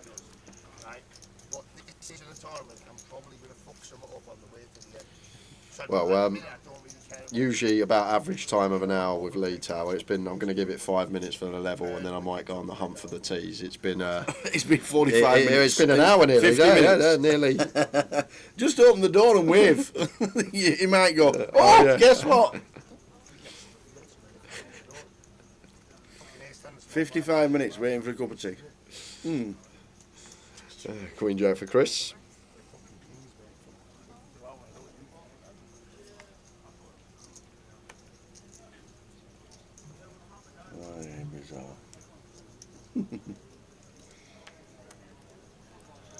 Queen Jack for Phil.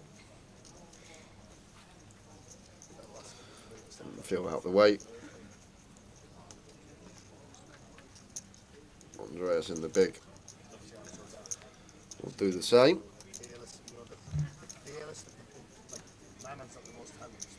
Lewis Brown still cheat leader. Still chatting to Phil Clark. The transparent skin. It's your ghost, the ginger hair. She's been stepped noticing. The fella in the mum's. Well, the mum's actually not that light, but the dad is. And she's doing this picture of me the other day, look. The joint stuff like that.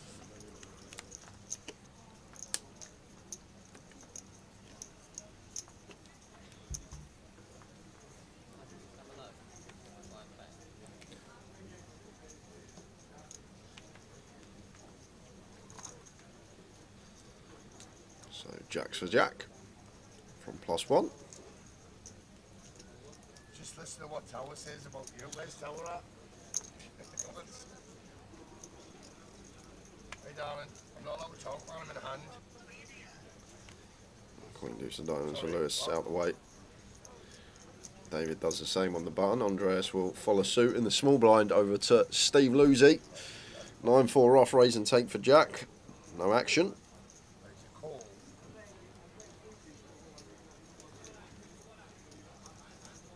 Where are you now? You left home. Put your foot down hard and try and blow some shit out of it. I'll tell you what to do.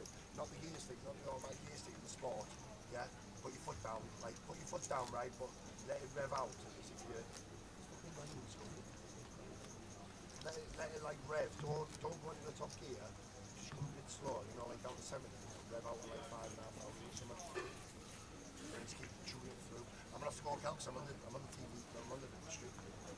Stay on the road, yeah, but I'm on the table. I can't be on the phone. Was you sending off in the Sheffield United game?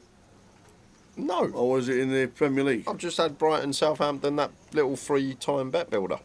And one of them was sending off? No, booking. Lamptey booking. Oh, right, okay. But I know he hasn't been booked because Kev would be straight in the chat. Yeah. Yeah, you're right. And now, Steve, his turn to wake up with a jacks, blind on blind hit. Starts with complete. I think perfectly fine at 40 effective. Can go either way. Has this function of keeping a lot of hands with slim equity in. Yes, I flop ace king 6. Not really the board we're looking for as Steve though. Now Jack's just, in terms of equity tower, probably now want to check as Steve. It looks like he is counting out a bet, but how the equities run here, we're going to be drawing to 2 outs versus an ace or a king, so we're going to have about 10 to 15%. And then the times that our opponent has a hand like he has 2 undercard stuff, we're going to have them drawing super slim. So when that is the case, a lot of the time, check is the best way to proceed, but does go for bet.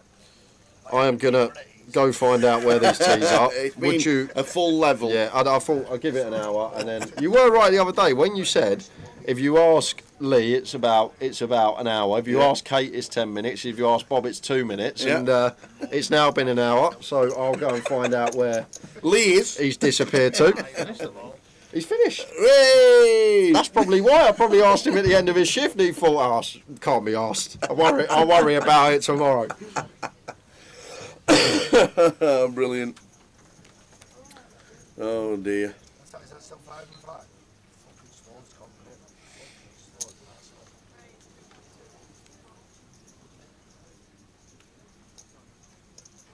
Unbelievable.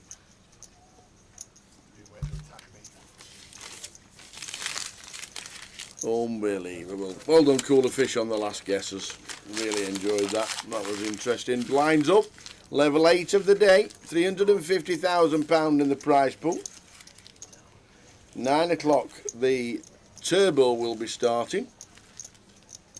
It'll be close this, you know, Kev. To 450.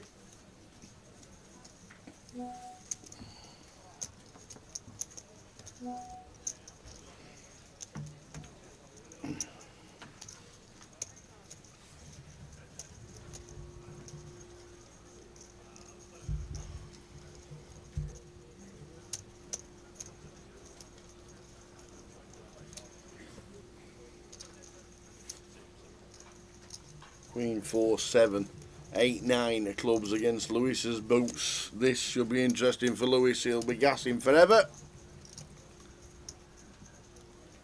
Oh no. The scarf's up.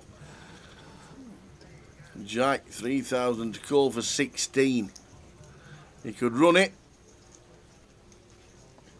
or he could just call.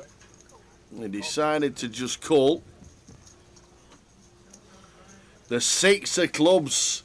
So now we're open-ended, and now we've got a flush draw, and we've got exactly 1 SPR. All in to call, and he will be calling.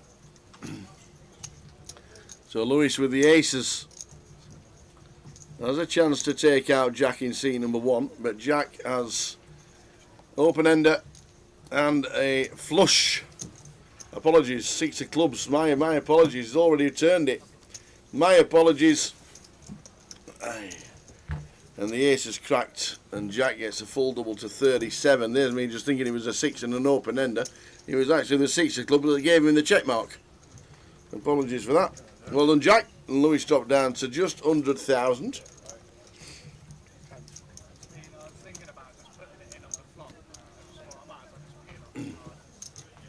Still 200 bigs deep, to be fair, for Lewis. Loads and loads of chips at this stage of the game. Just started level number 8. But Jack gets a full double. That kept him quiet. Yeah. Ace has bust. Turn flush.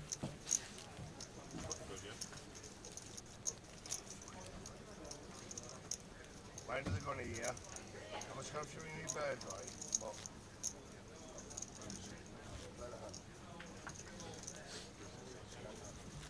Wait, where are you right now? Are you not for stuff on it yet? Not for stuff on it yet?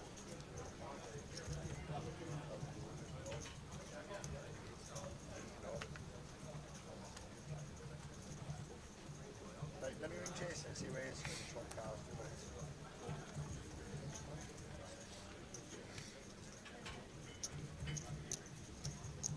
So Andreas, seat number 6 gets out of the way. Round to Steve in 7. Did you locate the valet? Yep. You found him? We got Emily now. Oh, Emily. What's Emily's time? I'll get Emily at least before 9. Before 9 for Emily, okay. I'm going for before 9.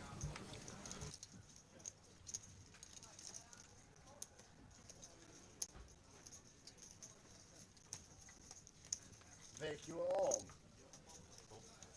You at home? Vicky, try and talk properly. Are you at home? Queen, 10 flop. Twist with the 8s.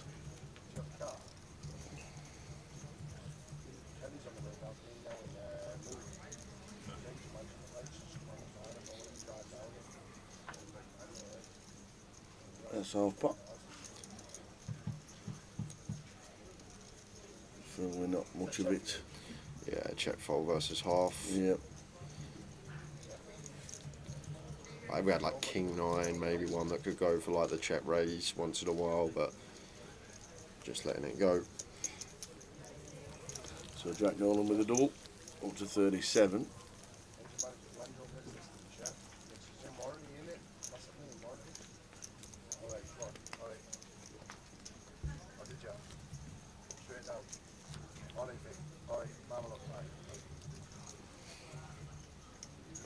Table, moment of shine.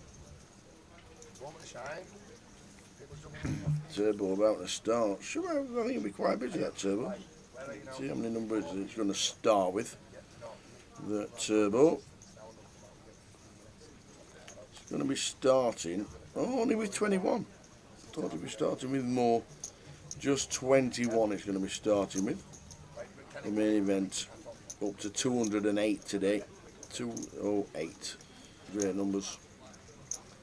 £360,000 in the prize pool currently.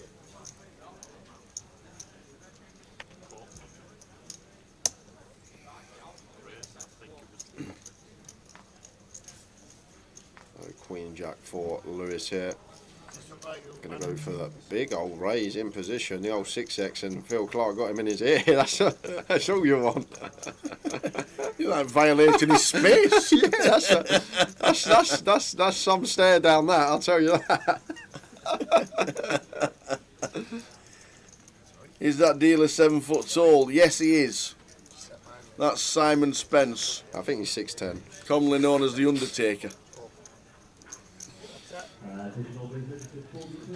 So Lewis flopping best with the top pair. Throws out 3k, and Keith overcard gut shot. Phil overcard gut shot should be sticking around.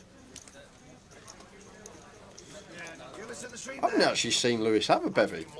No, I don't know if he's been on the bevies before he come to the feature. Yeah. Oh, and what a turn card for Phil.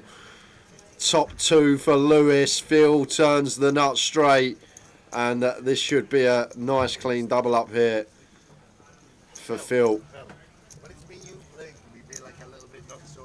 Rainbow board with the King 10, and it looks like Lewis has something once he raises 6x pre, bets flop, continues betting turn. He's gonna just choose to call, setting the trap, and that will work because should just be an all in now from Lewis, and Phil will be snapping it off with the King 10. Let's check the river again to see. Looks like the lot's coming in. There he goes. Yeah, that. Tease it. Thank you. Time is it? Just before 9. There you go. Bingo.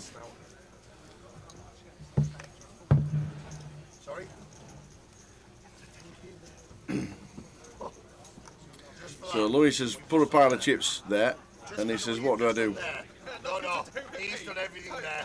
Let the camera be known now what's just happened. Let the camera know what's just happened there. Keith was sat there all day yesterday, it's in my head still. Phil with the King 10, easy Phil's jam. going to put them all in. And Lewis And obviously Lewis. calling. Never are we folding. Not ever. Don't think you're ever bluffing me. How much is that? Like, I don't even- Credit to Lewis for not snapping in, but how He can we says, "You're fold?" never bluffing me." It's just the biggest waste. 10K. 20.3, exactly correct on the Action Trackers stack. 10,300. I'm never ever going to get back ever. He says, "I don't think you're ever bluffing me here." He's never got Queen 9. Never got Queen 7. He's never got Queen 9, correct. He's not got Queen 7, no. Got King 10. Could have 9s. 8-10. 8-10 on the flop. Could have King 10. 8-10 on the flop's a double cut, isn't it? Is it? 8-10 on the flop is a double cut. Yeah, there it is. Well, he's chucked them all in for King 10 and 2 pair. So because they do have to be tabled, I'm not call, right? I know it's me and you. It's not a call, you know. and 2 pair for Lewis. It's not with me and you. What you should tell me, you should know. So Phil Clark up to 100 bigs. Very nice indeed. Lewis dropping down to the rest of the table. But still chip leader on 110 big blinds. I hope you're not fucking talking to me. Fucking jack on the turn. Is that really quick? Oh, good shot on the flop. Top pair, yeah? Yeah? Will leave me alone.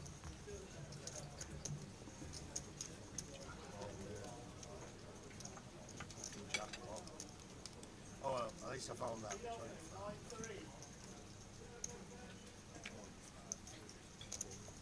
So alright, so that's it. The double kill here. Now aces and a flush. Fucking top two with the fucking straight. You're not one of them, are you? You're not one like a guy like these days. I've got all smiles now. He didn't want me shouting over. Now he wants me to listen to the recite the fucking Bible. Little prick. He's 9 suited for Lewis, opens from hijack.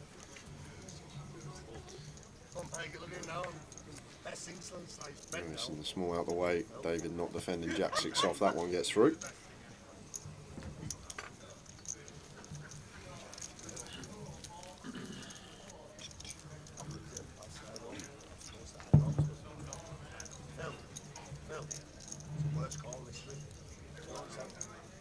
Phil, how fast is everyone else picking against you guys? I never ever thought you were going to say Queen 7. I don't care. I don't care, Phil. Phil, I'm never winning. You thought you were Queen 7, I wasn't. How have you got Queen 7 or Queen fucking... And raise for the King Deuce out of the way. Steve will lose it. Pocket fours. Good to see him get some TV time after his non-appearance the other day. Yeah, but I thought he might have made a few extra quid than what he would have made. I'm pretty sure he hasn't paid for his car with the extra money that he made. He what, 4 grand just from not turning up, laddering up in the mid-heat. So Jack finds the goods in the hijack facing this limp, makes it 1500. Schumann Steve's limping to call the small pocket pair.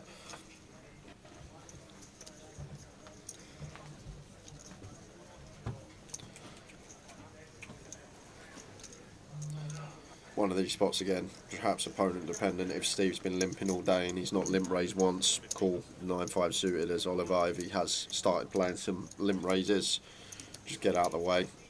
Like if we're against an opponent that we know's just limp calls all the time and never plays limp raised, we're essentially closing action still because Steve won't play any raises behind, but 9-5 of spades out of there.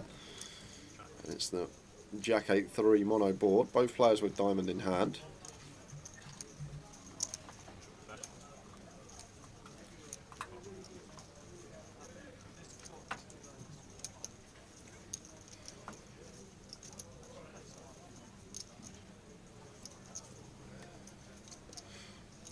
Jack 3-8, all downs. Fours must be in the muck, as Jack has already got the check mark. Call once, Tower. Should call once, fours with a diamond.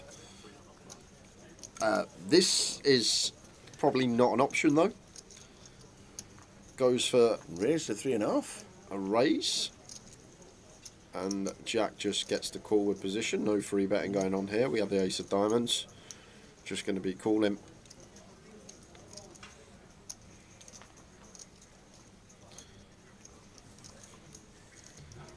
Like with ace of diamonds, like it would be a mistake to free bet here, Tower. We just want to keep bluffs in of our opponent. No insurance need. Like when Steve check raises this flop, he's basically saying he's got pocket threes, potentially pocket eights, maybe a jack eight suited. But don't think he's going to check raise too much jack X. He can have some flop flushes as well in the limp call range, but as Jack here, I think we are supposed to just call and play turns with position, especially with the ace of diamonds. It does go for this raise. And now Steve with the fours probably will get out of that. Surprised he raised in the first place, getting a nice price to just take turns and see what it brings. And Jack with the 3-bet should be getting it done on the flop. But it's just such a nice hand to just call with position here, Tower. We keep bluffs in. We don't overplay our hand against value as Steve when he's got his value range that raises, basically has our aces crushed. So therefore just want to be landing on flat here. Also has that merit of keeping our range wide up. Like don't give, if Steve has gone for like a raise here with like an ace jack of clubs, don't give him a chance to fold. Like we want to keep hands in like that. They're just drawing so thin in terms of equity. Into the bin they go. Yeah, it does lose his customer.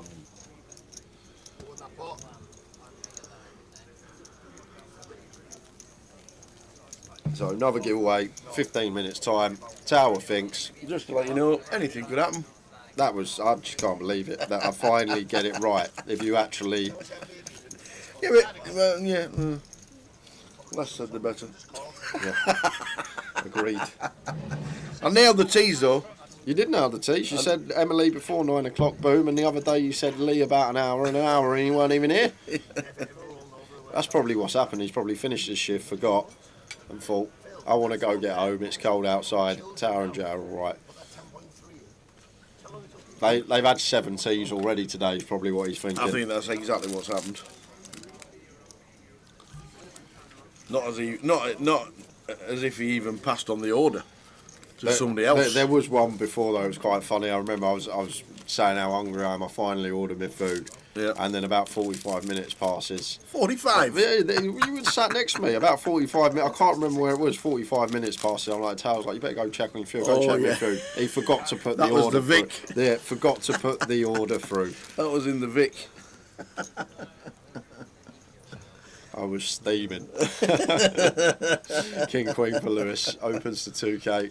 Andreas suited king, even against the north of 3x, is going to defend.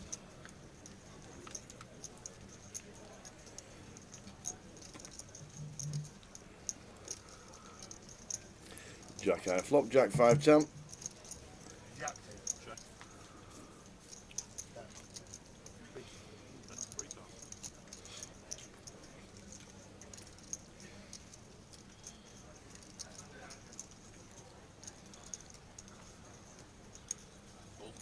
Just that check fold from Andreas, up and down for Lewis with the king queen.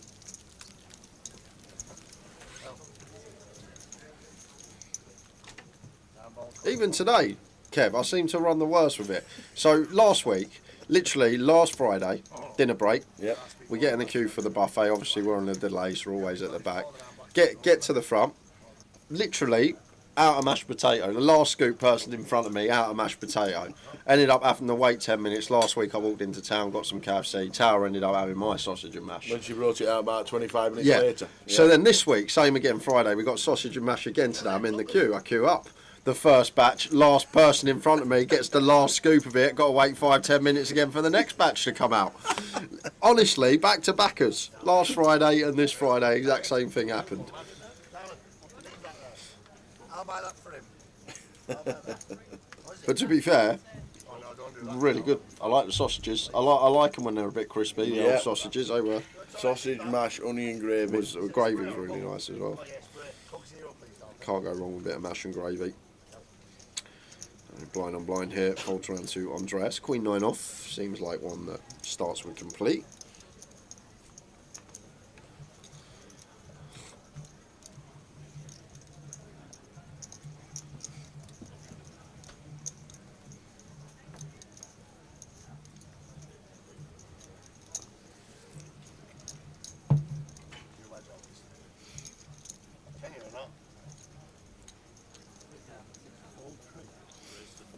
Steve with a strong hand. It's kind of tight from Andreas. Okay, 6x makes sense. I was going to say Queen 9 off wants to usually stick around blind on blind, complete call against like 3 bigs, but against 6 bigs, obviously going to go into the muck. You cut out then, or was it just me? Hope it was just Chef Brad. Well, 40k in the dream.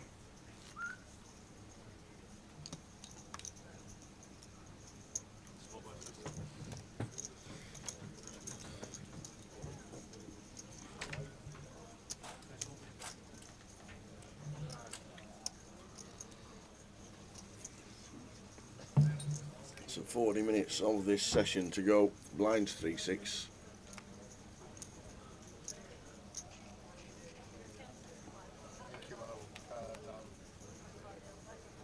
Sorry, don't catch it here. What's it? 600, yeah.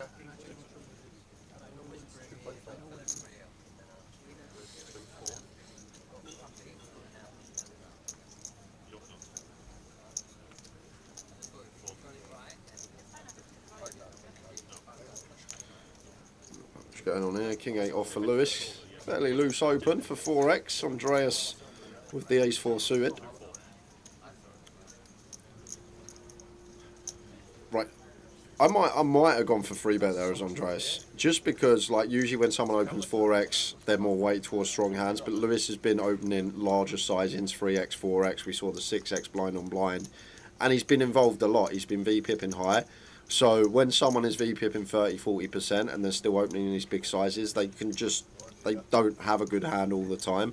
So I might have actually taken that ace 4 suited with an extra 2 big blinds up for grabs against the 4x open and gone for 3-bet as Andreas. If it was like the first 4x open I'd seen from the opponent, I'd never take it. But when someone has consistently opened the 3x, 4x size and they're doing it a lot, they're involved a lot, then more bigs to pick up potentially if they're still opening a entire range, or the range they should be, but just putting a extra bit of juice on it, then we can just still potentially play some 3-bets.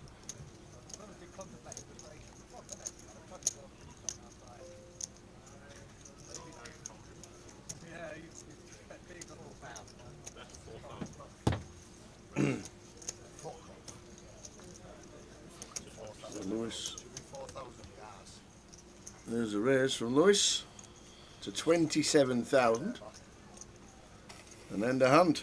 Should just call tower. We got an absolute lock on the board with King 8 on King 8-6. Our opponent leading into us. I'm not sure what Steve's up to anyhow. Just leading this board as the caller. Should just be playing check. Don't think we get any leads. Well, no, we don't get any leads. And then Lewis could have just flattered here, potentially picked off some bluffs down the street, but going to lose his customer.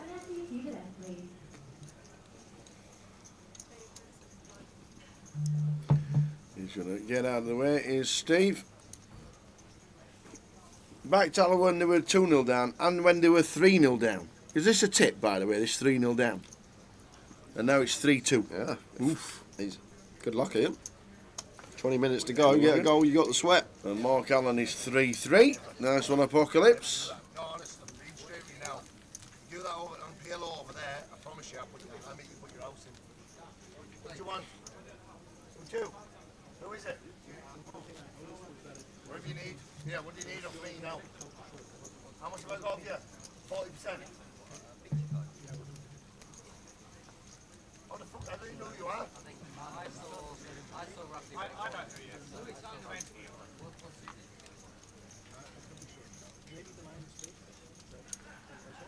What is it? 31, 32. 32. 640. How much do I owe you? 625. 620 there. £5. Good luck. Listen, don't fuck me about. Make these people look stupid here. You have to do it. Why is it full before I've even done anything? Don't ever don't bet to me again in my pot. Don't do it. I promise I'll shove it in every time. You haven't got no decent cards. Don't be talking shite now. Won't allow it. On the stream don't lie. 30, raised to 13. The stream's going to be able to see us the people who are talking shy, yeah? Do I add? I open key 8 off. Sorry? I open key 8 off. King 8. Off. I don't lie. I open key 8 off. Key 8 6. And he fucking leads into me. I fucking king queen. He's just getting it, yeah. It's me, I could have like definitely better than Why King are 10. you going on like you're some maniac? You ain't some maniac over all mad hands. You fucking showed up with top. He hasn't showed up with nothing.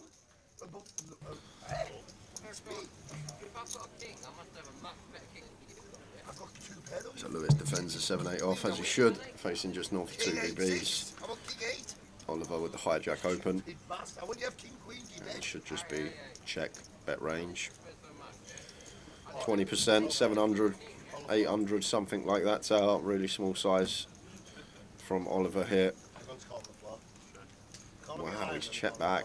Yeah, this is just a range bet board. King 5, just bet small, quarter pot, don't need to go big. Now look, we got Lewis potentially getting involved now, picking up this up and down. That's why. Different players. I have to hit flops if I'm opening all kinds of bollocks.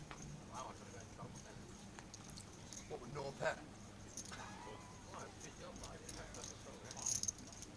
1200 on the turn.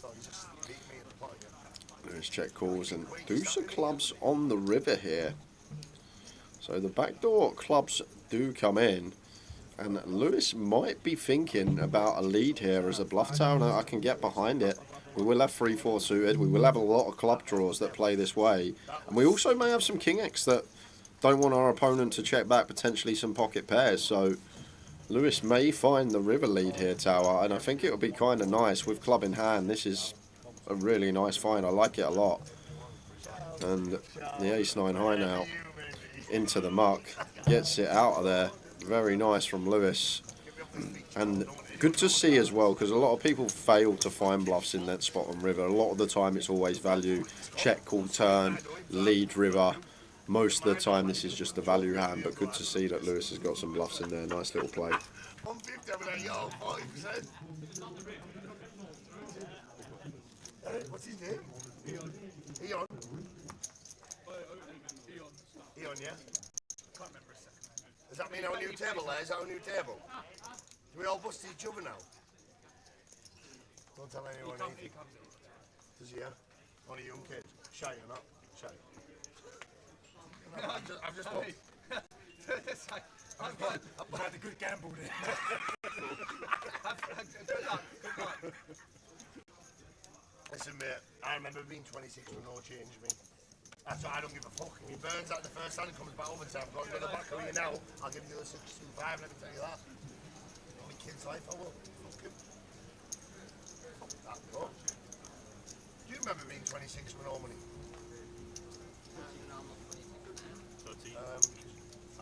Why are you trying to set me up? That's entrapment, that. You're trying to get me shot out. Andreas with the ace king. How do I know about entrapment? Off this hand, guys. Gonna have a tower finks. Uh-oh. See what he's got in store for us. It's got a nice question, to be fair. A question I think you'll like a lot. Excellent. Chris on the button here, ace 10, free bet seems fine.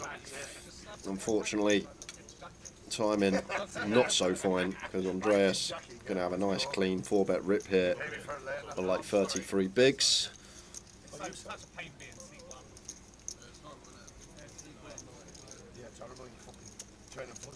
Turning straight. You fucking pack of bastards. I'm never ever going to call you friends again. 30, 50, 55, 90, bricks. You call floor. I didn't call for already. I said I don't want to call the floor. Call the floor. I fucking made a flip this table on top of you. Call the when's him going? Yeah, floor. Free bet fold ace 10 at this stack depth, not free bet call. Paper, get me pen. And there we go. So guys, another giveaway. It's a Tower Thinks quick rundown of the rules. I'll ask Tower a question, he'll write it down on that piece of paper. Closest to Tower's answer is going to win a €20 Mini Masters seat. You get one guess per account. Any multiple guesses you will be disqualified. And please do not guess until I say go. Wait till Tower's wrote his answer down. Do not give him any clues. So Tower. Yes, young man. Simon, come to the table. Big Simon. Big guy. The Undertaker. You called him the Undertaker. Yes. But what I would like to know, the real Undertaker, the wrestler. Mark Calloway. How many fights / matches, whatever you want to call them in wrestling, let's call them wrestling matches. How many matches has the Undertaker had in his wrestling career? Wow. That's a great question. I have no idea. We'll give him about 20 seconds. I have no idea of the answer. According to Google, how many matches has The Undertaker fought? Jeez. I have no idea.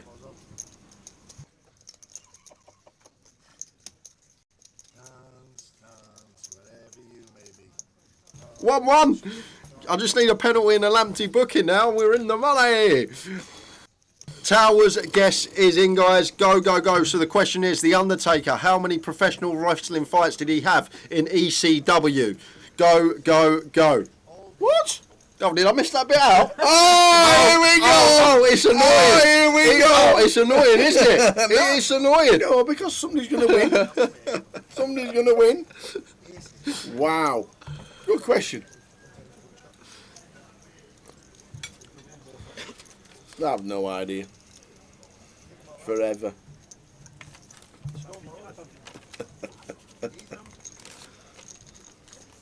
Oh, somebody's missed a penalty.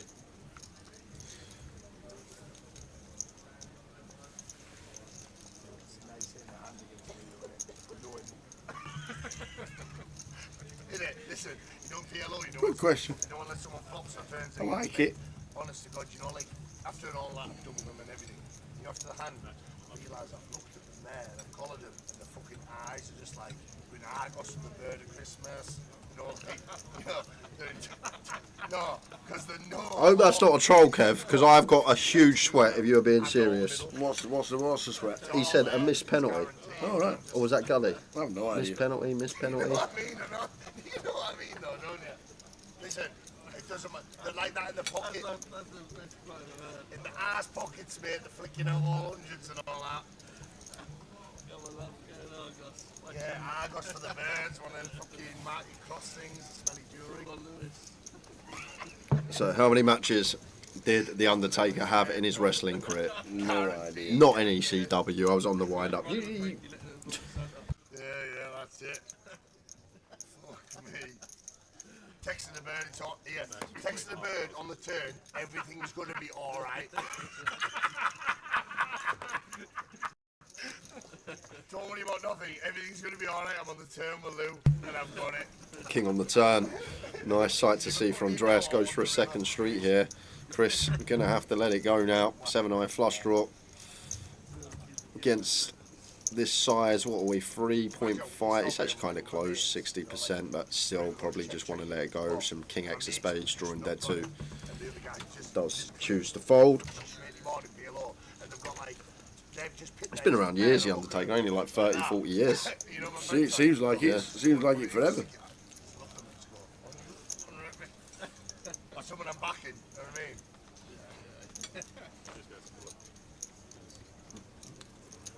Thanks for that, brother.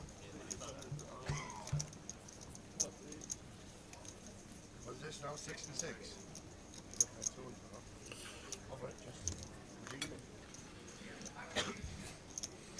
But you think about it, it's like, can't be that many because they had like 2, like Raw, SmackDown 2 nights a week. That's 104 a year. Like, oh, is that all? Oh, yeah. Never even worked it out. I just put a number down. Over 30 years. give the correct answer. No, he used to be on 3 times a week. ECW. Oh, okay. Yeah. ECW was on 3 times a week. Raw and SmackDown is the main ones, but they also have the side. They used to have the side shows, so ECW, and they were on like 4 times a week. And they made guest appearances, so they turn up for like one clothesline and disappear.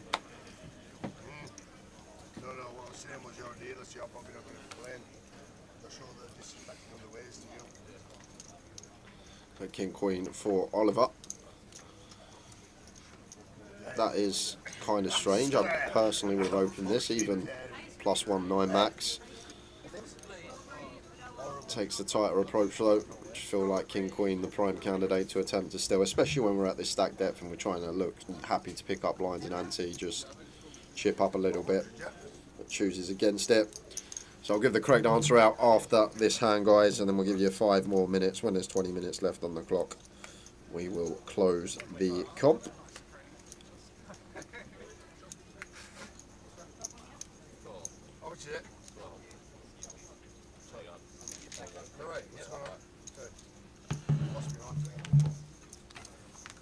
My friend there.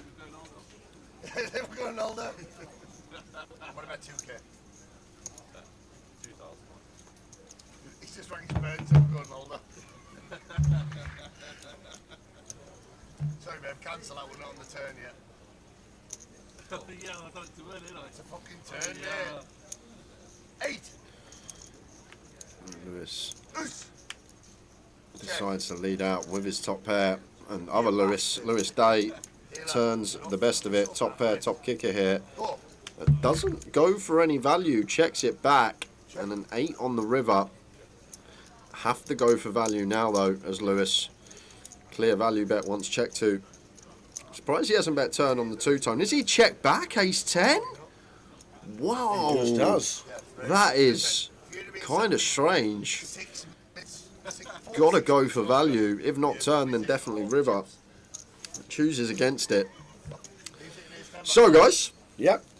The correct answer. The Undertaker fought in 2,494 matches. 2,494 matches. That's a lot of wrestling, Tower. A lot of wrestling.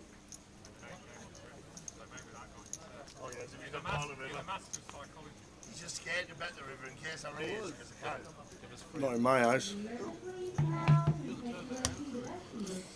Don't be talking, no grooming round here, around me, you. Fucking hell, you should have been racing that river. If I bet, fuck you. What if you just snap and go, yeah, it's 10, yeah, good jet. Now, there's a lot of acting. I didn't actually realise he stopped fighting full time in 2011. It's been that long without the Undertaker. Wow. He made some guest appearances over the next 10 years. Wow. Oh well. God, I knew it wouldn't be long before I lost you.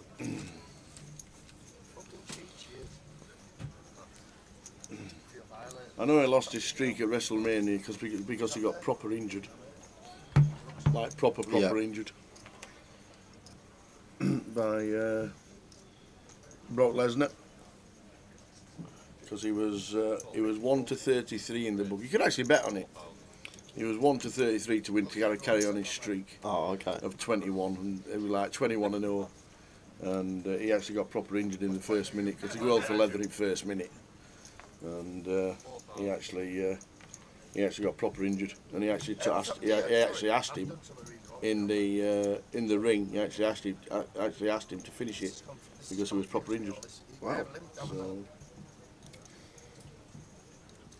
I haven't watched the Vince McMahon documentary on Netflix. It's supposed to be amazing if you like wrestling, and I really do need to watch it because I did like it when it first came out. I don't ever watch it now. I haven't watched it for 10 years, if not more.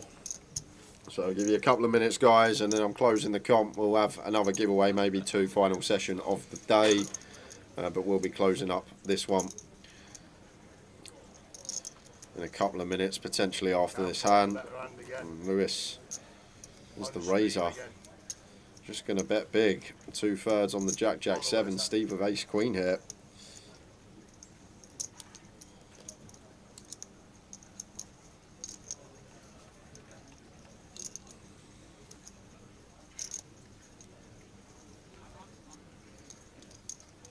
It's tough for Steve because we're sort of in that part of the game tree that is difficult to navigate when you're faced with these sizings that in reality shouldn't be a thing, not knowing how to proceed. But Steve just sends the lot in with the Ace Queen. He's having none of Lewis's nonsense. I do just expect this one to get through, and as soon as Lewis folds, I will be closing the comp in 10 seconds. When he folds. When he folds.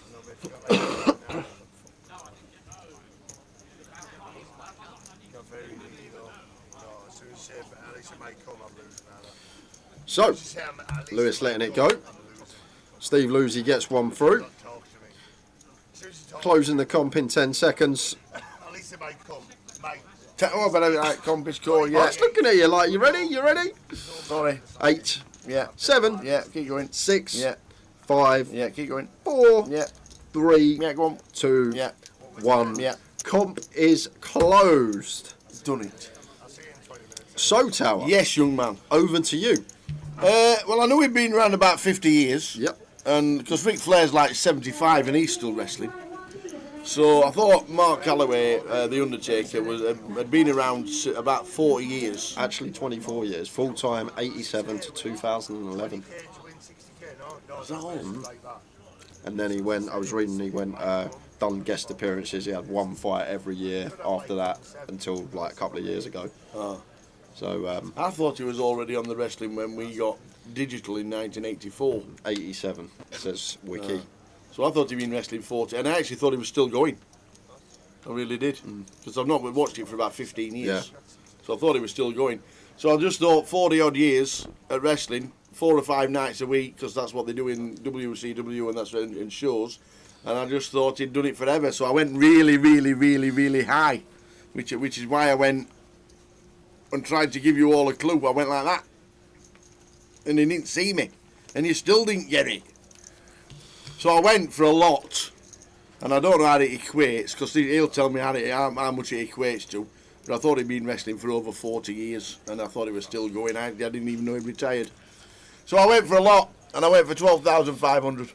If I do that, and believe it or not, Tower, if I do that, I'd have got it nailed on. Out of all the guesses in the chat box, yeah, your guess would actually be the furthest away from the actual answer. No one guessed higher than 12,500. So the winner of the comp, we might as well have just played guess the highest number. It's the person that put the highest number, and that person coming last second on Twitch, that was Wagwan Flame, who guessed 7,655. He was 5,000 off, but he is going to win the €20 Mini Masters ticket. And just for some maths for you guys, just for a little bit of maths, for the 24 full-time years he was wrestling, he would have had to fight 520 times a year. He used to do it twice a day. So he would have had to fight 520 times a year for those 24 years, which would have equated to 1.4 fights a day if Tower's answer was correct. So you think The Undertaker was there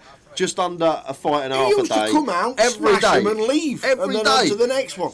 Tower, that's poor Come form. out and smash him and leave. It's still 1-1. It's VAR for Southampton. We're still in with a shout. Well done, Wagwan Flame. Well done. You are the best. The only problem... I am the worst. The only problem is I need a penalty and then I need it to get saved, so we're asking for a lot. I thought there'd been a penalty. Yeah. Well, I don't think there has been. I think they meant I needed a missed penalty because I checked and I didn't see a pen. Oh, I see. I see. And who do you need to score? I need a Lamptey booking. Lamptey booking. And a penalty. Lamptey booking and a penalty to be skied over the bar. Yes. That'd be great. So well done to Wagwan Flame. Oh, he says I can't play it. Send it to someone else. Well, then we drop to the next lowest number, which I believe, if memory serves me correct, I'm just going to check. I wrote it down. Where's it gone? was John Binns, who guessed 6666. So John Binns, Oi, oi. Wagwan Flame has not claimed. Says he can't play online. So John Binns, you and the next closest guess was 6666. So John's guess was nearly half. Was nearly closer to zero, nearly, than it was to your answer, and he's the winner. This comp is unbelievable. Oh. Maybe that was a bad guess. Maybe that was a bad guess. So John Binns, please drop your alias in the chat. Maybe that was a bad guess. It was a bad guess. I saw you write down, and I know you used to like your wrestling, so I actually thought you'd do all right with that one. I used to. I must admit, I used to like it, but for 15 years, it's just been so stale. It's just even been worse for TV now, and they've got the kids involved, and they travel around the world and all stuff like that. You know, it's totally different to what it used to be. Like, the American Dream was the man. The Rock and Roll Express were the best ever. Yeah. The Bushwhackers. You know, them kind of wrestlers.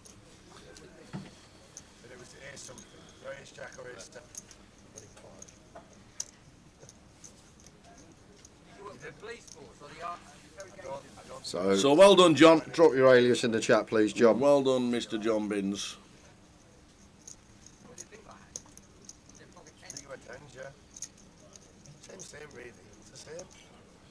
And we've got 15 minutes to go until the end of the sesh.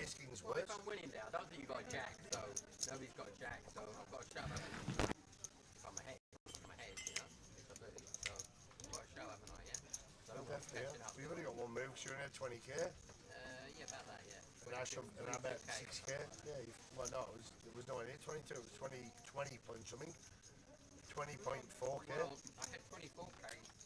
No, 20 before that. Yeah, but you have to call 3. Well done, John, mate. Nice little €20 into your account. We actually had someone that won last week and turned it into nearly 500 quid, one of the little ones, so it can be done.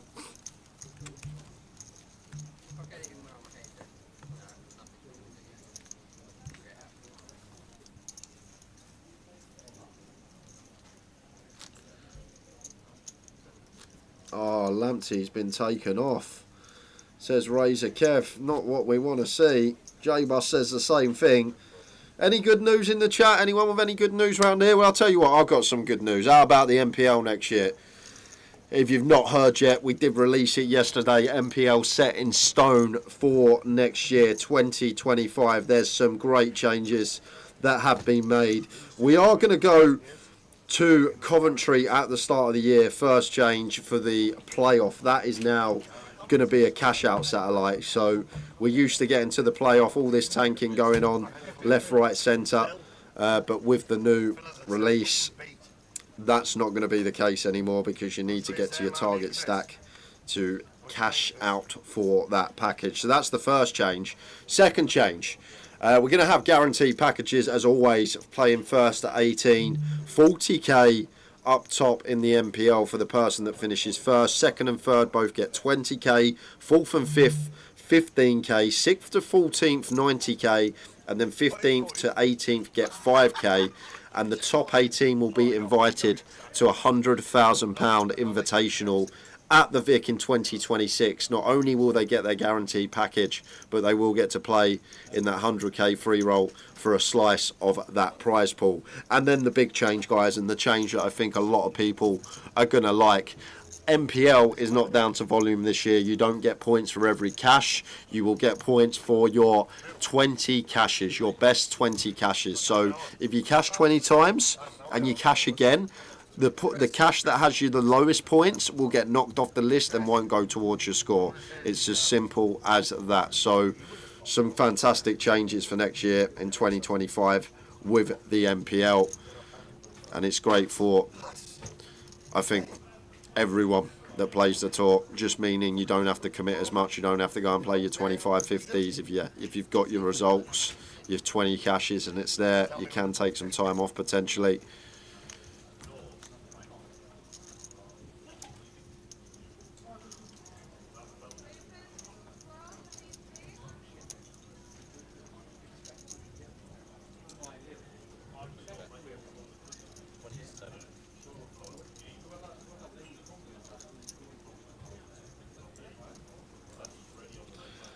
Queen 5, 6 rainbow. Nice flop for Chris. Deuces for Lewis. Doubt he's going to be doing much.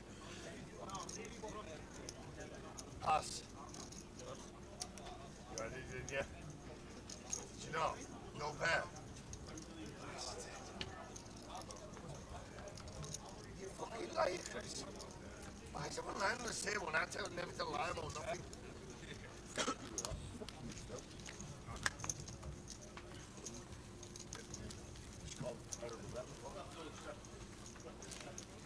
Yeah, I know, Sam. It's pretty tilt, ain't it?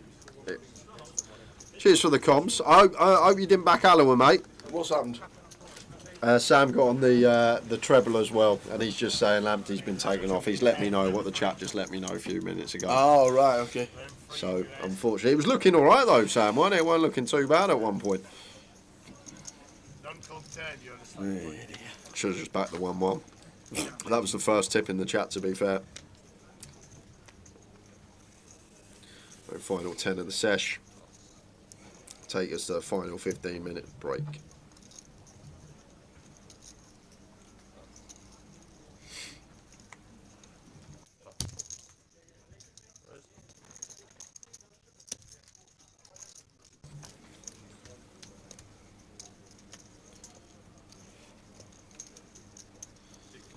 Queen 10 for Lewis. Raises to 2k. So it's the same formula as last year. Points will be calculated in the same way. You can go onto the MPL calculator, but the general gist of it is the bigger the buy-in, the bigger the field, the more points you get. So the larger the field and buy-in, the more points you'll get for a deeper run.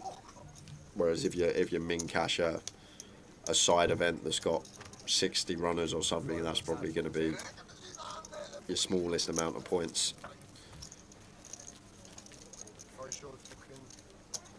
It's all right, Ian. Your tower's treble to get you out of it tomorrow, mate. Exactly. Cannot wait. I'm actually gonna back Dominic Calvert-Lewin tomorrow to get a couple of goals. The way it's gone for me the last few weeks, Tower, with this FPL malarkey. Saka's gonna get you treble points tomorrow. He's gonna bash it. I should have captain. My mate's captain. Oh, why did I captain Saka's captain. How have you made me captain Saka? What you done? Because he's gonna have a great game. I was. He's going to get you 20 points. I don't think you realise how set I was on Solanke this week. If Solanke has a worldie on Sunday, you better look. Solanke having a worldie has never been used in the same sentence ever. He had a very good game against City. Everyone had a worldie against City, the whole squad. And Lewis, 9-6 off, opens again, 1500 this time.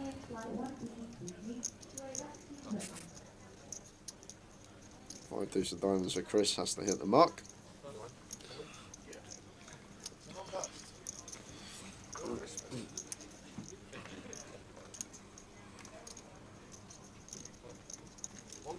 At 5 red clubs for Lewis. Day gets the call. C3. Yes, the Blades are winning. Not the worst 3 to see for Lewis, or both Lewis. Lewis stay up and down. Lewis in 3, middle pair. So it continues for half, and Lewis Day in the big blind. Not going to be going anywhere. Both options available here at this stack depth. Can play check raise. And I actually think check raise is a really good tower because this is a player that has been involved in a lot of pots. He's betting a lot of the time. It's checked to him, so he will just have a lot of whiffs. And we just clear out a lot of equity. That decides on the call in position as Lewis does have this middle pair ahead of the bluffs. And Lewis Day, is he going to continue running the second barrel here, Tower?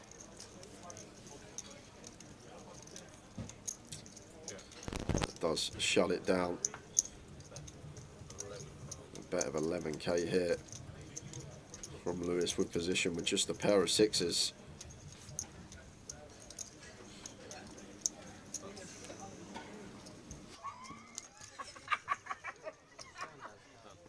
You pack of bitches. See on the fucking stream. Fuck off. Fuck grim, innit, when he does that here. Hey, no Christmas here. Listen, it's not Christmas every fucking week, you know. Get your opportunity there, I'll open the door, but if you fucking fall, there's no opportunity there. Like Conor McGregor. Beautiful, that. Beautiful. So the final 7 minutes of the session. Phil's face, how much did everyone want to see the hand then?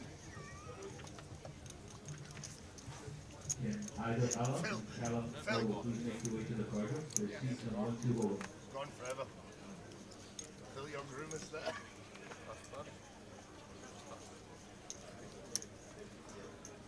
They are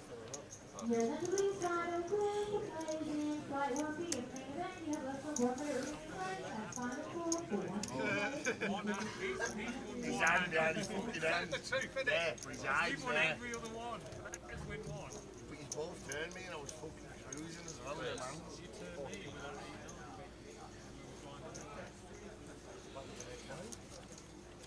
Folding round to the button. Chris makes it 1.4 with the Walsall nuts. Yeah, going to call Jack 10 here as Lewis seems okay against button open. That should be fairly wide itself, and Jack here, ace 9 of hearts, not going anywhere. Feel like too good a hand to squeeze at this stack depth tower. It's just when we squeeze and Chris on the button has a hand that can 4-bet rip, we just have to raise fold, so seems too good to get aggressive with.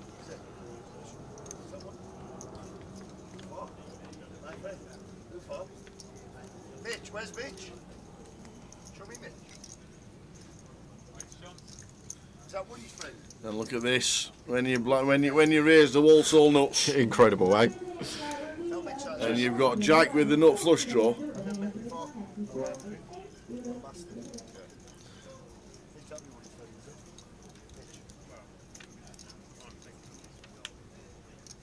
Where's Mitch?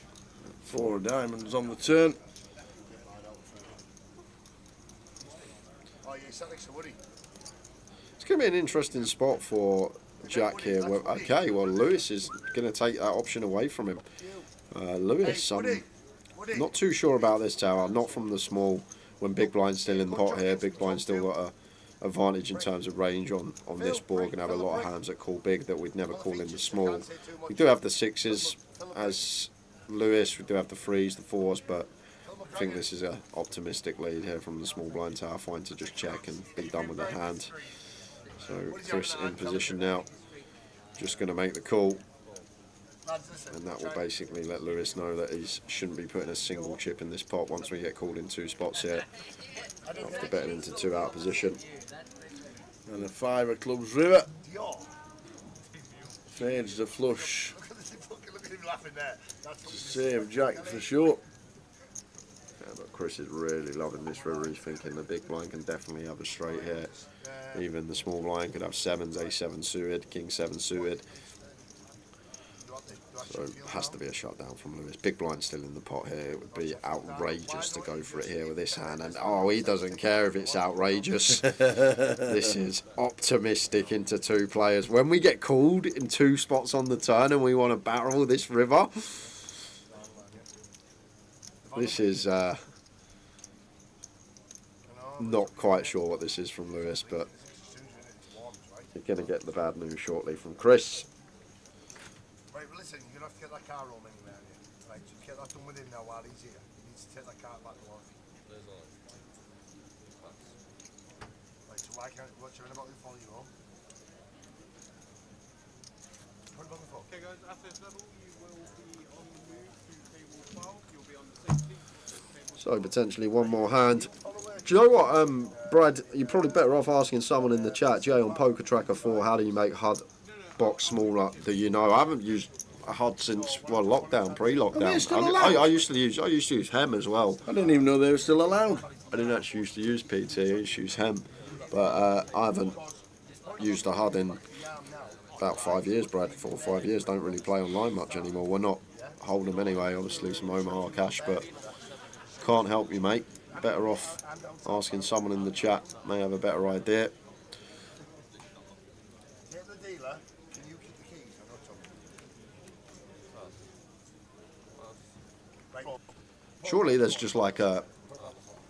If you're talking about the one that overlaps the table, surely there's top right, top left corner, like a little thing you can click on and drag it up to make it bigger, drag it down to make it smaller. That's what I'd guess.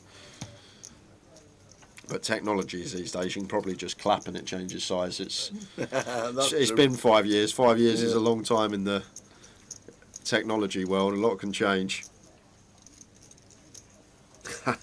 Alt and F4. People will be trying that now, saying, "What does that do?"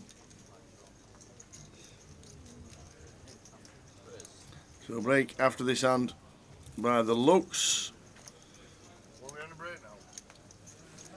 Everybody will be glad of a breather. Yeah, and going to be a cold 4 here for Phil. Earlier on he had a spot with ace queen suited. This is completely different. Before it was EP open, LP free bet. When it goes cut off open, button free bet. This is one that I just want to see bumped up as Phil, but does not take it. So cut off open, button free bet from a guy that's been active. And Chris now with the ace 10 off. How is he going to proceed? He's going to let it go.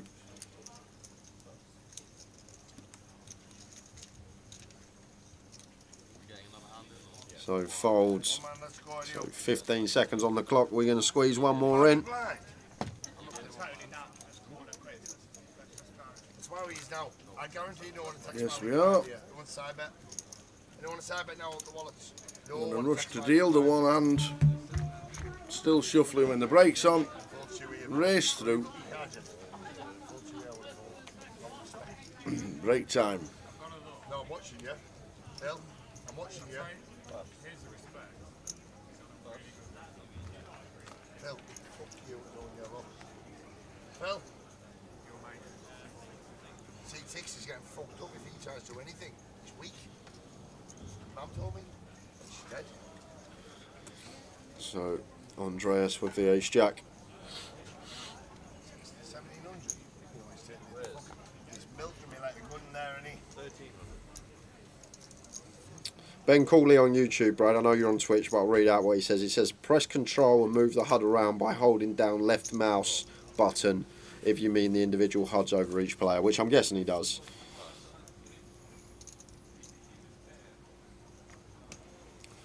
So,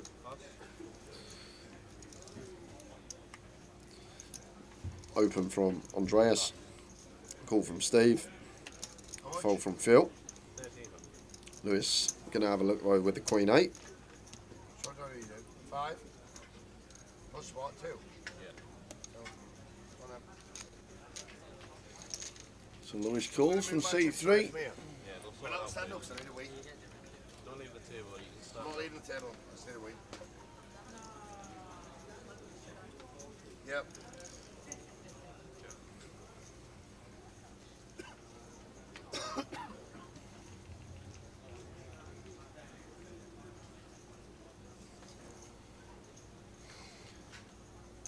So Andreas with the option with the ace jack off. Going to see bet. Steve will go for his break. Lewis might call with the Queen of Hearts. Nope, Steve is going to be calling.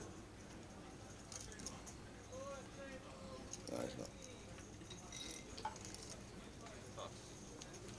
Oh, and Lewis wants his break. So we're going to be back in just under 12 minutes time, guys. So 5 past 10. See you soon. See you at 5 past 10. It doesn't matter, ignore that. It's okay. You're going to move your exact chips over. Exactly what you've got. You can give it a count now if you like.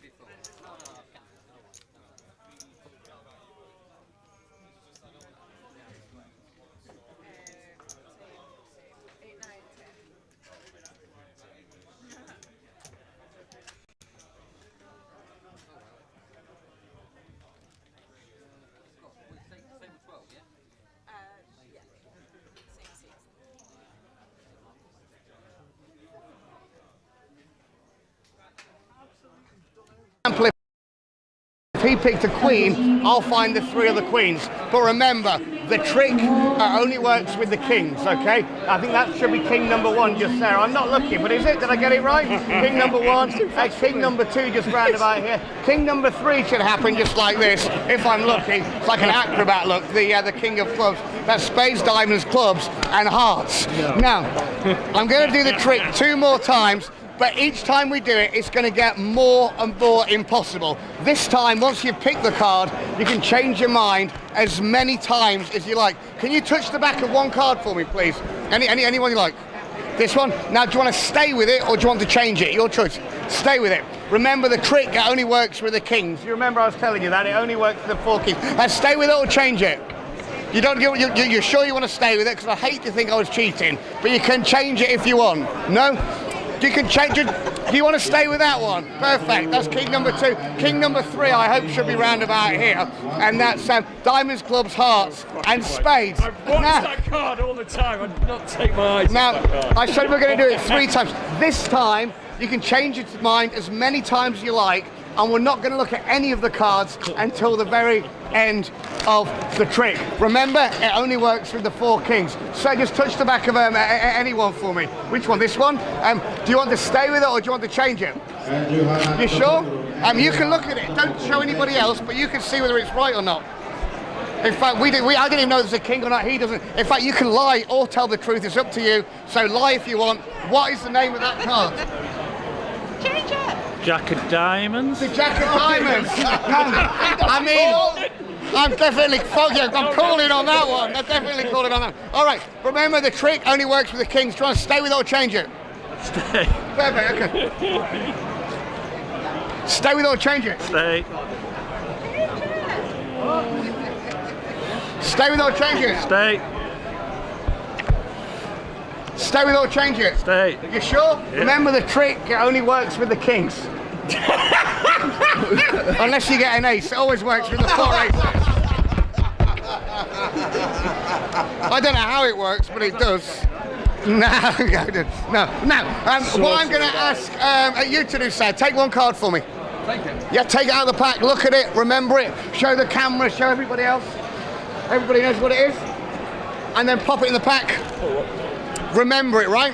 If at the end of the trick you forget what it is, just agree with me, okay? Perfect. Now, before we find your card, I'm going to show you something with the aces, specifically the red aces. Because we've got the ace of hearts. I'm going to try and make the ace of hearts and the ace of diamonds change places. Not with each other, though, with the black ones. I don't know how it happens, but it does. Now, I'll show you again, because it happens pretty quick. Slow motion review. Now, we've got the red ones. That's the ace of hearts and the ace of diamonds. And the black ones, which is clubs and spades. Name for me, red or black? Red. Which close? The red aces, watch.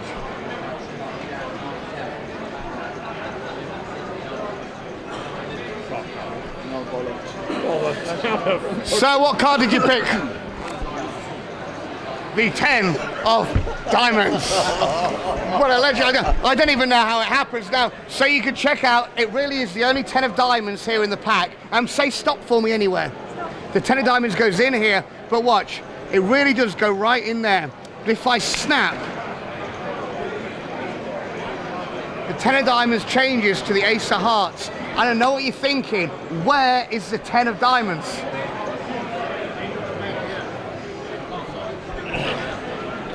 Have a look, sir. Turn it over. Show everybody. Now, like I said, it does happen pretty quick. In fact, watch. But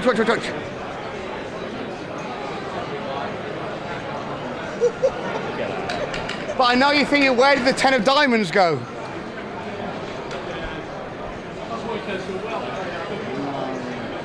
Yeah, now, some people think I cheat. They think that when you're not looking, I take the 10 of diamonds. They think I hide it in my hand, put it in the box. That's not how it's done, because it's not the 10. To change the ace back to the 10, you shake it like this. That's when it happens. Some people think maybe there's more than 1 10 of diamonds. If it was true, it would look hopefully something just like this. Obviously, that's just a lie, because you see, all I've got is the 4 aces. And if you want to know where the 10 is, have a look just here underneath the box. Now, are you not watching any of this? Pay attention. Now, I'll show you again. The 10 of diamonds, so you can see it really does go down here into the pack. So I don't cheat, sir. Please push it in the deck. And then have a look up here in my mouth. You know, I don't even know how it gets up there. Now watch again the 10. It really does go in the middle. Now if I snap, instead of the 10 disappearing, look, the whole pack disappears. I know what you're thinking, where did the deck go? Now, very finally, we'll bend it in two. The bent card, the 10 of diamonds, really does go down in here, so you can see, watch. 1, 2, 3.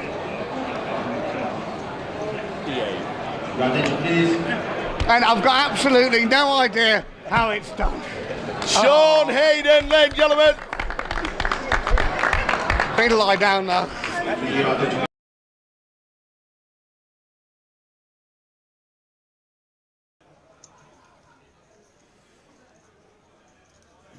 How did Manchester finish up with their 1 days, 4 days, or whatever? That was a huge tournament in Manchester.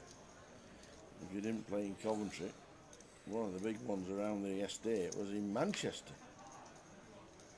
Bury New Road, their October special. £45,000 in the prize pool for an £80 buy-in. That is some value. 693 runners it got. 693 runners for an £80 comp. You stick it on a Bury New Road and they turn up. Yes, they do. And Woody, who has been the big mover this session, 10x his stack plus more, opens ace king to 25. George, queen 10 on the button.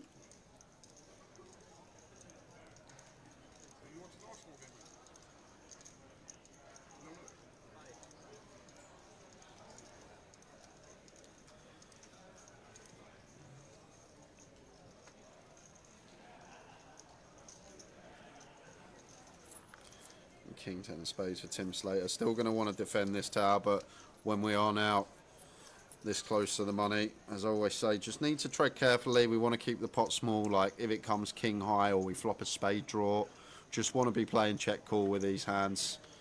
Don't want to play a big pot with potential to bust.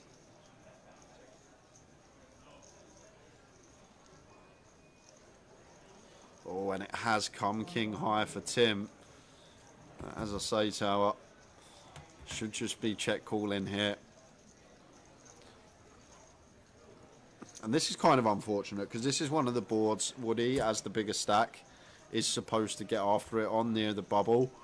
So we just have to grit our teeth as Tim and just cool down. We're aware that barrels could be coming, but when we're as high up as top pair, okay, kick up, we'll need to call at least another street. Maybe we could get the ace roll off, one card that potentially could see us get away.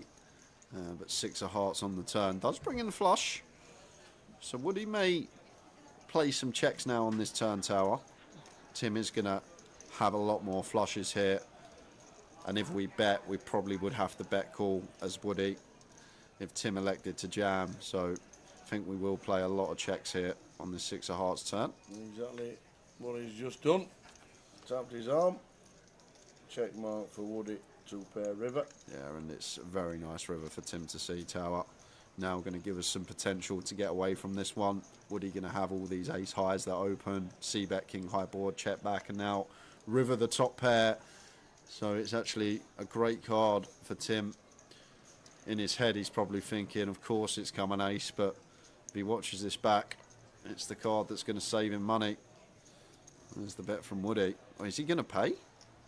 I don't think we're going to pay here as Tim, 38. It is only third pot, but we need Woody to have something like Queen Jack, Jack 10, and these type of holdings. I think this is the one river that we can potentially fold. This or a heart tower that we can now just check fold as Tim. And if we call this 38k tower, we're then going to be sat with 11 bigs. And then, although yes, still probability wise we make the money more often than not, it's not going to be that much more often. So there's still a chance that we could potentially bubble this. Like, these 38k chips are precious right now at this stage, Tower. Yeah, indeed. The blinds at 10k, 15 bigs, like you said. Drops down to 11 if he calls.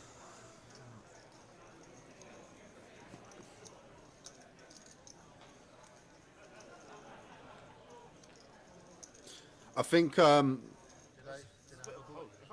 If I like sixes, I'd probably fold it, eight. If I hit eight, it's got like 7, 10 or something. Yeah, like 7, 10 or something like that. Along the outside from both. I literally said I'll apologise. Like, please. I didn't even hear you if you said It was something to do with the guy. He put like a raise. Yeah, I was hoping the same thing. Oh, yeah. I don't know if I said to you. No, not to me. I mean, Was it you? It was me, Dylan, but I apologise. Whatever I said. No, it wasn't like. It was more you're really like, I don't take it personally because like I didn't make the ruling and I didn't see the guy do anything. No, you wouldn't have made a difference anyway. Yeah, it's nothing I could have. Yeah, I didn't feel any. Yeah, it's fine. I get it. Like I hear what you're saying.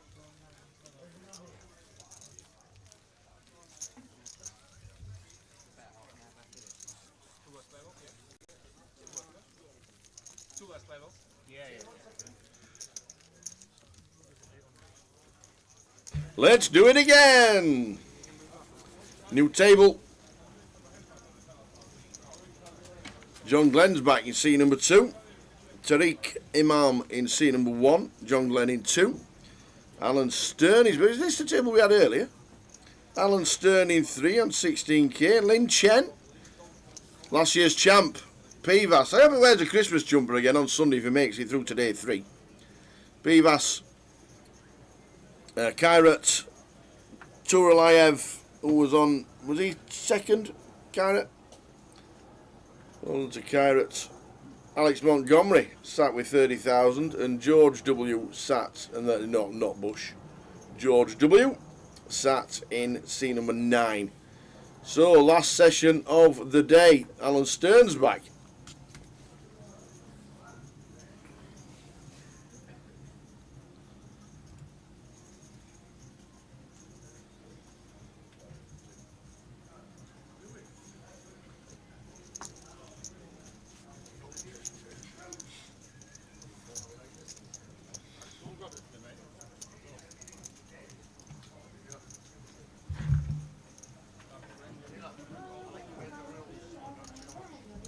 So the final session, Lin Chen looks down at the boots.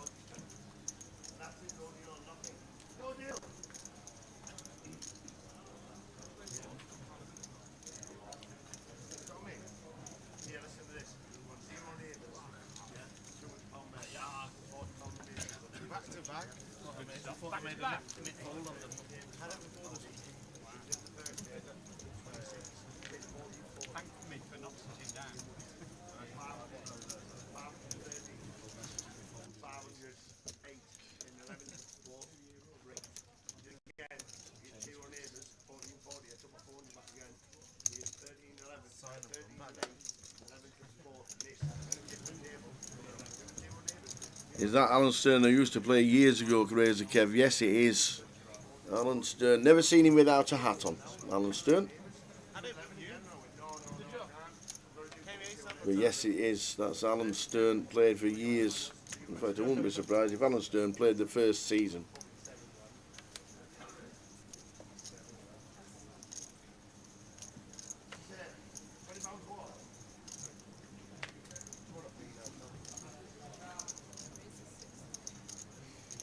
John Glenn sat in seat 2.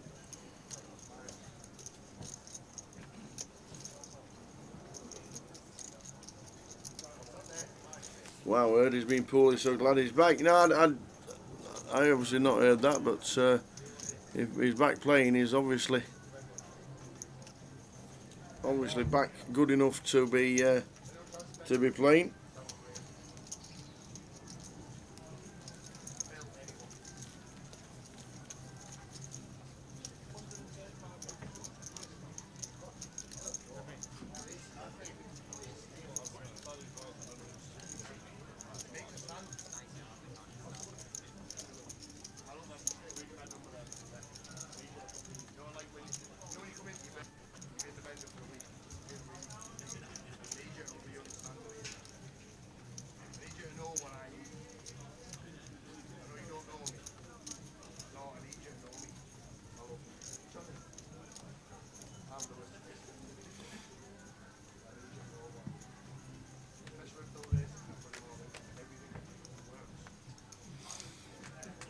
Alex Montgomery, can he finish off in style like he did last year?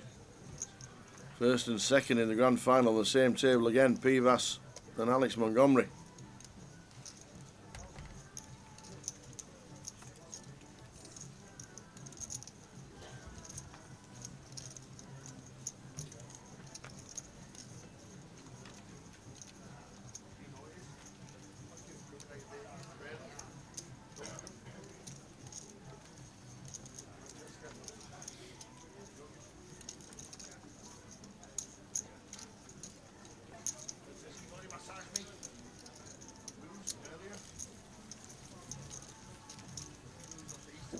So Pivas won it last year, Alex Montgomery second. We've seen Adam Bonham this week, he was third last year as well. Hamza Nazir's played this week, he's still in.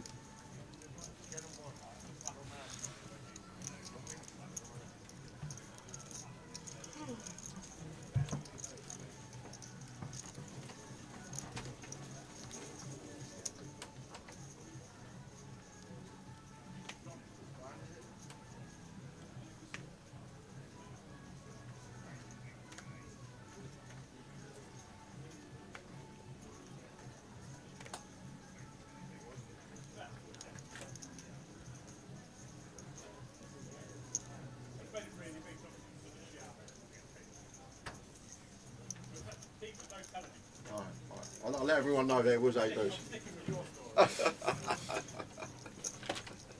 So, final session upon us.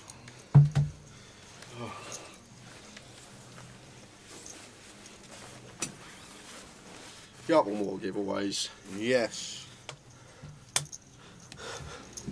Just spoke to Stato on my way back to the Stato, booth. yeah. He told me not to tell anyone. Okay. But there was a hand yesterday, I don't know if you remember, winning 3-bet 8 deuce off from the big blind. And I said... You said that's never do 8 deuce, and if it's 8 deuce ever... He goes to me, I know you said on the stream it's never 8 deuce off. He goes, I did have 8 deuce off. I picked up something, a size intel on Lorenk, that's why I went for it. But obviously Lorenk actually went for the 4-bet rip, but he did have 8 deuce off. To be fair, that just tells you what kind of guy Stato is, because if that was me and the commentator said he must have had the king deuce that was in Matt's box, and I would have just gone with it. I would have been like, yep, I had king deuce, but fair play to Stato. He had the 8 deuce off. Good. You did say if it's 8 deuce, I'm going to do something. Yeah, I can't remember. I can't remember what I said. But last session of the day, great feature table, and last year's winner, centre stage. And second, Paul Vaz Nunes. And yeah, Alex Montgomery second last year on the table as well. Looks like John is back. Kairat we saw in the high roll up. Haven't seen George in a few months, but back at it at the tables.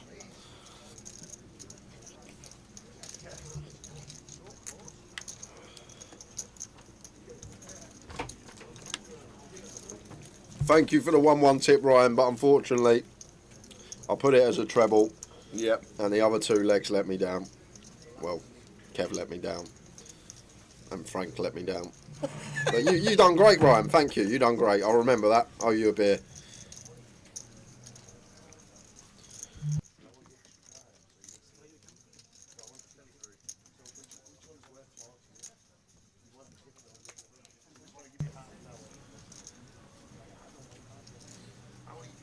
A7 suited for John. Going to open in the hijack, back in the same seat that he started the day in. It's 16 to go. Ace-8 off here for Lynn. Nice candidate to go for the free bet, and does exactly that. Makes it 4,200. A7 of hearts, LP versus LP. Against this size, I feel like John could continue here. Once Lynn goes for 2.5x, that takes a disciplined approach out of position. Could get ourselves in some tricky spots. So just thinks better of it, lets it go, don't mind it.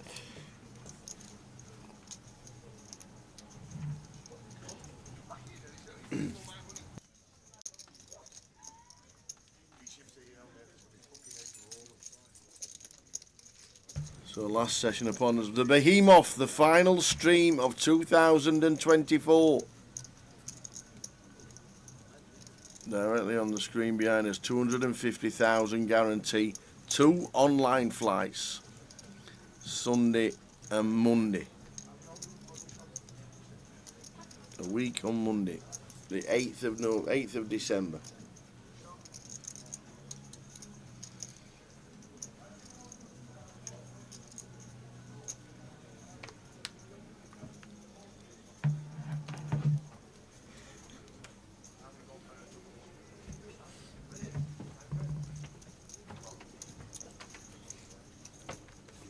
He's 4 off for Lynn. Been a great day for him so far.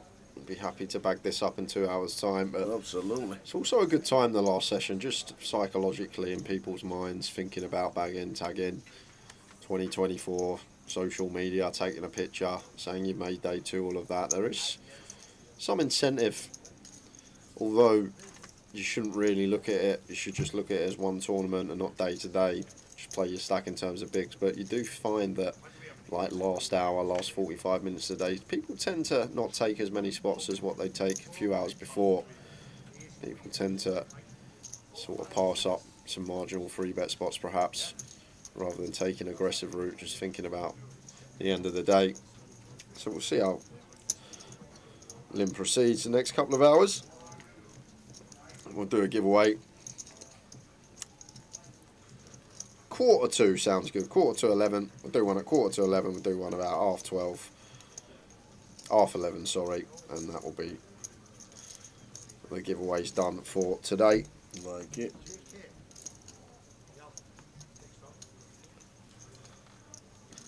Ace King suited for Tariq. 1600 from gun.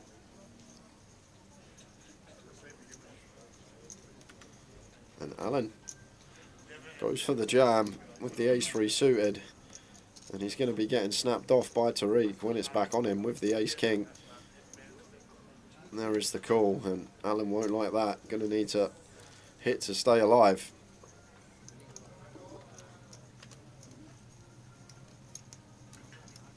Here we go. Tariq is king. Alan Stern. Ace 3. Does the Stern hit the 3? Of course he does. Of course he does. That's why he's been around for years. No runners for Tariq either, so we've got the running 5-7 actually for the chop. But how about just the king? No way, but it's your club. So a 3 or club's now working for Alan. Yeah, what a turn card. Oh my word, what a run out for Alan Stern, roller coaster of emotions. Behind pre-flop, in front on the flop, behind on the turn, in front on the river, when it matters. Alan Stern, much needed double, back to 40 big blinds, just shy of.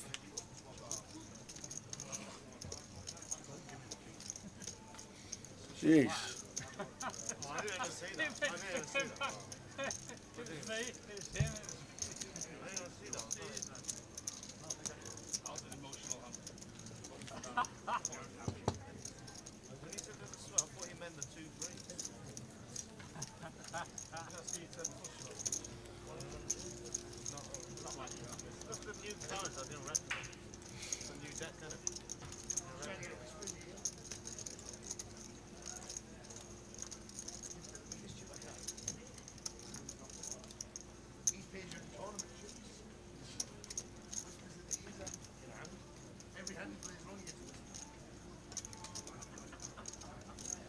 King 10 for Lynn with this stack, definite open. Yep, indeed it does. 1.6.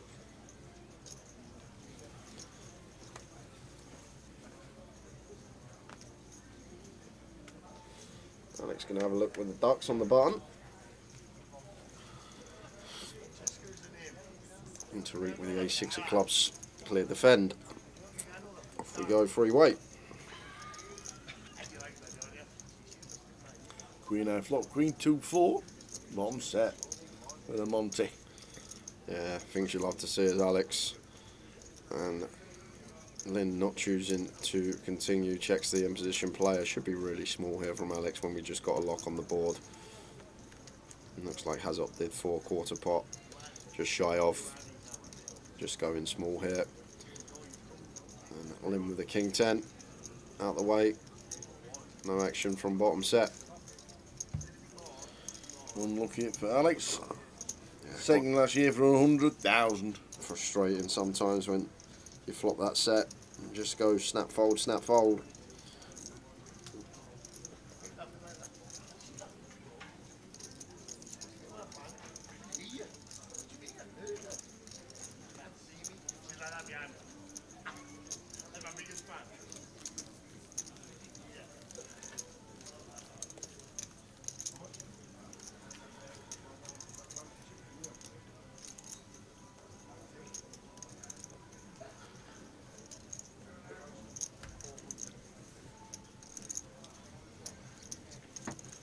Last session of the evening.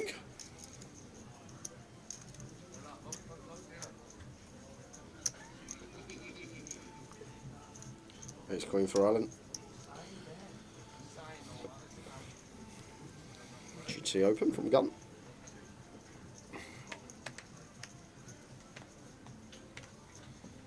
Open he does. 2k, size of choice. Kyra out with a jack 10 of diamonds. In with a call.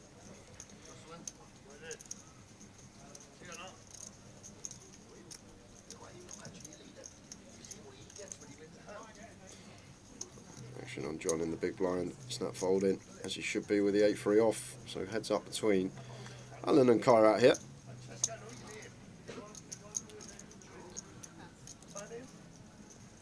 Ten out flop, 10-4-6. Top pair for Kira.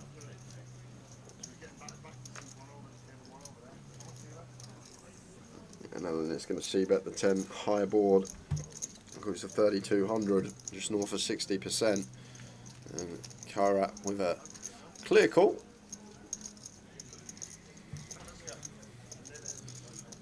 And call he does.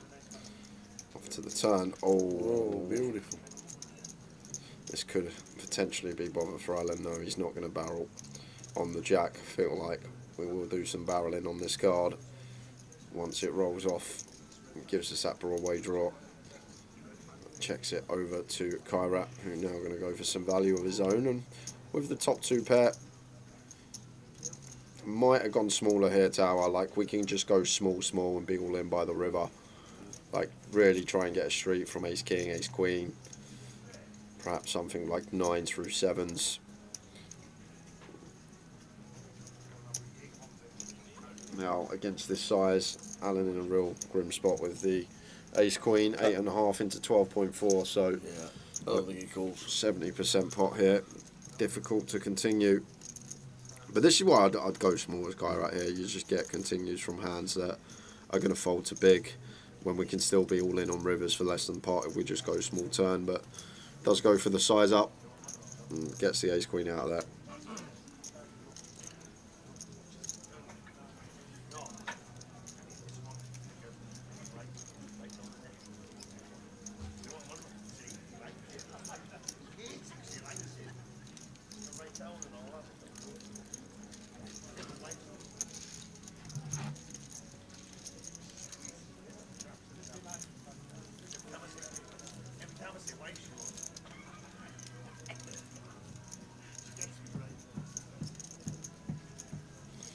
So 20 minutes of this session gone.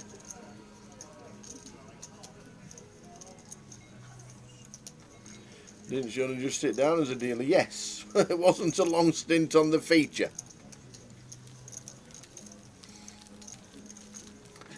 Okay. So the final session of the day as champion from last year and the runner-up from last year on the same table.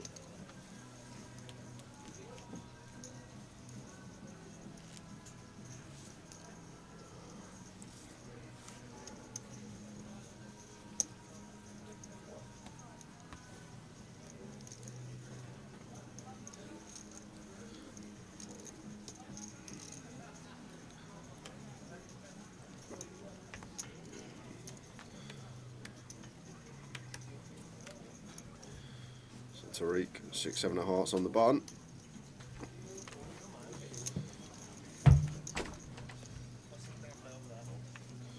Opens and John, king 9 of clubs here. Placing the button open, do expect to see continue. May even be thinking about a free bet as a bluff. And it's going to do exactly that.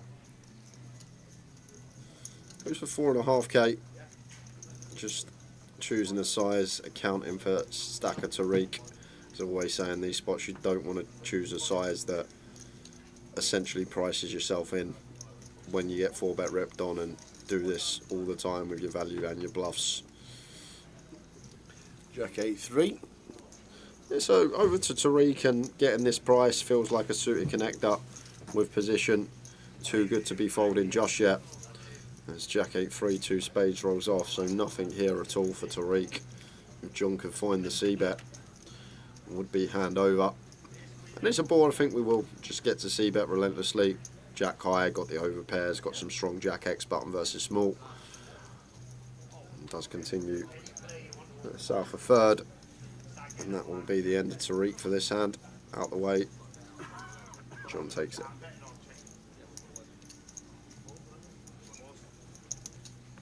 And then chip leader on the table. Oh, I forgot. What did you forget? I joined the last man standing a couple of days ago, and loads of people picked Brighton. Of what? You pick a team in the Premier League every week, and once Why would you pick Brighton? Because they were at home to Southampton, and you can't choose a team you've already picked. So everyone obviously trying to save their City and Liverpool for later in the season. Yeah, surely you've got to go for an absolute banker in the first couple of weeks. There's no bankers this weekend. That's the problem. Look at the fixtures. There's not a single banker. And who have you gone for? I've gone for Man U. I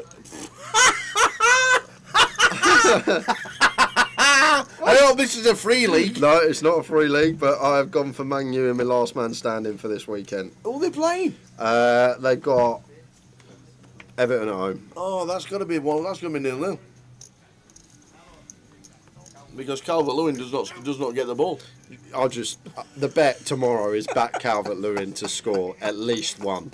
You know it's going to happen. He's been sat there up top in the FPL in the last 5 weeks. Which is why you've only got 26 points. You need a real manager to sort it out, kick him out, get him back on good form, and then bring him back in. To be fair, I think I might even transfer him out of your team.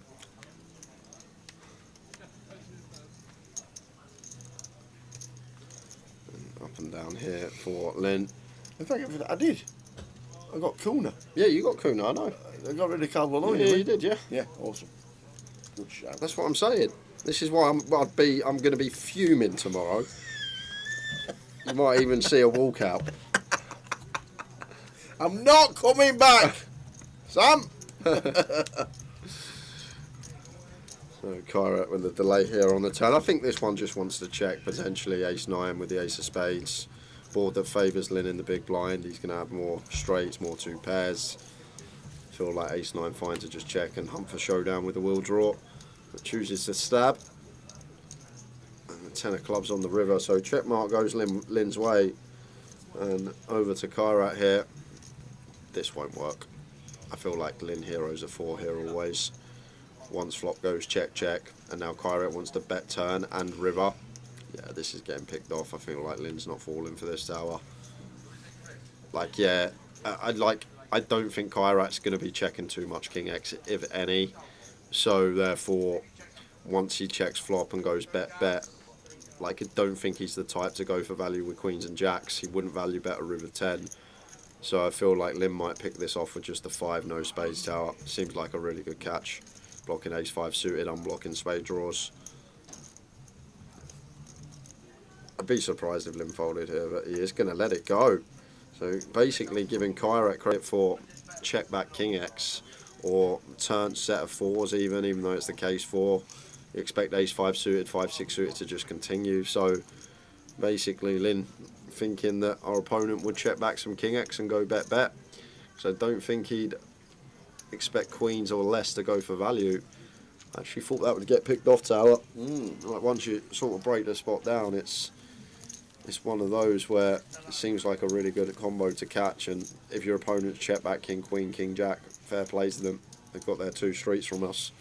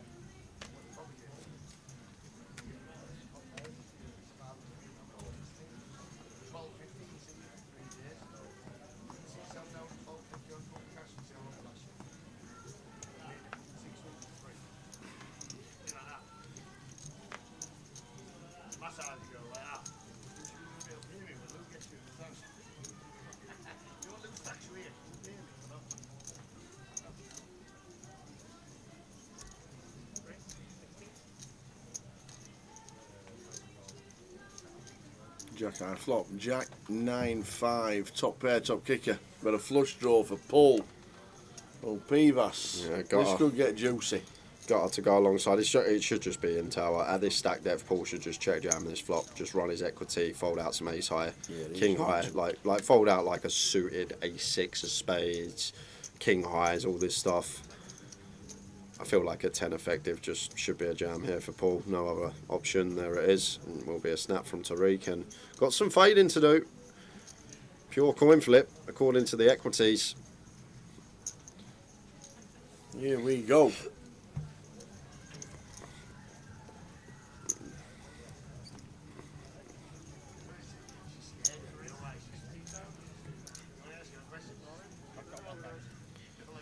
So Tariq fading 8s and diamonds. It is a diamond on the turn, but he isn't dead yet. Can go run a run of diamonds to make the nut flush, but does not on the 9 of clubs river. So Tariq losing the post flop flip, and last year's champion Paul Vaz Nunes up north of 60k.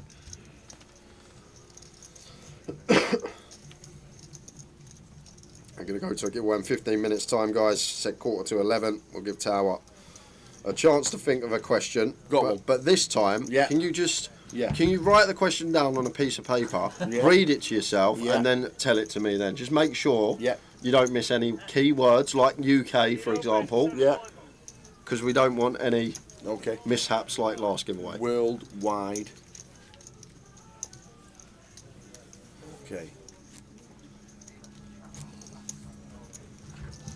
Liverpool over 3 goals tomorrow, 8-1 says Simon. Is that over 3.5, Simon, or over 2.5? Because over 3 goals, is that 3 or more? Because I feel like over 2.5, 3 or more. Over 3 goals is 4. So it'd be like over 3.5. Okay, so yeah, so it's over 3.5. Okay. Yeah. I was going to say 8-1 for over 2.5. Liverpool play? City. And he thinks Liverpool's going to get 4. Well, you've seen City at the moment. Spurs turned them over the Etihad for 4 tower. You forget about that.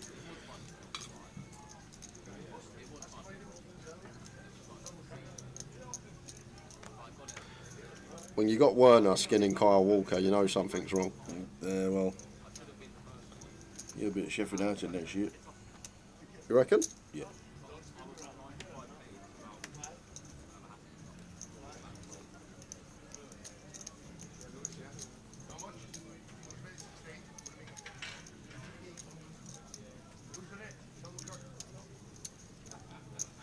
Look at this, 7s and 7s versus 9s. Any good spots about for Alex Montgomery? You do well to lose this one. Pocket 9s versus pocket 7s versus pocket 7s. The 7s of Allen does have the backdoor flush draw. Alex in with a continue, 2600. And then with the call. Interesting now for Paul. With 7s of his own, once this goes back cool, I still feel like we need to see turns as Paul Vaz Nunes. But we'll be very wary once it goes back cool here with the 7s. That's still too good a hand to be folding just yet. Overpair to the board, getting this price.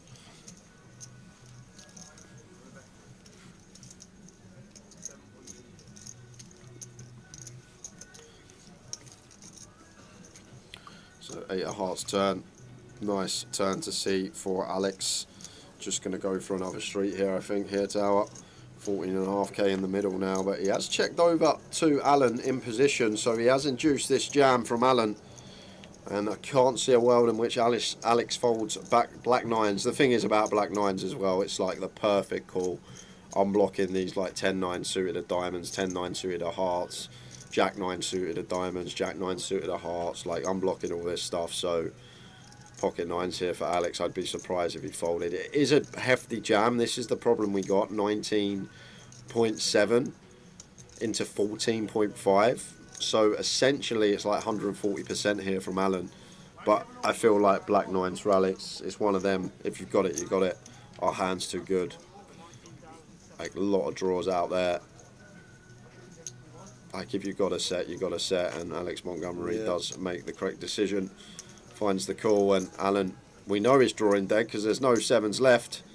And Paul will keep his mouth shut. Yeah, he won't say a word. Give Alan that little bit of hope. He won't be saying, ha ha, I folded sevens as well.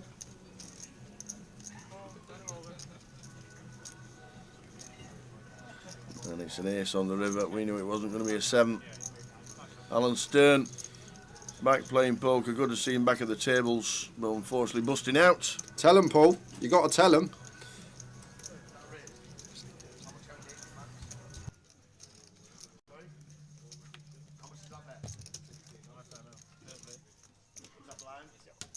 Cheers, fireman. Right, lads. Kids finally sleeping. Had a hacker attack at work, but we still here, and the wine has finally arrived. Enjoy, fireman.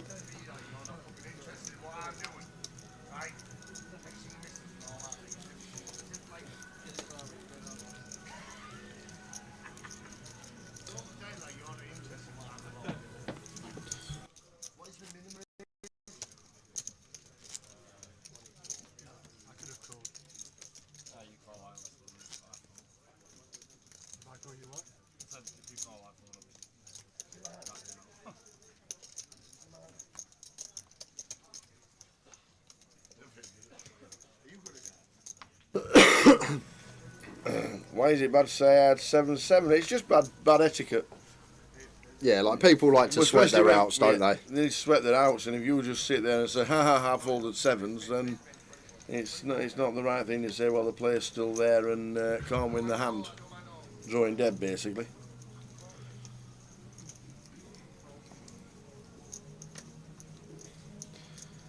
So, ladies for Alex raises it up to 2,800.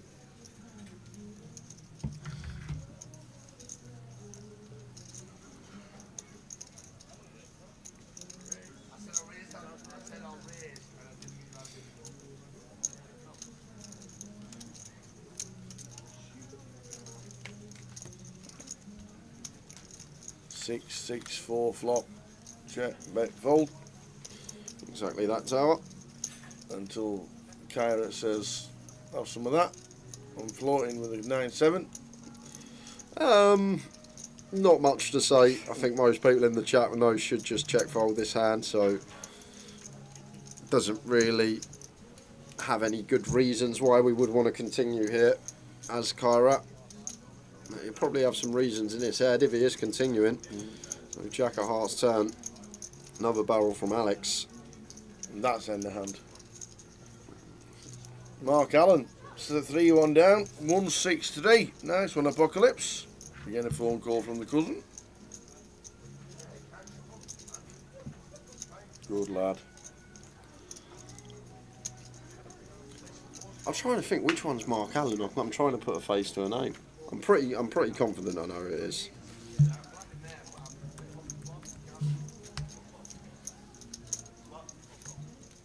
Yeah, I know him.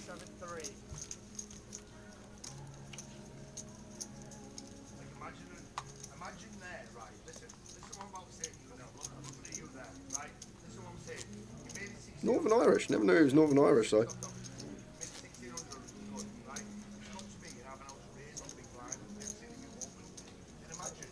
Barry Hawkins still about in the snooker scene. In the semis. Enjoy the snooker. King 10 blind on blind here for Alex. Should be a jam. Is that 2 red chips that George has got? It looks like 2 reds. Maybe 3 if Alex isn't jamming.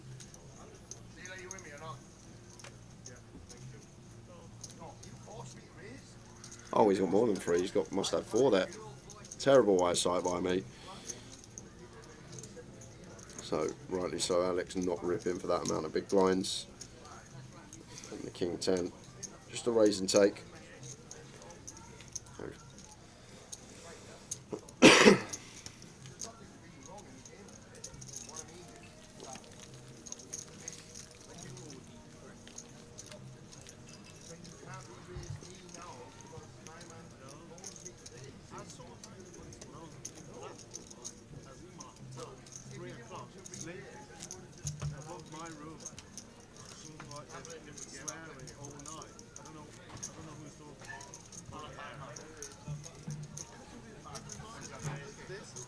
Did the application for the bad beat booth go through?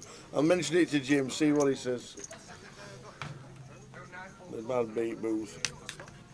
Yeah, the Goliath. Could earn a fortune.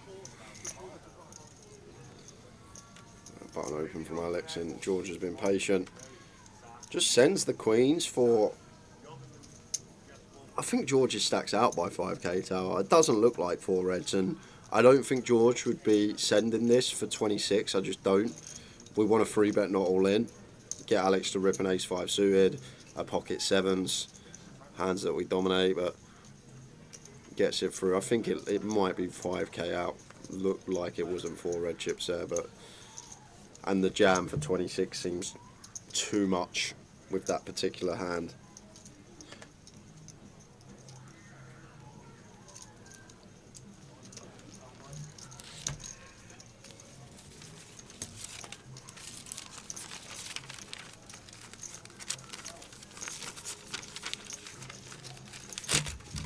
Paper at the ready. Couple of minutes.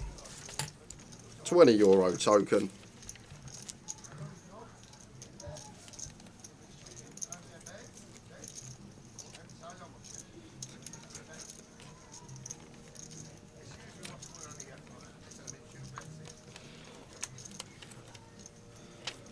King 10 for Kyra. Seems fine to open from hijack.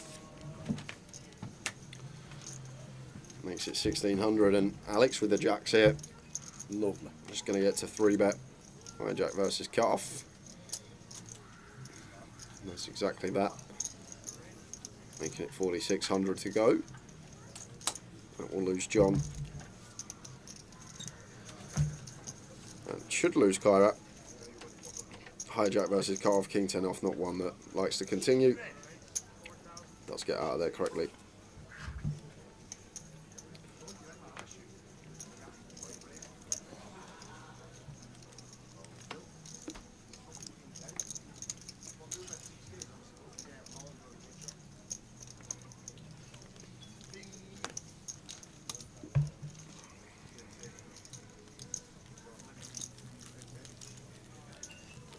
Alex running hot, says Mr. Miso.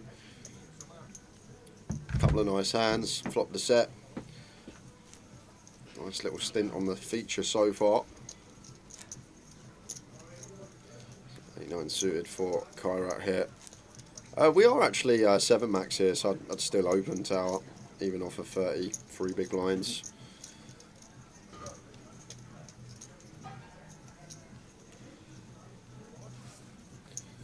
A6 off for John, should just be in the muck. I'll have a Lynn with one that won't be mucking. At this stack depth, I think we like call as Lim. We can't 3-bet call off ace jack here for 33. Well, we can, but I don't think it's going to be good. So I feel like for those reasons, against this stack depth, most of the time we just land on flat here as Lin Chen. But he is going to go for the 3-bet. Interesting to know if this is a 3-bet to call or if it's 3-bet fold from Lin. I just feel like at 30, 3-bet fold in ace jack seems not too good. So it's kind of an interesting one from Lin here, whether to 3-bet, whether to call. Maybe it's a mix, maybe we do some of both, I'm not sure. 10-10-4 flop, 2 spades. Does go for the aggressive route, and Kairat once again the 3-bet coup, complete whiff for him.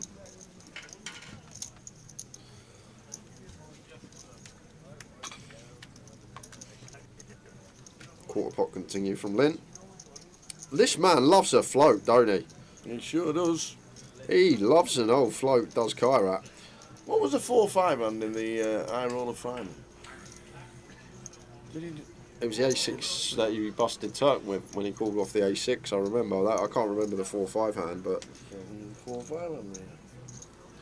So fruity old float here from Kairat.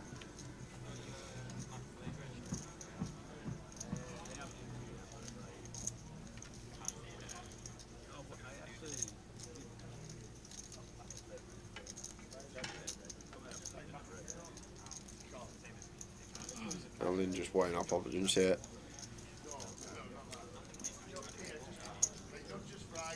And he's just going to set Kairat in. And it's a snap fold, but leaking chips, Kairat, leaking them a lot. Tower just keeps floating with a hand we don't want to float with, and just leaking 4 big blinds here, 6 big blinds here. Before you know it, he's going to have sub 15 and essentially need to get them in. Chris Wood comes to the table in seat number 6. And as Woody comes to the table, we go into a giveaway, guys. I've got another €20 Mini Masters ticket to give away to the viewers. Tower is going to ask me a question. I will write my answer down on this piece of paper. I need a pen. 200 and now we're just checking the app. 209 in today. Very good. 209. I think we get close to 400, if not over. And 46 in the turbo. That's a bit. 387,000 in the prize pool. Very nice.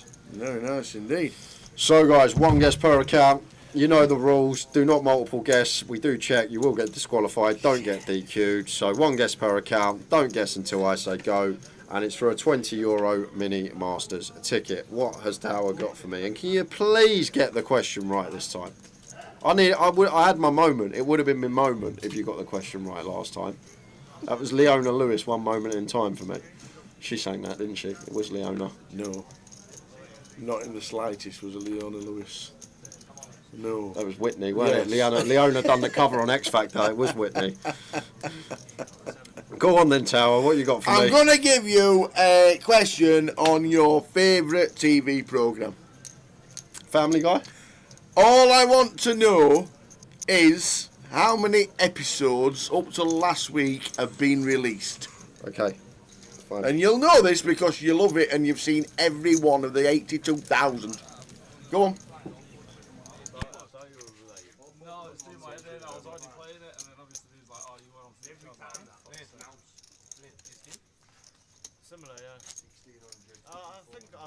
How many episodes of Family Guy have been released up to last week? Let's go, go, go, go, go, go, go. Good old question, that.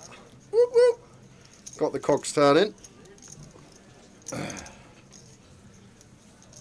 Whoosh. Away you go.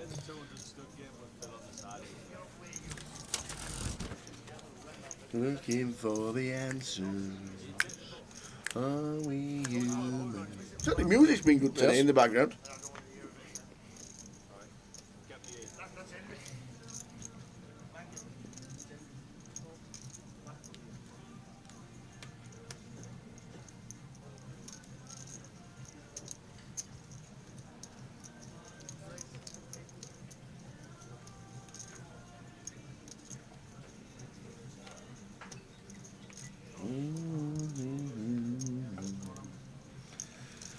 Or are we dancers?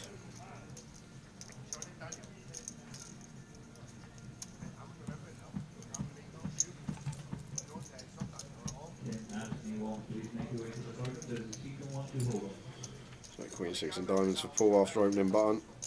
Flops the flush draw. Goes for 1,500 here. And this is one I'd actually call once as Kairat, and this is the one he actually folds. It's just like against quarter, ace high, button versus big. We can stick around for one there as Kairat. He's playing opposite poker today.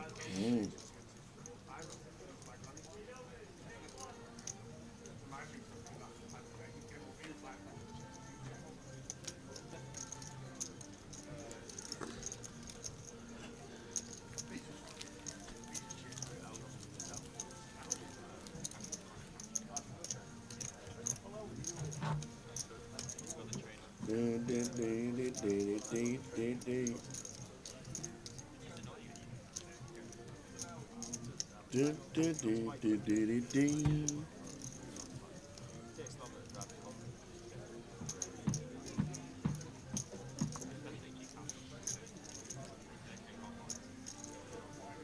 George with the tens.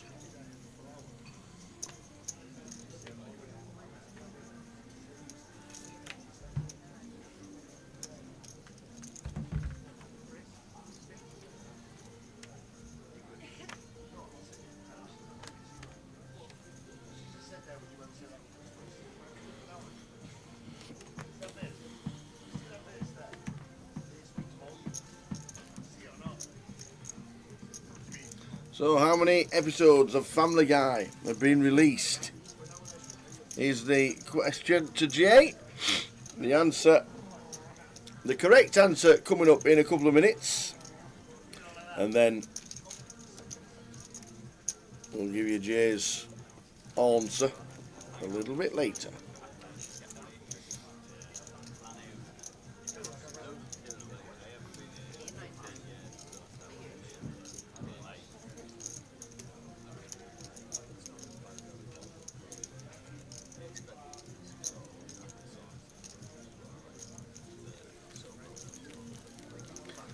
We need a cup of tea. We'll go after the giveaway. I think we need a cup of tea. What was the question? How many episodes of Family Guy does Jay thinks have been released?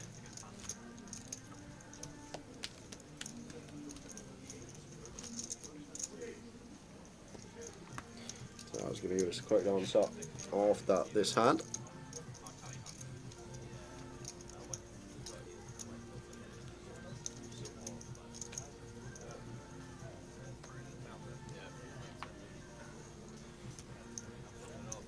Paul with the ace deuce of clubs makes it 1800.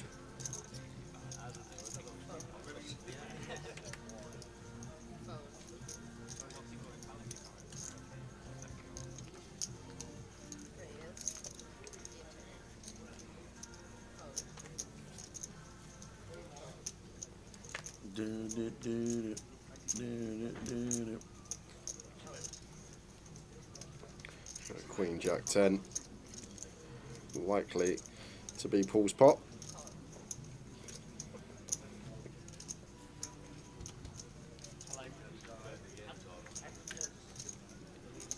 And Tower's going to give us the correct answer after this hand. Yes. Straight after this hand. Or this hand. Or that hand. This hand. That hand. How many episodes of Family Guy have there been? Oh. There have been 424 episodes of Family Guy. What was the for? You'll find out in 2 minutes. 424 episodes of Family Guy. But that's not what we need to know. We need to know what Jay's written down, and it's his favourite programme. It's the only answer. Jay, what's your favourite programme? Family Guy. It's the only thing I've really watched over the last few years. That's it, really. Other than the sport and the golf and the poker and the FPL tipsters these days.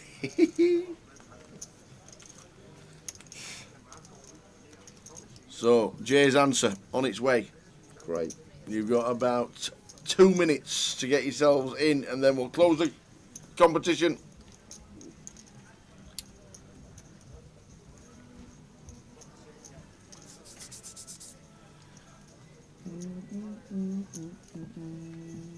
Got a Woody. Yes, I see a Woody playing. Evening, Laurie. How are you? How you doing, Laurie? You've joined us just in time for a giveaway. Yeah. How many episodes of Family Guy do I think there have been? And the correct answer is 424. Is that it? Yeah. I don't even know how long it's been going. It's in season 23 now, I think. Maybe 24. Yeah. Season 23 or season 24. Wow. So early 2000s. It premiered on January 31st, 1999, Oh, following wow. Super Bowl 33. It must be season 25 then. There you go. What odds on Mr. Glenn to win, says Luke Powell. From here, 200s. A1, 200 to 1 Towers offered you. I'll have a quid on that. Minimum bet, £50,000. I'll have 50.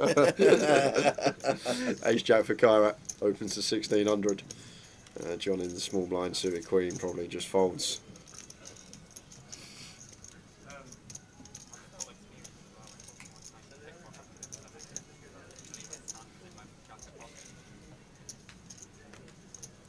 Laurie says, I'm bored, I'm having to watch the snooker. Turn it off! Apocalypse is buzzing that the snooker's on, and Laurie can't wait for it to go off. You need 2 tellies. You need a television each. If you like snooker so much, buy him some snooker balls for Christmas. Next time it's on, sit there with the snooker balls, launch them at the telly. That'll get it off. I love snooker when someone's on for a 147. That's when I like watching it. When someone's on a maximum break. Somebody missed the 14th black yesterday. That gets you enticed. Yeah. Somebody missed the 14th black yesterday. 14th? Yeah. Ooh, yeah. not good. That'd have got you excited.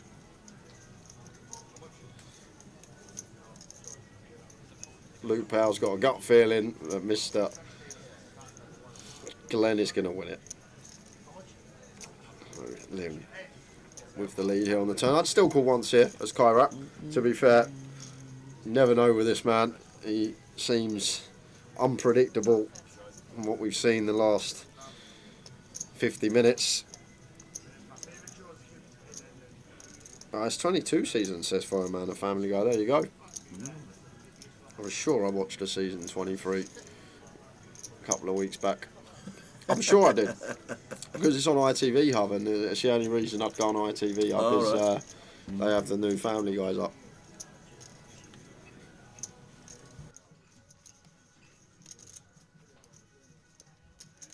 So after this hand, yes, we're going going to close the shut comp. it up. We are going to close this competition.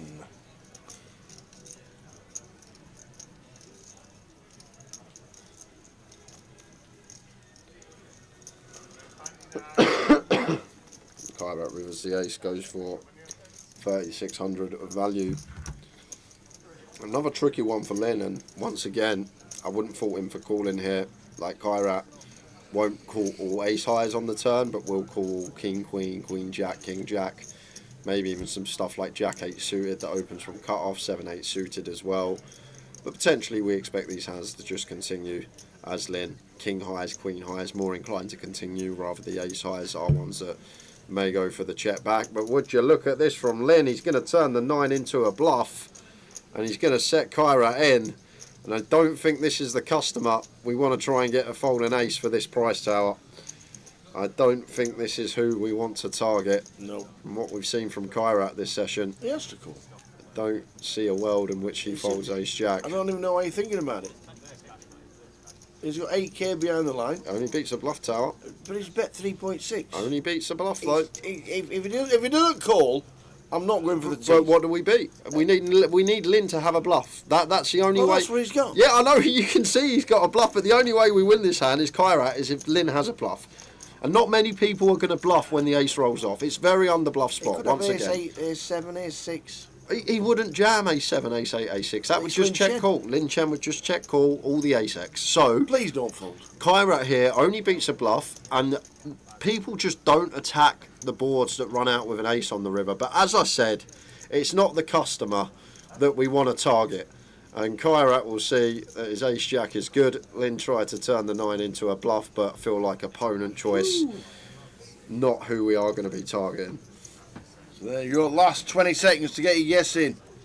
Tom Caslet's on the outer table. How you doing, Tom? Are you still in? Give us a chip count update if you're still watching on the tables, please. Thank you.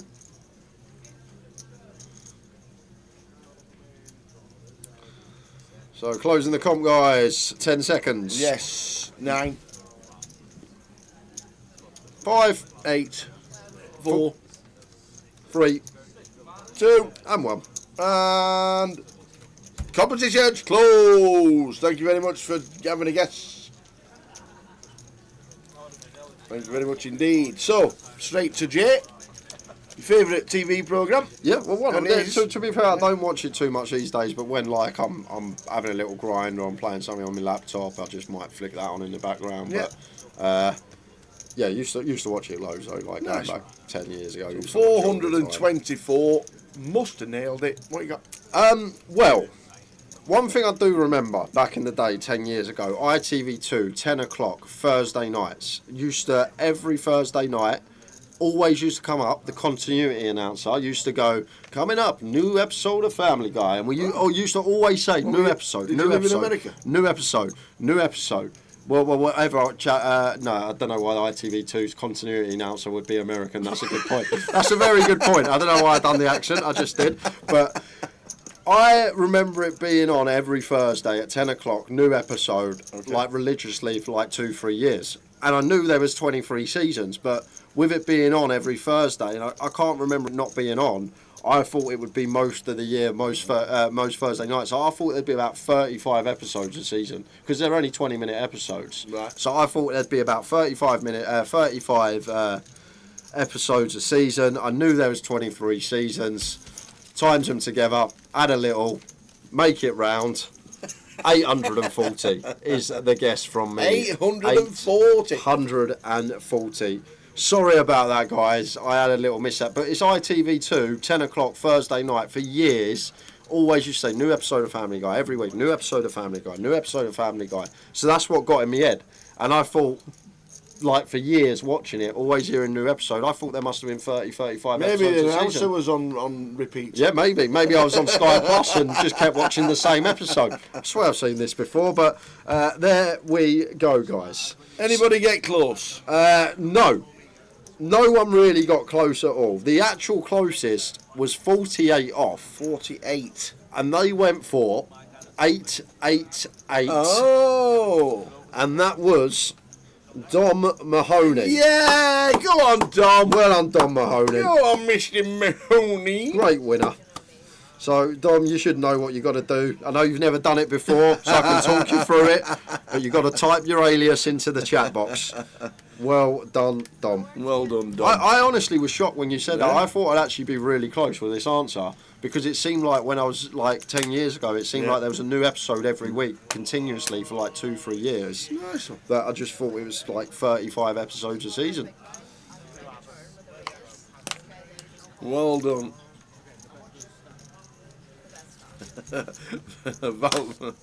Val's a little bit late with 3,333 episodes. I'll tell you what, that's some episodes. I hope it's just a break at Fountain Park, Val, and you're still in. Good numbers usually at Fountain Park. Shall I go and get the teas? Yeah, you can go get Because the if teas. we ask Lee, it'll be tomorrow. Yeah, I did actually say to Emily, bring one in about an hour. Oh, so right. she should be on the case. Well done, Dom. Glad you've got a token. Well done, Dom.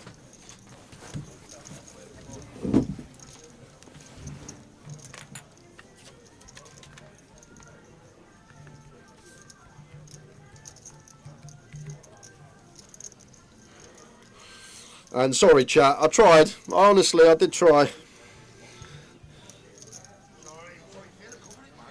So Queen 6-7. So we've got a top for Alex, middle for Woody. Checks over to Alex here. This is strange. I'm surprised Alex has actually peeled Queen Jack off here. I actually can't see the pre-flop action. It might have gone limp and Alex ISO'd. That might have been what happened here. Kyrat might have limped under the gun. Alex might have ISO'd because I don't expect Alex to call Queen Jack off facing gun open, that's all. So I'm guessing that was a limp, a raise from Alex, call, just C-bets flop, hand over.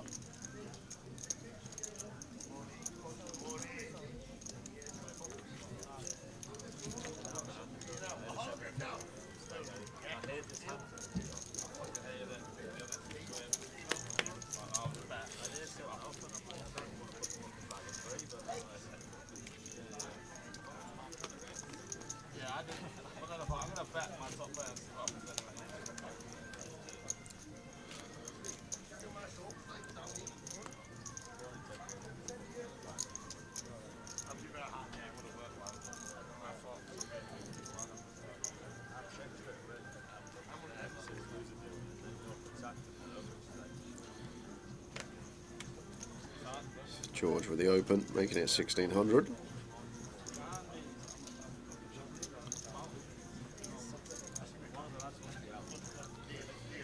Woody in the small, get out there. To Kyra, and does defend.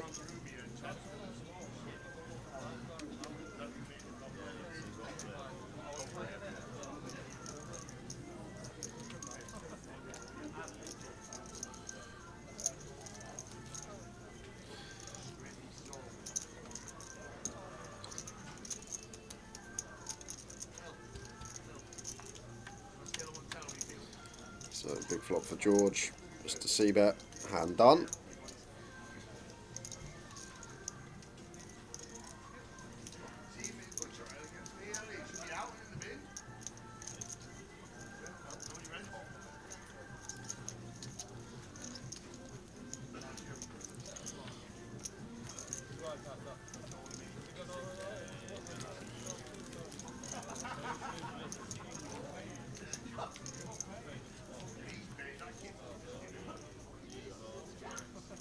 So final level of the day after this hand. Last hand at 400, 800, and the next hand we'll be playing the 1K level, and then final hour, and then bagging and tagging. We'll have confirmed chip counts end of the day. As always, can still buy in tomorrow, guys. Looking like a juicy old prize pool. You want a slice of it, could be potentially 6 figures up top come Sunday. You can still buy into day 2. We've also got the Turbo Flight late reg available. If you're in the area, can go and jump into that. Still get a couple of hours of play before they bag. But why wouldn't you come down and try and spend 16.5 bigs? We've had winners off of day 2 buy-ins. We've had countless final tablists. Prize pool on the move in the right direction. So I waited for you for this, Tower. Yeah, tea's ordered. Because I don't think you'd actually believe me. But Mr. Miso says, so Jay Tower, what's harder, 9 darter, 147, or shooting 8 under par? Which would you enjoy watching more? I've actually done all 3. No, you laugh. I've actually done. You can laugh. Why you got a wee? You took my joke. Oh, you took my joke. Oh, I wanted to say the punchline. Oh, don't just jump in on my punchline like that. Great. Well, I was about to say, yeah, I've done it on the Wii, but pointless now. Pointless.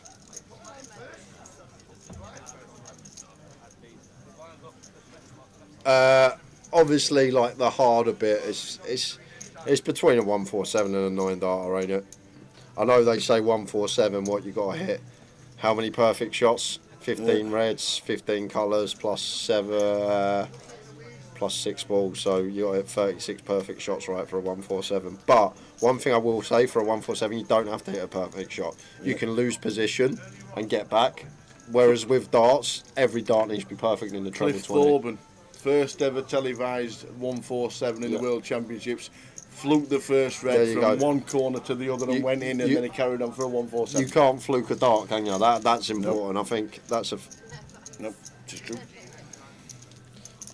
It's definitely not an hole-in-one, Luke, because I've nearly had a hole-in-one, and I am terrible at golf. Yeah. Tower's had a couple as well. I've had 2 on the same hole. That don't count. That's a hole-in-2. I have had a hole-in-one on the same hole. I was close at Aberdour a couple of years ago.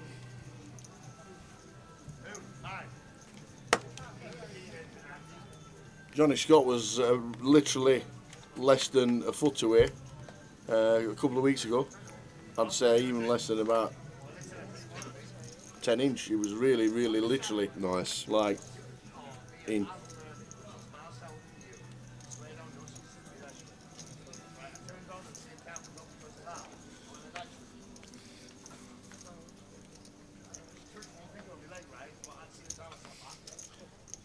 So top for Lynn, heading towards the last level of the day, and we're into it.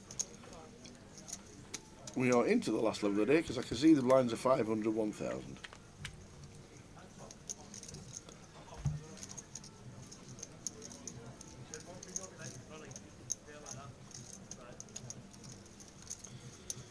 Yeah, Davenport has won the league.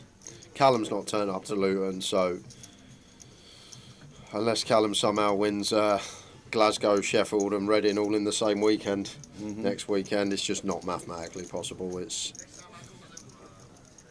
Cal can't catch him, so Matt is certainly going to be victorious. And yes, it would be the first time someone has won it twice.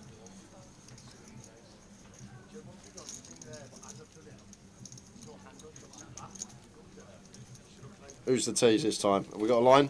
I've ordered off Bob, so I reckon within about 20 seconds. Oh, there you go. Oi, oi! Less than that. Look at this, straight through the door. Cheers, young man. How are you? Been a good day? You can have a heroes. Yes, you can have as many as you like, as long as you leave us some. I know the packaging on the heroes are 3 times bigger than the actual chocolate.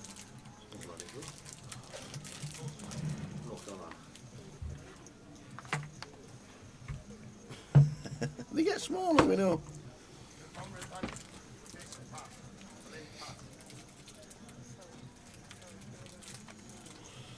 A7 suit for George on the button. Makes it 2200. Ace 4 off. In the small blind, have the block up as John, but not really the one we like to choose too much. Offsuit Ace-X from small blinds specifically, more used from the big. So it does get out of the way.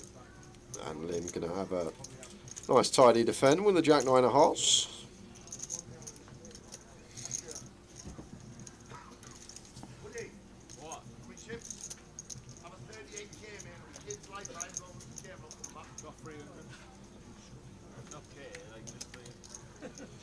It's King 3-8, not what Lynn was looking for, with a nice looking hand. George flops a nut flush draw, seems like small bet board. King 8-3 comes with third. That should be that.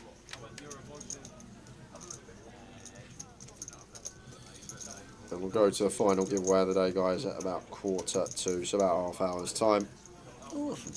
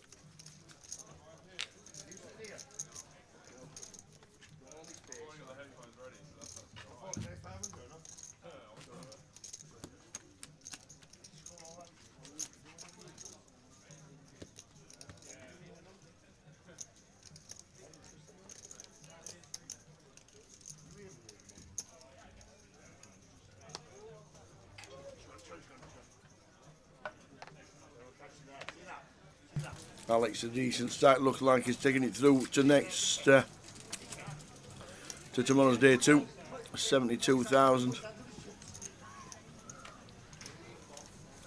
Best 20 cashes next year in the NPL. And the top 18 will be playing off for a £100,000 free roll. At the beginning of 26, it's 40,000 to the winner next year. Points refresh after next week's 25.50. 25.50s next week are there. Walsall, Reading, Sheffield, Manchester and Glasgow. Where are you working, Bob?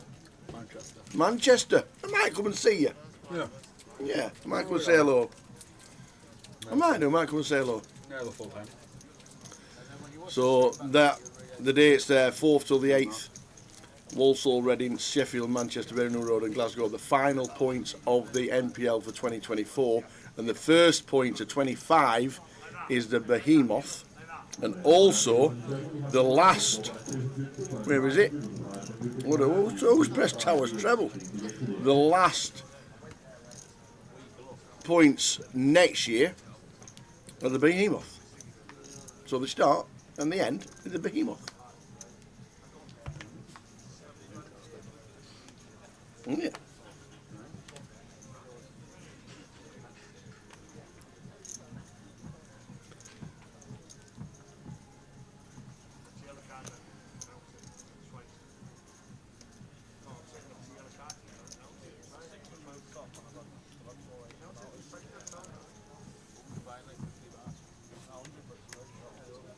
Is Leg 1 Coventry schedule out yet? No, it'll be out at Behemoth.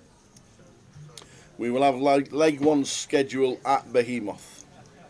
And we'll let you know everything about 2025 at the final streaming event for Cardroom Direct of 2024. Because Cardroom Direct will be back in 2025. Aye, we're doing it Wednesday to Sunday. See you there. Good lad. Bring your Christmas jumper. It's Christmas jumper day on the Friday. Is it? Yeah. Okay. Live on stream. Okay. Best Christmas jumper wins prizes and chocolates. Christmas jumper day, Friday the 13th. Don't forget. I won't. Back to the table as John Glenn is all in with the ace 10. If he's going to win it, he's going to need help. Yeah, so He's not 200 to 1 at the minute. He's about 500s.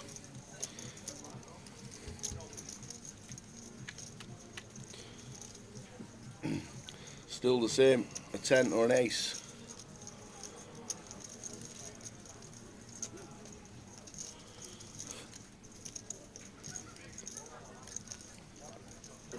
And it's a king, but it's a club, but the king works. Open John, Lynn, 3-bet button, John Jam. Yep. Yeah, okay, it's actually fine. Hijack versus button, ace 10 for 30, there's a bluff potentially, but when Lynn's been as aggressive as he is with all the stacks, maybe he just thinks he's going to get after it a bit more and choosing one of them 4-bet candidates. I think ace 10 off maybe one, like when we're deeper we like to 4-bet. And then maybe like as the bluffs, ace 5 suited, 100% send there in a hijack, ace 4 suited, some frequency.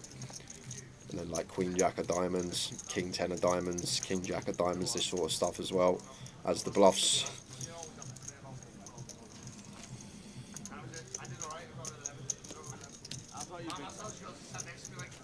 I thought you'd been quiet.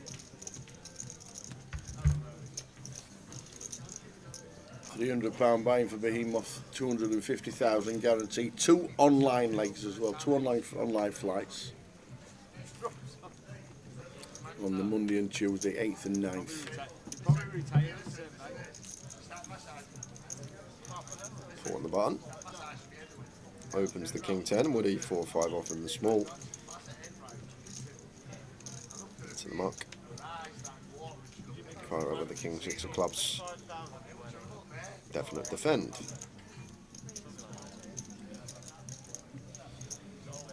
How about have some of that? Why not rifle in the 26 big for a king 6 suited? Nice one, that'll do. Yeah, gets pulled to fold a better hand.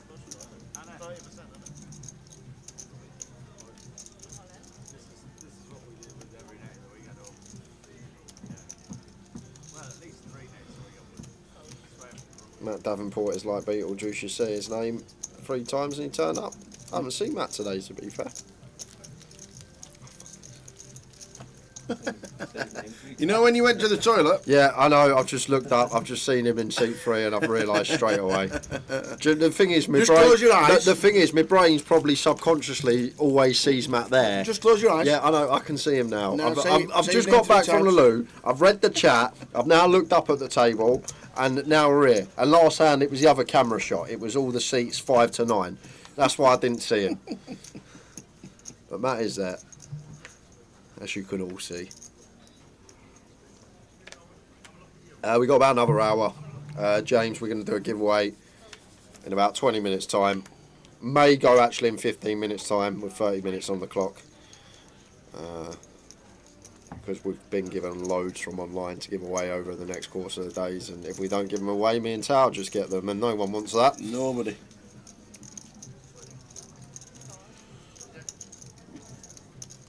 So Kyra with the stab. Should be a call from Alex. Blind on blind. King high on a trips board. Should be sticking around for 1 with position. No, he's going to let it go. Just blind on blind there when the trips board rolls off. getting 3-1 with position. I think we can stick around one as Alex, but just thinks better of it. Let's Kyrat take it. We are live for about another 50 minutes, James.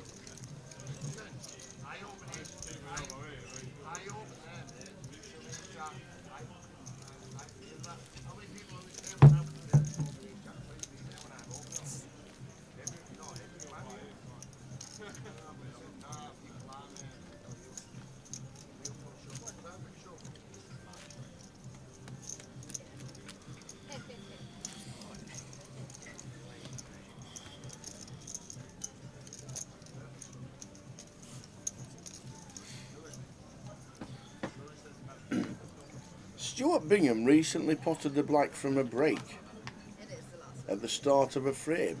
How is that possible? What did he do? Miss the reds? Put the spin on it, hit the black and it spun back off the reds? Or did he just smash him to smithereens? I have no idea. That's nigh on impossible.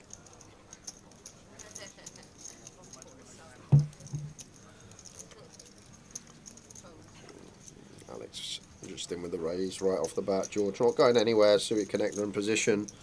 Will be wanting to continue. Does continue.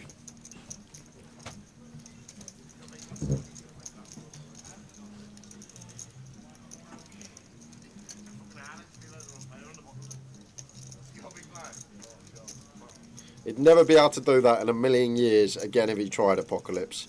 Hit the red too thick, wobbled the jaws, come back and knock the black into the corner pocket. So it's like a trick shot. You never see that again. Wow, George gone for 3-bet here? 8-9 suited at this stack depth? This is strange.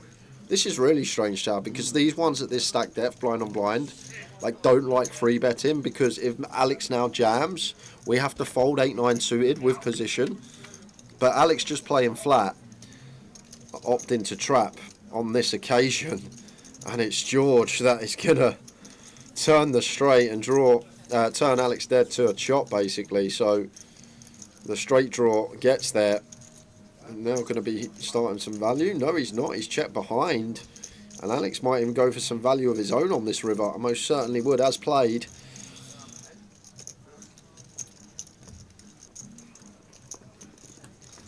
Five of spades, river. Yeah, got to go for value as Alex has played. Check, check, check, check. But like George's 3-bet, I'm pretty confident all of it that it's not a thing. And Alex actually goes for the jam and sees the 8-9 suited. But like at 30, blind on blind, we don't 3-bet this hand theoretically because it's just got such great playability. We get to go post with position. If we 3-bet and Alex 4-bet jams, we just have to fold 9-8 suited blind on blind, small versus big, which is a disaster. But on this actual occasion, it's worked out perfectly for George because Alex played the trap and George made the straight. But I'm pretty confident that this one doesn't actually get to 3-bet theoretically. At this stack depth, if we're 70 effective, yes, we can 3-bet it. At 30, don't actually think it's in there.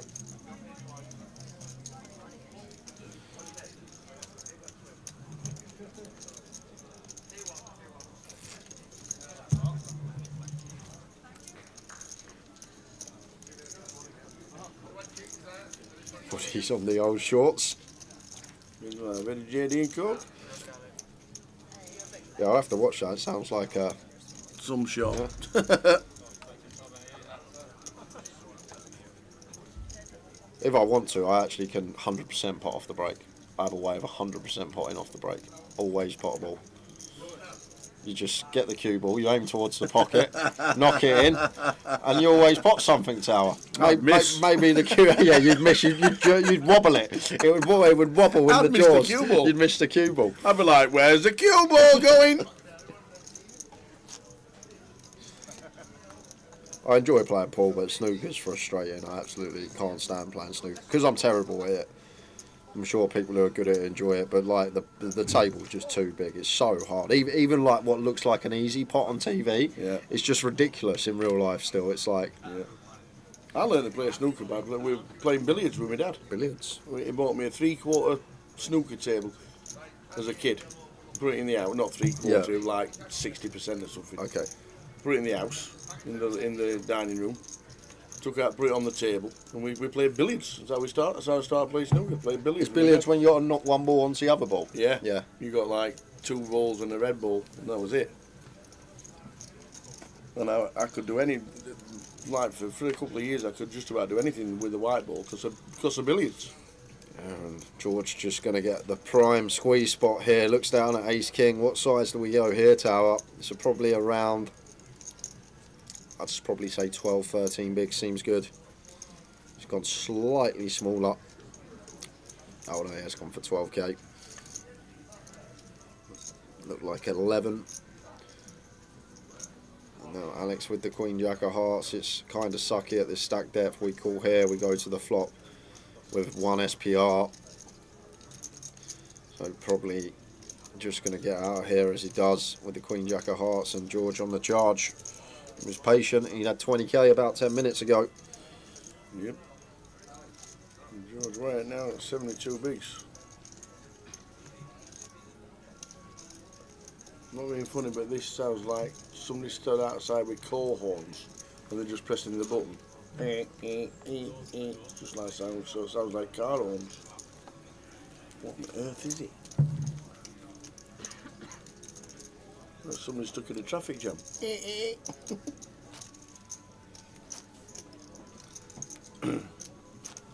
Sounds like it's building up. There's going to be a big drop in this one. You can tell already. Walsall, Glasgow, Reading, Sheffield and Manchester. Queen Jack of Spades for George. Now false toss on the button and we get to open. A lot of things going right, and going to get Lynn to defend a hand that we dominate.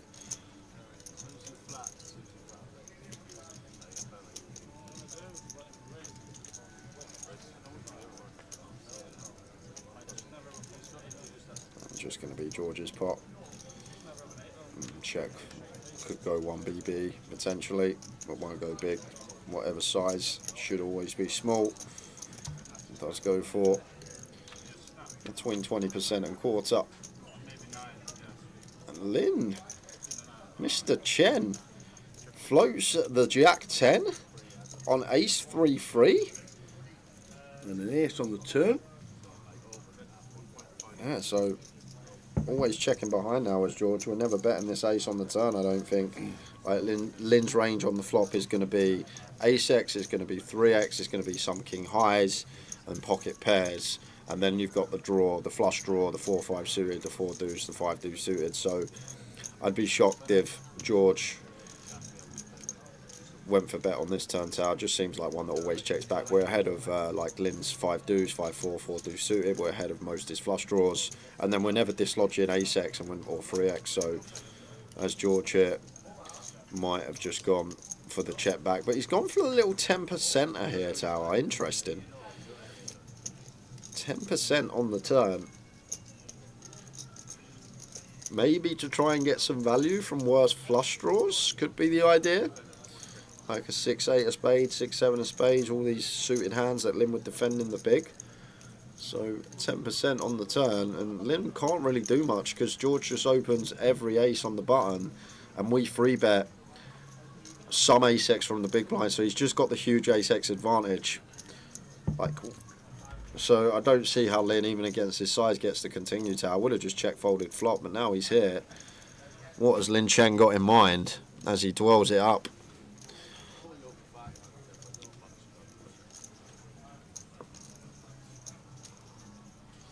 I've seen a lot more aggressive side to Lynn since he come back from China. He was over there doing some hill walking, I believe, Tower, you said. He was indeed. That's how he lost all his weight. So since he's come back, he seems a lot more on the aggro side. And now checking the Jack 10 and George here. Do we get called by worse flushes? He is going to check back, and the Queen Jack of Spades is going to be good.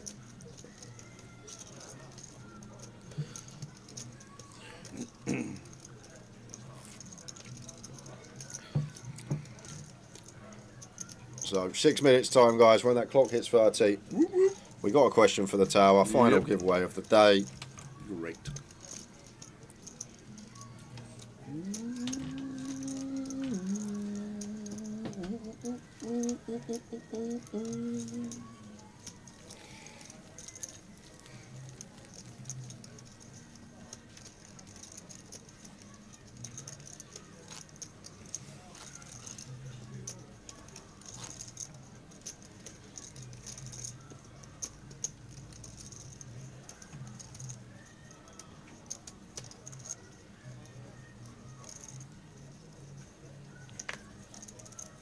Kings for Kyrat. Making it 2k to go.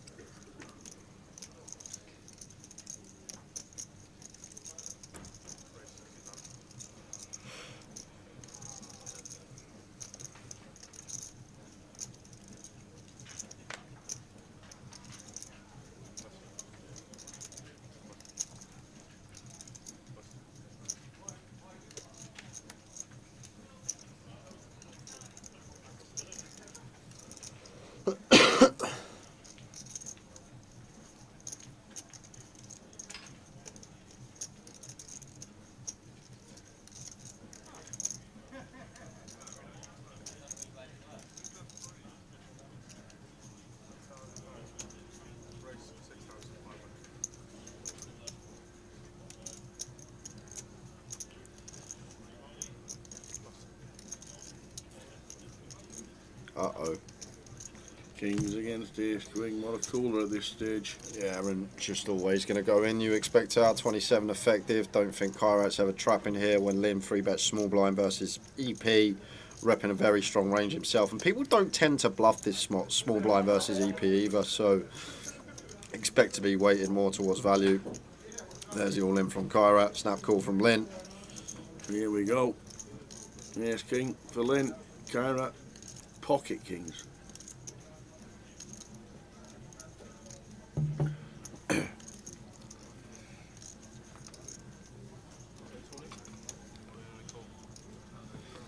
And ace has been folded, says Johnny Brown.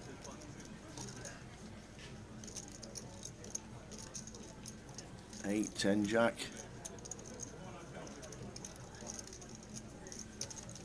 Now queen plays. Needs to fade a queen or an ace.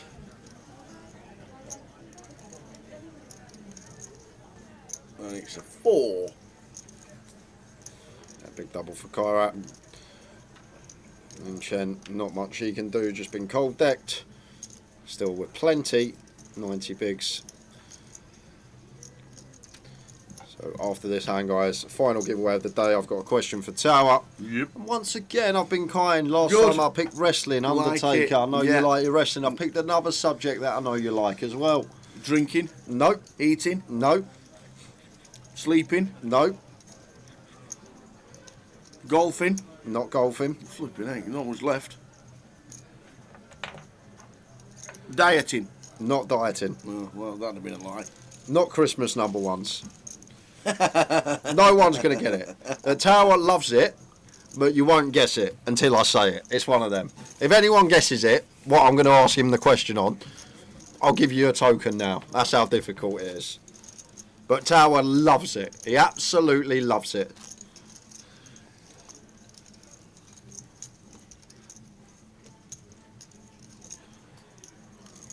Towers trebles. No one loves Towers treble. Come on, guys. Let's be serious. Oh, oh, oh.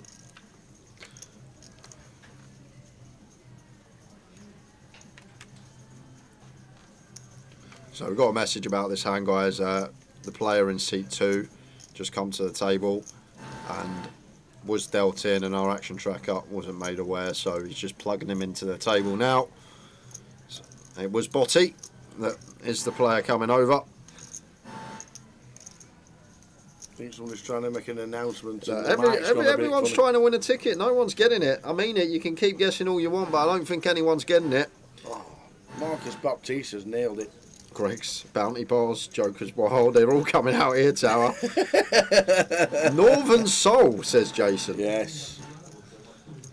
Get on the old Northern. Well, there we go. That is the end of hand. So you're going to find out anyway, guys. I'm going to run you down the rules first. Last €20 token I have got to give away. Rules are as simple as this. I will ask Tower a question. He will write his answer down on that piece of paper. Closest to Tower's answer is going to win the ticket. You get 1 guess per account. Any multiple guesses, you will be disqualified. I do check, so please only guess once. And do not guess until I say go. So, Tower. Yes. You don't have a punt that much in a casino. You really don't. I've never seen you play roulette. I've never seen you play blackjack. But I've seen you play something that you like a lot. Oh, the old craps table. And that is a game called craps. But what I want to know... It's going to be 68 million, this answer. What is the longest roll ever recorded in terms of rolls before a 7 was rolled? So how many rolls is the longest roll ever before a 7 was rolled? Recorded? So, yep, so recorded. This is recorded. Amount of rolls before a 7. What would you like it in? The record. Just number. Just how, not time. It's how many rolls. Oh, so how many rolls? How many numbers? How many rolls? I'm going to write So time. that's roll 1. That's roll 2. That's roll 3. Yeah. How many rolls before a 7 was rolled? This is the record craps run. Ooh, good. That's a great question.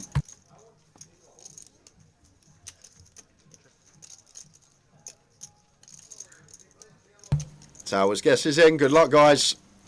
So in craps, that's a bit speculative. The longest ever roll. How many rolls was it before a 7 was eventually rolled and terminated? The bets.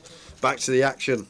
Nice little turn for Kairat. Does pick up a wheel draw to go alongside his flush draw. Alex chose to check the 7s. These are the ones that potentially like to be barreled off, Tower. When you open early position, and you've got the 7s, you've got the 8s, you've got the 6s, and it comes Ace King 10 or Ace King Queen, Ace King Jack, the 3 board Broadway cards. Like, the underpairs are really nice to triple because there's so many hands that just check call, check call, check fold. So, like, these are the candidates that we do actually like to barrel off, preferably with a heart though, as Alex so chooses to check all the way down. And now Kairat going to have a stab here with the 4 high. He's got the nut low, so don't think it's a bad thing to bet it once in a while. The longest ever craps roll, guys, in terms of rolls. So how many rolls before a 7 was hit?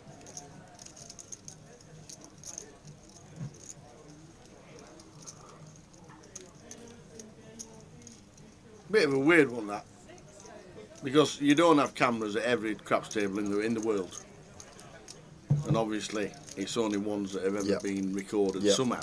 I don't even know how long. I did use the word recorded. I know you. I know you wouldn't have used the word recorded if it was you asking me the question. Well, I was in the horseshoe last year, and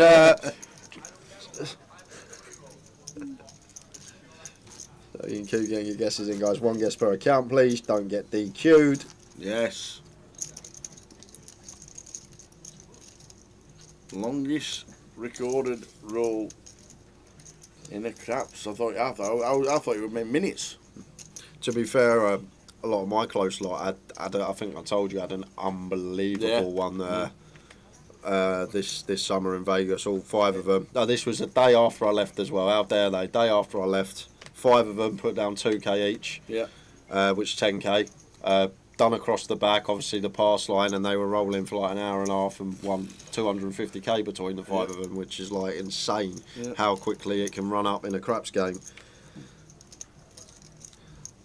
But it's crazy how quick that can run up if you're not hitting that 7. They do say hit and run is the best winning strategy in craps, but it's not the most fun. It's not. You love it when it's your turn as well. When it's your turn to roll in the old table, when you're rolling good in the old tables, loving it. Oh, it's brilliant.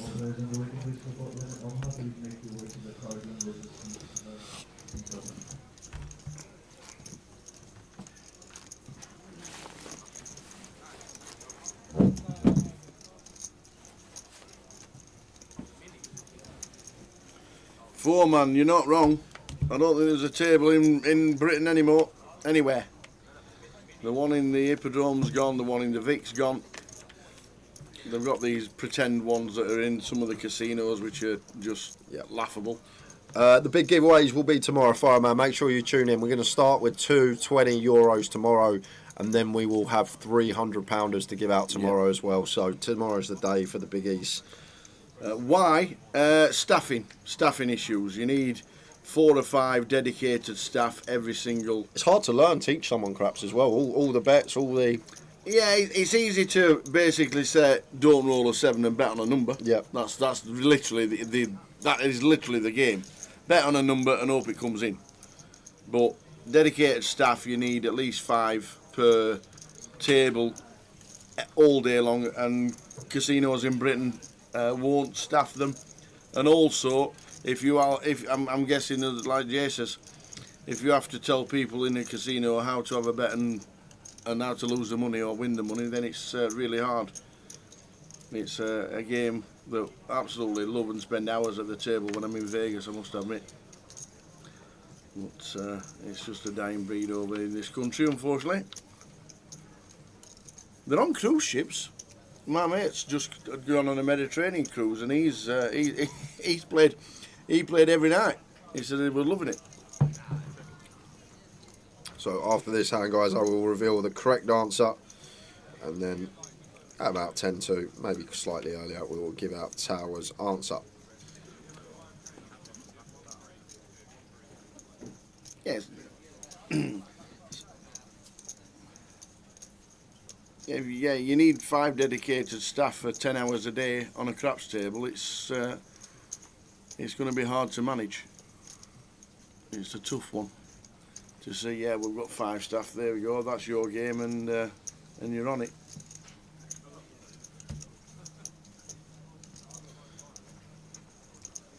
So Paul with a bet. Wants check 2 with his top pair. Alex going to call with the 8s. 8 would have been a fun river.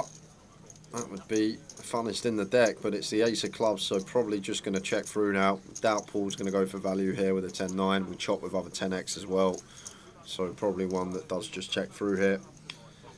And Paul Vaz Nunes, first in last year's grand final, going to take a pot from Alex. Second in last year's grand final main event. Oh, he is going to go for some Val from Paul here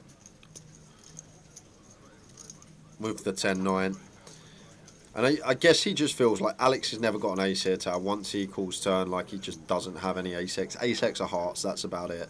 So maybe Paul just trying to get him off a chop could be the idea from him. So guys, time for the correct answer. I'm going to read it out to you as well. So the actual amount, 154. So on the 23rd of May 2009, Patricia DeMaro of New Jersey was playing craps at the Borgata Hotel, Atlantic City, and threw the dice are recorded 154 times, 4 hours 18 minutes before a 7 finally terminated her lucky streak. 154 rolls without rolling a 7. That is tough. It is. I don't see how it's took her 4.5 hours to roll 150 times. What are the chances of rolling a 7? It's 6 to 1, right? It has to be. Well, it's the smallest, shortest odds in the deck. 6 to 1, right? It's the I don't shortest actually odds. know, but surely it's You've 6 got to 3 1. and 4 two ways. No, but 5 and 2 two ways. 6 and 1 two ways. Yeah, but the first dice is irrelevant because it can be any number, and then you've always got a 1 in 6 chance of it in the next number, right?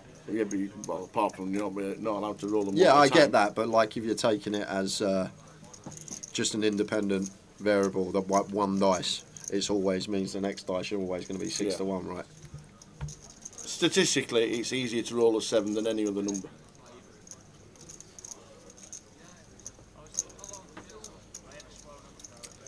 So I'll give you about 4 or 5 more minutes, guys, and then we'll close up the giveaways for today. But we're going to give away about 400 quid on stream tomorrow, so I wouldn't miss it. We got some £100 tokens too. Much ado about nothing between Paul and AJ, both with the same hand.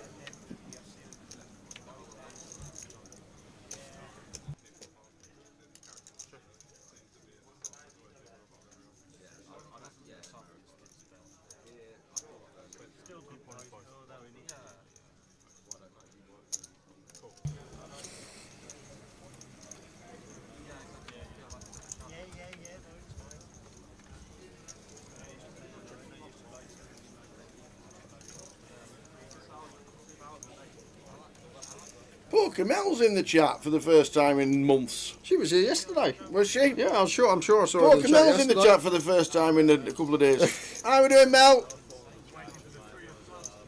So Fireman, the way it works, crap. So you've got all these different bets you can do. Yeah. Most people do the pass line, and what the pass line is, the shooter will roll the dice, and if it's a 7 or 11 first roll, you win.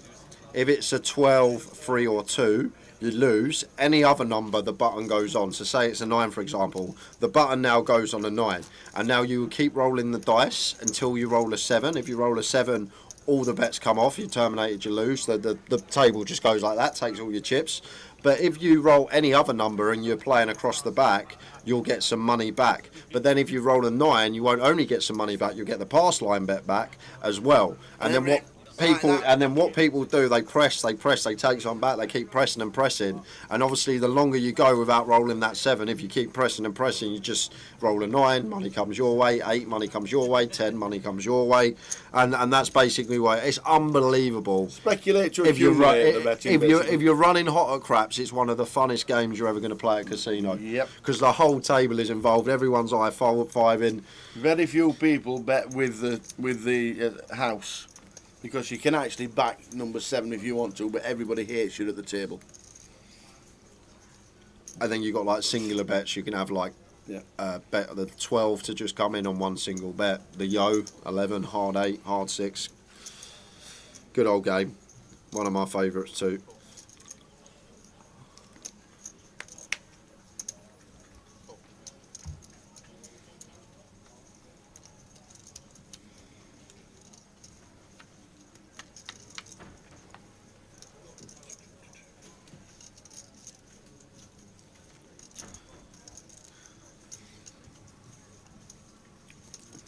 I actually know why it's called craps. What? Do you know why it's called craps? No, I don't. I'm trying to think of a logical reason, but it's can't roll epoxy 7. That's not true. That's exactly what it is. That's not true. Google it. You had me in the first half, Tower. You actually had me in the first half, as can't they say. Roll epoxy 7. Yep. Google it. Like it a lot.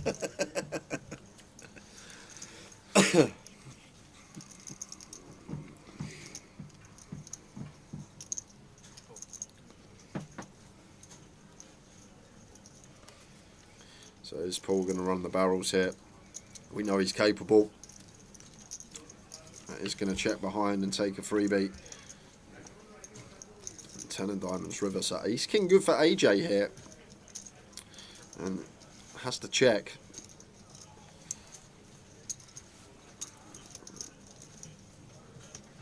Oh, I say he has to check, and I'm not sure what this is. Tower doesn't achieve anything here. Like, we're not folding out like 5s through 9s for this size. We don't get called by worse. Just one of those situations that don't think the bet on the river's really achieving much there. Just check. Hope Paul checks back. If he bets, we got a decision. So we've got the correct answer. You're closing it. I'm going to be closing the competition in less than 30 seconds. So get your final guess in if you haven't had a guess and you want to. What was the correct answer? 154. That's hard. 154. Right, imagine this. Imagine backing a 6-to-1 shot 154 times. Oh, wait, we do that every weekend with your treble. And it's never come in. But that's basically what's happened. It's, it's a 6-to-1 shot. You've backed it 154 times and it's never come in once when it should come in every 1 and 6 times. That's how difficult it is to go that many rolls without rolling a 7. It's hard to get a 6-to-1 shot up. Not get a 6-to-1 shot up after that long. Difficult. I don't know what odds my treble is, to be honest. Aces for 20 Alex. seconds. Opens to 2200. Matt's defending, so we'll close the comp as soon as this hand is mucked.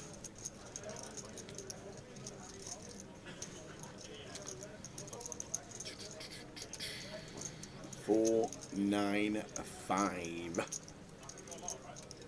Bet. Fold. Ready to close the comp. If you've not had a guess, get your guess in. 5 seconds, because Matt's folding. 4 seconds, Matt's folding. 3 seconds, Matt's folding. 2 seconds, 1 second. Comp is closed. There we go. The name of dice known as craps is an Americanism that is believed to come from a variant of the word crabs, which referred to a bad roll in another dice game known as hazard. The slang word crapshoot comes from another name of craps, and it's too rarely used in the UK. My answer was better. Yeah, it was a lot better. Short and sweet. So there we go. So 154 rolls of the dice in craps. 100% happy. No chance. I've been at the table and somebody's done more. No chance. Last year in Ellis Island, 4.5 hours. No, 150 rolls, because you can roll. If somebody rolls, I'm not having that. If somebody rolls a 4 and nobody's on it, you just pick the dice up and roll again. Yeah. So you could easily do 60 rolls in an hour. Yeah. Well, 4 and roll, it's just like it goes on. So 2.5 hours of rolling. Yeah, but at 4.5 hours, you could easily do 400. How many drinks had you had at this point when you thought you saw more than 150 rolls at Ellis Island? And what time was it? No, during the day. Oh, yeah. During the day. It was the afternoon session. I'm sure. 154. Hold on a sec, I've got another question. Had you been to bed yet from the night before? Yes. Okay, all right, maybe it did happen. When you get a good roll, you remember it. All right. Because it doesn't happen very often. Yeah. And I thought 154 was a bit short. So I thought, went on the amount of numbers, it was obviously a world record. You can't do every roll, it's impossible. But we've done more than 154, 100%. Did you sing the crap song? You got to that point of a good roll, you sing the crap song. Have you seen my dance at the craps table in Vegas? No, I'll show you the video very soon. It's a good one. So I went a lot, I didn't go a lot higher than 154, but I went higher than 154, so I thought 154. And even in time-wise, I'd have gone less than 4.5 hours, to be fair. I'd have gone about 3 hours as a roll, but anyway. So I picked a number, and I thought, this is just more than what I rolled last year, or what I was at the table on last year. So I went for 210 rolls, and I didn't think it'd have taken that long. So 210 I went for. So obviously nobody's got close. Someone got it spot on. Yes! Inside, son, inside. We got it spot on. Ian Oakley on Facebook. You are the winner of the final token for today. Congratulations to Ian Oakley. Well done, Ian. Drop your alias in the chat, please, sir. We'll get that token sent to your account on Monday. Very nice indeed. Well done, Ian. And I think spot on, he got it. Ian Oakley watching on Facey. Well done.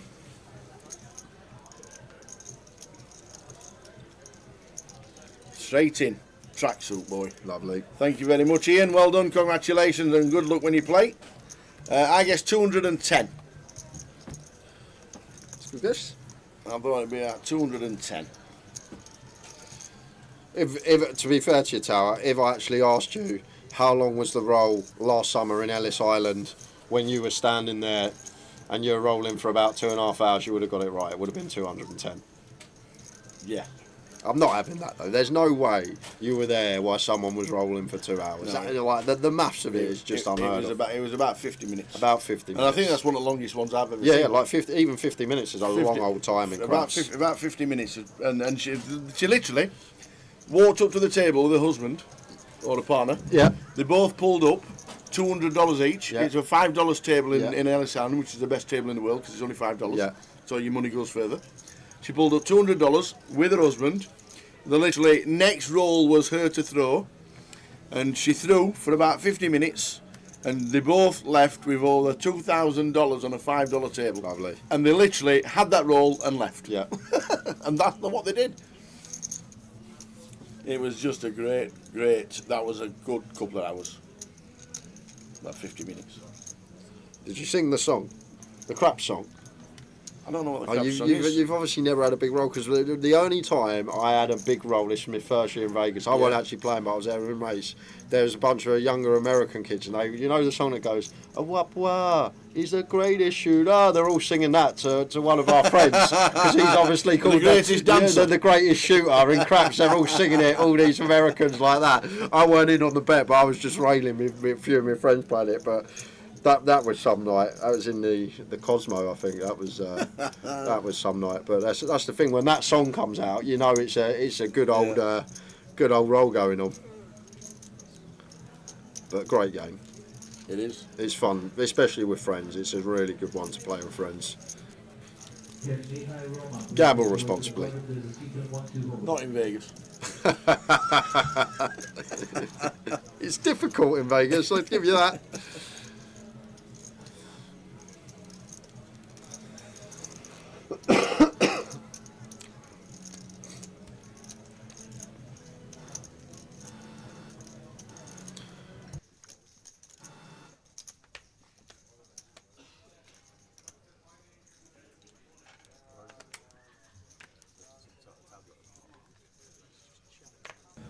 Ace King suited for George, raise it to 2.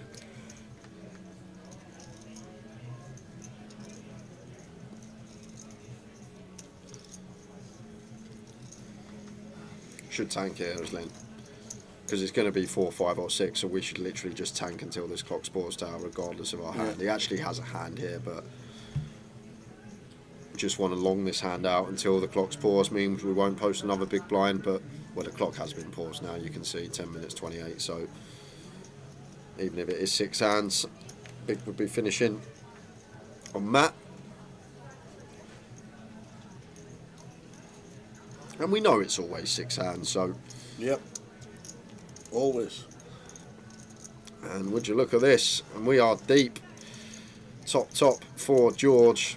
Lin Chen with the nut flush draw. George checks over to the in position player. 6 of spades on the turn, and Woody now up and down here with the Jack 8 of diamonds.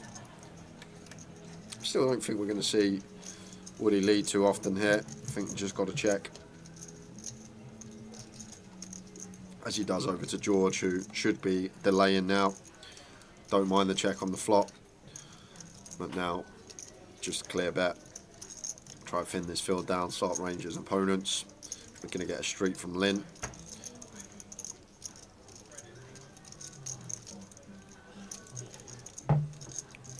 Cheers, Apocalypse. Good night, guys. Ireland playing at 3 PM tomorrow and snooker semis at 7, so I'll see you around then. Nice one. Night, Laurie. If you're not enjoying the snooker tomorrow, just accidentally hide the remote. Turn it off and hide the remote. That's it.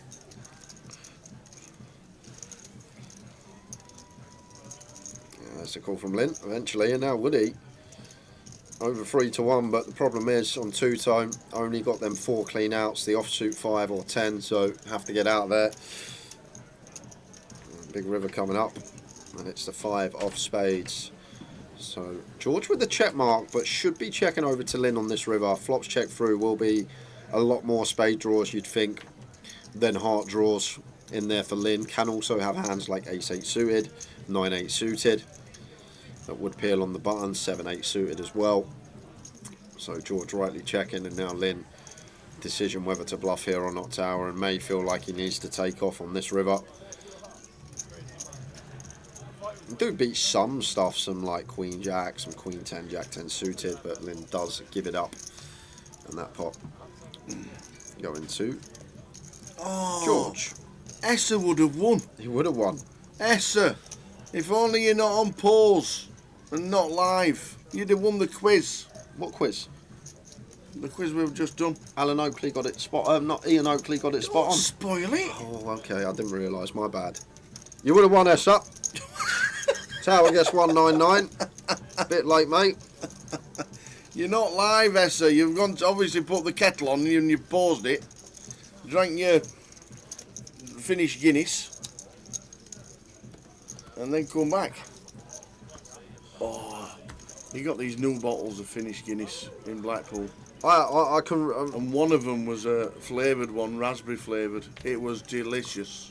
I think that's actually what sent me, because I think one of the last things I remember in Blackpool is Essa giving me that bottle. I think that's literally what sent me. I think that's what made me turn. I'm not even joking, because that's one of my last memories from that day was Essa with this finished whiskey. Yep. Going, there you are, Jay, you have some. And I'd already had about, don't know how many Star Primans. Yeah, the old salmiakki. Ace Queen suited for Matt. I'm going to go for the 3-bet call. not free betting ace queen off a 28 to fold, so it would be a free bet call if George did get aggro. That king 10 off should just be in the muck here. It is in the muck. I didn't hear how many were left to play, Tower, but clock's been paused a few minutes now. 6. It was 6 again? Yep, 6. Playing cash in Blackpool, Essa. They've got a big comp in Blackpool this week, apparently. Nobody's asked me to advertise it. Nobody in Blackpool said, dear Tower, can you just mention that we've got a decent comp in Blackpool and get people up into Blackpool? All you need to do is ask. Come into the chat. And say, can you just mention our local game? What I would like to know is how is Bristol going? Oh, no current tournaments available in Bristol. It's not happening just yet in Bristol. But Blackpool this week have got a league starting again, and it's called the Big One. 25,000 guarantee, £75 buy-in. Thursday, Friday, Saturday and Sunday. Very good. And today they got 113 runs. So I think that's 3 hands already. 2 quick raise and takes. So I'm guessing final 3.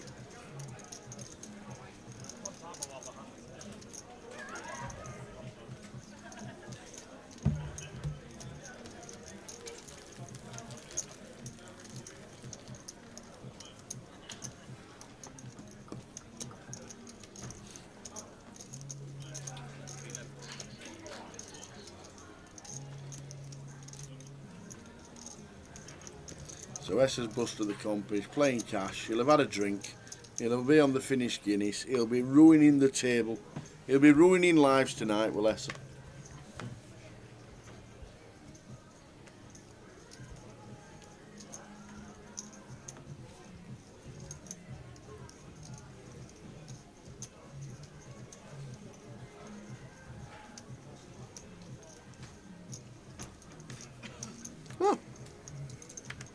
What's that?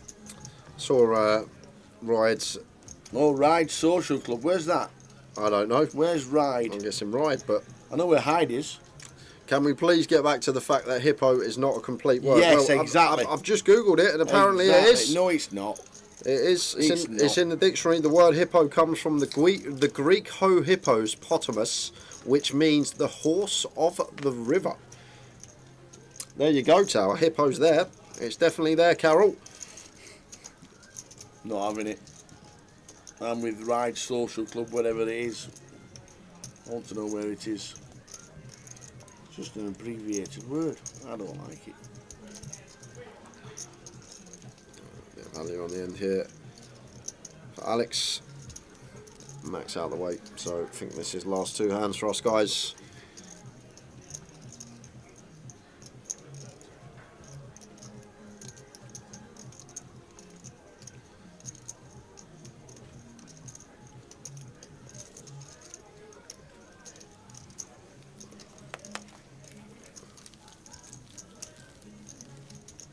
Last 2. Been a good day. Really enjoyed it. Back with more tomorrow from 12:20. Oh, they're in the Isle of Wight. No casinos. Well, that's a shame.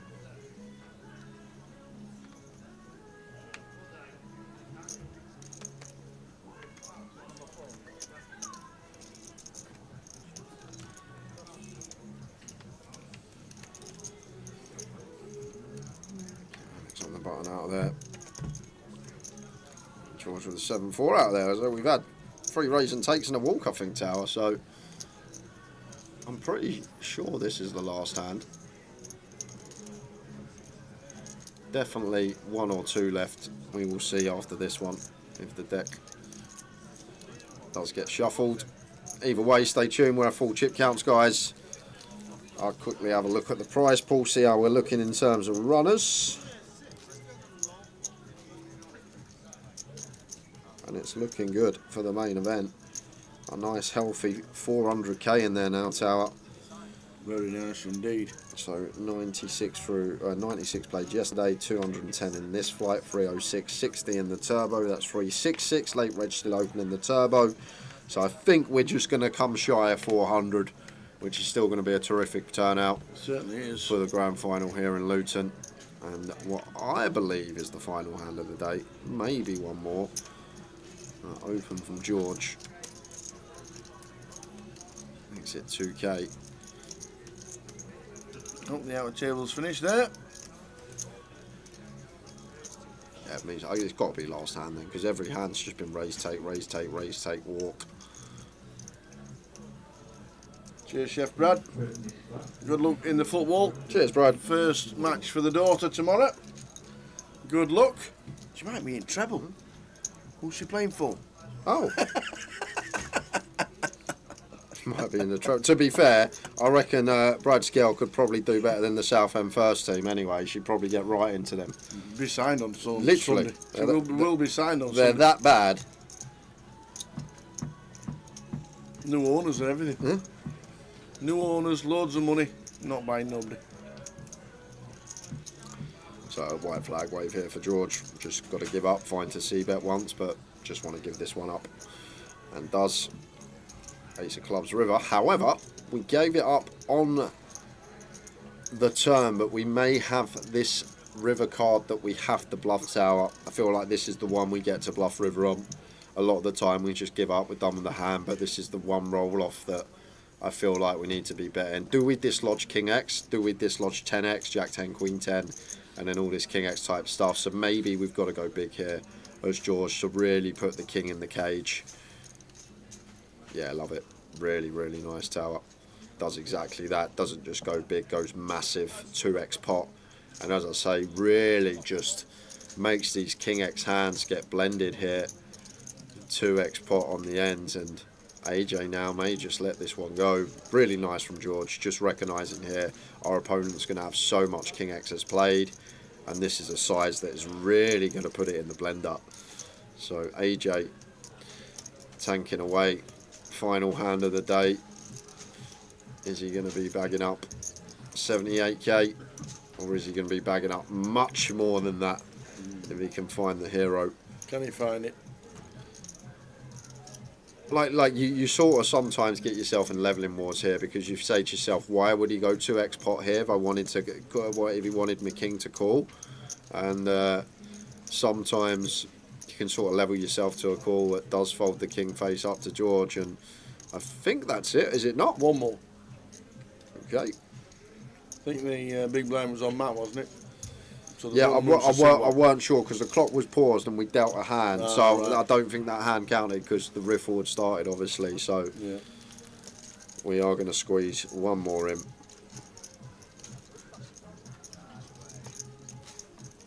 Lin Chen will be bagging.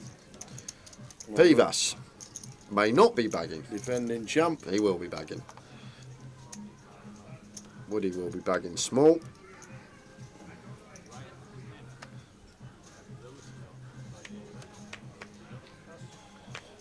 AJ on the bottom. Raise it up. Yeah, we'll open this last hand of the day. Botty going to find a bag. Will Matt Davenport do the same, or does he fancy one more defend? He does not. That is us for the day, guys. And done. There are the chip counts. That was quick. 65 through. Wow, that's massive.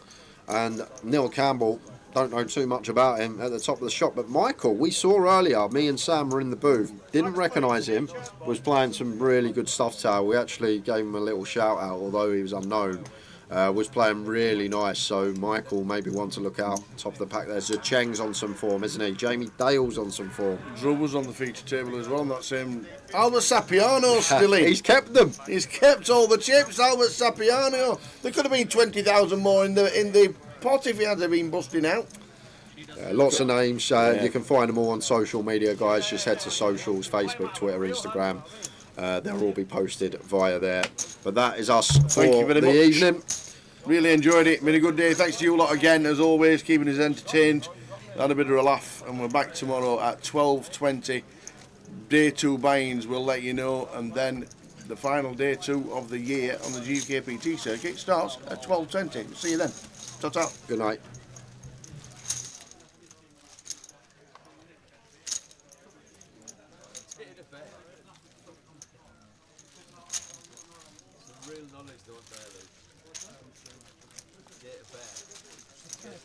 case is a fraud in there where you represent me. Hey, better thing, get him up. Put that in the fucking bin. Yeah, split it up and chunk some more. Just save you buying in tomorrow. Well, that's all. Bullet one bullet I can. One bullet you can't hold. My friend, I need my battery back because I'm getting off. Get that cash before the seats go. Yeah. I'll crush on that.